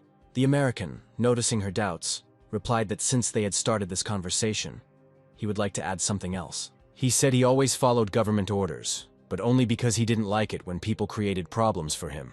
Frowning, he added that Celia seemed to think he was loyal to the government and could be bossed around like a child, and he suggested that it was time for them to change their approach to their relationship. The girl lowered her head, her voice trembling as she listened to his words. Then Joseph closed his eyes and firmly told her that if she understood everything, it would be better for her to leave. Many people at the banquet were already looking for her. Celia hung her head in disappointment and walked slowly past him. Joseph then turned to Leon with a smile and assured him that no one would disturb them again. Leon noticed that the banquet would soon be over, and then with a smile suggested that they go to the park since his brother was waiting for him. Sometime later, they all gathered in the park. Leon told everything that happened, adding that if it weren't for Joseph, he would have had a lot more problems. Then Kanso looked at Joseph and expressed his gratitude for his help. Joseph smiled awkwardly, replying that friends should always help each other. Kanso then commented that Joseph turned out to be a good guy, but this reward was not enough. He wanted to teach him something. Crossing his arms over his chest, he explained that since Joseph was now his brother Leon's friend, he would teach him some secret techniques. Joseph then clenched his fists and enthusiastically stated that he couldn't wait to learn. The man's body was enveloped in magic as the hero demonstrated his techniques. Joseph was amazed, exclaiming that it was very cool. He extended his hand to the protagonist, calling him brother, and said that he would never forget his kindness. His eyes sparkled brightly as he stated that he now definitely wanted to become a hunter in Korea. Then Leon sighed heavily, explaining that it wasn't that simple. His brother wanted a quiet and peaceful life, free from public attention. If Joseph moved to their town, the whole world would focus on him, and sooner or later, it would give away the main character. Joseph also exhaled, realizing that Leon was right. Kanso added that they would be very grateful if Joseph agreed to protect Korea from his government. Then Joseph, now fully convinced, became fired up and declared that he would do everything for this matter. Sometime later, the protagonist returned to the restaurant and informed Sam that he was back. The man looked at him and said that he was planning to take a vacation and go somewhere with his family. The holidays would start next Monday and last until the end of the week. He asked if the main character could replace him during that time. Kanso asked where they were going, and Sam explained that Hannah and the entire show's crew were given trips to a private resort, and since they were his parents, they were included in the list too. Kanso replied that private in their world probably meant an expensive establishment, and then asked if he could come too. In response, Sam smiled and explained that the Red Dragon Guild was very generous when it came to trips to visit relatives, so the protagonist would be able to join them. Then Kanso smiled back, pleased with the prospect. Meanwhile, the story moves to the Red Dragon Guild office. Howard slammed his fist on the table, demanding to know why the photographs had been damaged. He shouted that he had rented out an entire private resort just to meet the courier. Mary nodded, acknowledging the unpleasantness of the situation. Howard then looked at the erased images of Kanso, sighing heavily. He expressed his disappointment, stating that he couldn't just reject the man his daughter fell in love with. Then Mary asked him what he would do if this man wanted to marry his daughter. In response to this, Howard stood up, exclaiming incredulously, asking how she could even think of such a thing. He covered his face with his hand, gritting his teeth in despair. The man could do nothing about it. Jenny fell in love with him like a schoolgirl. Frowning, he thought that it looked like he would have to meet the main character after all. Some time passed, and soon the heroes arrived at the resort, and a grand hotel with a swimming pool on the seashore appeared before them. Hannah watched the scene with her eyes shining with amazement. She spread her arms wide and exclaimed with joy when she saw the sea. Her gaze slid over the sparkling water and she declared that it was incredibly beautiful. Her parents stood behind her watching the event with pride. Her mother was moved to tears, calling it so sweet that her little girl saw the ocean for the first time. Suddenly, a loud shout was heard from behind them. A man with a megaphone announcing the arrival of the film crew for the Revenge of the White Rose. He asked everyone to listen carefully for just a minute, as the man explained that the resort was divided into 2 zones. Their designated zone was Zone D. With a sinister smile, he warned them not to go beyond Zone D under any circumstances. Then one of the men raised his hand and asked how they could determine where Zone D ended. The informant indicated that the boundary of safe Zone D would be marked by an electrified fence and security system, and he instructed all visitors to wear bracelets. He also told them not to touch the electrified fence or talk to security personnel. If they were approached by security, they should show their bracelets and follow their instructions. The bracelet was proof that they were guests of the resort. There were no other restrictions. Kanso looked at the bracelet on his wrist just as someone approached him, the informant shouting that he was now handing over the guests to the hostess. Surprised, the protagonist looked up to see Howard standing in front of him with a wide smile on his face. The informant wished them a happy holiday before leaving. After that, the whole family followed Howard. He smiled on the outside, but in reality he was watching Kanso closely. He remembered how not long ago he himself had expressed his displeasure about meeting Kanso. The man put the photos aside and ordered Mary to contact the hotel management to sort out the rest. Mary asked if he really planned to invite this young man to the hotel. Then Howard looked at her and firmly stated that he knew Kanso. He was used to meeting people personally, without any formalities. Putting those memories behind him, Howard took out his notebook and thought to himself that even though he knew Kanso had come as a relative of their star, he couldn't help but wonder if he was a fraud. He needed to check everything thoroughly. There were 4 items on the notepad that he had to check. The first was whether Kanso was handsome. The man turned around, looked at the protagonist, and decided that this was true. The second point was whether Kanso was friendly. He then asked the boy if he had any food preferences. Kanso smiled and replied that he was not picky at all. Howard then turned away, thinking that the food situation remained unclear. When they reached their room, the whole family was amazed and overjoyed at what they saw. The swimming pool and the breathtaking sea view captivated them. Before leaving, Howard bowed politely and wished everyone a pleasant time. Kanso bowed back, thanking him for his help. At this point, Howard thought Kanso was polite, kind, and modest in his communication, but he still felt the need to keep a close eye on him. Meanwhile, Sam, who had been watching the scene thoughtfully, asked what was going on. Kanso responded curiously, asking what she meant. Sam explained that he had seen this hostess somewhere before and was curious if the protagonist knew him. Kanso, deep in thought, realized that he too felt a familiar aura. Memories of Jenny suddenly flooded his mind. He raised his hand to his chin and wondered to himself if this was her father. Kanso remembered that Jenny's father was the director of the Red Dragon Guild, but he couldn't understand why he was here pretending to be an employee. At that moment, Hannah ran up to him, tugging at his trouser leg, asking if he had brought Squeaky and Pom-Pom with him. Kanso looked down at her, his thoughts immediately returning to the animals. Without hesitation, he opened his inventory. The girl, putting her palms to her mouth, began to call Squeaky and Pom-Pom. When the animals heard her, they immediately crawled out from under the bushes. The girl stood in front of them, her arms spread wide, and the animals willingly jumped into her arms. Kanso thought to himself, smiling, that he had used the magic crystal to create a forest similar to the one in his homeland. Now their animals were frolicking in this recreated environment, but when he looked ahead, he froze in shock. In front of the hero stood a bush of golden rose hips. Coming closer, he saw a yellow berry growing on it. Kanso recognized a berry that brought enlightenment to the mind, was tasty, and helped with hangovers. As he fell to his knees, he realized that he had not created this bush, and wondered if it had grown on its own, perhaps because of his memories. After eating the berry, he discovered that it was unexpectedly beneficial. Then Hannah came up behind him and asked him what he was eating and if he would let her try it. Turning around, Kanso asked if she wanted a berry too, and offered her one. The girl immediately took the berry and put it in her mouth, her eyes lit up with delight. Grinning, the main character asked if it was tasty, to which the girl happily replied that it was. She raised her index finger and said that the berry was so tasty that you could predict tomorrow's weather by it. Then Kanso stared at her in shock. At that moment, he remembered Leon telling him that Hannah's ability was to see into the future and distinguish truth from lies. He realized that her ability must have been the priest's gaze.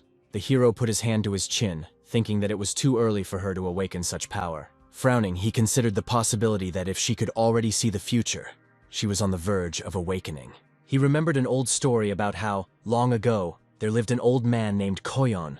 He was an unusual man with an unusual name, and he also had the gift of foresight. However, he also had a penchant for alcohol. Koyon often struggled with his ability, finding it difficult to live in a world filled with lies and hypocrisy. Then Kanso raised his hand to his chin. Thinking that Hannah was still young, it would be even harder for her to live with such a gift. She had yet to learn to distinguish good from evil, and even such a cheerful girl would have had an incredibly difficult time navigating this world. Kanso watched as she frolicked with Pom-Pom, playing hide-and-seek. He closed his eyes, thinking that once an ability manifested, it could not be sealed back into a human body. Balance, in his opinion, was the most important thing. If someone tried to direct someone else's energy into someone else's body, the balance would be disturbed. Such intervention often even shortened a person's life. Distracted from these thoughts, he picked a berry from a nearby bush, bringing it closer. He realized that he could not allow something like this to happen to Hannah. The hero clutched the berry tightly in his hand, silently promising himself that it would become a wall that would protect her from the dangers of this world.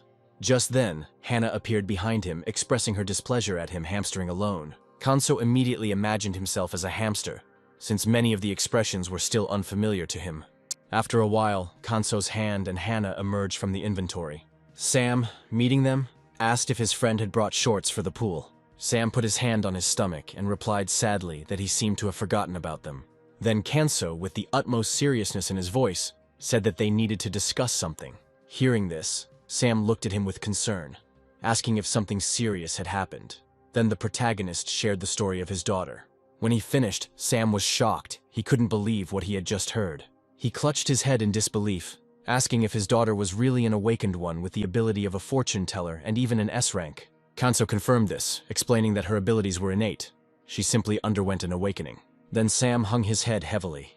He sighed deeply, expressing his wish that Hannah could live a normal life, free from such a burden. But now that she had woken up at such a young age, she was destined to face dangers. He extended his hand, asking if there was anything that could be done to seal her awakening. But Kanso firmly replied that it was impossible. explaining that sealing someone's ability with another person would drastically shorten the person's life. As he spoke, he held a yellow berry in his hand. Sam took it and asked what it was. Kanso explained that it was a golden rose. While Sam was examining the berry, the protagonist continued, explaining that it should be given to Hana regularly. It would help maintain her chi harmony and spiritual powers. He had many golden rose bushes growing in his inventory, so there were enough berries for her every day. Kanso assured Sam that there was no need to worry about her, as the ability could not be removed. However, it was something to live with as long as the teacher was around. Kanso closed his eyes, adding that he wanted to teach Hana martial arts. Although he hoped it wouldn't be necessary, she still needed to know how to protect herself and her family. Then Kanso smiled and said that Hana was as dear to him as if she were his own daughter. Sam turned to him with tears in his eyes, sincerely thanking him for such invaluable help. At this moment, Hana looked up and immediately called her uncle. Her eyes sparkled brightly as she pointed ahead, telling them that she saw Jenny in that direction. She mentioned that Jenny had been watching them from the house next door and asked why she didn't just come down and join them. Then Kanso walked over to the window, hands on his hips, realizing how incredible Hana's abilities really were. Hana then took Kanso's hand and asked if they should ask Jenny to play with them. In response, the hero patted her on the head, explaining that Jenny was busy right now, so they would have to cope on their own for now. Then Hana crossed her arms over her chest and sighed, wondering if all adults were really that boring. She looked down in disappointment, but after a few seconds she smiled, saying that she would just pretend she hadn't seen anything. Meanwhile, Jenny stood on the roof looking through binoculars. She wondered why Hana was looking straight at her, hoping she hadn't been noticed. Jenny smiled to herself, thinking that she needed to quickly leave and meet Kanso. She placed one foot on the balcony railing, wondering if she could slip away unnoticed. The girl knew that if she walked out the door, the secretary would immediately notice her. As it turned out, Mary was standing behind her at that moment, screaming loudly, which made Jenny smile awkwardly and explain that she was just going out for some fresh air. Then Mary adjusted her glasses and asked in a threatening tone whether it was really necessary to stand on the railing to get some air. Embarrassed, Jenny returned to her computer, saying that she had been sitting at it for too long and just wanted to stretch her legs, but the secretary was not convinced. She threw a stack of papers on the table, scolding Jenny, reminding her that she was the heir to the Red Dragon Guild and had many responsibilities.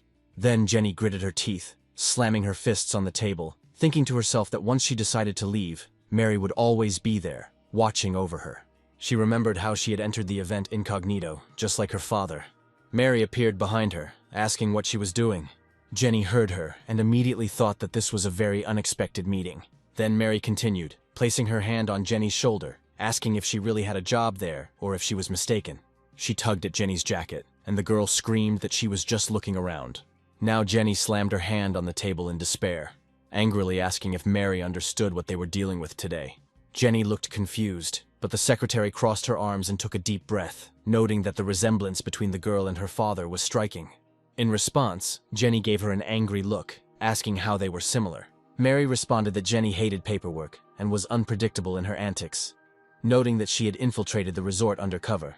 Suddenly, Jenny stood up from the table and screamed loudly, asking what Mary was getting at. Meanwhile, Hana was happily admiring the restaurant, exclaiming how beautiful it was. When they sat down at the table, a waiter approached them, who was actually Jenny's father. Howard thought to himself, frowning slightly, that a person's true nature was often revealed in unpleasant situations. Then he deliberately knocked over the glass of water. Water spilled on Kanso, and for a moment Howard froze. He looked at Kanso, quickly apologizing and watching to see how the man would react. But what he saw surprised him greatly. Kanso smiled widely at him, telling him not to worry as it was just water. The man became slightly nervous when he realized that there was not even a hint of a grimace on the young man's face. It was quite difficult to control himself in such a situation, and Howard smiled, acknowledging that Kanso had excellent self-control. Watching the group enjoy their simple meal, looking like a normal family, Howard couldn't help but feel a twinge of envy. In the distant past, he was surrounded by monsters and wounded in battle. He remembered how he had once been forced to fight, unable to escape the disaster that had befallen him. When the great catastrophe struck, he survived the awakening and returned home. But it was too late. When he returned, he found his wife dead. She had sacrificed herself to save their children. That day, looking at the lifeless body of his wife, he gave her an oath. He swore to her that no matter what happened, he would protect their children with all his might and destroy anyone who threatened his family. Over time, many like-minded people gathered around him. They also wanted to protect their families from the monsters that flooded their world. Together they founded the first and largest Red Dragon Guild. But as Howard took on more and more responsibility, he found himself spending less and less time with his children. Jenny and Christian became hunters. As high-ranking hunters, they became an integral part of the guild. As part of their duties, they began to see their father more often, but work could never really be considered family time. At one point, the man froze, wondering when the last time was that he shared a meal with his children. It was then that the hero decided to cut a cutlet for Hannah, determined to make her happy. At this point, Howard adjusted his glasses and mentally noted that Kanso seemed like the nicest young man he had met in a long time. Kanso wrapped the knife in aura and directed his energy onto the plate. While Hannah admired his quick cutting, Howard was shocked.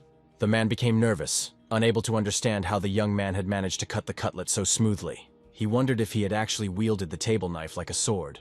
The cut was so precise that it seemed as if it had been made with a scalpel. Even other awakened ones could not have done such a thing.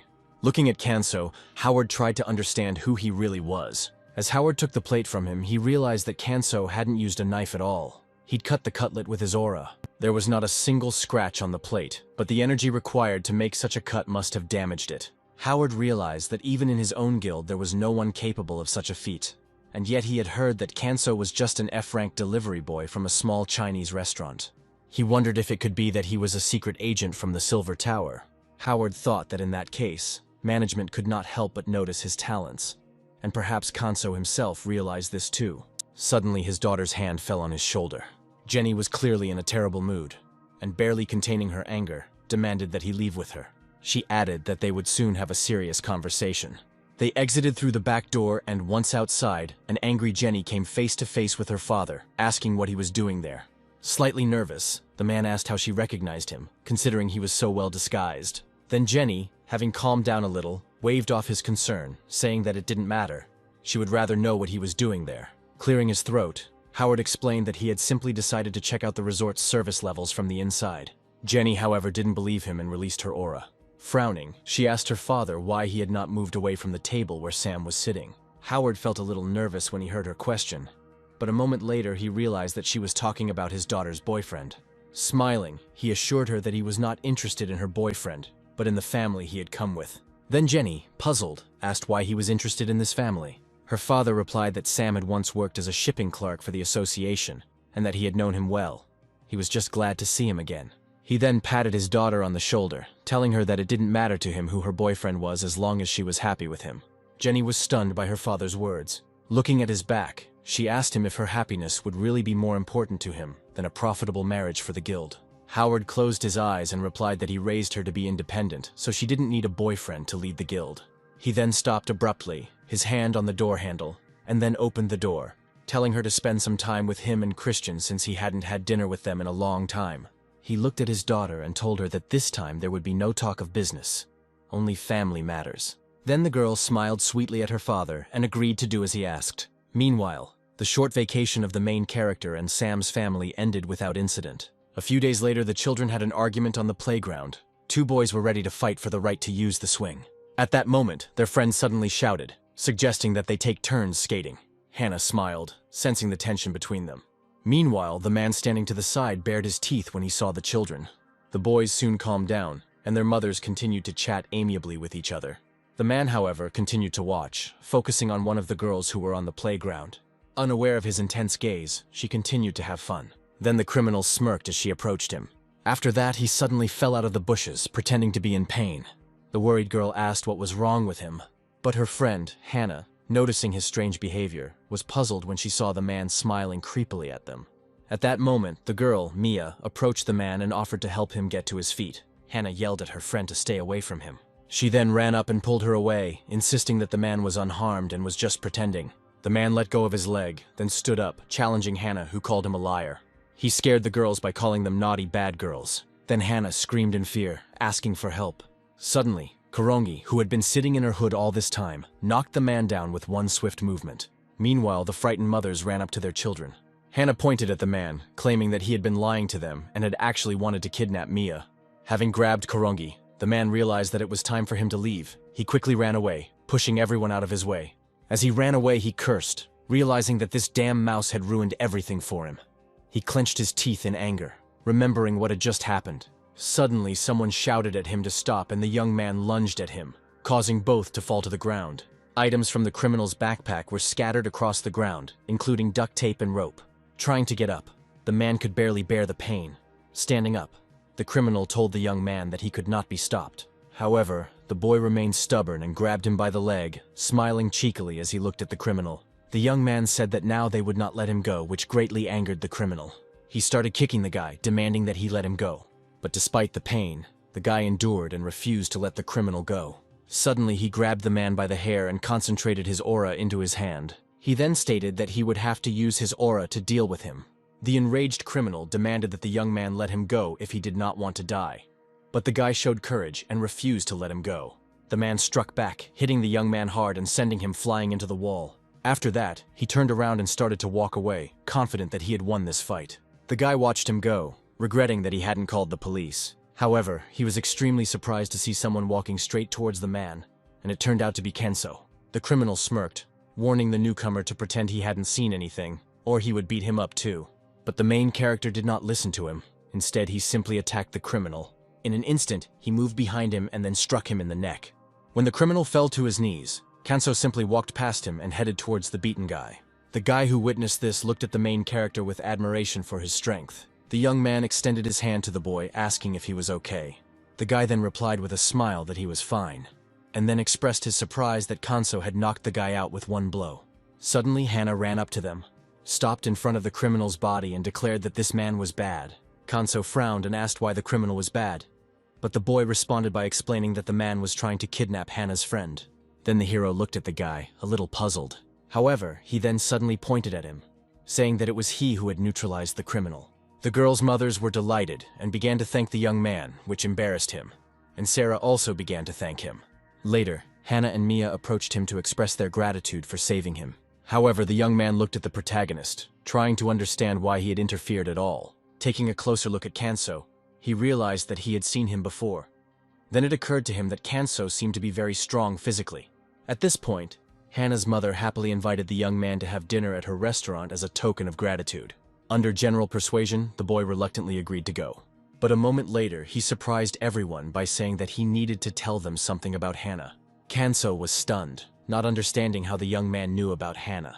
When they were all sitting in the restaurant, Sam brought the guests their dishes and smiled, saying that although the choice was small, everything was delicious. Tristan bowed his head and explained that he had recently moved to the city. He clenched his fist and asked for forgiveness. He then looked at Sam and asked if they had noticed any suspicious individuals near the restaurant. The man thought for a moment and replied that he had not noticed anything unusual. Then suddenly Kenso became serious and asked Tristan what he knew. The young man closed his eyes and said that Hana has her own fan club with more than 10,000 members. He then looked at the girl's father and said that he was contestant number 104, which made Sam cry with happiness. Lightly massaging his neck, Tristan continued, explaining that he lost his little sister when he was a child, and he felt like he saw his little sister in Hana. Kenso then looked at his phone and asked the young man what he was trying to say. Tristan looked a little sad, and explained that photos of Hana taken by paparazzi without permission had started appearing in the community. He suspected that someone was stalking her, and upon learning this, Sam screamed in fear. Tristan himself bowed his head, saying that upon discovering this, he decided to warn Hana of the danger. Raising his head, he admitted that he didn't know where she lived, so he was thinking about abandoning the warning. Looking at the protagonist, he said that perhaps his good intentions helped him, and by coincidence, he met Hana. Kenso listened attentively to the young man's story. He remembered how surprised he had been when he first saw Hana as she was being helped across the road. Tristan had already decided to catch up and tell her about the pursuer. However, he was unable to approach her because the traffic light was red, and she left. Today he saw her again, but this time the man tried to attack both her and her friend. It was only then that he realized that Hana could become a target for many dangerous individuals. Unfortunately, Tristan insisted that Hana never go outside alone. The men sitting opposite him were surprised by Tristan's words. However, Sam smiled widely and assured him that he would take care of her safety. Extending his hand to the young man, Sam expressed his gratitude, saying that he did not even know how to repay him for his kindness. Tristan jumped up excitedly, saying he just wanted to help. But suddenly his heart began to ache and he felt terrible pain. Sam noticed this and became worried, but Tristan tried to calm him down, explaining that he had been having heart problems for a long time. At this moment, Kenso frowned slightly. He realized that his guess was correct. Tristan had the solar beam, an innate gift that gave him perfect muscles for martial arts and a huge resource of solar energy. However, the gift of the sun ray caused an excess of yang energy in the body, which led to heart defects. People with this type of physique rarely live to be 30, because the burning yang energy blocked the yin energy. They could not awaken even when they had accumulated enough energy. In Tristan's case, the yang energy was killing him. At this rate, he would die within 6 months. Soon the young man calmed down and the pain subsided. He smiled at Sam, assuring him that he was okay. Concerned, Sam suggested that he see a doctor. But Tristan smiled and explained that he had already contacted doctors, but they were unable to diagnose him. He said with a forced smile that he might just have to live with it. Suddenly, the protagonist turned to Tristan and asked his name again. Then he asked him to spare some time so that they could practice together. The guy thought for a moment and replied that he had a lot of free time during the day. Smiling, the main character offered to be friends if the young man didn't mind. Then Tristan raised his hands and said that he would be glad, expressing his surprise at such a proposal. The young man added that training together would not harm him at all. Soon the door of the restaurant opened, and the protagonist and Sam said goodbye to Tristan. They men smiled at him one last time as they watched him leave. Then, Sam looked at Kanso and asked if he wanted to turn the boy into a fighter. He asked if he did all this out of concern for Tristan's health. But a moment later, the man began to think about how to solve the problem with stalkers. Seeing this, Kanso told him not to worry, smiling and assuring him that he could handle it himself. Early in the morning of the next day, the protagonist arrived at Mirin Park. Soon Tristan appeared behind him, greeting him and looking around. He asked the protagonist why he wanted to meet there, since demons sometimes appeared in that area. Hearing his words, the hero smiled and told him not to worry. Later, the protagonist informed Tristan that there are conscious awakened citizens in the park who clean it regularly. Unexpectedly, Connor, who was running with his friend, greeted the protagonist. Kanso smiled back at him and explained to Tristan that they were participants in a health marathon. Then Connor smiled widely and told Tristan that if he trained with him, it would have a positive effect on his health.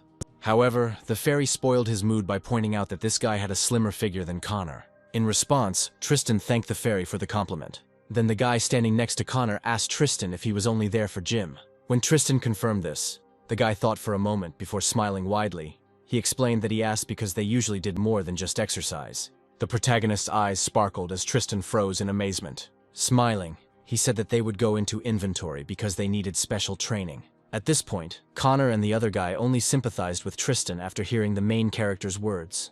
At the same time, Tristan himself was amazed by their behavior. Meanwhile, the story moves to the Gilson region. A bright light appeared in the center of the mansion as the protagonist and Tristan entered it. Looking at the guy, the main character reassured him not to worry, since it was just his inventory. Tristan, looking around in awe, admitted that he had never entered the inventory before and found it very beautiful. He smiled and remarked that it was like being in nature. In response, Kanso grinned when he heard it and jokingly hoped that Tristan was not cold. Then Tristan clenched his fist and assured him that he could handle the cold very well. He then pointed to himself and declared that even his heart did not mind the cold. Kanso frowned, realizing that due to his excessive energy, Tristan barely felt the cold. Raising his hand, the boy asked if he was really brought here just for training. Kanso smirked when he heard the question. Handing the boy a candle, he said that he would soon figure everything out himself. When the candle lit, the protagonist stood behind the guy, carefully watching the whole process. Then he lit the candle and handed it to Tristan. The young man, still puzzled, asked why this practice was necessary. Kanso asked him to simply trust him and concentrate. Tristan, who has superpowers, couldn't understand the method at first, so the protagonist released his aura. Then the hero lowered his hand, intending to help Tristan feel the energy himself, and several pairs of his hands formed behind the guy's back. The protagonist then clamped the mana between his palms and concentrated the yin energy, intending to break the blockage in the guy's body. Without warning, he touched his back and poured energy into him. The boy's heart began to beat faster as the flow of energy was interrupted, turning into lightning. Suddenly, Tristan opened his eyes and the candle flame flared up.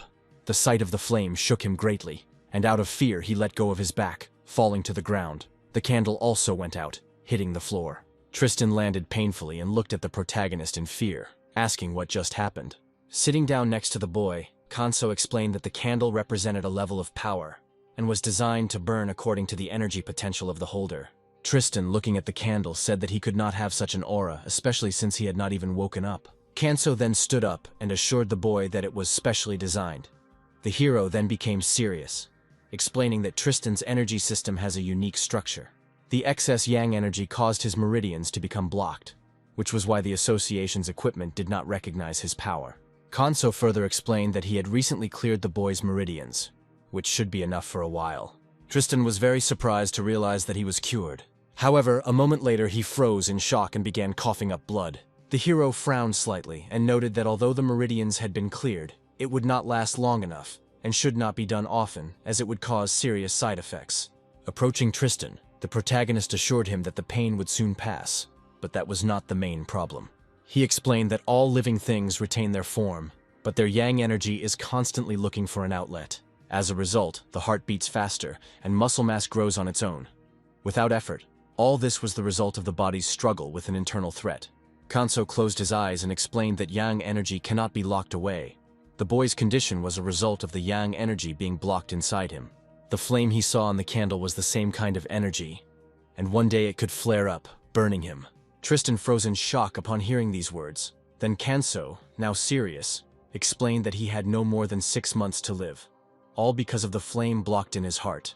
A frightened Tristan asked if there was really no way to prolong his life, but Kanso assured him that it was possible, and that was why he had brought him here. The excited young man asked if he needed to train in this icy place to recover.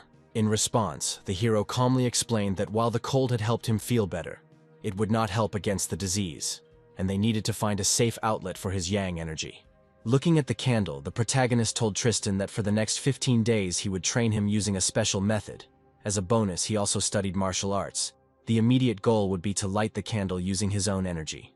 Tristan, now somewhat calmer, asked if he would have enough time to train. Kanso explained that he had an ability called Solar Beam that would help him achieve this. The hero then opened his eyes and told Tristan that the training would be grueling. If he was not ready, he could refuse, remembering how the protagonist defeated the criminal. Then Tristan realized that there was no reason to lie to him. If his life was in danger, nothing would stop him. Kanso frowned slightly when Tristan agreed to the training. He said with a smile that Tristan had nothing to lose anyway. The hero then placed his hand on the young man's shoulder, telling him that he had made the right choice, although it seemed that the guy didn't have much of a choice in the matter.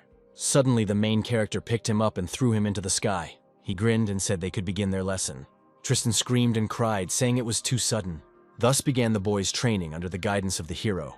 He ran through the icy mountains, desperately trying with all his might to light a candle. 15 days later, the protagonist watched the guy train, and a faint smile appeared on his face. He finally managed to reach the foot of the cliff. Watching his silhouette, the protagonist informed Tristan that he could now prepare to leave. Tristan, unsure, asked if it was true, and the man's lips stretched into a smile. Now the guy looked different. He became much stronger. At that moment, deep underwater, the monster opened its eyes. Tristan, meanwhile, was meditating, trying to light a candle.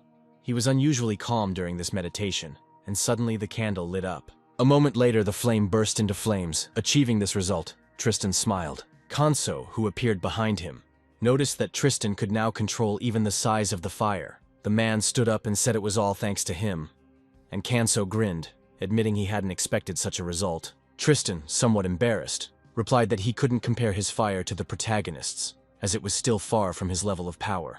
Then Kanso, pleased, assured him that there was nothing to worry about. He explained that last time Tristan had simply released the accumulated energy, but now that his meridians were cleared, his condition had become stable.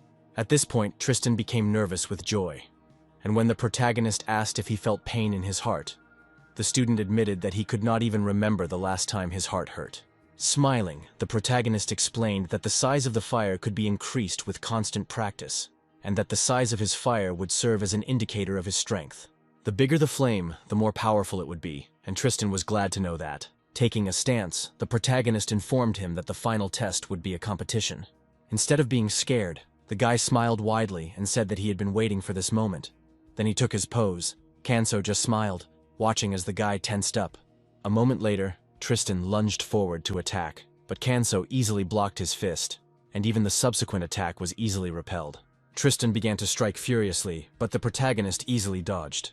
Gritting his teeth, Tristan realized that despite being much faster, he still couldn't land a blow on his teacher. Then Kanso frowned and stomped his foot on the ground, causing the boy's body to be thrown up by the force. However, the guy was not worried, and only became even more tense. He suddenly released his power, intending to use the opposite aura. Using all his might, he split the stone and rushed to attack. He began to move around the teacher at great speed, trying to confuse him. When he got behind the protagonist, Tristan struck, and the stream of his energy hit the protagonist directly. The force of the impact sent Kanso flying back several meters. Then Tristan looked in surprise at the hand from which the flame had just burst out. But surprisingly, there was not a scratch on it. At this point, Kanso rejoiced, saying that the blow was excellent, and that Tristan could now use the energy in his attacks. Approaching the student, the protagonist told him that now he could go down the mountain. Tristan, happy, thanked his teacher, saying that it was all thanks to him. In response, Kanso smiled and invited them to take the second test in the Silver Tower. Tristan, becoming serious, asked if the teacher meant the test for the title of Awakened. Kanso, in a good mood, confirmed that this was exactly what he meant. The story moves to the next day at the Awakened Association. The woman behind the counter asked the guy, puzzled, if he wanted to take the test again, this time as an awakened one. Tristan, who had already shaved his beard, asked if this was possible. The woman, still confused, asked him to put his hand on the ball and wait. The boy happily complied, immediately placing his hand on it. The woman herself became sad, thinking that the guy could not come to terms with his low rank, and now wanted to retake the test. However, what she saw shocked her. Outside, the protagonist was waiting for his student. Soon Tristan ran up to him joyfully. He explained that the test showed that he was awakened. Then Kanso smiled, congratulating him, and handed him the package. He said he had a gift for him for the occasion. When Tristan took the package, Kanso explained that it was a healing root containing a strong charge of yang energy that could replenish any missing energy. Touched, Tristan burst into tears and said that the protagonist had done too much for him. Still crying, Tristan asked how he could thank him for everything. In response, Kanso smirked and said that if he really wanted to repay him, he had a favor to ask. A moment later, the protagonist became unusually serious and explained what he wanted from Tristan. A few days later, Hannah and her mother went for a walk. At that moment, the annoying paparazzi who was hiding around the corner smiled, touched by the photos of the little girl. However, at that moment, someone suddenly grabbed his camera. The outraged man turned to face the person who had taken his device. In a fit of rage, the stalker demanded to know what right this man had to interfere in his affairs. Tristan, having destroyed the camera, took off his glasses and calmly stated that he was Hannah's bodyguard. Meanwhile, a storm was raging at sea in the middle of the city. Under the water, many monsters gathered, all looking in one direction, waiting for their master. The monsters squealed excitedly, waiting for his command. Suddenly, the eyes of the king of monsters began to shine in the cave. He grinned and declared that the time had come. The monsters, following his order, rushed to the surface, wanting to frolic and feast. Meanwhile, the main monster said that they can do whatever they want. They must eat and obtain the aura of despair for him. The monsters quickly moved towards land, where they began to pursue the people. Meanwhile, the story moved to a restaurant where chicken soup was being served at one of the tables. Kanso took a spoon, and after trying the soup, commented that it was very tasty. Hannah, pleased with the food, told her father that he was an excellent cook. Her mother Sarah smiled and advised her daughter to take her time.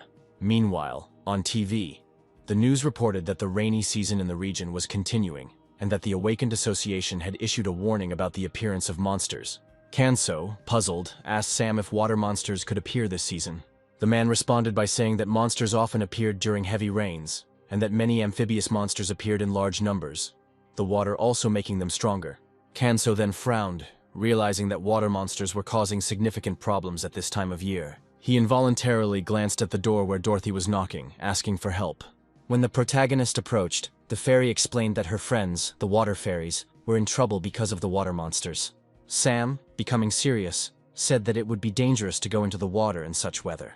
He suggested that it would be better to simply wait for help from the Awakened Association. However, Dorothy, upon hearing this, began to cry, her distress evident at the man's words. Seeing her condition, Sam began to doubt the situation, but the protagonist, who was standing next to him, reassured him not to worry. He will go and figure it out himself, especially since he could not refuse his friend when she asked for help. Smiling, the main character told Dorothy to lead him. The fairy, barely holding on to the protagonist's clothes, was carried towards the shore at high speed. Frowning, Kanso asked the fairy to explain the situation to him in more detail.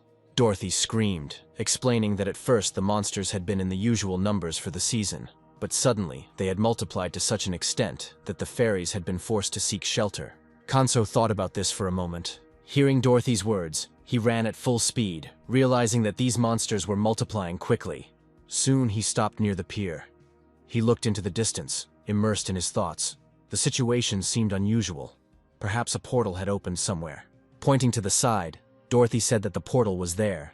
She screamed for her friends, and the water fairies came out of the water, asking Dorothy why she had come, especially after they had warned her to run away.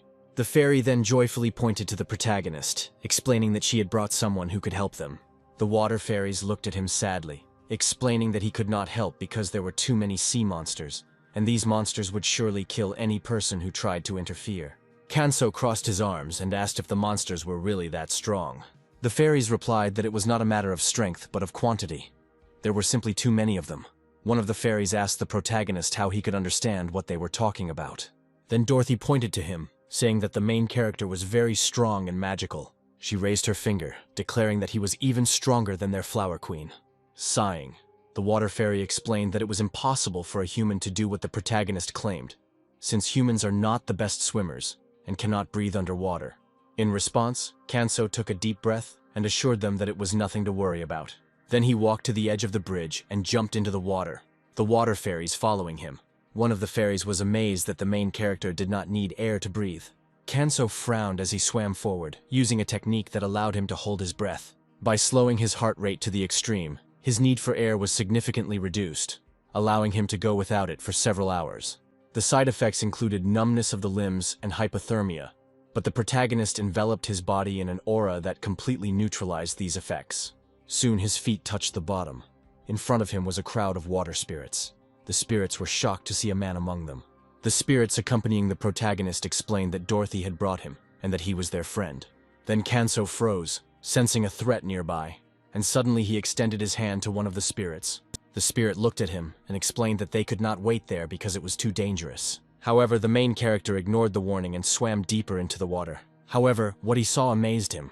It was an underwater monster with many tentacles sticking out of its body, and in the middle was a red eye surrounded by sharp teeth. But it wasn't just the monster that shocked him, but their sheer number. The protagonist's face darkened when he realized that there were hundreds of these creatures. Then the monsters stretched out their tentacles, trying to grab him. Soon, one of his legs was grabbed, and a moment later his arm was trapped in a tentacle. Literally the next moment, all parts of the protagonist's body would be shackled. The spirits saw this and became very worried, frightened by the situation. Despite this, the protagonist remained calm and noticed how the monsters injected neurotoxin through their spikes. For an ordinary person, such a dose of poison from all tentacles would lead to complete paralysis. Then Kanso, realizing why the spirits had scattered so quickly, smiled. And even as they continued to inject poison into him, he did not stop grinning. A moment later, the monsters screamed in pain. As it turned out, Kanso had enveloped himself in an aura, showing that as a master, he was unaffected by the poison, his body easily resisting its effects. With a quick movement, he tore apart the tentacles that were binding him. Looking down at the monsters, the protagonist realized that they were guarding something. A smile played on his lips as he tried to understand what it was. The spirits who witnessed this were horrified. The monsters screamed in pain as the protagonist tore them apart. He moved at incredible speed, killing every monster that came close, but the monsters did not give up and continued to attack. Kanso easily tore the tentacles apart again and rushed towards the remaining monsters. With one powerful blow, he killed several, his blow piercing the monster's shell right through. Suddenly, a huge chimera appeared in front of him. She attacked him, but the protagonist jumped up, dodging the blow. With one blow, he cut the creature in two, its body splitting in two. Kanso looked through the gap and frowned, then rushed towards the other monsters. The spirits who were watching this screamed in disbelief. They could not understand how a person could be so strong.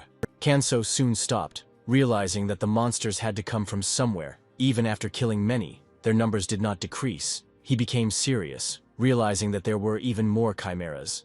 A second later, he noticed a strange aura coming from one of the caves. Sighing, the hero decided to break the portal. Otherwise, these monsters would continue to arrive endlessly. Looking at the body of the killed monster, the protagonist tried to figure out how to destroy the portal without harming the dwelling of the spirits. Then he waved his hands, forming a flow of mana. He slightly bent his fingers, realizing that without using force he could not do anything. Mana swirled around him, forming a vortex, and a moment later a veritable water tornado formed around him. Kanso took a stance, preparing to direct the tornado towards the cave. He then rushed forward, tearing apart the monsters in his path. The chimeras screamed as they began to attack him, but he rushed through them at great speed. Soon the main character reached the entrance to the cave. He waved his hand and a moment later a tornado erupted, destroying the cave and causing the portal to collapse. The explosion was extremely powerful, causing shockwaves that greatly frightened the spirits. The effects of the explosion even reached the surface of the water. Meanwhile, the man walking along the shore shuddered and immediately turned around, feeling a surge of energy. After some time, the protagonist came out onto the shore, smiling. He apologized for the collapse of the cave, explaining that it was necessary to prevent further appearance of monsters. But the spirits only smiled, saying that everything could be restored. However, members of the association suddenly appeared, and the protagonist immediately realized that he had failed to hide the strength of his blow underwater. Looking at the spirits, he quickly said goodbye to them, surprising them. The spirits could not understand why this man left so quickly. A moment later, he was gone from his place, racing home at great speed, leaving Dorothy holding on tightly to him. Meanwhile, the story moves to another part of the city. Malin smashed the wine glass he was holding in his hand in anger, realizing that the portal had disappeared.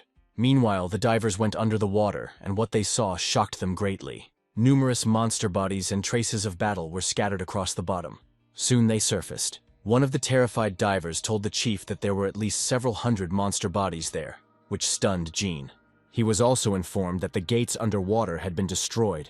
Then he couldn't help but think about the sea spirits. Even in the rainy season, they could only reach rank C, and an experienced hunter could easily deal with several of them at once. But individuals that reached rank B were rarely seen underwater. Such monsters were usually lured onto land.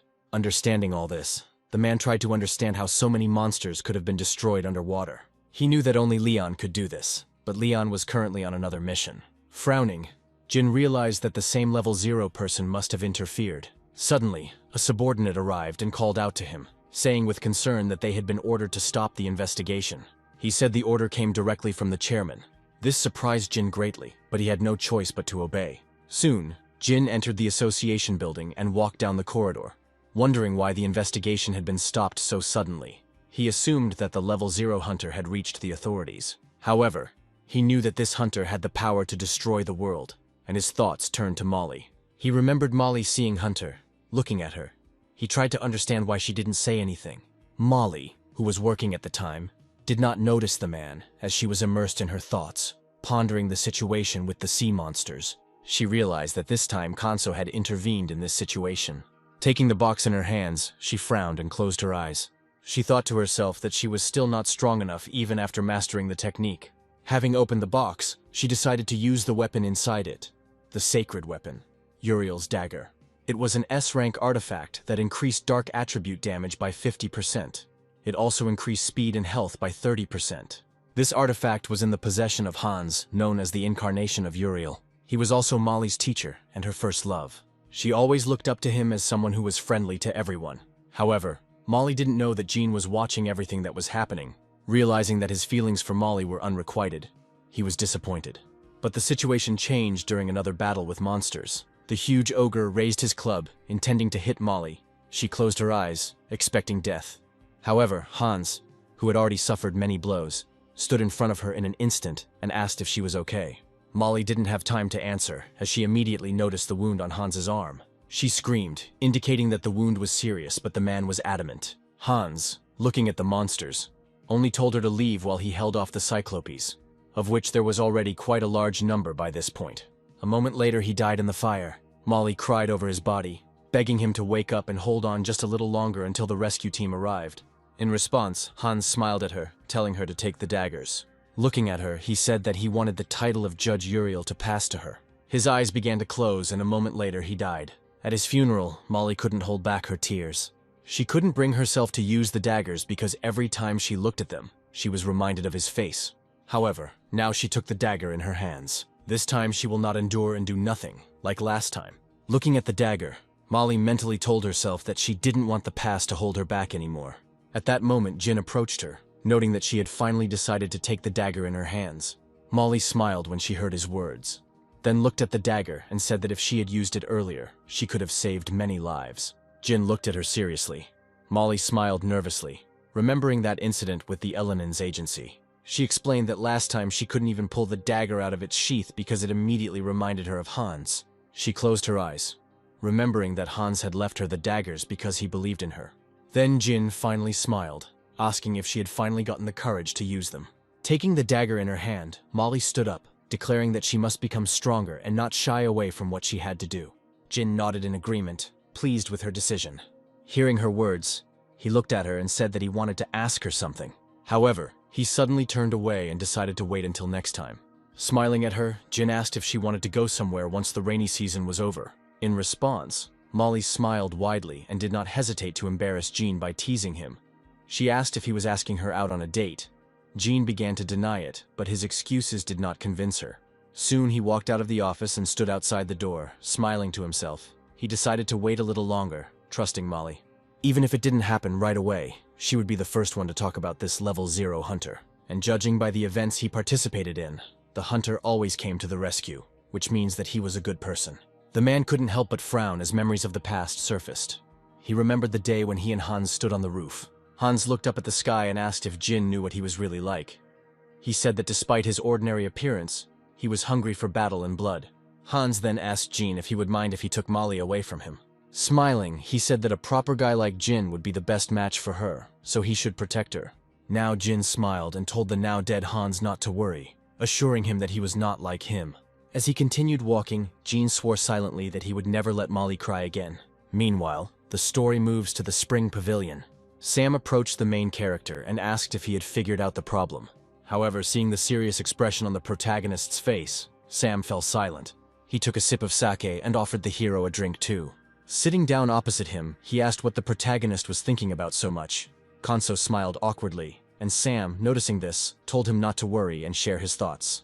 Kanso smiled and explained that he just wanted to live a normal life, but somehow he always found himself caught up in one situation after another. The man thought for a moment, remembering the time when he first learned of his abilities. He remembered how surprised he had been back then. Kanso told him how at one point he had experienced wealth and fame, but too late he realized how futile and fleeting it all was. When all these unexpected events happened in his life, he became convinced that everything was like a fleeting dream. Sam, smiling, said he was amazed by this realization. He then closed his eyes, stating that at that moment he deeply regretted wasting his life with such abilities.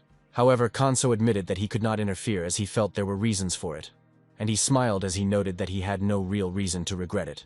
In that place, the main character had enormous power, but at the same time he lived an almost ordinary life. Now, living like an ordinary person, he constantly found himself in unpleasant situations. Sam, pouring sake, remarked that he didn't know it bothered him so much. While pouring sake for Kanso, he said that he could never fully understand him. Handing the mug to the guy, he added that if he still had such warm feelings, then this was proof that he was a normal person. In the end, their meeting only happened because the protagonist saved Hannah. Kanso was surprised by Sam's words. Then the man smiled and explained that not only could a quiet and serene life be considered normal, but helping loved ones in trouble was also a part of this life. A moment later, they clinked their mugs in agreement, just as the city was filled with monsters. After talking with Sam, the main character put on his mask and fought the monsters. He relaxed, believing that helping those in need was truly a part of everyday life. The rescued girls looked at the monsters in amazement, their bodies filling the square. Kanso, now on a different street, was mentally thinking about how lucky he was to have met Sam. Taking off his helmet, he said that he had now sorted out his confused feelings. Meanwhile, the story moves to the bottom of the sea. Inside one of the underwater caves were royal chambers, where guards stood at the entrance. Suddenly they shuddered, their king was furious. Upon learning of the death of several hundred monsters, his general knelt down and explained that an unknown man had appeared and killed them all. The general became nervous when Dagon asked if he meant to say that all this was done by just one man. At this moment, the general, realizing the horror of the whole situation, fell to his knees. The general, horrified, immediately begged for mercy, but Dagon showed no mercy. In an instant, his body was pierced by thorns. Then Dagon, sitting on the throne surrounded by concubines, declared that there could be no mercy, because the general had not fulfilled even half of his duties. The lord of the water creatures looked gloomily at the corpse of the monster, which was soon carried away by the guards. Then Dagon decided to send twice as many soldiers to land. Soon another monster arrived in the hall to announce Malin's presence. Dagon frowned, not immediately recognizing the name. But after a moment, his teeth clenched in anger. He didn't understand why Malin had come to him, and he didn't want to deal with him anyway. Leaning back in his throne, Dagon ordered his subordinates to deny Malin an audience. However, just a few moments later, he opened his eyes. Malin entered the throne room uninvited, smiling and greeting the lord. Then Dagon suddenly rose from his throne, asking the man with a serious look what had happened. Mullen bowed his head, expressing one person's concern about the absurdly small supply of pills. The man smiled slightly, noticing that his master was concerned about Malin's idle lifestyle. In response, Dagon smiled awkwardly, stating that he was trying to change and was no longer the same as before. However, Malin interrupted him, stating that the army of water monsters that inhabited the land had been completely destroyed along with the portal. Dagon was shocked, as he had just learned about this. Malin then frowned, asking if Dagon only trusted the pills to his subordinates, still not understanding how reckless such behavior was. Malin shocked everyone by telling Dagon that this was why he remained in this form. Dagon bit his lip in anger at the offensive words the man dared to say in the presence of his servants. Suddenly, a wave of mana began to emanate from him, and he rushed towards Malin at great speed. In his true form, he stood before Malin, grinning. Then the enraged Dagon asked the man what he had said about him. Malin smiled widely, saying that he didn't say anything when Dagon passed by. Malin added that he just came to let him know that someone was worried about him. Then Malin hit the floor with his cane, and Dagon stopped dead in his tracks, looking at him. Finally, Malin expressed his hope for cooperation, and suddenly Dagon returned to his childish appearance. He bit his lip in despair, and like a naughty child began to rage right there on the floor. His servants immediately became alarmed and rushed towards him. As they approached, Dagon suddenly stopped his outburst of anger. However, remembering the man who had ruined his plans, he suddenly rose to his feet. Enraged, he decided to punish this man, meaning the guy who had recently destroyed the gate. Dagon intended to kill him personally for daring to touch him. At the same time, on the shore, the hunters encountered sea monsters. They fought bravely, encouraging each other. Sanjun, the commander of the 2nd Division, used his abilities to control plants. This power allowed him to bind monsters, and since monsters had their own distinctive characteristics. Moreover, flora-based monsters were terrifying enemies. They sucked water from the environment, and if their rows coincided, the water monsters became the main targets for the plants. For this reason, the 7th Division easily dealt with the monsters. Suddenly, one of the men frowned, noticing something in the distance. As it turned out, Dagon was standing on the shore in his childish form. Then the men approached him, mistaking him for an ordinary guy. In response, Dagon only silently bared his teeth and grinned. Soon the 7th Division was destroyed in a matter of seconds. Sitting on the dead Sanjun, Dagon said that he already wanted to leave. He sighed and added that all this was starting to irritate him.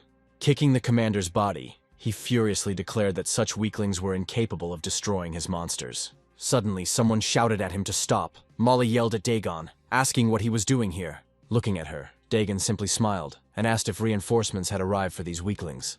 The angry girl demanded to know if he was responsible for all this chaos. In response, Dagon smiled and said that these scum could not do anything to him. Kicking Sanjun's body, he added that he hadn't even warmed up before lunch. Then Jin screamed angrily when he saw this, gritting his teeth, trying to understand what happened. The thing is, the connection was suddenly interrupted, so he and Molly rushed here. Frowning, he asked Dagon who he really was, since he didn't look like a normal black man. In response, Dagon smiled upon hearing the question, and then rushed towards him, saying that he was just a common hooligan. A stream of energy erupted from his legs, hitting the pair, the boys barely managing to block the attack. After that, Jean and Molly stood tensely, watching the enemy. Dagon, raising his leg, stated that usually one hit would be enough for him, but they were surprisingly able to withstand his attack.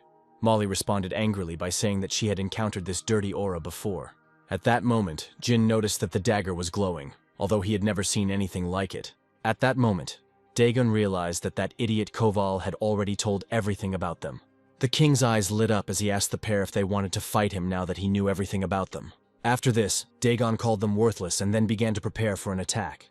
The boy concentrated mana in his hand, and then threw a ball of mana at the opponents. Jin parried the blow while Molly lunged at her opponent. The girl approached Dagon at full speed, and when the dagger was at his neck, Dagon was slightly surprised. However, he easily dodged all her blows, praising the girl for her beautiful movements. A moment later, he kicked the blade away. He then enveloped his leg in aura, telling Molly that she was still a nobody. At that moment, Jin appeared behind the girl and helped her block the blow. Then Molly, taking advantage of the moment, immediately attacked, catching the enemy by surprise. She grabbed her dagger again and pointed it at Dagon's face. Molly screamed and put all her strength into the blow, but the king of the sea monsters simply jumped back. He soon landed, glaring at the couple in fury. He realized that they compensated for each other's shortcomings and moved as one. However, the most dangerous thing was the dagger in the girl's hands. Dagon smirked and laughed, feeling hatred for his race. Suddenly, the guy smiled broadly, deciding that these two were the ones interfering with his work. A wary Molly said she didn't understand what he was talking about, but her dagger definitely worked. Suddenly, the couple separated and Dagon watched Jin closely, while at the same time he managed to glance at Molly. He stood motionless, angry, and stopped Jin's attack with one hand while grabbing the girl's dagger with the other. Smiling, he asked them if they thought they could deal with him simply by attacking from both sides. Suddenly, the dagger in Molly's hands began to glow brightly. The girl took out a second dagger, saying that she had another one. She suddenly extended her arm, preparing to attack.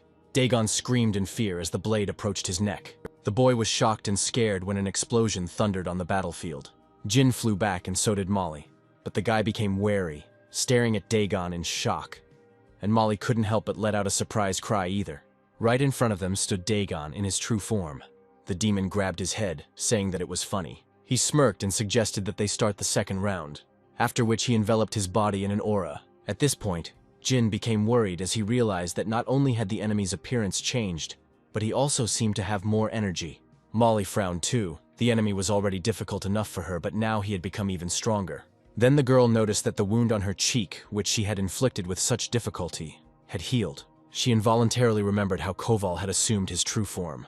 Molly decided to simply rely on her dagger as she charged. The demon extended his hand, formed spheres of water, and directed them at Molly. The girl dodged them with difficulty, gritting her teeth. She realized that even one hit from a ball could kill her. Suddenly, Jin screamed and attacked the monster from behind, intending to strike it with his sword. However, Dagon hit the guy in the stomach with his tail, and his strength was enough to throw the guy aside. The demon merely watched indifferently as the two humans attempted to attack him in vain.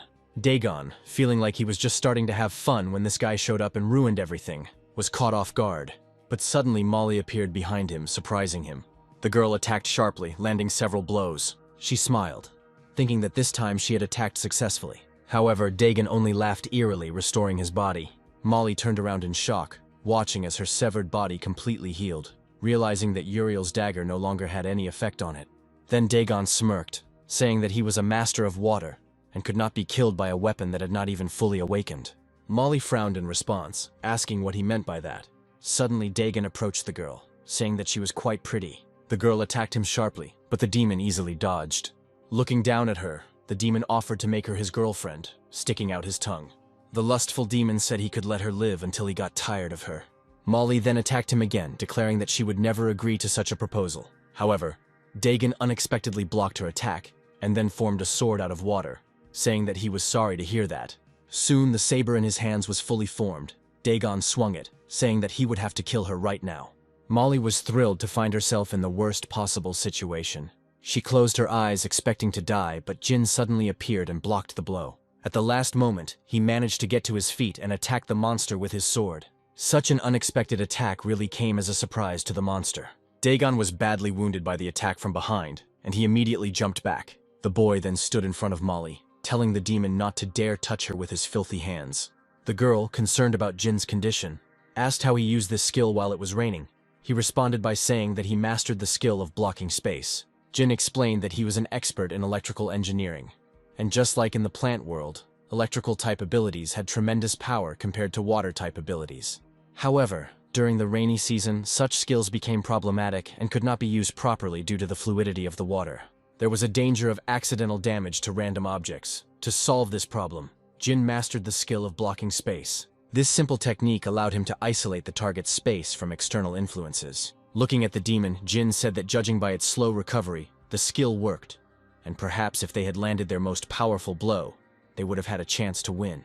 However, he warned that his ability to block space was limited, and in order to deal a fatal blow, it was necessary to pierce the monster with his sword. Frowning, Jin said the problem was that he had gotten close enough to Dagon. Smiling widely, Molly volunteered to distract the enemy while Jean would act according to the situation. However, looking at the enemy again, the guy said that it was too dangerous. Meanwhile, Dagon, forming water spheres, asked the couple what they were whispering about right in front of him. Jin tensed when he saw that the enemy had fully recovered. A moment later, he and Molly charged. In response, Dagon sent water spheres at them, and while Jin barely managed to block them, Molly also dodged the projectiles. Then Dagon bared his teeth, feeling the pain of the electric shock. But he noticed that his enemies were slow, so it was enough to simply hold them off. Looking at the girl, the monster realized that he was not in so much trouble. Suddenly, a sphere of water appeared in front of the girl. Then she immediately raised her dagger and deflected 2 projectiles. Seeing the projectiles change trajectory, Dagon cried out in surprise. The girl appeared right in front of the demon, saying that although she couldn't hit him, she could certainly intervene. In response, Dagon formed his saber, but Molly passed him, cutting through the demon's side. Meanwhile, the demon simply stood there, enjoying the pain as the wound on his side began to heal quickly. Dagon spun around as she struck, telling Molly that her blows no longer had any effect on him. Molly said nothing, just took a stance. Suddenly, she smiled slightly and the demon tensed, feeling pain. As it turned out, his chest was pierced by Jin's sword. Looking at the tip of the sword, Dagon asked the boy when he managed to get so close, since he was holding his hands back. In response, Molly explained that Jin was unable to dodge the fire and get closer to him at the same time, so she had to distract the demon. Even though the guy was close, he did not notice him. She used the change in the trajectory of his bullets to block the demon's view and slowly approached from behind. Jin, standing behind the demon, told him that he lost because he overestimated his strength. A moment later, Jin released his aura and screamed, just as electricity formed at the tip of his sword. This caused Dagon to scream in pain as electricity shot through his body. A second later, he lost consciousness from excruciating pain and fell to his knees, and then completely collapsed to the ground. Jin just frowned as he watched this. When he incredulously asked if they had defeated him, the girl screamed at him, asking him not to repeat the cliché about resurrecting dead enemies. At that moment, as if on cue, Dagon laughed loudly, frightening the couple. The demon began to stand up, saying that he was very excited. Once on his feet, Dagon praised the pair for managing to injure him with a completely ordinary weapon. He smiled widely as he explained that he was made of water, and when there was water around, he was completely immortal. Then Jin suddenly rushed into the attack, intending to deliver a few more blows. However, Dagon easily dodged, stating that he no longer wished to attack. After this, he formed spheres of water in his hands. Jin began to fight them off, saying that such tactics would not help him. The boy then jumped into the air, concentrating lightning into his sword. As their blades crossed, Dagon smirked and told Jin that he was too narrow-minded. Then he asked why his girlfriend wasn't helping him. Hearing his words, Jin turned around abruptly and saw Molly trapped in a sphere of water. Dagon then told him that after observing his technique, he decided to create something similar. After that, Jin immediately released lightning on his blade and rushed towards Molly, continuing to analyze the enemy's capabilities. He realized that he only needed a short period of observation to be able to copy his space blocking. At that moment, Molly screamed, trying to warn the guy, but she failed.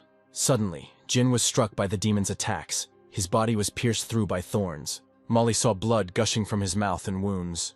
At that moment, she couldn't hold back her tears at the sight of it. The demon meanwhile laughed, watching how this guy continued to fight despite his injuries. He then suddenly pinned Jean to the ground with his knee and grabbed him by the hair. He ordered him to watch as his colleague slowly died because of his haste. Jin watched as his beloved suffered inside the water sphere, sinking into darkness. He asked her for forgiveness, and with a final exhausted gesture collapsed to the ground. Then the demon lifted Jin's head and realized that he had simply lost consciousness, albeit at the most interesting moment.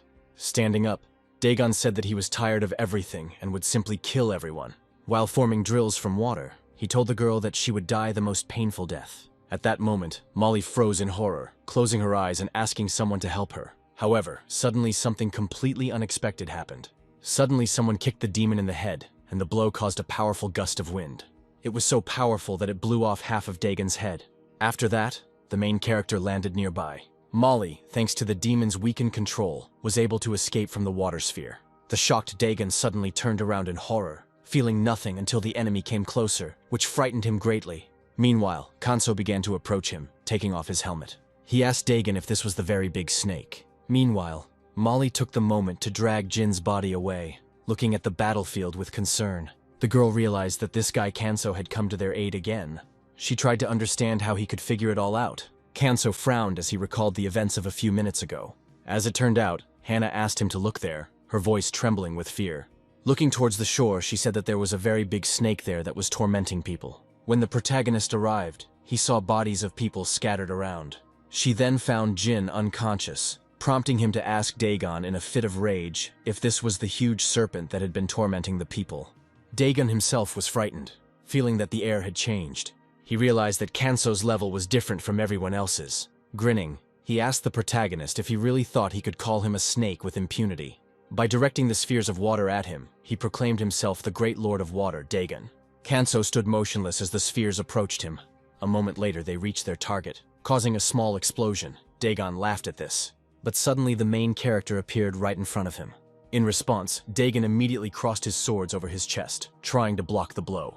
A moment later, the protagonist's fist struck the blades and pierced them along with Dagon's body. The demon began to cough up blood, unable to believe that someone had pierced his water sword so easily. He immediately jumped into the air, concentrating the water in his palm. Having formed a huge hammer, he decided to use pure force. Then his hammer struck the place where the main character stood. The demon smiled again upon seeing this, as he thought that Kanso would definitely not survive such an attack. However, the main character easily parried the attack with one hand. Frowning, he asked Dagon if he thought that only he could control water. Then the guy began to control the streams of water, and they began to swirl around him. Dagon, who landed on the ground, was amazed to see this. He turned around sharply, preparing to run, but the protagonist formed a tornado and rushed away. Then the demon convinced himself that he was not running away, but simply strategically reorganizing. However, what he saw next shocked him greatly. The stream of water was already behind him. Kanso killed the demon with one blow, passing through it. Later, the barely alive demon with torn-off limbs tried to understand how the man defeated him. Barely regaining consciousness, Dagon realized that this man had single-handedly dealt with all of his servants. However, he could not understand how strong the enemy was. Dagon looked at the boy, comparing him to the one he met in the fiery hell. The boy's eyes widened as he remembered this place. He was chained up, and a monster of unprecedented strength was looking at him. Incredible pain from the fire and an all-consuming sense of despair haunted Dagon. He burned, then was reborn. Only to burn again and be reborn again. The pain seemed to last forever. The demon froze in horror and despair. He did not want to experience this again. With the last of his strength, he formed his body, telling himself that it was better to die than to go through hell. Suddenly, all the water in the area began to gather around Dagon, swirling around his sphere. However, Kanso, who was watching this, remained calm. Then Dagon changed his appearance to that of a huge snake. But Kanso looked at him and commented with a smile that he already knew everything about him. He asked if it was really a big snake. In response, the snake waved its tail, ordering the protagonist to shut up. However, the main character did not react in any way to the approaching tail. He easily stopped the blow with one hand, deflecting the attack to the side. After that, he rushed forward, concentrating his aura in his hand. Kanso assumed an attacking stance and, with one powerful movement, delivered several blows to the opponent's vulnerable points. It seemed to him that victory was almost in his pocket, but Dagon was determined to fight on. Suddenly, the demon's tail attacked him and with one blow threw him aside. Then Kanso landed on his feet, frowning in confusion. He couldn't understand why his blow didn't work on the snake. The demon stuck out his tongue and said in a mocking tone that this was his final form. He rushed at the protagonist, claiming that his puny fists could not harm him. Then Kanso grabbed the snake by its fangs, holding onto them. Despite this, the demon was able to raise its head, destroying buildings in the process. Meanwhile, Molly carried Jean and barely managed to dodge the falling debris. As it turned out, the snake destroyed all the houses in its path. Looking at Kanso, the demon asked if he thought that only water was under his control. Having said this, he once again pushed the main character off the building. Kanso finally let go of the snake and began to fall. The snake then immediately attacked him with its tail, smashing his body into the asphalt. Laughing evilly, the snake declared that they were on completely different levels. But a moment later, the demon froze in surprise. He looked at the cloud of dust, trying to determine the location of the main character. Emerging from the smoke, the main character showed his completely unharmed body. Then Dagon looked at him, asking his name. Tearing the remains of his clothes, the protagonist replied that there was no need to name any snake. Looking at the demon, he told him that it had taken the form of an emugi that could transform into a dragon, and that he had seen many like it. Then Kanso, filled with rage, told Dagon that he was not a dragon, but a creature even worse than a worm. Dagon was furious at his words. He could not understand how a simple man could behave like that. Without hesitation, he formed several waterheads and sent them to attack. Finally, he told the protagonist that he could not be forgiven. Meanwhile, Kanso took a defensive stance, concentrating his aura. He stamped his foot hard, causing shards of asphalt to fly in all directions, destroying the water snakes. The protagonist then stood up, ready to strike, while Dagon swung his entire body, noting that the protagonist was definitely stupid. Kanso then punched Dagon in the jaw, knocking his head back. However, the flow of energy lifted his head even higher, and soon it completely lifted him and his body into the sky. A second later, both he and the protagonist were high in the air. Kanso concentrated mana into his hand and formed ice claws. A silhouette of a dragon appeared behind him, followed by a real dragon. Then the hero rushed at the demon, saying that evil must be destroyed. The dragon spirit that was behind him was ready to help him with this. Kanso grabbed the monster by the eye, and then the huge dragon bit the snake on the neck. The dragon turned around along with the eye, completely depriving it of function. The massive dragon then carried the Imugi between the clouds, and the cloud parted due to the force and speed of their fall. A moment later, a powerful explosion thundered, filling the entire street. Soon, the defeated Dagon lay in the middle of the road, now with only his original form. Kanso stood nearby, watching him. A few days later, the news reported that the rainy season was ending. Jin, lying on his bed, heard the reporter mention that there were fewer casualties this time than last time. Jin barely had time to open his eyes when suddenly a vase broke in his room. Molly, barely holding back her tears, was glad to see that Jin had opened his eyes. She immediately walked up to him and hugged the man tightly, causing him to blush deeply. The staff at the Spring Pavilion restaurant were also happy when the news reported on a man in a helmet who helped residents and then simply disappeared. At that time, Hannah was playing in the park with Leon, and Tristan was watching her closely. The main character himself ran across the rooftops. Being a courier, he rushed at great speed, moving around the city. There was a lot of traffic on the city road, while the main character was moving along the rooftops, holding a suitcase with food being delivered. At some point, the guy pulled his legs up and jumped into the air, thinking that someone was chasing him. However, he understood that this man had carefully disguised himself. Frowning, the hero wondered how his pursuer had managed to recognize his presence and cover his tracks. He assumed it was a new magical race. Kanso continued to run forward, feeling that the aura had changed. He did not understand who or why was chasing him and hiding their tracks. Then the hero pushed off the wall, realizing that he could not do anything about it. The guy jumped into the air, leaving a bright trail behind him. At that moment, the bird spread its wings, rising into the air. The white bird landed on the ground, leaving behind a stream of green energy. Then it turned into a young man in a black headdress. The guy turned his head to the side and said that he had missed this man. Suddenly, a hand reached out to his body and Kanso's eyes widened. Grabbing his head, he asked how he dared to follow him, calling it too insolent. The boy's eyes widened and he screamed. Then Kanso frowned, watching as the unknown person disappeared, leaving behind a trail of dust in the air, the black headdress remaining in the boy's hand. He then looked at the running cat, thinking that the young man had used some unusual ability. Kanso pursued the fleeing animal, thinking that the hero would not succeed. The guy stepped forward, grabbed the cat by the head and lifted it up. Kanso frowned, asking why he was following him and even transforming. He advised him to tell everything honestly. The cat folded his paws convulsively, and then the hero smiled slightly, saying that during his studies he also studied torture methods. He listed several options. The cat opened its eyes wide and screamed, while Hannah, as if out of nowhere, closed her eyes and screamed at him. The guy holding the cat looked at her in surprise. Upset, the girl approached him and hit him with the staff she was holding in her hand. The hero frowned, looking at her. Then Hannah frowned back, her eyes wide, and said that he couldn't torture the poor goblin. He needed to let the animal go. Kanso took the cat in his arms in surprise, asking what she meant. Soon they all arrived at the restaurant together. Sam stood in front of the table where Kanso and Goblin were sitting. He said that it was indeed a goblin, pointing to the guy in the black hat, saying that they were watching a program on TV called Goblin Rhythm.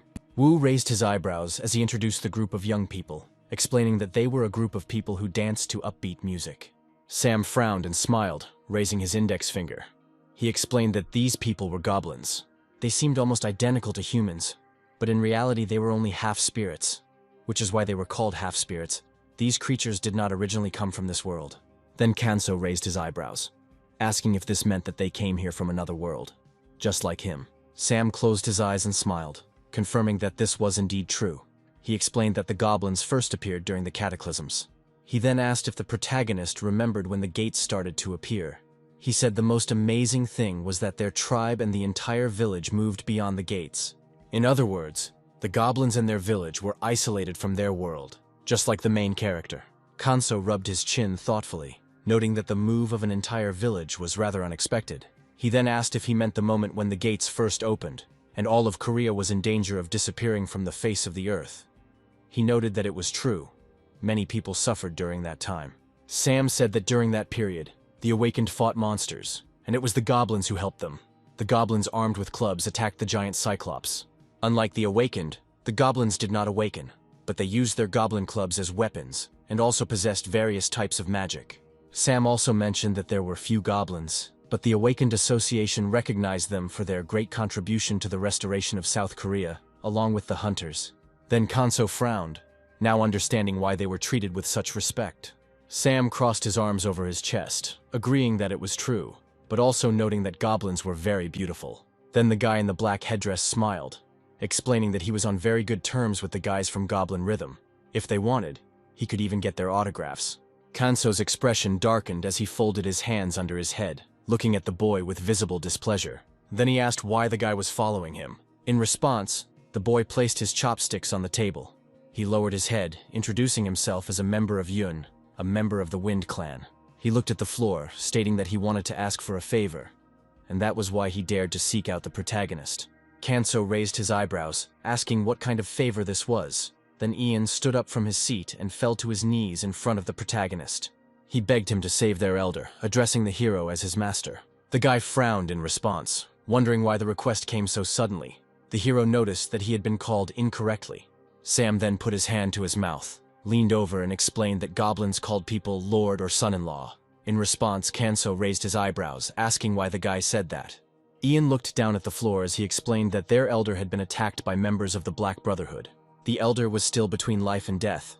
Healers cared for him day and night, but they were unable to improve his condition or determine its cause. He was trying to find restorative herbs and accidentally ran into the main character. The energy of the herbs emanated from him, and so the boy decided to pursue him in the form of a bird. Ian then frowned, explaining that the restorative herbs were rare plants that could even stop death. If only he had access to them, perhaps they could save the elder. He asked if the main character had such herbs. In response, Kanso raised his eyebrows, admitting that this was the first time he had heard of such a thing. He expressed regret, but also suggested that the guy might be wrong. At that moment, the goblin felt real despair. Ian's eyes widened, insisting that he had definitely sensed the presence of herbs. He claimed that goblins had a very keen sense of smell. Kanso then crossed his arms over his chest, asking if the elder had fallen into such a state after the Black Brotherhood's attack. The boy stood in front of him, asking if he could take a look at the elder himself. Ian's eyes widened in confusion, asking what the protagonist meant. The hero then smiled, asking Sam to leave him alone. The man closed his eyes and smiled, assuring him that there was no need to worry. After this, Kanso stood up, asking the goblin to listen to him. He smiled, stating that he would try to cure the elder. In response, Ian smiled, asking if he could really cure him. Kanso closed his eyes, admitting that he couldn't say for sure. But if it was truly the work of the Black Brotherhood, perhaps he could help. At that moment, the door to the establishment opened and the bell rang. Leon smiled, wishing everyone good morning.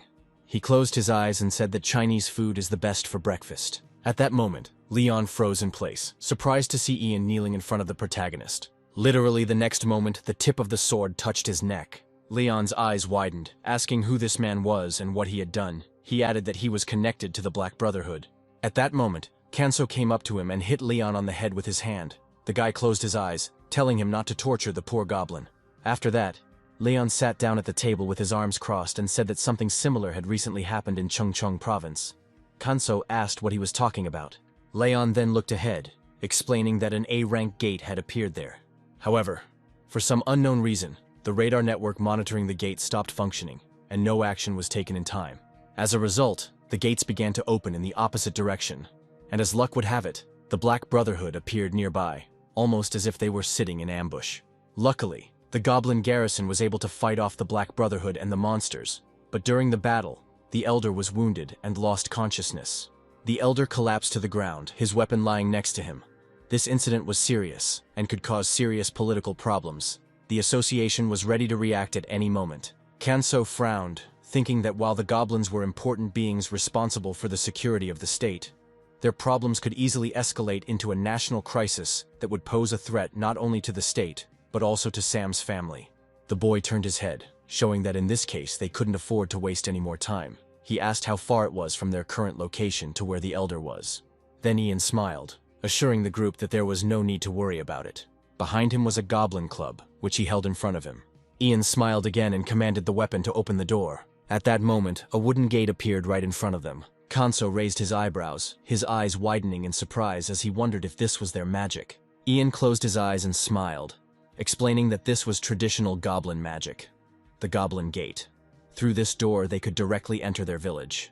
Kanso frowned, thinking that this was a gate that moved through space. Soon the boys stood in front of the gates, which were surrounded by streams of bright energy. Ian smiled as he opened the door for his comrades. Then Kanso raised his eyebrows again, his eyes widening even more as they found themselves on a rocky cliff surrounded by tall, green-topped trees. Ian then smiled and pointed at the buildings in the distance, saying that this was the Wind Clan village. Kanso looked ahead, noting that there was a huge tree and traditional houses. But something else seemed different. The boy frowned and asked if it was the sky created by the barrier.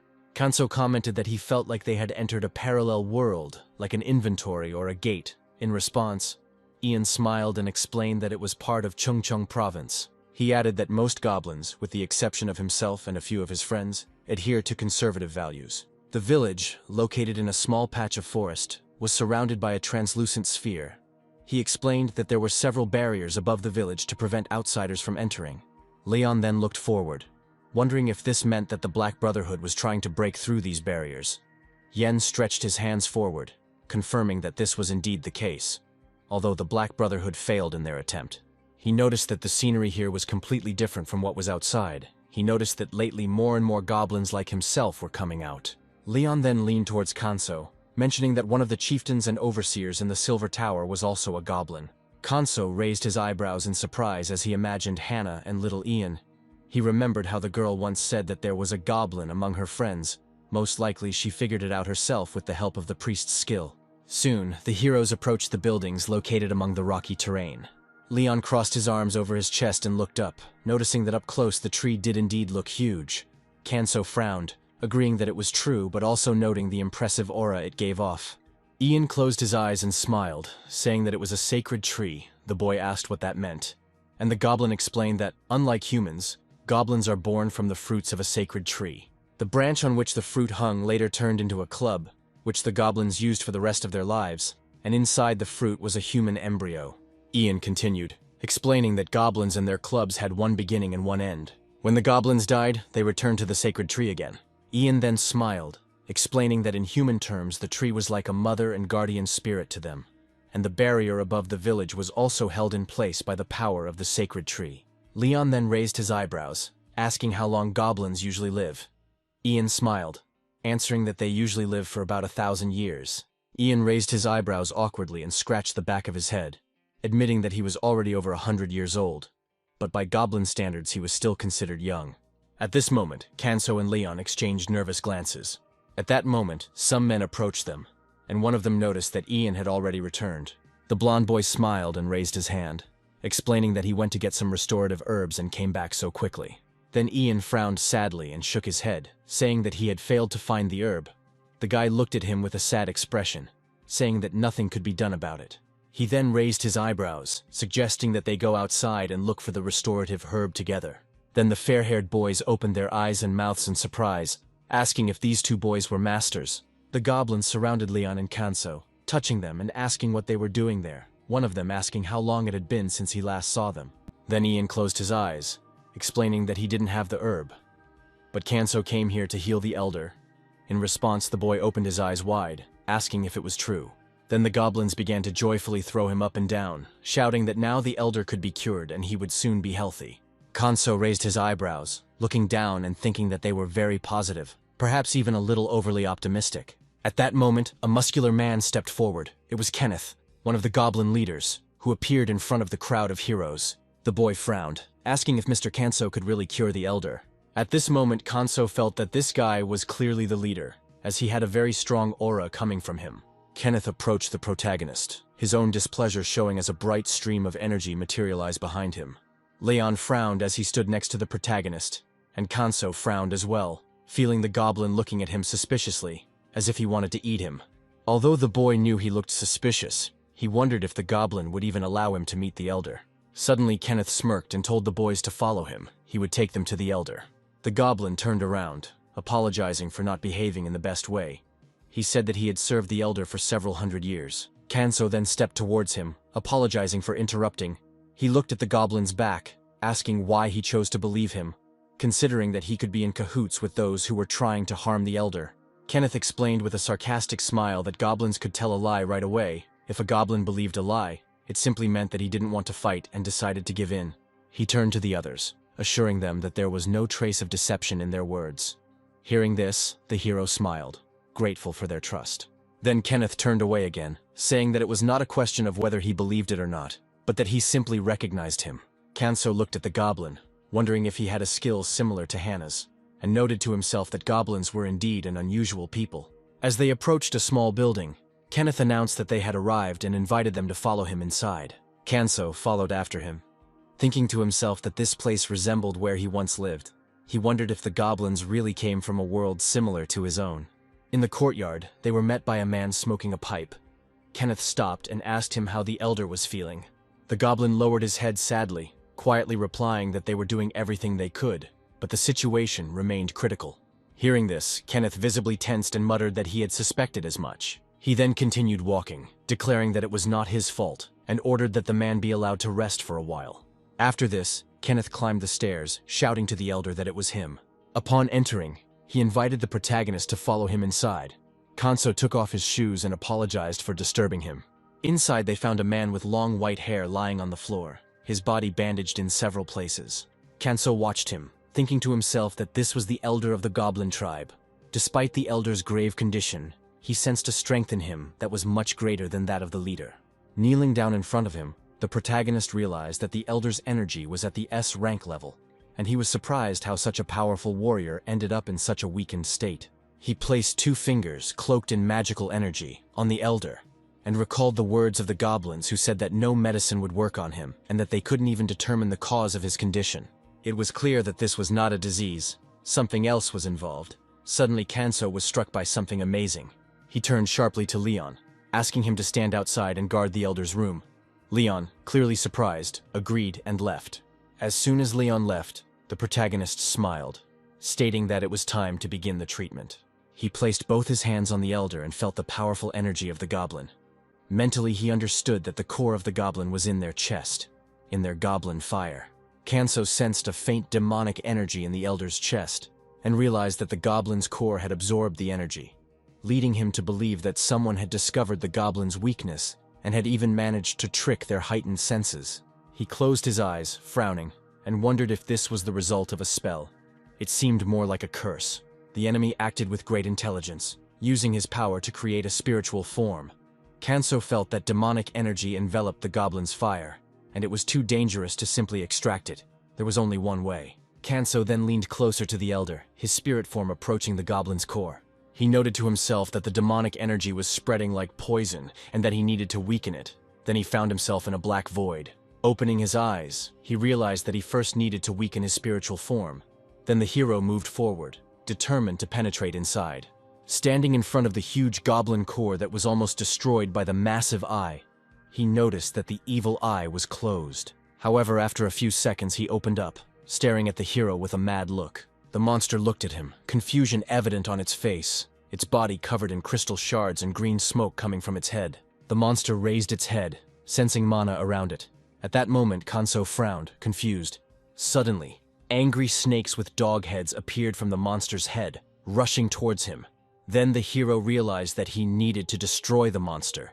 Kanso grinned evilly, lowering his head. He held his hand out and called for mana, urging the monster to attack, the dogs opening their mouths wide, screaming loudly as they rushed towards him. But Kanso reacted quickly, striking the monster with a sharp movement of his hand. He immediately jumped up and kicked one of the dog-like heads, sending it flying.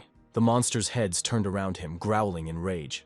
Then Kanso jumped again, delivering powerful kicks that drove the monster's heads into the ground. The monster's face changed color, and the protagonist spread his arms, enveloped in mana. Their fists collided with a loud explosion, and the mana began to dissipate.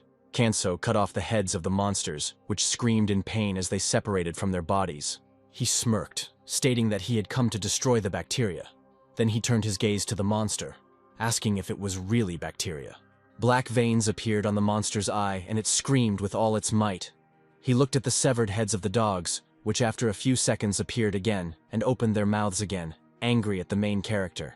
Kanso then realized that the monster was using the goblin's firepower to regenerate, and if he pulled any longer, the elder's energy would run out, which would be dangerous. His body was enveloped in magic, and he spread his arms again. Running up to the open mouths of the dogs, he moved quickly, jumping and striking at each of them as he passed, at which point the monster rolled its eye upward, screaming in pain. Kanso then landed on the ground, kneeling, while the monster's eye closed completely. Kanso thought it was time to settle this once and for all. He walked up to the monster, declaring that it was time to end this. Slowly, he reached out to his eye, and as he touched it, purple mana began to flow from the monster towards him. Kanso began to squeeze his hand, drawing all of mana into his palm.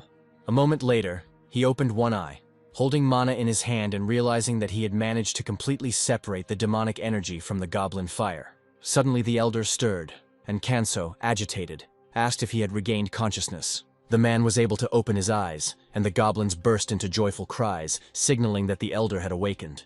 Soon the goblin came out of his house, met by his friends and comrades. He hugged the crying Ian, declaring that he had brought a precious person with him. Meanwhile, Kanso and Leon stood behind, and the latter looked at the elder, noting that they were using magic to slowly extinguish the goblin fire inside him. He then asked if Kanso had completely freed the elder from magic and how he did it, to which Kanso smiled widely, replying that he had simply removed the magic that was inside. Leon thought for a moment before asking what happened to him. Then the hero closed his eyes and answered with ease in his voice that he had absorbed and purified it. Leon was shocked to hear this. He stretched out his hand in disbelief and asked if it was possible to do something like this so easily. However, before the main character could answer, a voice came from the side addressing him. The elder looked straight at him and introduced himself as Hui, the Wind Tribe elder. He bowed his head slightly, explaining that he owed his life to the protagonist and had no idea how to properly thank him.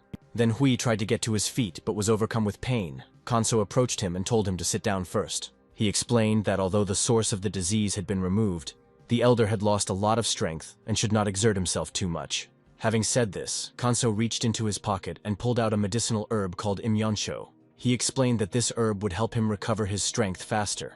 Seeing this, Hui was very surprised. At that moment, Ian appeared from behind the protagonist, confirming that Kanso was right. He explained that it was called the healing herb imyansho. Kanso then placed his hand on his hip and stated that he now understood what they were talking about last time. Hui laughed, admitting that it was just a matter of different names. Then, with a smile on his face, he said that he raised John as his own son and volunteered to find a special person who would help and save him. Hearing this, Kanso smiled widely, admitting that, to be honest, he had planned to come to them because he had something to ask. Hui was surprised to ask what he wanted to know. After some time, they were sitting at the same table, and the protagonist asked if Hui could tell them more about what happened. The elder took a sip of his drink before replying that this was not the first time the Black Brotherhood had attacked the Goblin Village. Their true goals had always been unclear to him. But this time something caught his eye. With a growing sense of unease, he noticed that this time they had brought with them a large pack of wild animals, and it seemed as if they had carefully prepared for the attack. However, at the time, Hui didn't pay much attention to it, assuming that there were simply more of them than usual, but still not enough to stand up to the goblins. After the battle was over, Hui admitted that, frankly speaking, even several experienced masters could have handled them. There were more attackers than usual, but fewer masters. Perhaps that was why he suddenly felt an inexplicable anxiety. At that moment, the enemy rushed at him from a blind spot. A weapon appeared in front of him, emitting an ominous demonic aura. The elder repelled the attack, but it crumbled too easily, as if it had been specially designed to fall apart.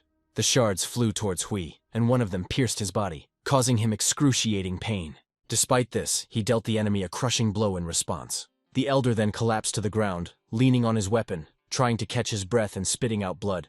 Kenneth noticed him and screamed, trying to call out to him. He stepped on the enemy's face and demanded to know what he had done to the elder. However, the enemy only smiled broadly, lying on the ground. Kenneth looked at him carefully and saw a capsule in his teeth. In fear, he asked if it was poison.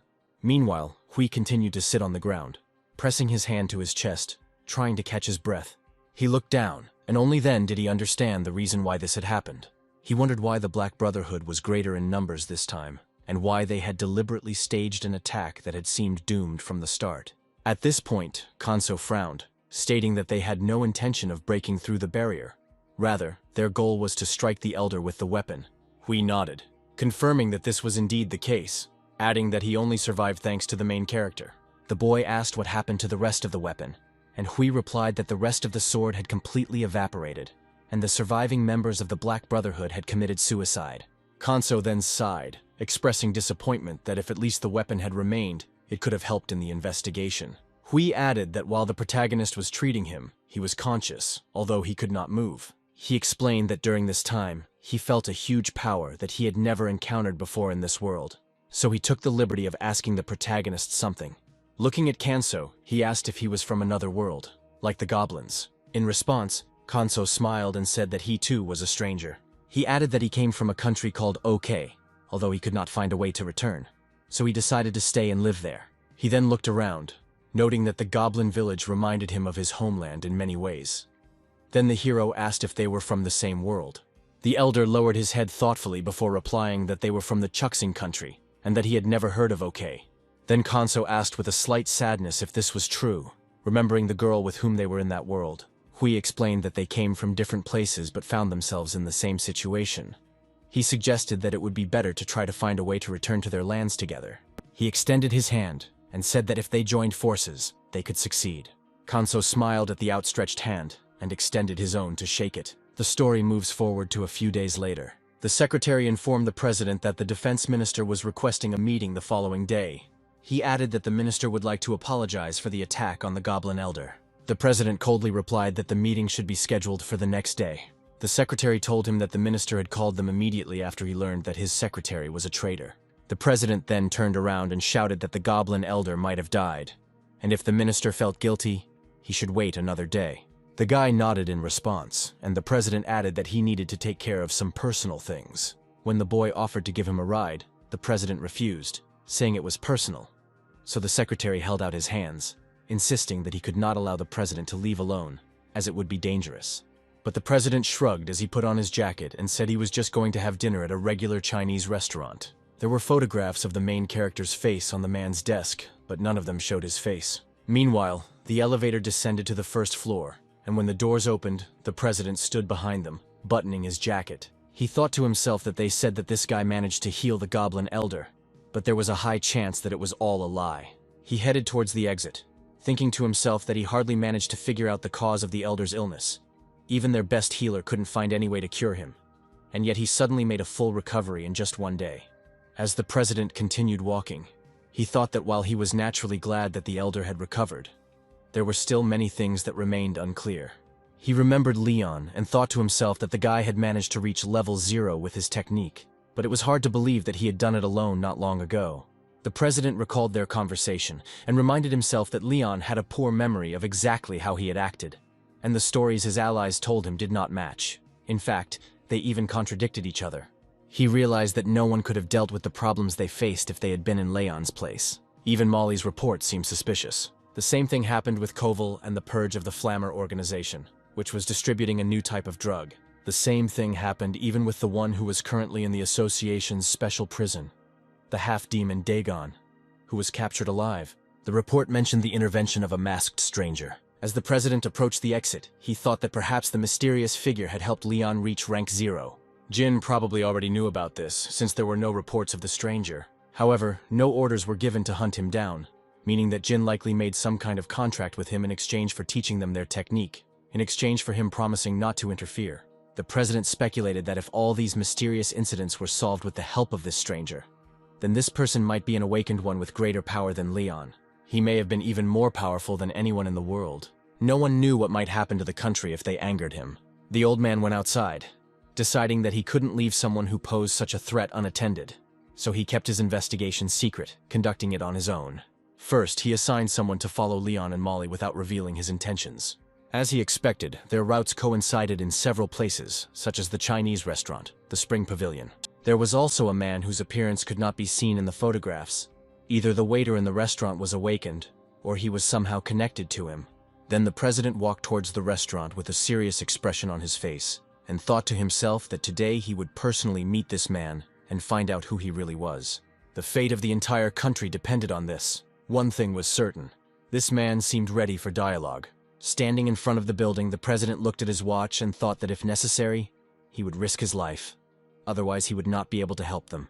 He then adjusted his watch, which had a setting that allowed him to change his appearance. His whole body began to glow and change, and in a few seconds he took on the appearance of an old man. The president pulled at his cheek and thought to himself that the transformation had gone unnoticed. He had used an appearance-changing artifact invented by the master. Suddenly a drop of water fell to the ground, followed by more drops, which quickly turned into a downpour. The president looked up, puzzled by the rain, but then covered his head with his hand and ran to a taxi parked by the road. Once inside, he told the driver where to take him. As the car approached the designated place, two people watched them from a distance. The two were the leaders of the Black Brotherhood, brother and sister Chan and Chelsea. Carter crossed his arms over his chest and wondered out loud if the old man was really the president of the association. His sister lowered her binoculars and confirmed that he was, then asked where he was going without security. Then Carter laughed, noting that everything would go faster now, so they would soon become famous. Chelsea looked at her brother and replied that she thought he recognized their abilities. It was all for him. It was raining heavily that evening, and the restaurant was overbooked, forcing them to close early because they ran out of food. There was a frying pan on the stove with vegetables sizzling in it. Sam tossed the food into the air to turn it over and fry it more evenly.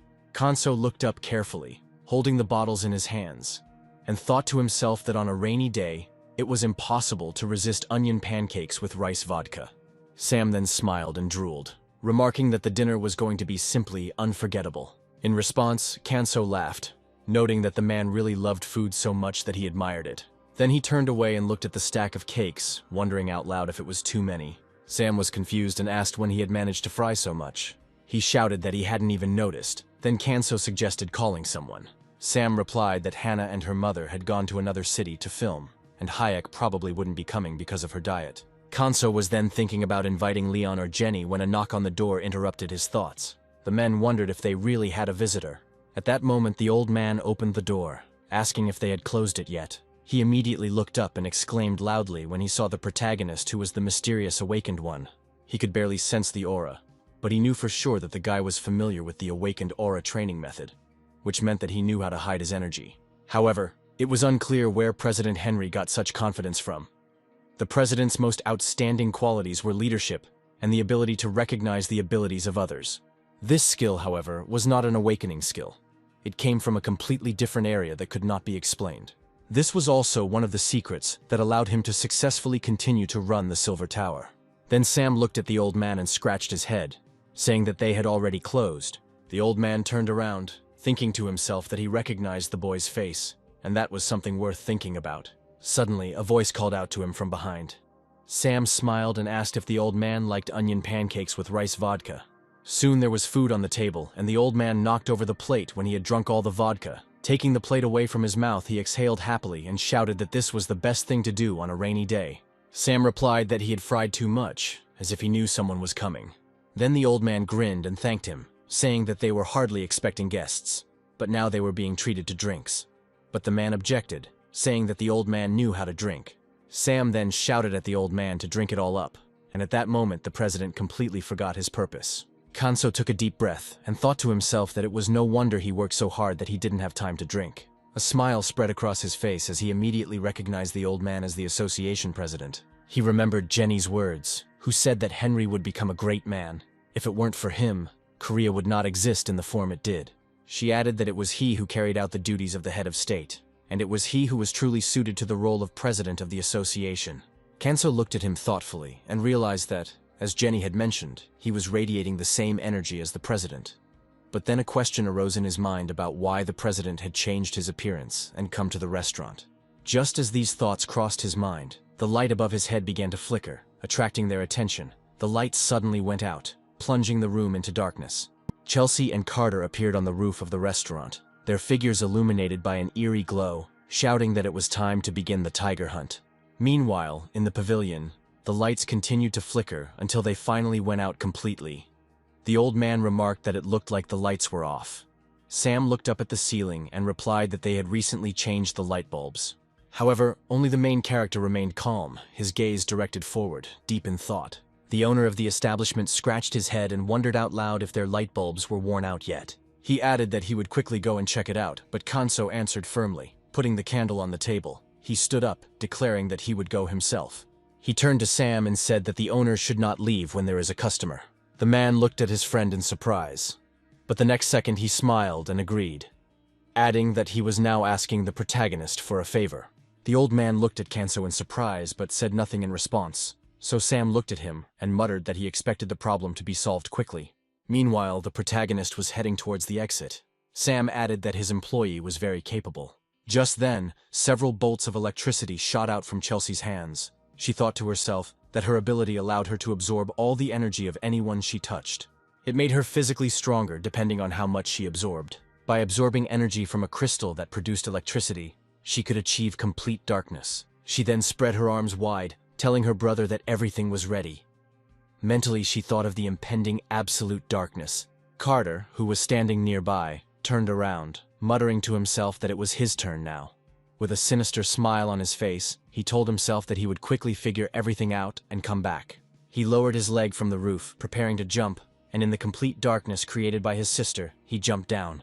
His body was enveloped in powerful magical energy, and he smiled widely, thinking that no one would be able to see him now. As he descended, his body became transparent, and upon landing, he realized that his skill was perfect camouflage in the dark. Carter looked up, his smile widening, and he thought to himself that this was the reason why none of their targets had survived yet.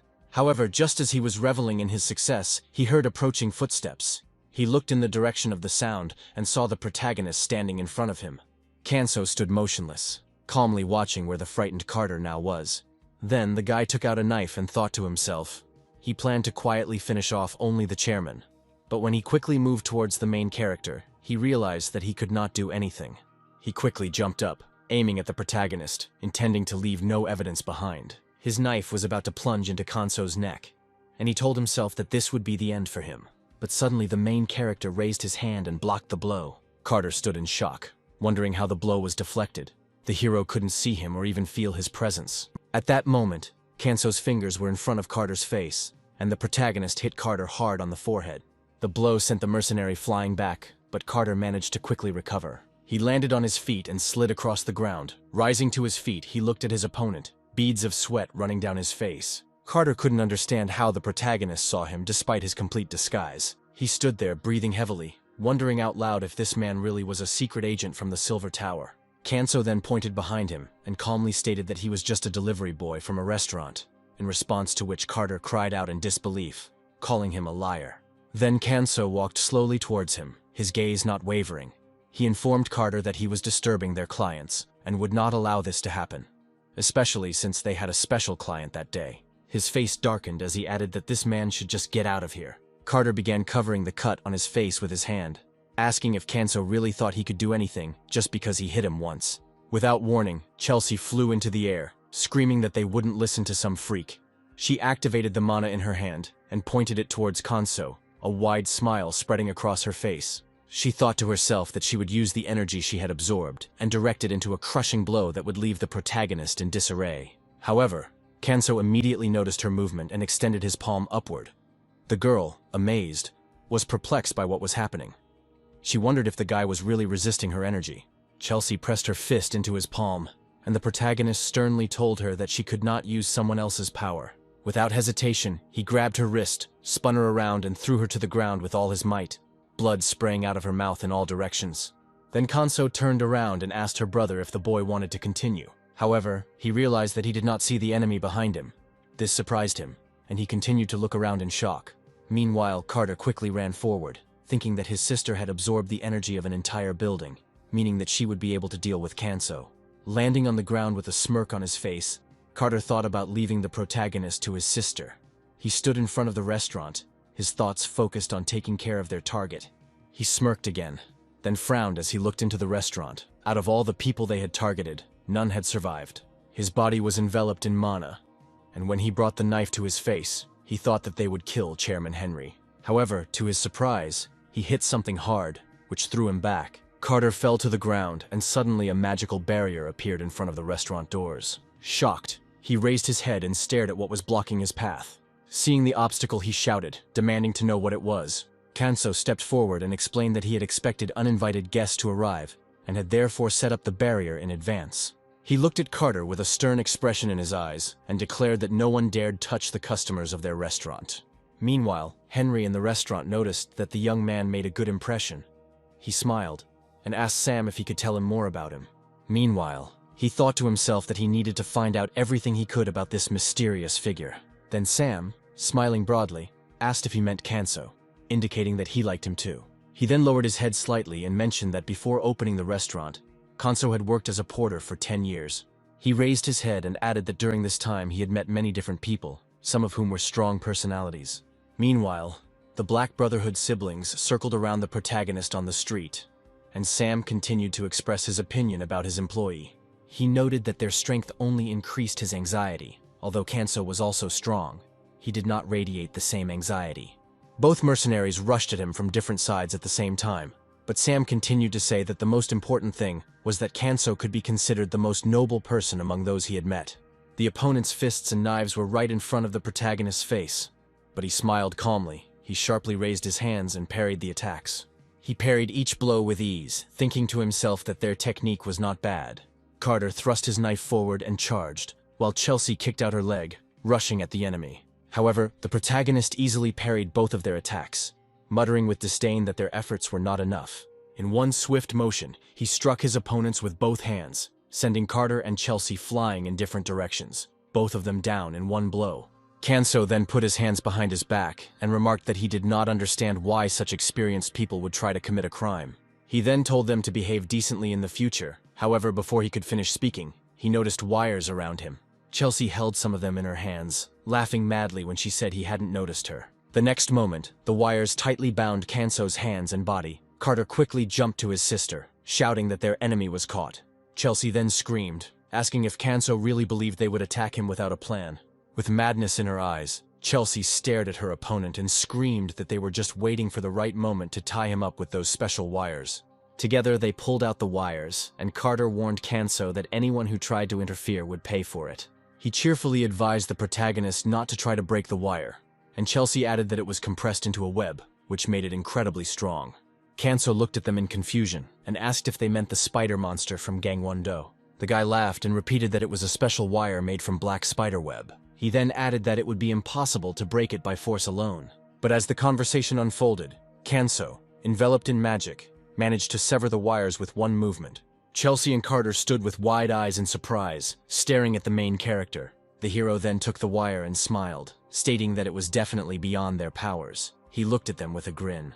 The old man, meanwhile, asked if Kanso was suitable for this job. He explained that if someone with power uses it with the right intentions, peace can be established on Earth. He turned to Sam and asked him what he thought about it. In response, Sam exhaled and said that he didn't even know. He continued by saying that if the right man sees power as a reason to throw away his life, then perhaps Kanso was that man. He paused for a moment before adding that he would most likely give up his own power and choose an ordinary life instead. The old man's mouth dropped open slightly in shock, and the light bulb above began to crackle before coming back on. Looking up, the man noticed that the electricity had returned. The protagonist then returned to the restaurant, noticing that it took longer than he expected. He started to approach the table when suddenly the old man asked if his name was really Kanso. The hero turned to him and confirmed that this was so. Then he asked if the old man really had something to tell him. In response, Henry crossed his arms over his chest, looking at Kanso, and said that it was not so. Then he looked up at him and explained that he just wanted to thank him. He replayed in his mind all the times Kanso had saved people and smiled. Then suddenly Kanso looked at him and said that he was grateful to him. He added that thanks to him, Courier remained strong and healthy. The chairman looked at him in shock, wondering if the protagonist knew who he was from the start. Then the old man bowed and said that he was also grateful. Once outside, he bowed again to Kanso and Sam and remarked that the day had been quite pleasant. Sam bowed back, saying that they hadn't even noticed how quickly time had flown by. Henry then turned to leave, and the man warned him to be careful. The old man closed his eyes and walked forward with a smile on his face. Suddenly he opened his eyes in surprise and saw Chelsea and Carter tied to a pole with wire. He asked who they were. As he approached them, it dawned on him, and he asked what they were doing there. Then he noticed a piece of paper nearby, picked it up and unfolded it. After reading it, he learned that he was being hunted and that he needed to be careful. Then Henry smiled as he read the note and, putting his hands behind his back, continued walking forward. Some time has passed since that day, and people were enjoying life in the water park. Hannah's whole family came there. Her parents took many happy photos of their daughter. A little girl in an inflatable bunny ring waved happily at the camera as she swam with her friends, her parents and uncle standing behind her watching happily. As it turned out, Kanso also came with Sam's family to the water park. Sarah, hugging her husband, said with delight that it seemed like their family had a lot of fun. This time, Tristan was not there as a bodyguard, but as a member of Hannah's fan club called the Chocolate Buns. Kanso, on the other hand, was simply enjoying his vacation, watching the girl. However, his relaxation was short-lived as he soon faced a serious problem. He looked to the side and was shocked. Through his glasses he noticed many beautiful girls in swimsuits, especially the women around him who were almost naked. Kanso blushed in embarrassment, wondering if they were wearing too little. In despair, he closed his eyes, not knowing where to look. This was a crisis moment in his life. Meanwhile, 3 rescuers carefully examined the area. One of them, Jean, noticed his 2 partners fooling around and asked what they were doing. The other 2 looked at him and replied that they were looking for Molly's boss. The guy with gray hair raised his fist and declared that the water park was a gathering of wolves on a hunt. Another guy with orange hair extended his hand and added that they came to protect the boss from people with bad intentions, as this is their calling.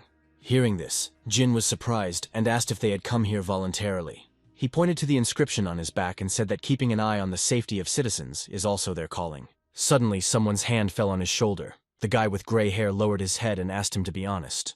Then he smiled broadly and asked if he understood correctly. That the boss knew Molly's boss would be here today, and so they volunteered, even giving up their vacation. Jin was confused, with beads of cold sweat on his face. He asked why they were here. He asked that since they had come for this reason, why didn't they go on vacation? Both of his partners placed their hands on his shoulders and explained that they had done the same. The guy with orange hair looked up and mentioned that everyone in their department knew that their boss liked Molly's boss. The gray-haired guy also looked up and said that if the boss hesitated, they could beat him to it, since Molly's boss was popular in other departments as well. Afterwards, they jokingly pretended to be cupids, saying that there was nothing to worry about and that they just needed to trust them.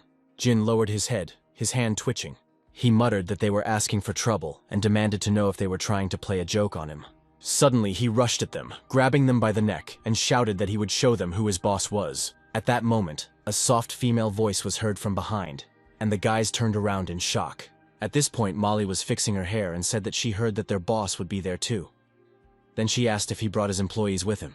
Jin blushed, his mouth hanging open, wondering if the girl had always been this beautiful. Then Molly looked at him and asked why he suddenly turned red. Maybe he had heat stroke. She placed her hand on his forehead to check and immediately looked into his eyes. The girl carefully assessed his condition and said that he was fine. At this moment, Jin's subordinates watched everything that was happening with great interest. Beads of sweat appeared on Jin's face and he quickly pushed her hand away, insisting that he was fine. Then Molly frowned, saying that she was actually worried about him. Then her expression softened and she looked at him with regret. Molly, noticing this exchange, mentioned that the boy had only recently regained his strength, so he should not overexert himself.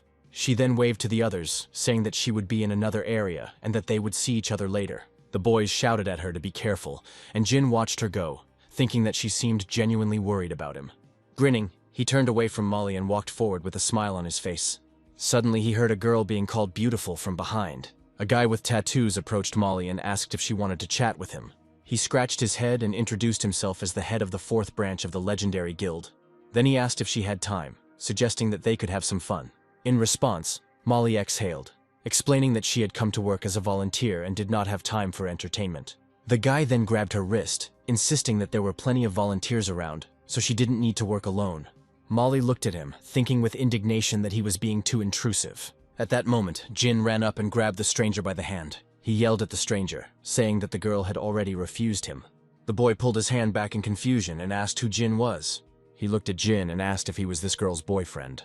At that moment, Jin lowered his head and whispered something under his breath, wondering who he was to Molly. Then he remembered the time when he fought with Dagon and was unable to protect the girl. He also did not keep his promise to Hans. Moreover, he did not remove his wounds, so as not to forget his shame. Jin thought that this was the very reason why he didn't dare to take the first step.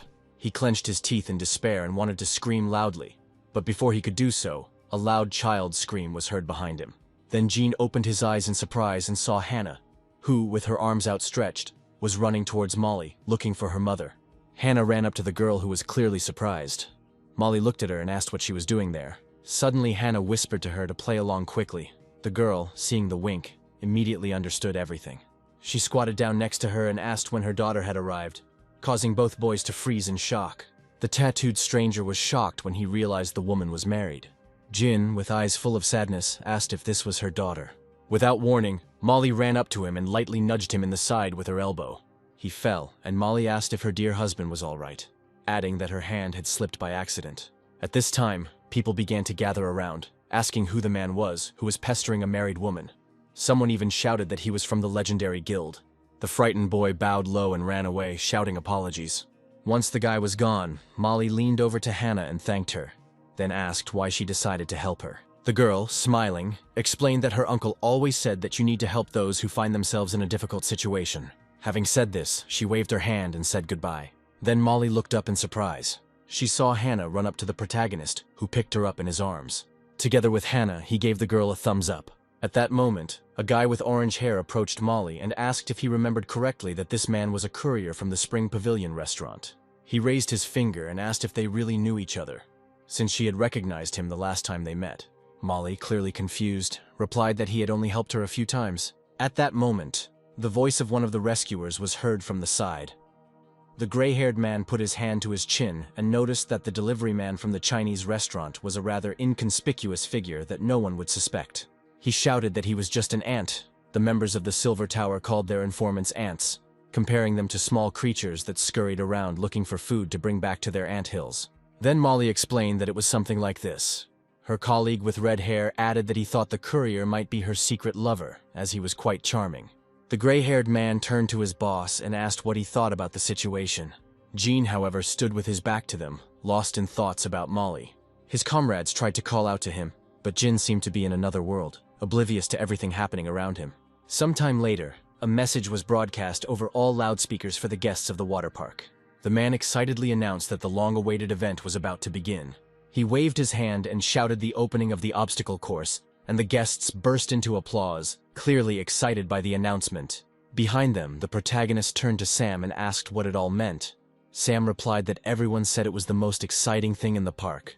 With a smile on his face, he explained that the purpose of the event was to overcome obstacles and reach the goal as quickly as possible. Then Kanso, looking at the stage, quietly muttered that it meant overcoming obstacles. Hearing this, Sam turned to him and asked if he was really interested. Kanso, recalling his childhood, replied that it reminded him of a training session he had done a long time ago. Smiling, he added that these were good memories. The host then announced that anyone could take part in the competition, whether they were awakened or not, and he made it clear that physical improvement would be allowed, but nothing more. A man in the crowd frowned and shouted that this was too much of an advantage for the awakened, and someone else asked if there was a prize. The presenter responded loudly, assuring everyone that they would soon see for themselves. He also noted that there would be no special treatment for the awakened ones, and of course they had a prize in store. He pointed to the side where a shiny new car from a famous company was on display. The man then added that anyone who wanted to take part could still register, as they would need to find staff in the crowd to apply. He hoped for a good turnout from those present. Hannah then turned to the protagonist and asked if he would participate, but he replied that he would just watch. Hannah took a deep breath, keeping her eyes on the car, and said that she wanted to ride in that red car. Kanso, intrigued, asked if that was the grand prize. The girl looked up dreamily and said that if they had a car like that, they could all go on trips together. Then Kanso smirked, thinking that he couldn't disappoint Hannah. He smiled and said he would try. Then an excited Hannah called her uncle the best and blew him a kiss. She added that if he won first place, she would kiss him. At that moment, Kanso clenched his fist and thought that he had to do everything possible. The host then announced that the obstacle course would offer new challenges in each round. Looking at the participants, he noted that many people had registered to participate, so they were in for some tough competition. He wondered what obstacles lay ahead, and who would be the one to overcome all the difficulties. When the host began introducing the participants, he shouted out that the first participant was none other than the youngest department head of the legendary guild. He looked at the guy and announced that it was Michael. Michael, smirking, thought to himself that the people around him were fools who did not understand the significance of this event. He believed that this was not just a child's game, but rather a competition organized by the best guild in the country. Then he turned away and thought that the prize for the winner was just a distraction. The real goal, in his opinion, was to select real professionals from among the amateurs and invite them to join his guild. Michael looked around and saw that the HR agents were hiding in the crowd of ordinary citizens. As his body was enveloped in mana, he thought that despite being part of a legendary guild, he was eager to compete with the best by taking advantage of this rare opportunity. The presenter then shouted that as soon as he heard the signal, Michael could safely set off. Michael immediately rushed forward, thinking that this was his chance to show off his skills and transfer to the Red Dragon Guild. He pushed off from the obstacle, feeling confident that he would demonstrate the enormous difference in skill levels between himself and the others. However, to his surprise, when he pushed off from the obstacle, he lost his balance and fell into the water. The presenter commented that Michael failed at the very first obstacle. Kanzo, watching this scene, thought that in the end, the awakened ones had no advantages. He wondered if they really meant what they said. Looking back at the obstacles, he realized that although they appeared simple at first glance, Certain parts of them reflected any force that struck them. Frowning, Kanso thought that it was worth considering in terms of the flexibility of his power. Without experience, it was difficult to control his power. Turning sharply, he believed that he could easily handle the track, but he realized that very few of the participants would be able to avoid these traps. As he was looking around the scene, something caught his eye out of the corner of his eye, and when he turned around completely, Kanso saw someone in front of him, staring at him intently. Soon, the sounds of participants falling into the water could be heard from all sides. One after another, the participants fell into the traps and fell into the water. The presenter, now increasingly furious, shouted into the microphone that the losers were coming one after the other. He looked at those who had fallen and wondered out loud if the obstacles were too difficult. He then pointed to a big red button and said that none of the participants had reached the finish line yet. Kanso, still watching the race, thought to himself that the obstacles were much more difficult than they seemed at first glance. No wonder everyone was struggling so hard. He glanced sideways, thinking that it was a piece of cake for him. But when he looked again, he was shocked by what he saw. He asked himself if this man could really be here. The host loudly announced that it was the turn of the next participant, and the girl in the white swimsuit confidently headed to the starting line. Kanso watched her closely, noting that she emitted a certain aura that felt different. She was contestant number 78, with a mischievous glint in her eyes and a smile on her face. This girl was none other than Cindy. When she tied her hair into a neat ponytail, the host noticed that an extraordinary beauty stood before them. But he doubted whether such a seemingly fragile girl would be able to reach the end. Meanwhile, Kanso continued to watch her, thinking to himself that it seemed like she had already faced various trials and overcome them. He crossed his arms over his chest, musing on her lack of obvious aura, though his curiosity as to what she was capable of remained piqued. Then he glanced at the pendant she wore around her neck, wondering what its significance was. Cindy looked at the photo of her father inside the pendant with a slight sadness in her eyes, and silently asked him to look after her. She then placed her hand on the sand, taking a stance, preparing herself for the test ahead. Mentally, she firmly decided that she would avenge her father. The bell rang, and without hesitation, Cindy charged into the obstacle course, radiating confidence with every move she made. She easily overcame the first obstacle, and when she came across the second, which involved a rope, she grabbed it without difficulty. With remarkable skill, she avoided various obstacles in her path. Approaching the rotating rings, she easily jumped over them in one bound. Then she paused for a moment, only to notice two monkeys standing in front of her. Feeling their movements, she instinctively assumed a defensive stance, ready for whatever might come next. The presenter excitedly explained to the audience that these were no ordinary monkeys. They were combat robots equipped with artificial intelligence, and the crowd burst into approving shouts. Kanso, still watching intently, listened as the host explained that these robots were collecting data and becoming stronger after each competition. This obstacle had already caused up to 90% of the participants to fail. The host doubted whether Cindy would be able to overcome this. Without hesitation, Cindy pushed off and rushed forward. The monkeys raised their hands, ready to fight, their eyes glowing red. One of them attacked, but Cindy managed to dodge its blow, continuing her run. The leader, admiring her agility, noted that she deftly avoided the monkey's blow, although she had to fight two more. The second monkey, whose eyes were also glowing, swung at her with great force. The host then shouted that Cindy was now between a rock and a hard place. Kanso and the host watched the proceedings with awe. At that moment, the monkeys collided with each other, their powerful blows coming one after another. Cindy took advantage of the opportunity to push off and jump into the air, performing a somersault. She landed gracefully on the ground, supporting herself with one hand, the crowd watching in amazement. Then she stood up, catching her breath, propping her head up with her hand, trying to stay on her feet. The presenter, now screaming in shock, expressed his amazement at her incredible agility, noting that she had managed to escape the attacking monkeys with a spectacular leap. Without stopping, Cindy moved on to the next obstacle, the bridge that stretched out before her. She looked at it carefully, but when she stepped onto the moving board, it suddenly tilted to the side. The presenter cried out in disbelief when he saw her slip and fall. For a moment, it seemed as if she might fail, but she quickly pulled herself together, gripping the edge of the board with both hands. Kanso, who had been watching her closely, was impressed by her unwavering concentration. Cindy, however, pressed forward, her determination showing in every step. She was now almost at the finish line, and the presenter encouraged her by saying that she was almost there. Cindy, not allowing herself to relax for a second, took a big leap over the last obstacle and cleared it with ease.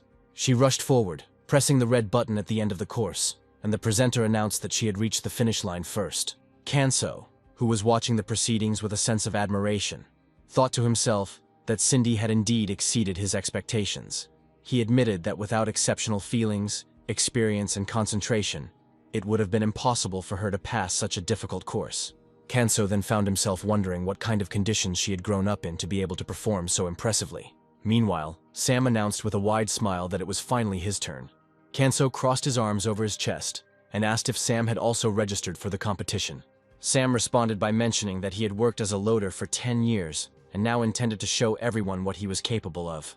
He looked at Hannah and added that he was ready to prove his strength. However, Kanso, a little worried, wondered if Sam could handle it. Sam then stepped forward and proudly announced that he was not only the father of a 5-year-old daughter, but also a strong man who had survived at the gate as a porter. The host introduced Sam as contestant number 92. Meanwhile, his wife and daughter cheered him on from the sidelines. Kanso, watching Sam closely, thought to himself that he shouldn't let him down. Sam soon rushed forward onto the obstacle course, but after a few minutes he found himself stuck. With tears in his eyes, he muttered that this couldn't be. As it turned out, he was trapped in one of the rotating circles. Kanso, Sarah, and Hannah covered their faces with their hands in embarrassment as the rescue team rushed to his aid. Sam was carefully placed on the stretcher, his face covered in a grimace of shame. As he lay there, he thought to himself that if he had known about this earlier, he would have lost weight to better prepare. His family quickly ran to him, asking if he was okay and if he had a stomachache. Hannah looked at her father and assured him that he was still the best, to which her mother nodded with a warm smile.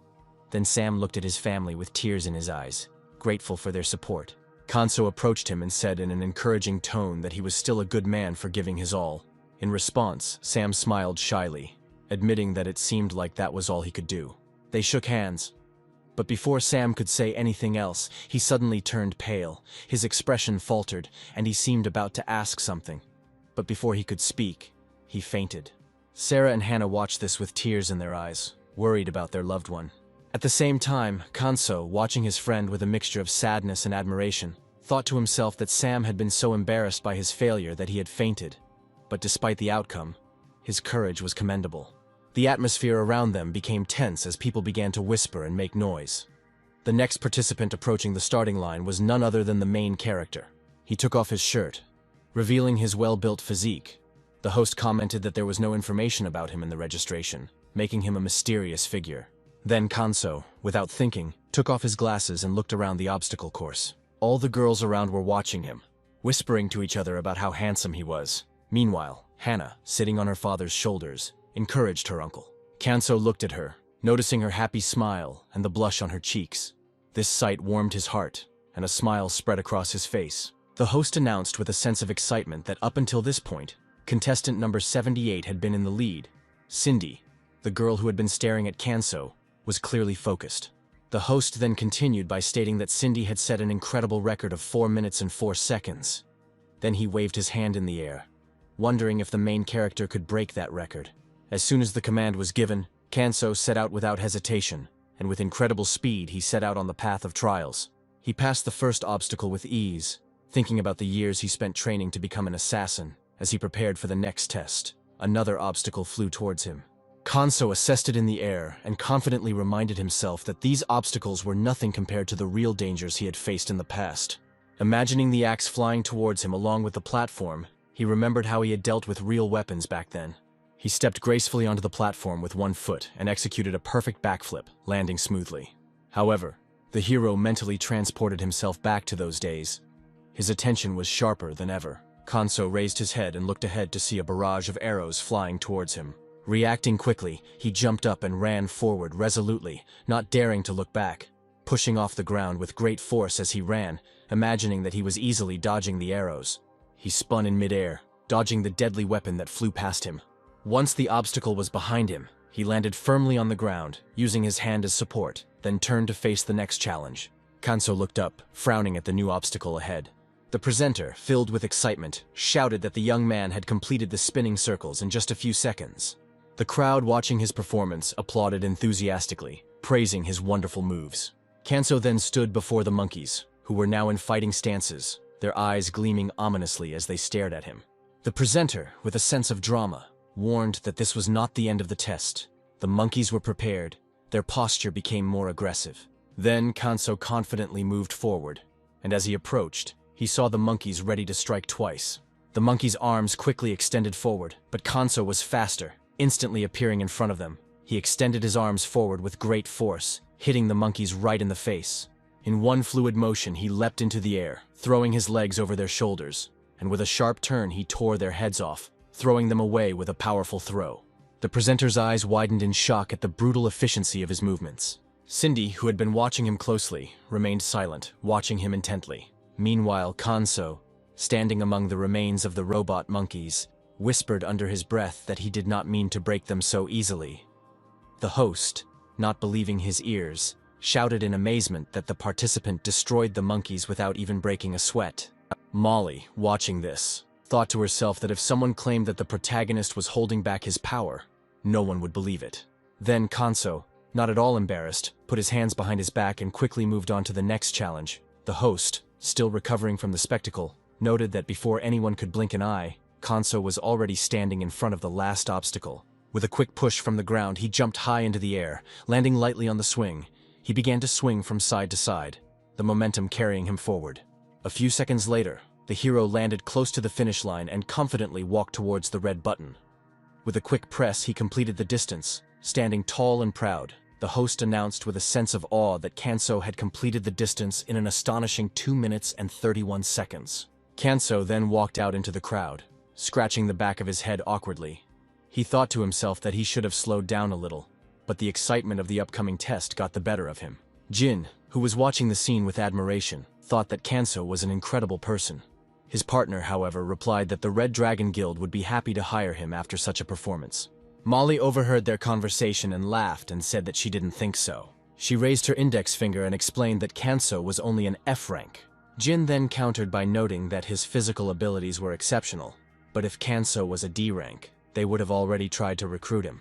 Meanwhile, Hannah, clearly excited, threw herself into her uncle's arms and kissed him on the cheek. She happily exclaimed that he was great. Kanso smiled, lifting her up and pressing their cheeks together. Meanwhile, Cindy, who was standing a little further away, turned her gaze to Kanso, studying him. She wondered who he really was. Time passed, and in the spring pavilion, Jenny was clearing the table while the protagonist stood nearby. The TV was on, showing the news about the infamous phantom thief known as Black Cat.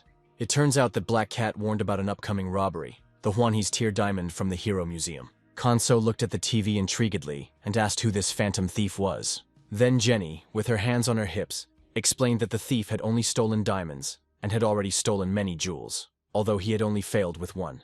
Kanso, still focused on the screen, noticed that no matter what abilities Black Cat had, he was still just a thief. He then wondered why there was so much fuss about him. Jenny explained that there were rumors that Black Cat had more than just exceptional abilities. He always warned about his plans in advance, leaving notes. Despite the increased security measures, no one could ever stop him. But what was even stranger was that he always returned the stolen diamonds. Kanso, clearly surprised, asked if it was true that the Black Cat had returned everything he had stolen. Then Jenny shrugged and admitted that she didn't know the full reason for it. Although no one was ever hurt, and some even considered the Black Cat to be something of a celebrity, he even had fans. Then Kanso, thoughtfully rubbing his chin, wondered if Black Cat's true motive was simply a desire to show off his abilities. Before he could think further, the door to the restaurant burst open, and Leon burst into the restaurant with a look of panic on his face. He immediately began to beg Kanso for help.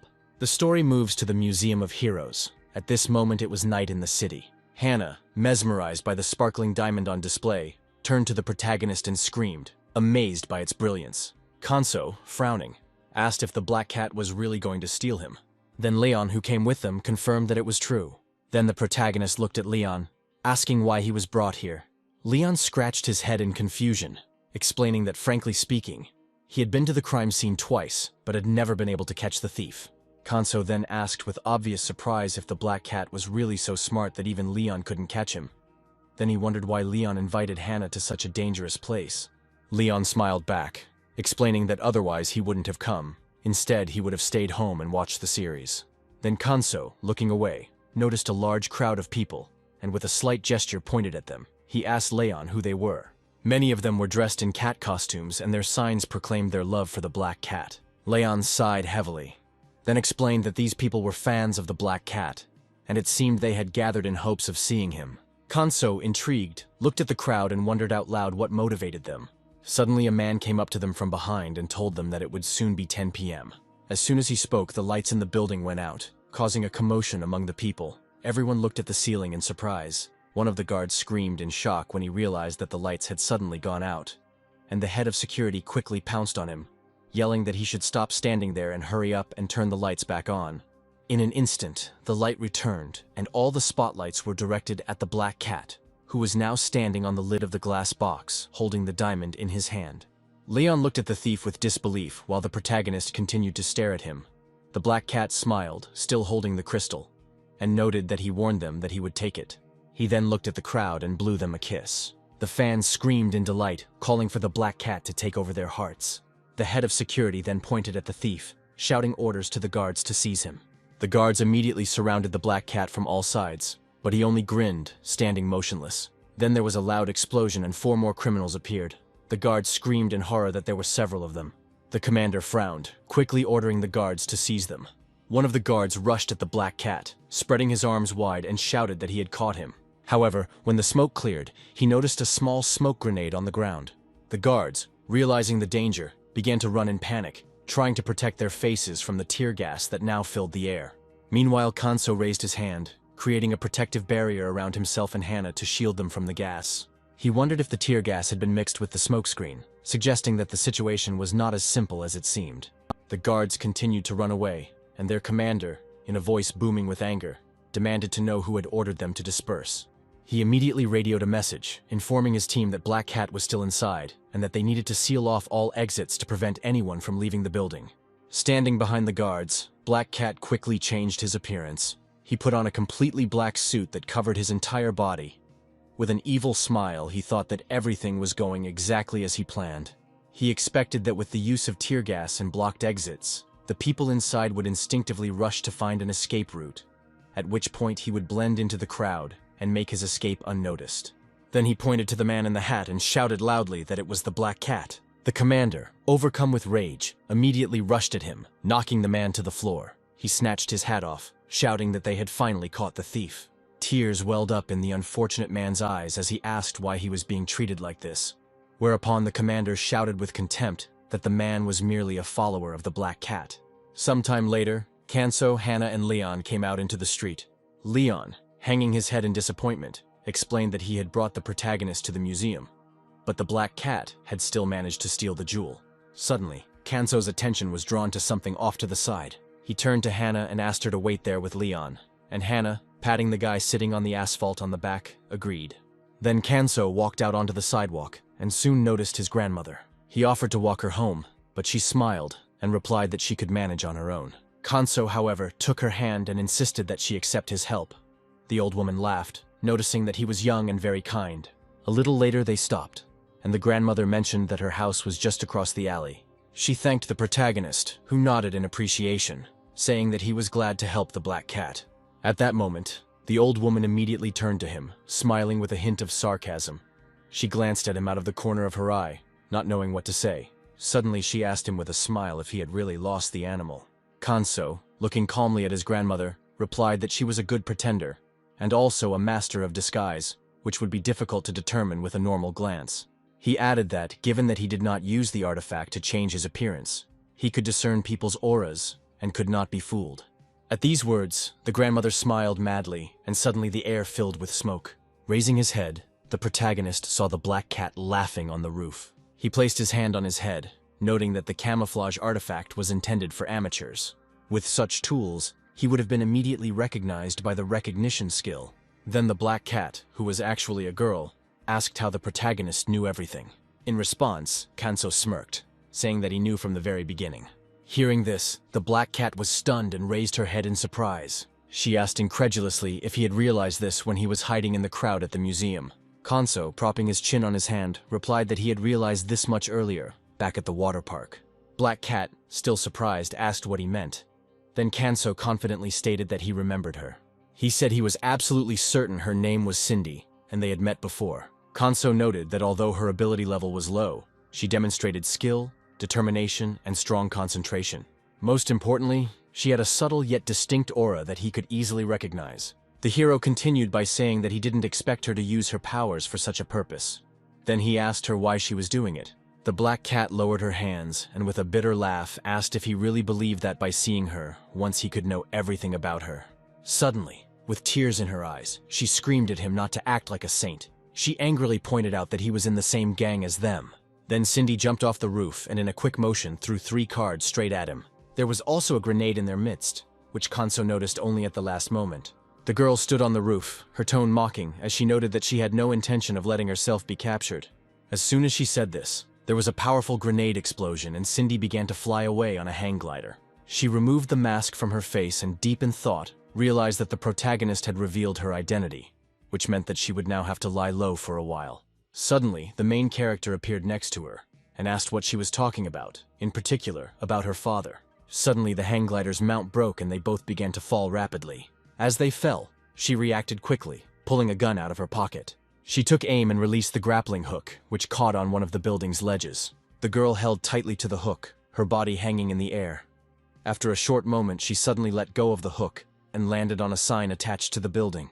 Chuckling to herself, Cindy felt a surge of satisfaction, thinking that she was, after all, a black cat. However, her triumph was short-lived, as the click of the fastening was heard and the sign began to descend. With one foot on the sign, Cindy tried to push herself off, but her leg was throbbing with pain. She groaned with the strain and soon began to fall backwards, screaming as she plummeted downwards. In a panic, she wondered if this was really how she was going to die. Such a stupid death. Tears filled her eyes and Cindy silently asked her father for forgiveness. Just then, a male voice behind her asked if this trinket was really worth risking her life for. Hearing the voice, she opened her eyes, realizing that she was now in the arms of the protagonist. He was floating in the air, using his magic to keep her safe. Confused, Cindy looked at him, asking why he saved her if he didn't want her to die. Kanso then slowly lowered them to the ground, turning to face her. He asked why she thought he wanted to kill her. As he did so, his gaze fell on the hand that had the ring on it. He noticed that the ring, which was supposed to sense magical power, did not react at all, which seemed strange to him. After carefully sitting Cindy down, the protagonist explained that he simply wanted to understand why she stole the diamond and why she always returned the stolen things. While he was pondering this, she turned to Kanso with a mischievous wink and explained that the thrill was part of the excitement, and it had also added to her fame.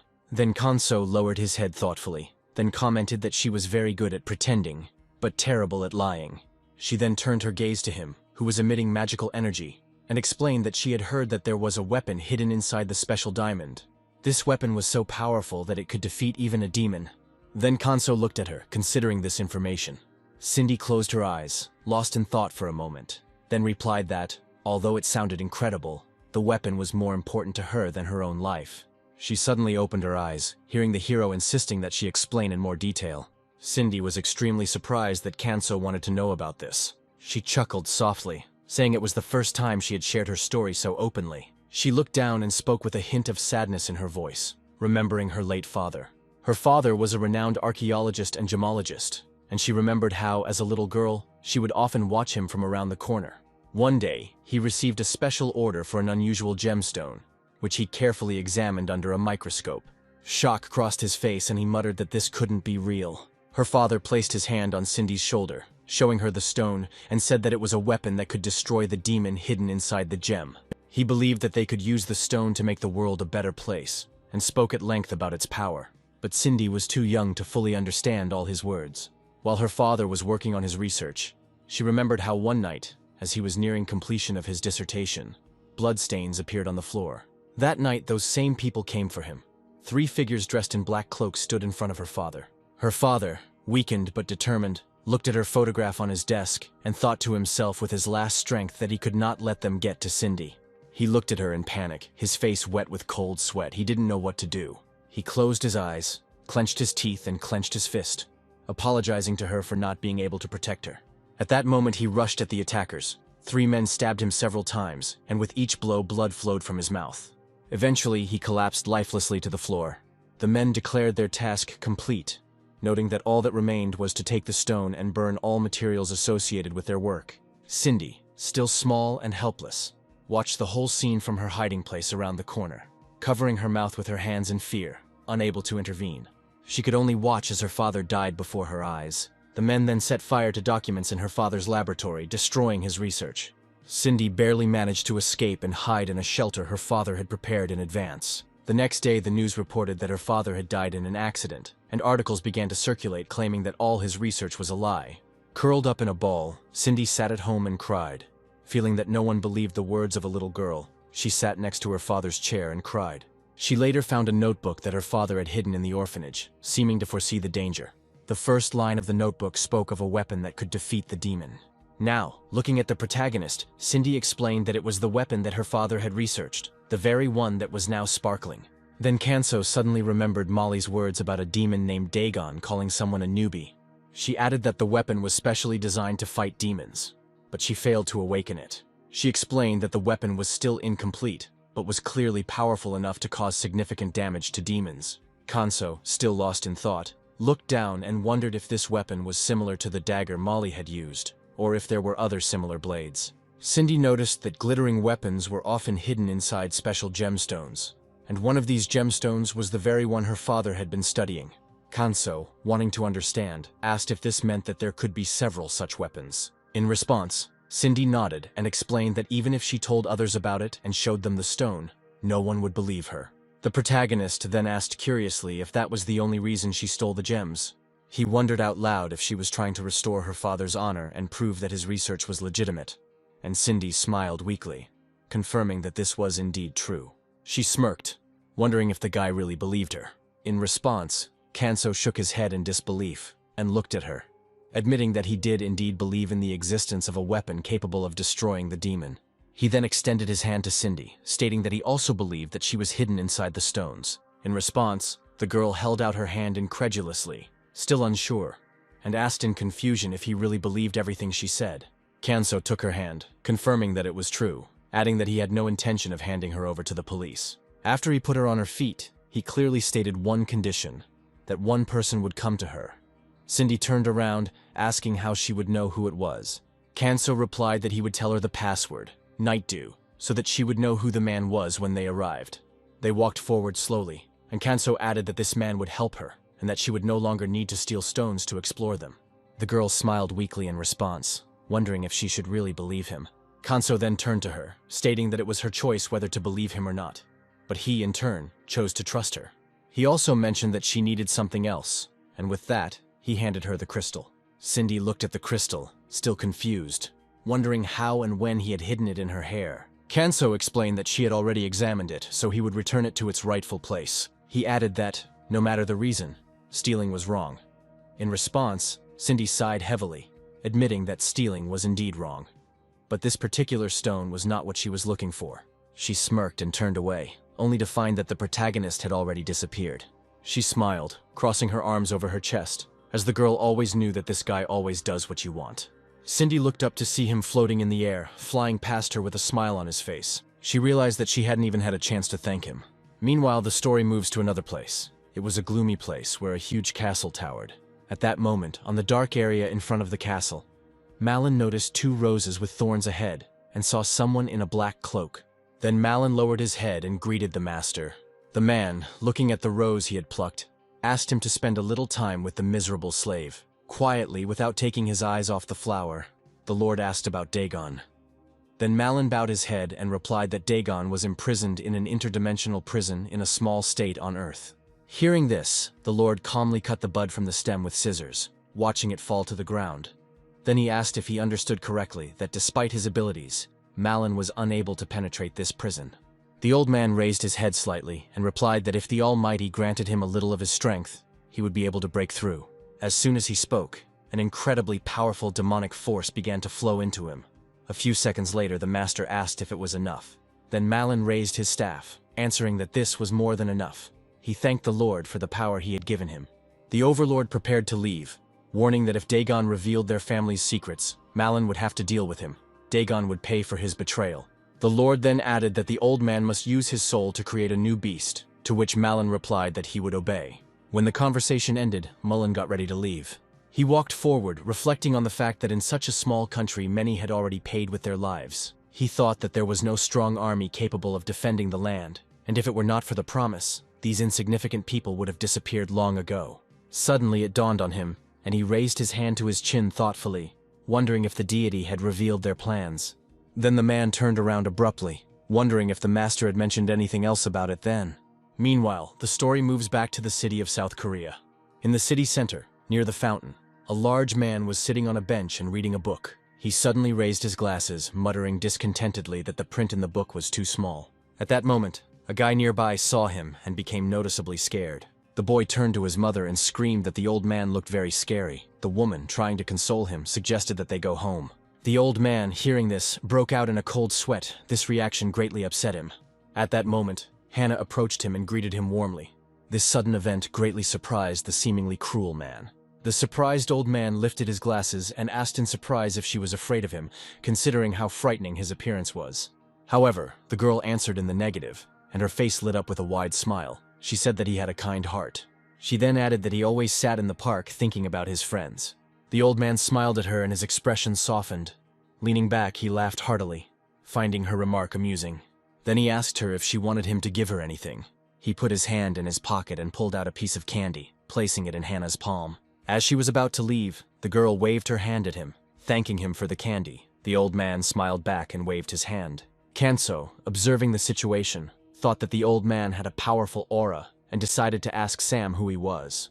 After some time, when they were standing in a restaurant, Sam told the hero that the old man's name was George. Kanso, out of curiosity, asked if he was a famous person. Sam raised his index finger, explaining that the old man was one of the members of the 7th Suicide Squad. He was even included in the association's Hall of Fame. Kanso was taken by surprise, expressing his surprise as he had never heard of this unit. Then Sam grinned, remembering how 25 years ago, when the gates first opened, these 7 awakened ones protected the city. Ordinary people volunteered to protect their families and loved ones by coming together for the cause, including a retired military man, George, who became the leader of the group.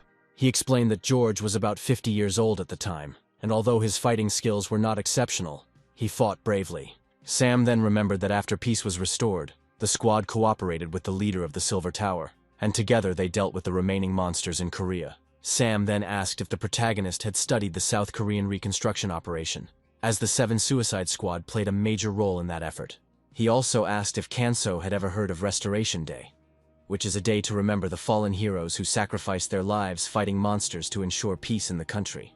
With these words, Sam picked up the card, and the protagonist, intrigued, asked what it was. The man explained that it was an invitation to celebrate the anniversary of Restoration Day, when a festival for local residents is held at the stadium every year.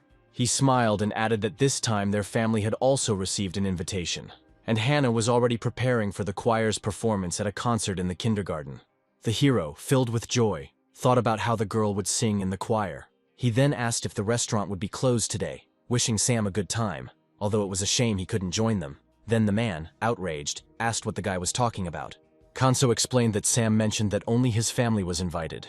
Smiling, the man replied that the isolated person was considered a member of the sponsor's family until 5 years had passed since their settlement.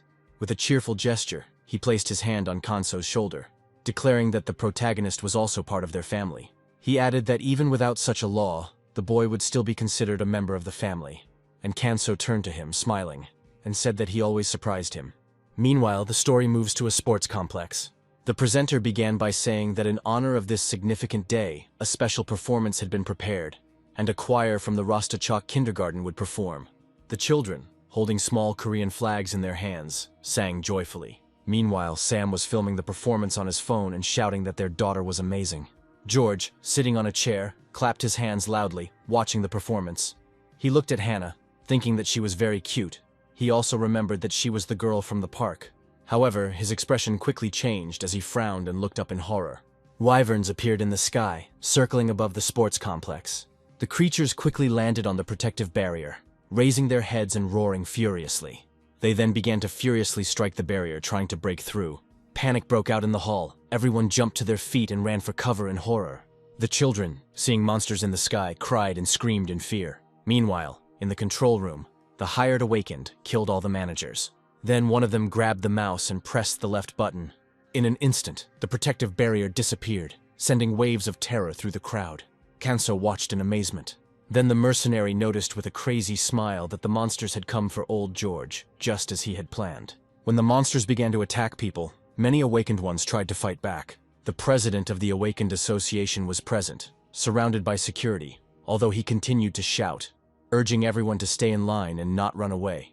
He waved his hand, ordering the first squad to evacuate the townspeople, and then ordered the second squad to hold off the flying monsters. Turning to his subordinate, Genie asked how long it would take Christian to arrive.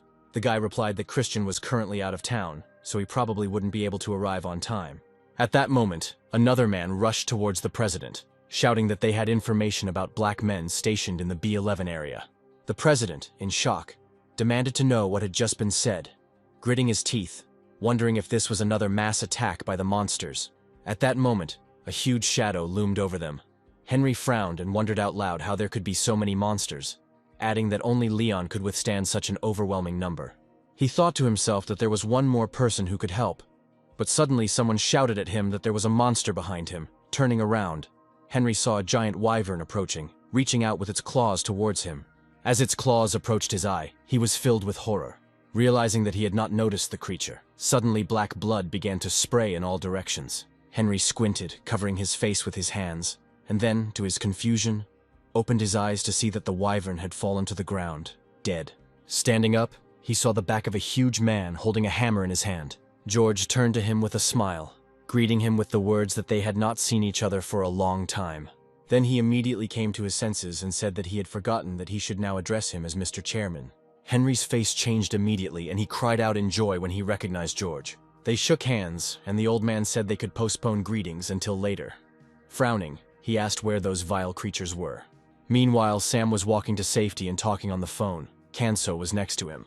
A man looking worried called Sarah, asking if she and Hannah were okay. The woman, hugging her daughter, assured him that they were safe, as she had taken all the children off the stage. She added that Sora was looking for a way to get to safety. Then Sam sighed with relief and told her to wait for him at that place, as he would be there soon. Kanso, placing his hand on Sam's shoulder, urged him to wait. He closed his eyes and turned his head from side to side, stating that if his suspicions were correct, this attack was not organized by the black men. He warned that if Sam went there, he would be in danger too. The man turned to him in horror and asked what he was proposing. Then Kanso told him to calm down first and listen to him.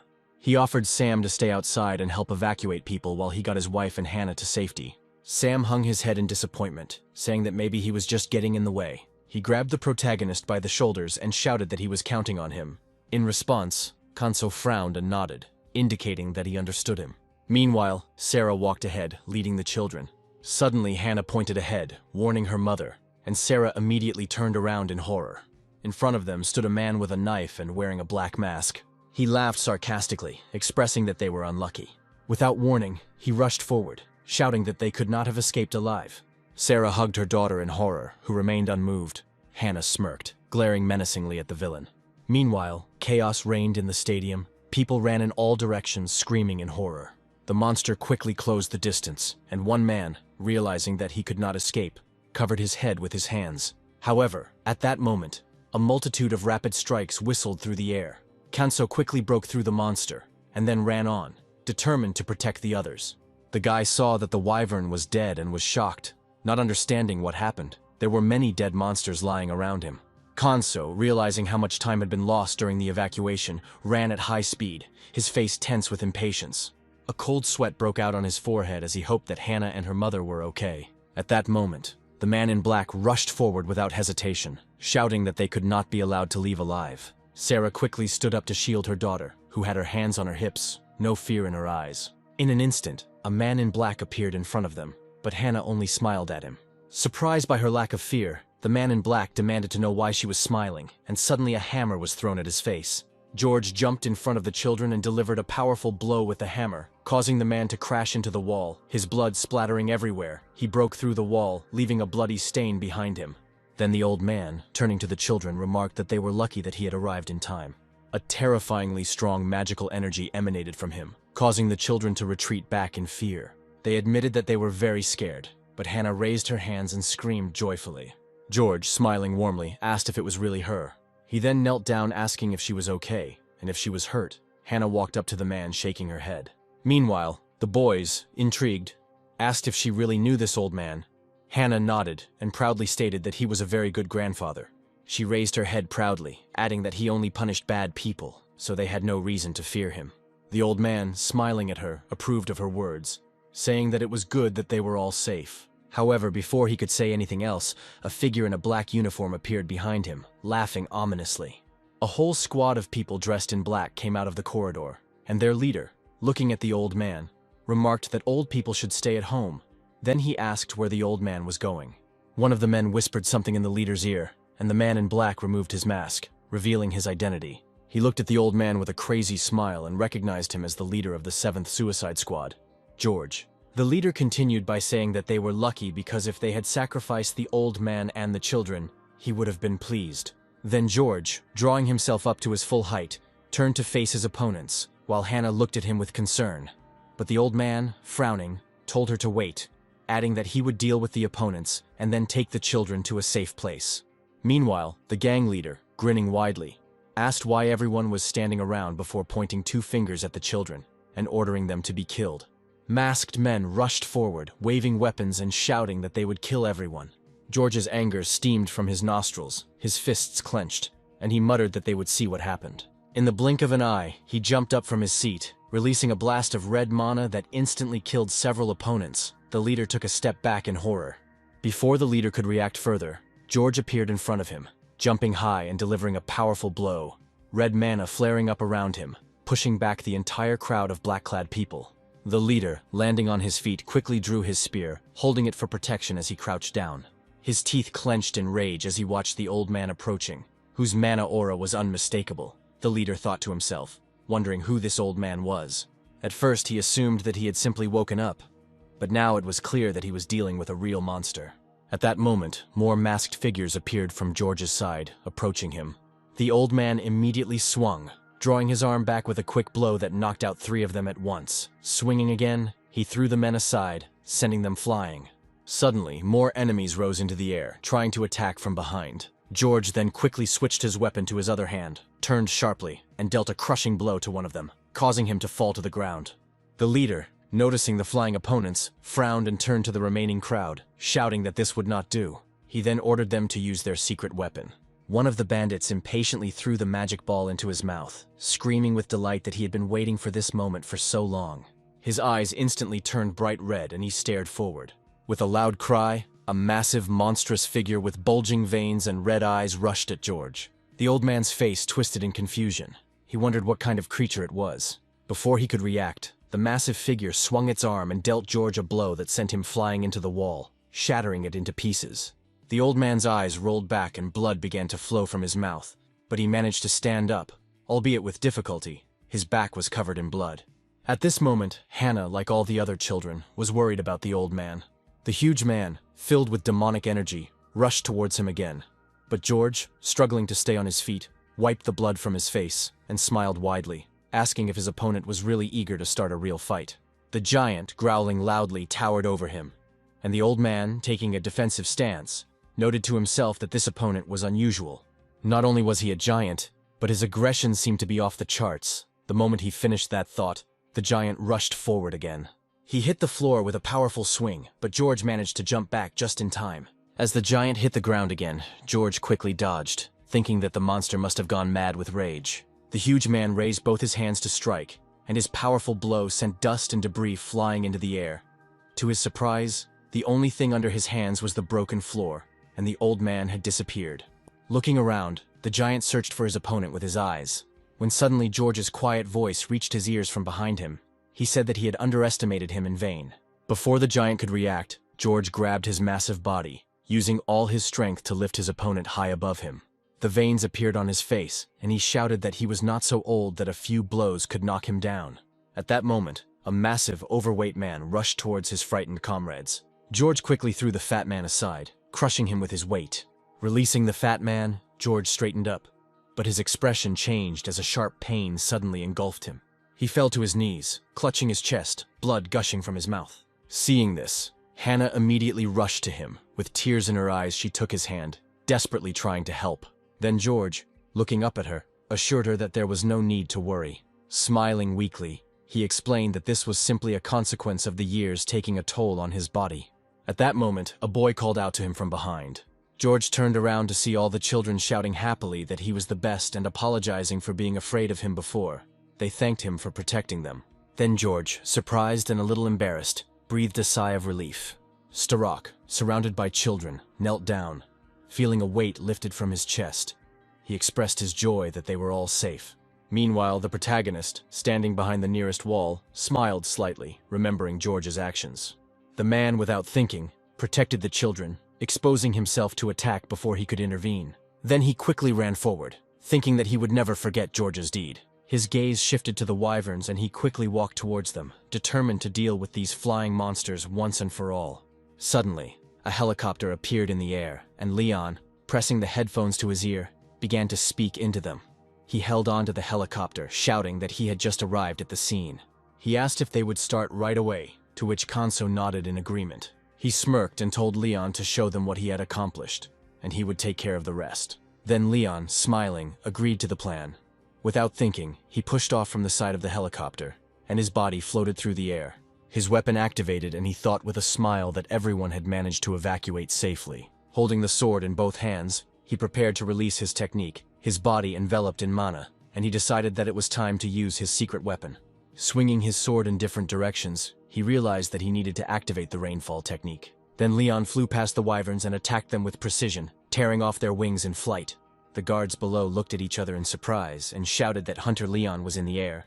The people applauded, declaring that they were saved. Henry smiled, amazed at Leon's incredible strength, noting that he had only gotten stronger since their last meeting. However, his expression changed and he frowned. Watching him closely, she realized that despite his strength, Leon was currently surrounded by wyverns, and it seemed like he couldn't handle them alone. Meanwhile, standing on the roof, Kanso spread his arms wide, directing into them the strongest flow of mana that his body could produce. A moment later, he clapped his hands, causing a massive surge of power, the force of magic spilling out as he continued to pour energy into the spell, his body absorbing the raw magic around him. Meanwhile, Leon's eyes widened in surprise as he felt the ground beneath him shift. A bright light flashed beneath him, and the wyverns' bodies began to disintegrate into the air, their remains disappearing into mana. Leon immediately landed on the ground, using his hand for support as the remains of the monsters slowly rained down from the sky. He looked up, realizing that he had missed many of them. However, Kanso defeated all of the wyverns with one powerful blow. Leon admired his incredible strength. The guards, still in shock, looked ahead and were momentarily speechless. They looked at Leon with wide eyes and then joyfully shouted that he was a great guy. Meanwhile, Leon, awkwardly scratching the back of his head, replied that he hadn't done anything special. He turned his gaze to Kanso, who stood with his back to him, thinking to himself that despite everything, he was still the strongest warrior. Several days passed from that moment. After some time, Hannah found herself in a dark forest. She was crying and running away from the monster. Behind her, two glowing red eyes were visible, which belonged to the monster chasing her. Suddenly, the girl tripped over a stone and fell straight to the ground. When she turned around, she saw behind her a huge monster with a hairy face, a huge axe visible from his belt. The monster approached Hannah and extended its huge paw towards her. At that moment, the girl covered her face with her hands and was already hoping for the worst, but she did not stop calling her uncle for help. When she opened her eyes, she saw that the huge monster had fallen with a crash straight to the ground. After this, a young man with blonde hair approached her and asked if everything was okay with her. At first, there was surprise on Hannah's face, but then it quickly turned to joy. The girl immediately threw herself into the blonde's arms and cried with happiness, since her uncle had come to her aid. At this point, the director who was filming the scene said that everything was filmed. A director named Carl was surprised at how well this girl played. Then an actor named Eugene dropped to one knee and smiled. Hannah awkwardly scratched the back of her head and said that it was all thanks to Uncle Eugene, because he helped her a lot. Then the director noted that since they had coped, they could now rest a little. As it turned out, after the success of the series The Revenge of the White Rose, Hannah was invited to star in the film The Uncle and the Girl. At that moment, a man approached Carl from behind and asked if this was really the famous girl Hannah. It turned out he was a sound engineer. His name was Samuel, and he was Carl's younger brother. Then Carl said that the series was a great success, and he believed that he had found the right actress for the role of the girl. He even turned down other offers to choose Hannah. At that moment, Samuel leaned over to him and whispered something in his ear, but Carl told him not to try to lure Hannah away from him, to which the younger brother noted that she was not under his command anyway. He assured his older brother that the girl would definitely be interested in this, and asked if he knew what Milky Way girls were. Carl knew that it was a popular girl group that was sponsored by a legendary guild. Then Samuel said that he had been entrusted with filming a video for them, and they just happened to need a child for one of the roles. The man noted that this would be a great chance for Hannah, and at the same time good advertising for his film, since he definitely wanted to invite this particular girl to the filming. Carl agreed with him, because he decided that such talent should be developed and shown to everyone. The next day, Hannah and her mother arrived at the filming location for the same group's video. The girl was very pleased with how bright the equipment was, and happily agreed to star in the music video. Moreover, Kanso had a chance to work as a bodyguard, so he came to the filming with Hannah. When the director came out to the girl, she bowed low to him and greeted him. The man then turned to the group of young girls and asked them to come up to Hannah to say hello. At that moment, 5 girls approached Hannah and introduced themselves as the Milky Way girls. After that, they all leaned towards the girl and noted that she was incredibly cute.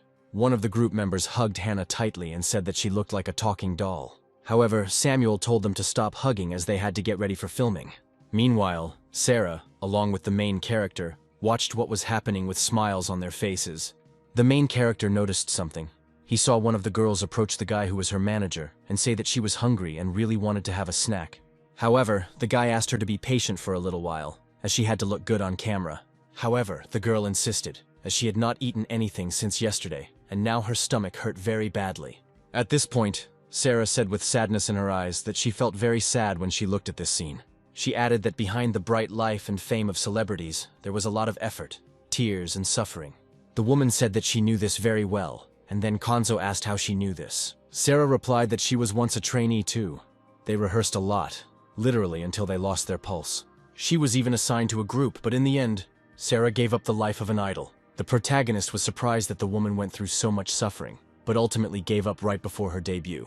Sarah explained that at that time, she met her future husband, and was faced with the choice of being loved by millions of fans, or just one person. In the end, the girl chose the second and did not regret anything because now she had the wonderful Hannah. However, she noted that, despite this, she respected the choice of those who decided to become the favorite of millions. She only hoped that Hannah wouldn't regret her decision if she had to make a similar choice. Then the main character looked confidently at the woman and said that Hannah would definitely not regret it. Sarah agreed with him, because she knew that her daughter was very wise for her age. Meanwhile, the girls approached Samuel and told him that they had already changed their clothes. The man turned around and noticed that Hannah had also changed her clothes. She was now wearing an angel costume, and he was incredibly surprised at how much the girl looked exactly as he had imagined. The man smiled, said he had a great feeling, and then asked all the girls to stand in the frame. However, at that moment a man approached him and greeted him. It turned out to be Mary, who said she had come here in place of the chairwoman of Miss Hannah's fan club. She explained that their leader had prepared some small snacks for them, noting to herself that even the Red Dragon Guild did not know the identity of this leader. After that, Mary looked at the girls and said that if they didn't mind, they would prepare everything now, and the girls were all for trying the snacks. However, Samuel stopped them and said that it would not be very convenient to eat before filming. At that moment, Hannah appeared in front of him, and looking at him with pleading eyes, said that she really wanted to eat. Samuel realized that he couldn't refuse her, and said that he didn't think anything terrible would happen, especially since filming requires a lot of strength and energy. Soon, the waiters set the table, and as it turned out, Mary had brought a lot of snacks with her. The girls were incredibly pleased to have a truly top-quality buffet laid out for them, and thanked Hannah for organizing it all. Meanwhile, Samuel enjoyed the food.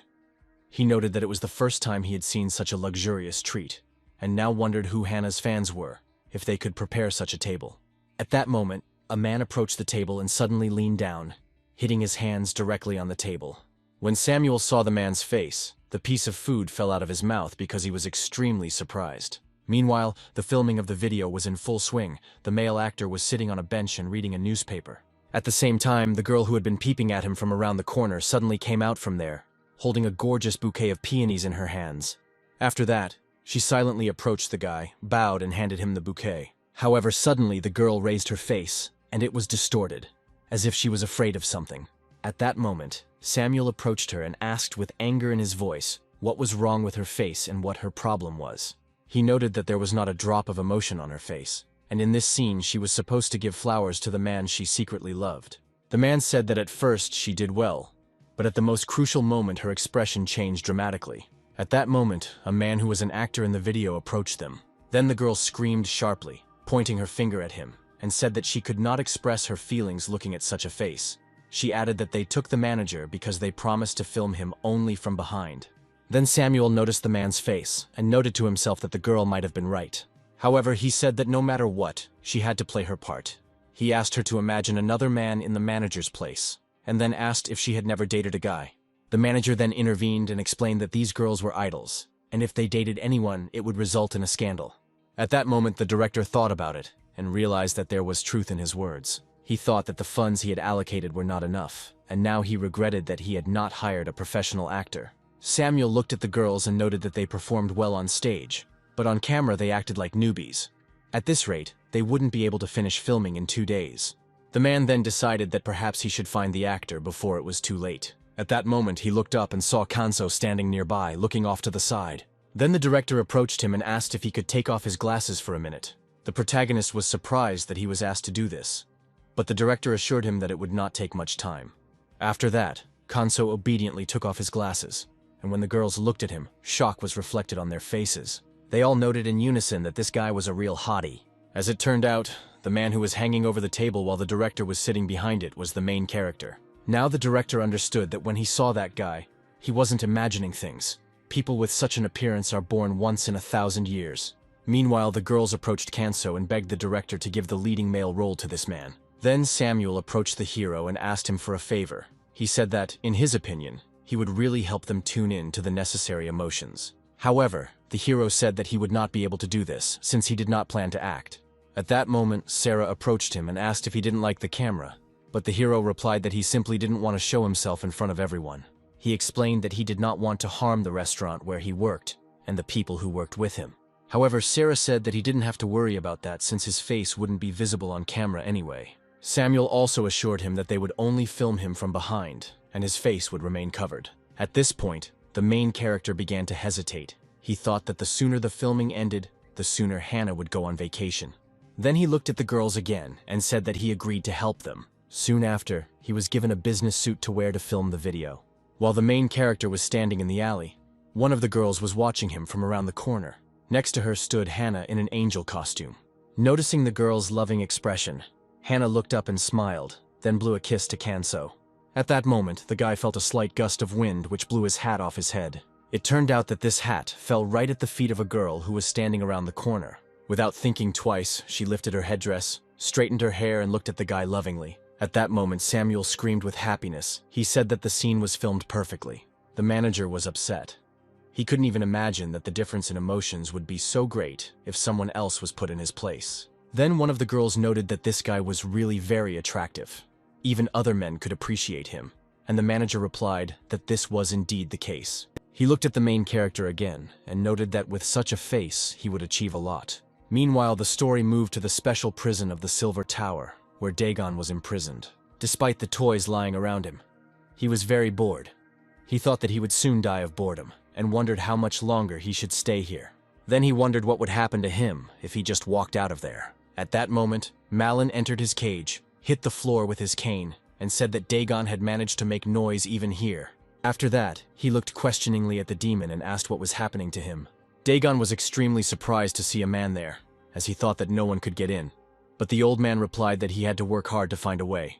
Then Dagon thought that he was sent here to get him out of here as soon as possible. But Malin said that he had misunderstood everything. He informed the monster that the Lord was very angry because someone, to whom the Lord had generously given a chance, had passed on all the information about other creatures to people. At that moment, Dagon realized that they were talking about him, and he cried out, begging to be allowed to meet the Lord again, and he would be able to explain everything to him. However, the old man said that it was already too late, and in this state Dagon was even weaker than himself. He explained that the demon had broken the stone that the Lord had given him, and had therefore lost all his power. Now he was not even able to remove the shackles. After this, the old man approached him, and with a sinister smile asked what he could do, even if he met the Lord, after which he called Dagon a talentless snake. The demon was extremely displeased that this old man had the audacity to treat him like that. Then he strained himself with all his might and rushed towards him, saying that he would kill him now, but in response, Malin only laughed. He pointed his magic staff at the demon, saying that even in this state his pride had not gone anywhere. After this, he flew through Dagon, leaving a huge hole in his chest. After this, the demon, being at death's door, fell to his knees. A huge hole gaped in his chest, and then the old man said that what belonged to Kaisar would return to him. The man laughed and added that no one can appropriate the owner's property.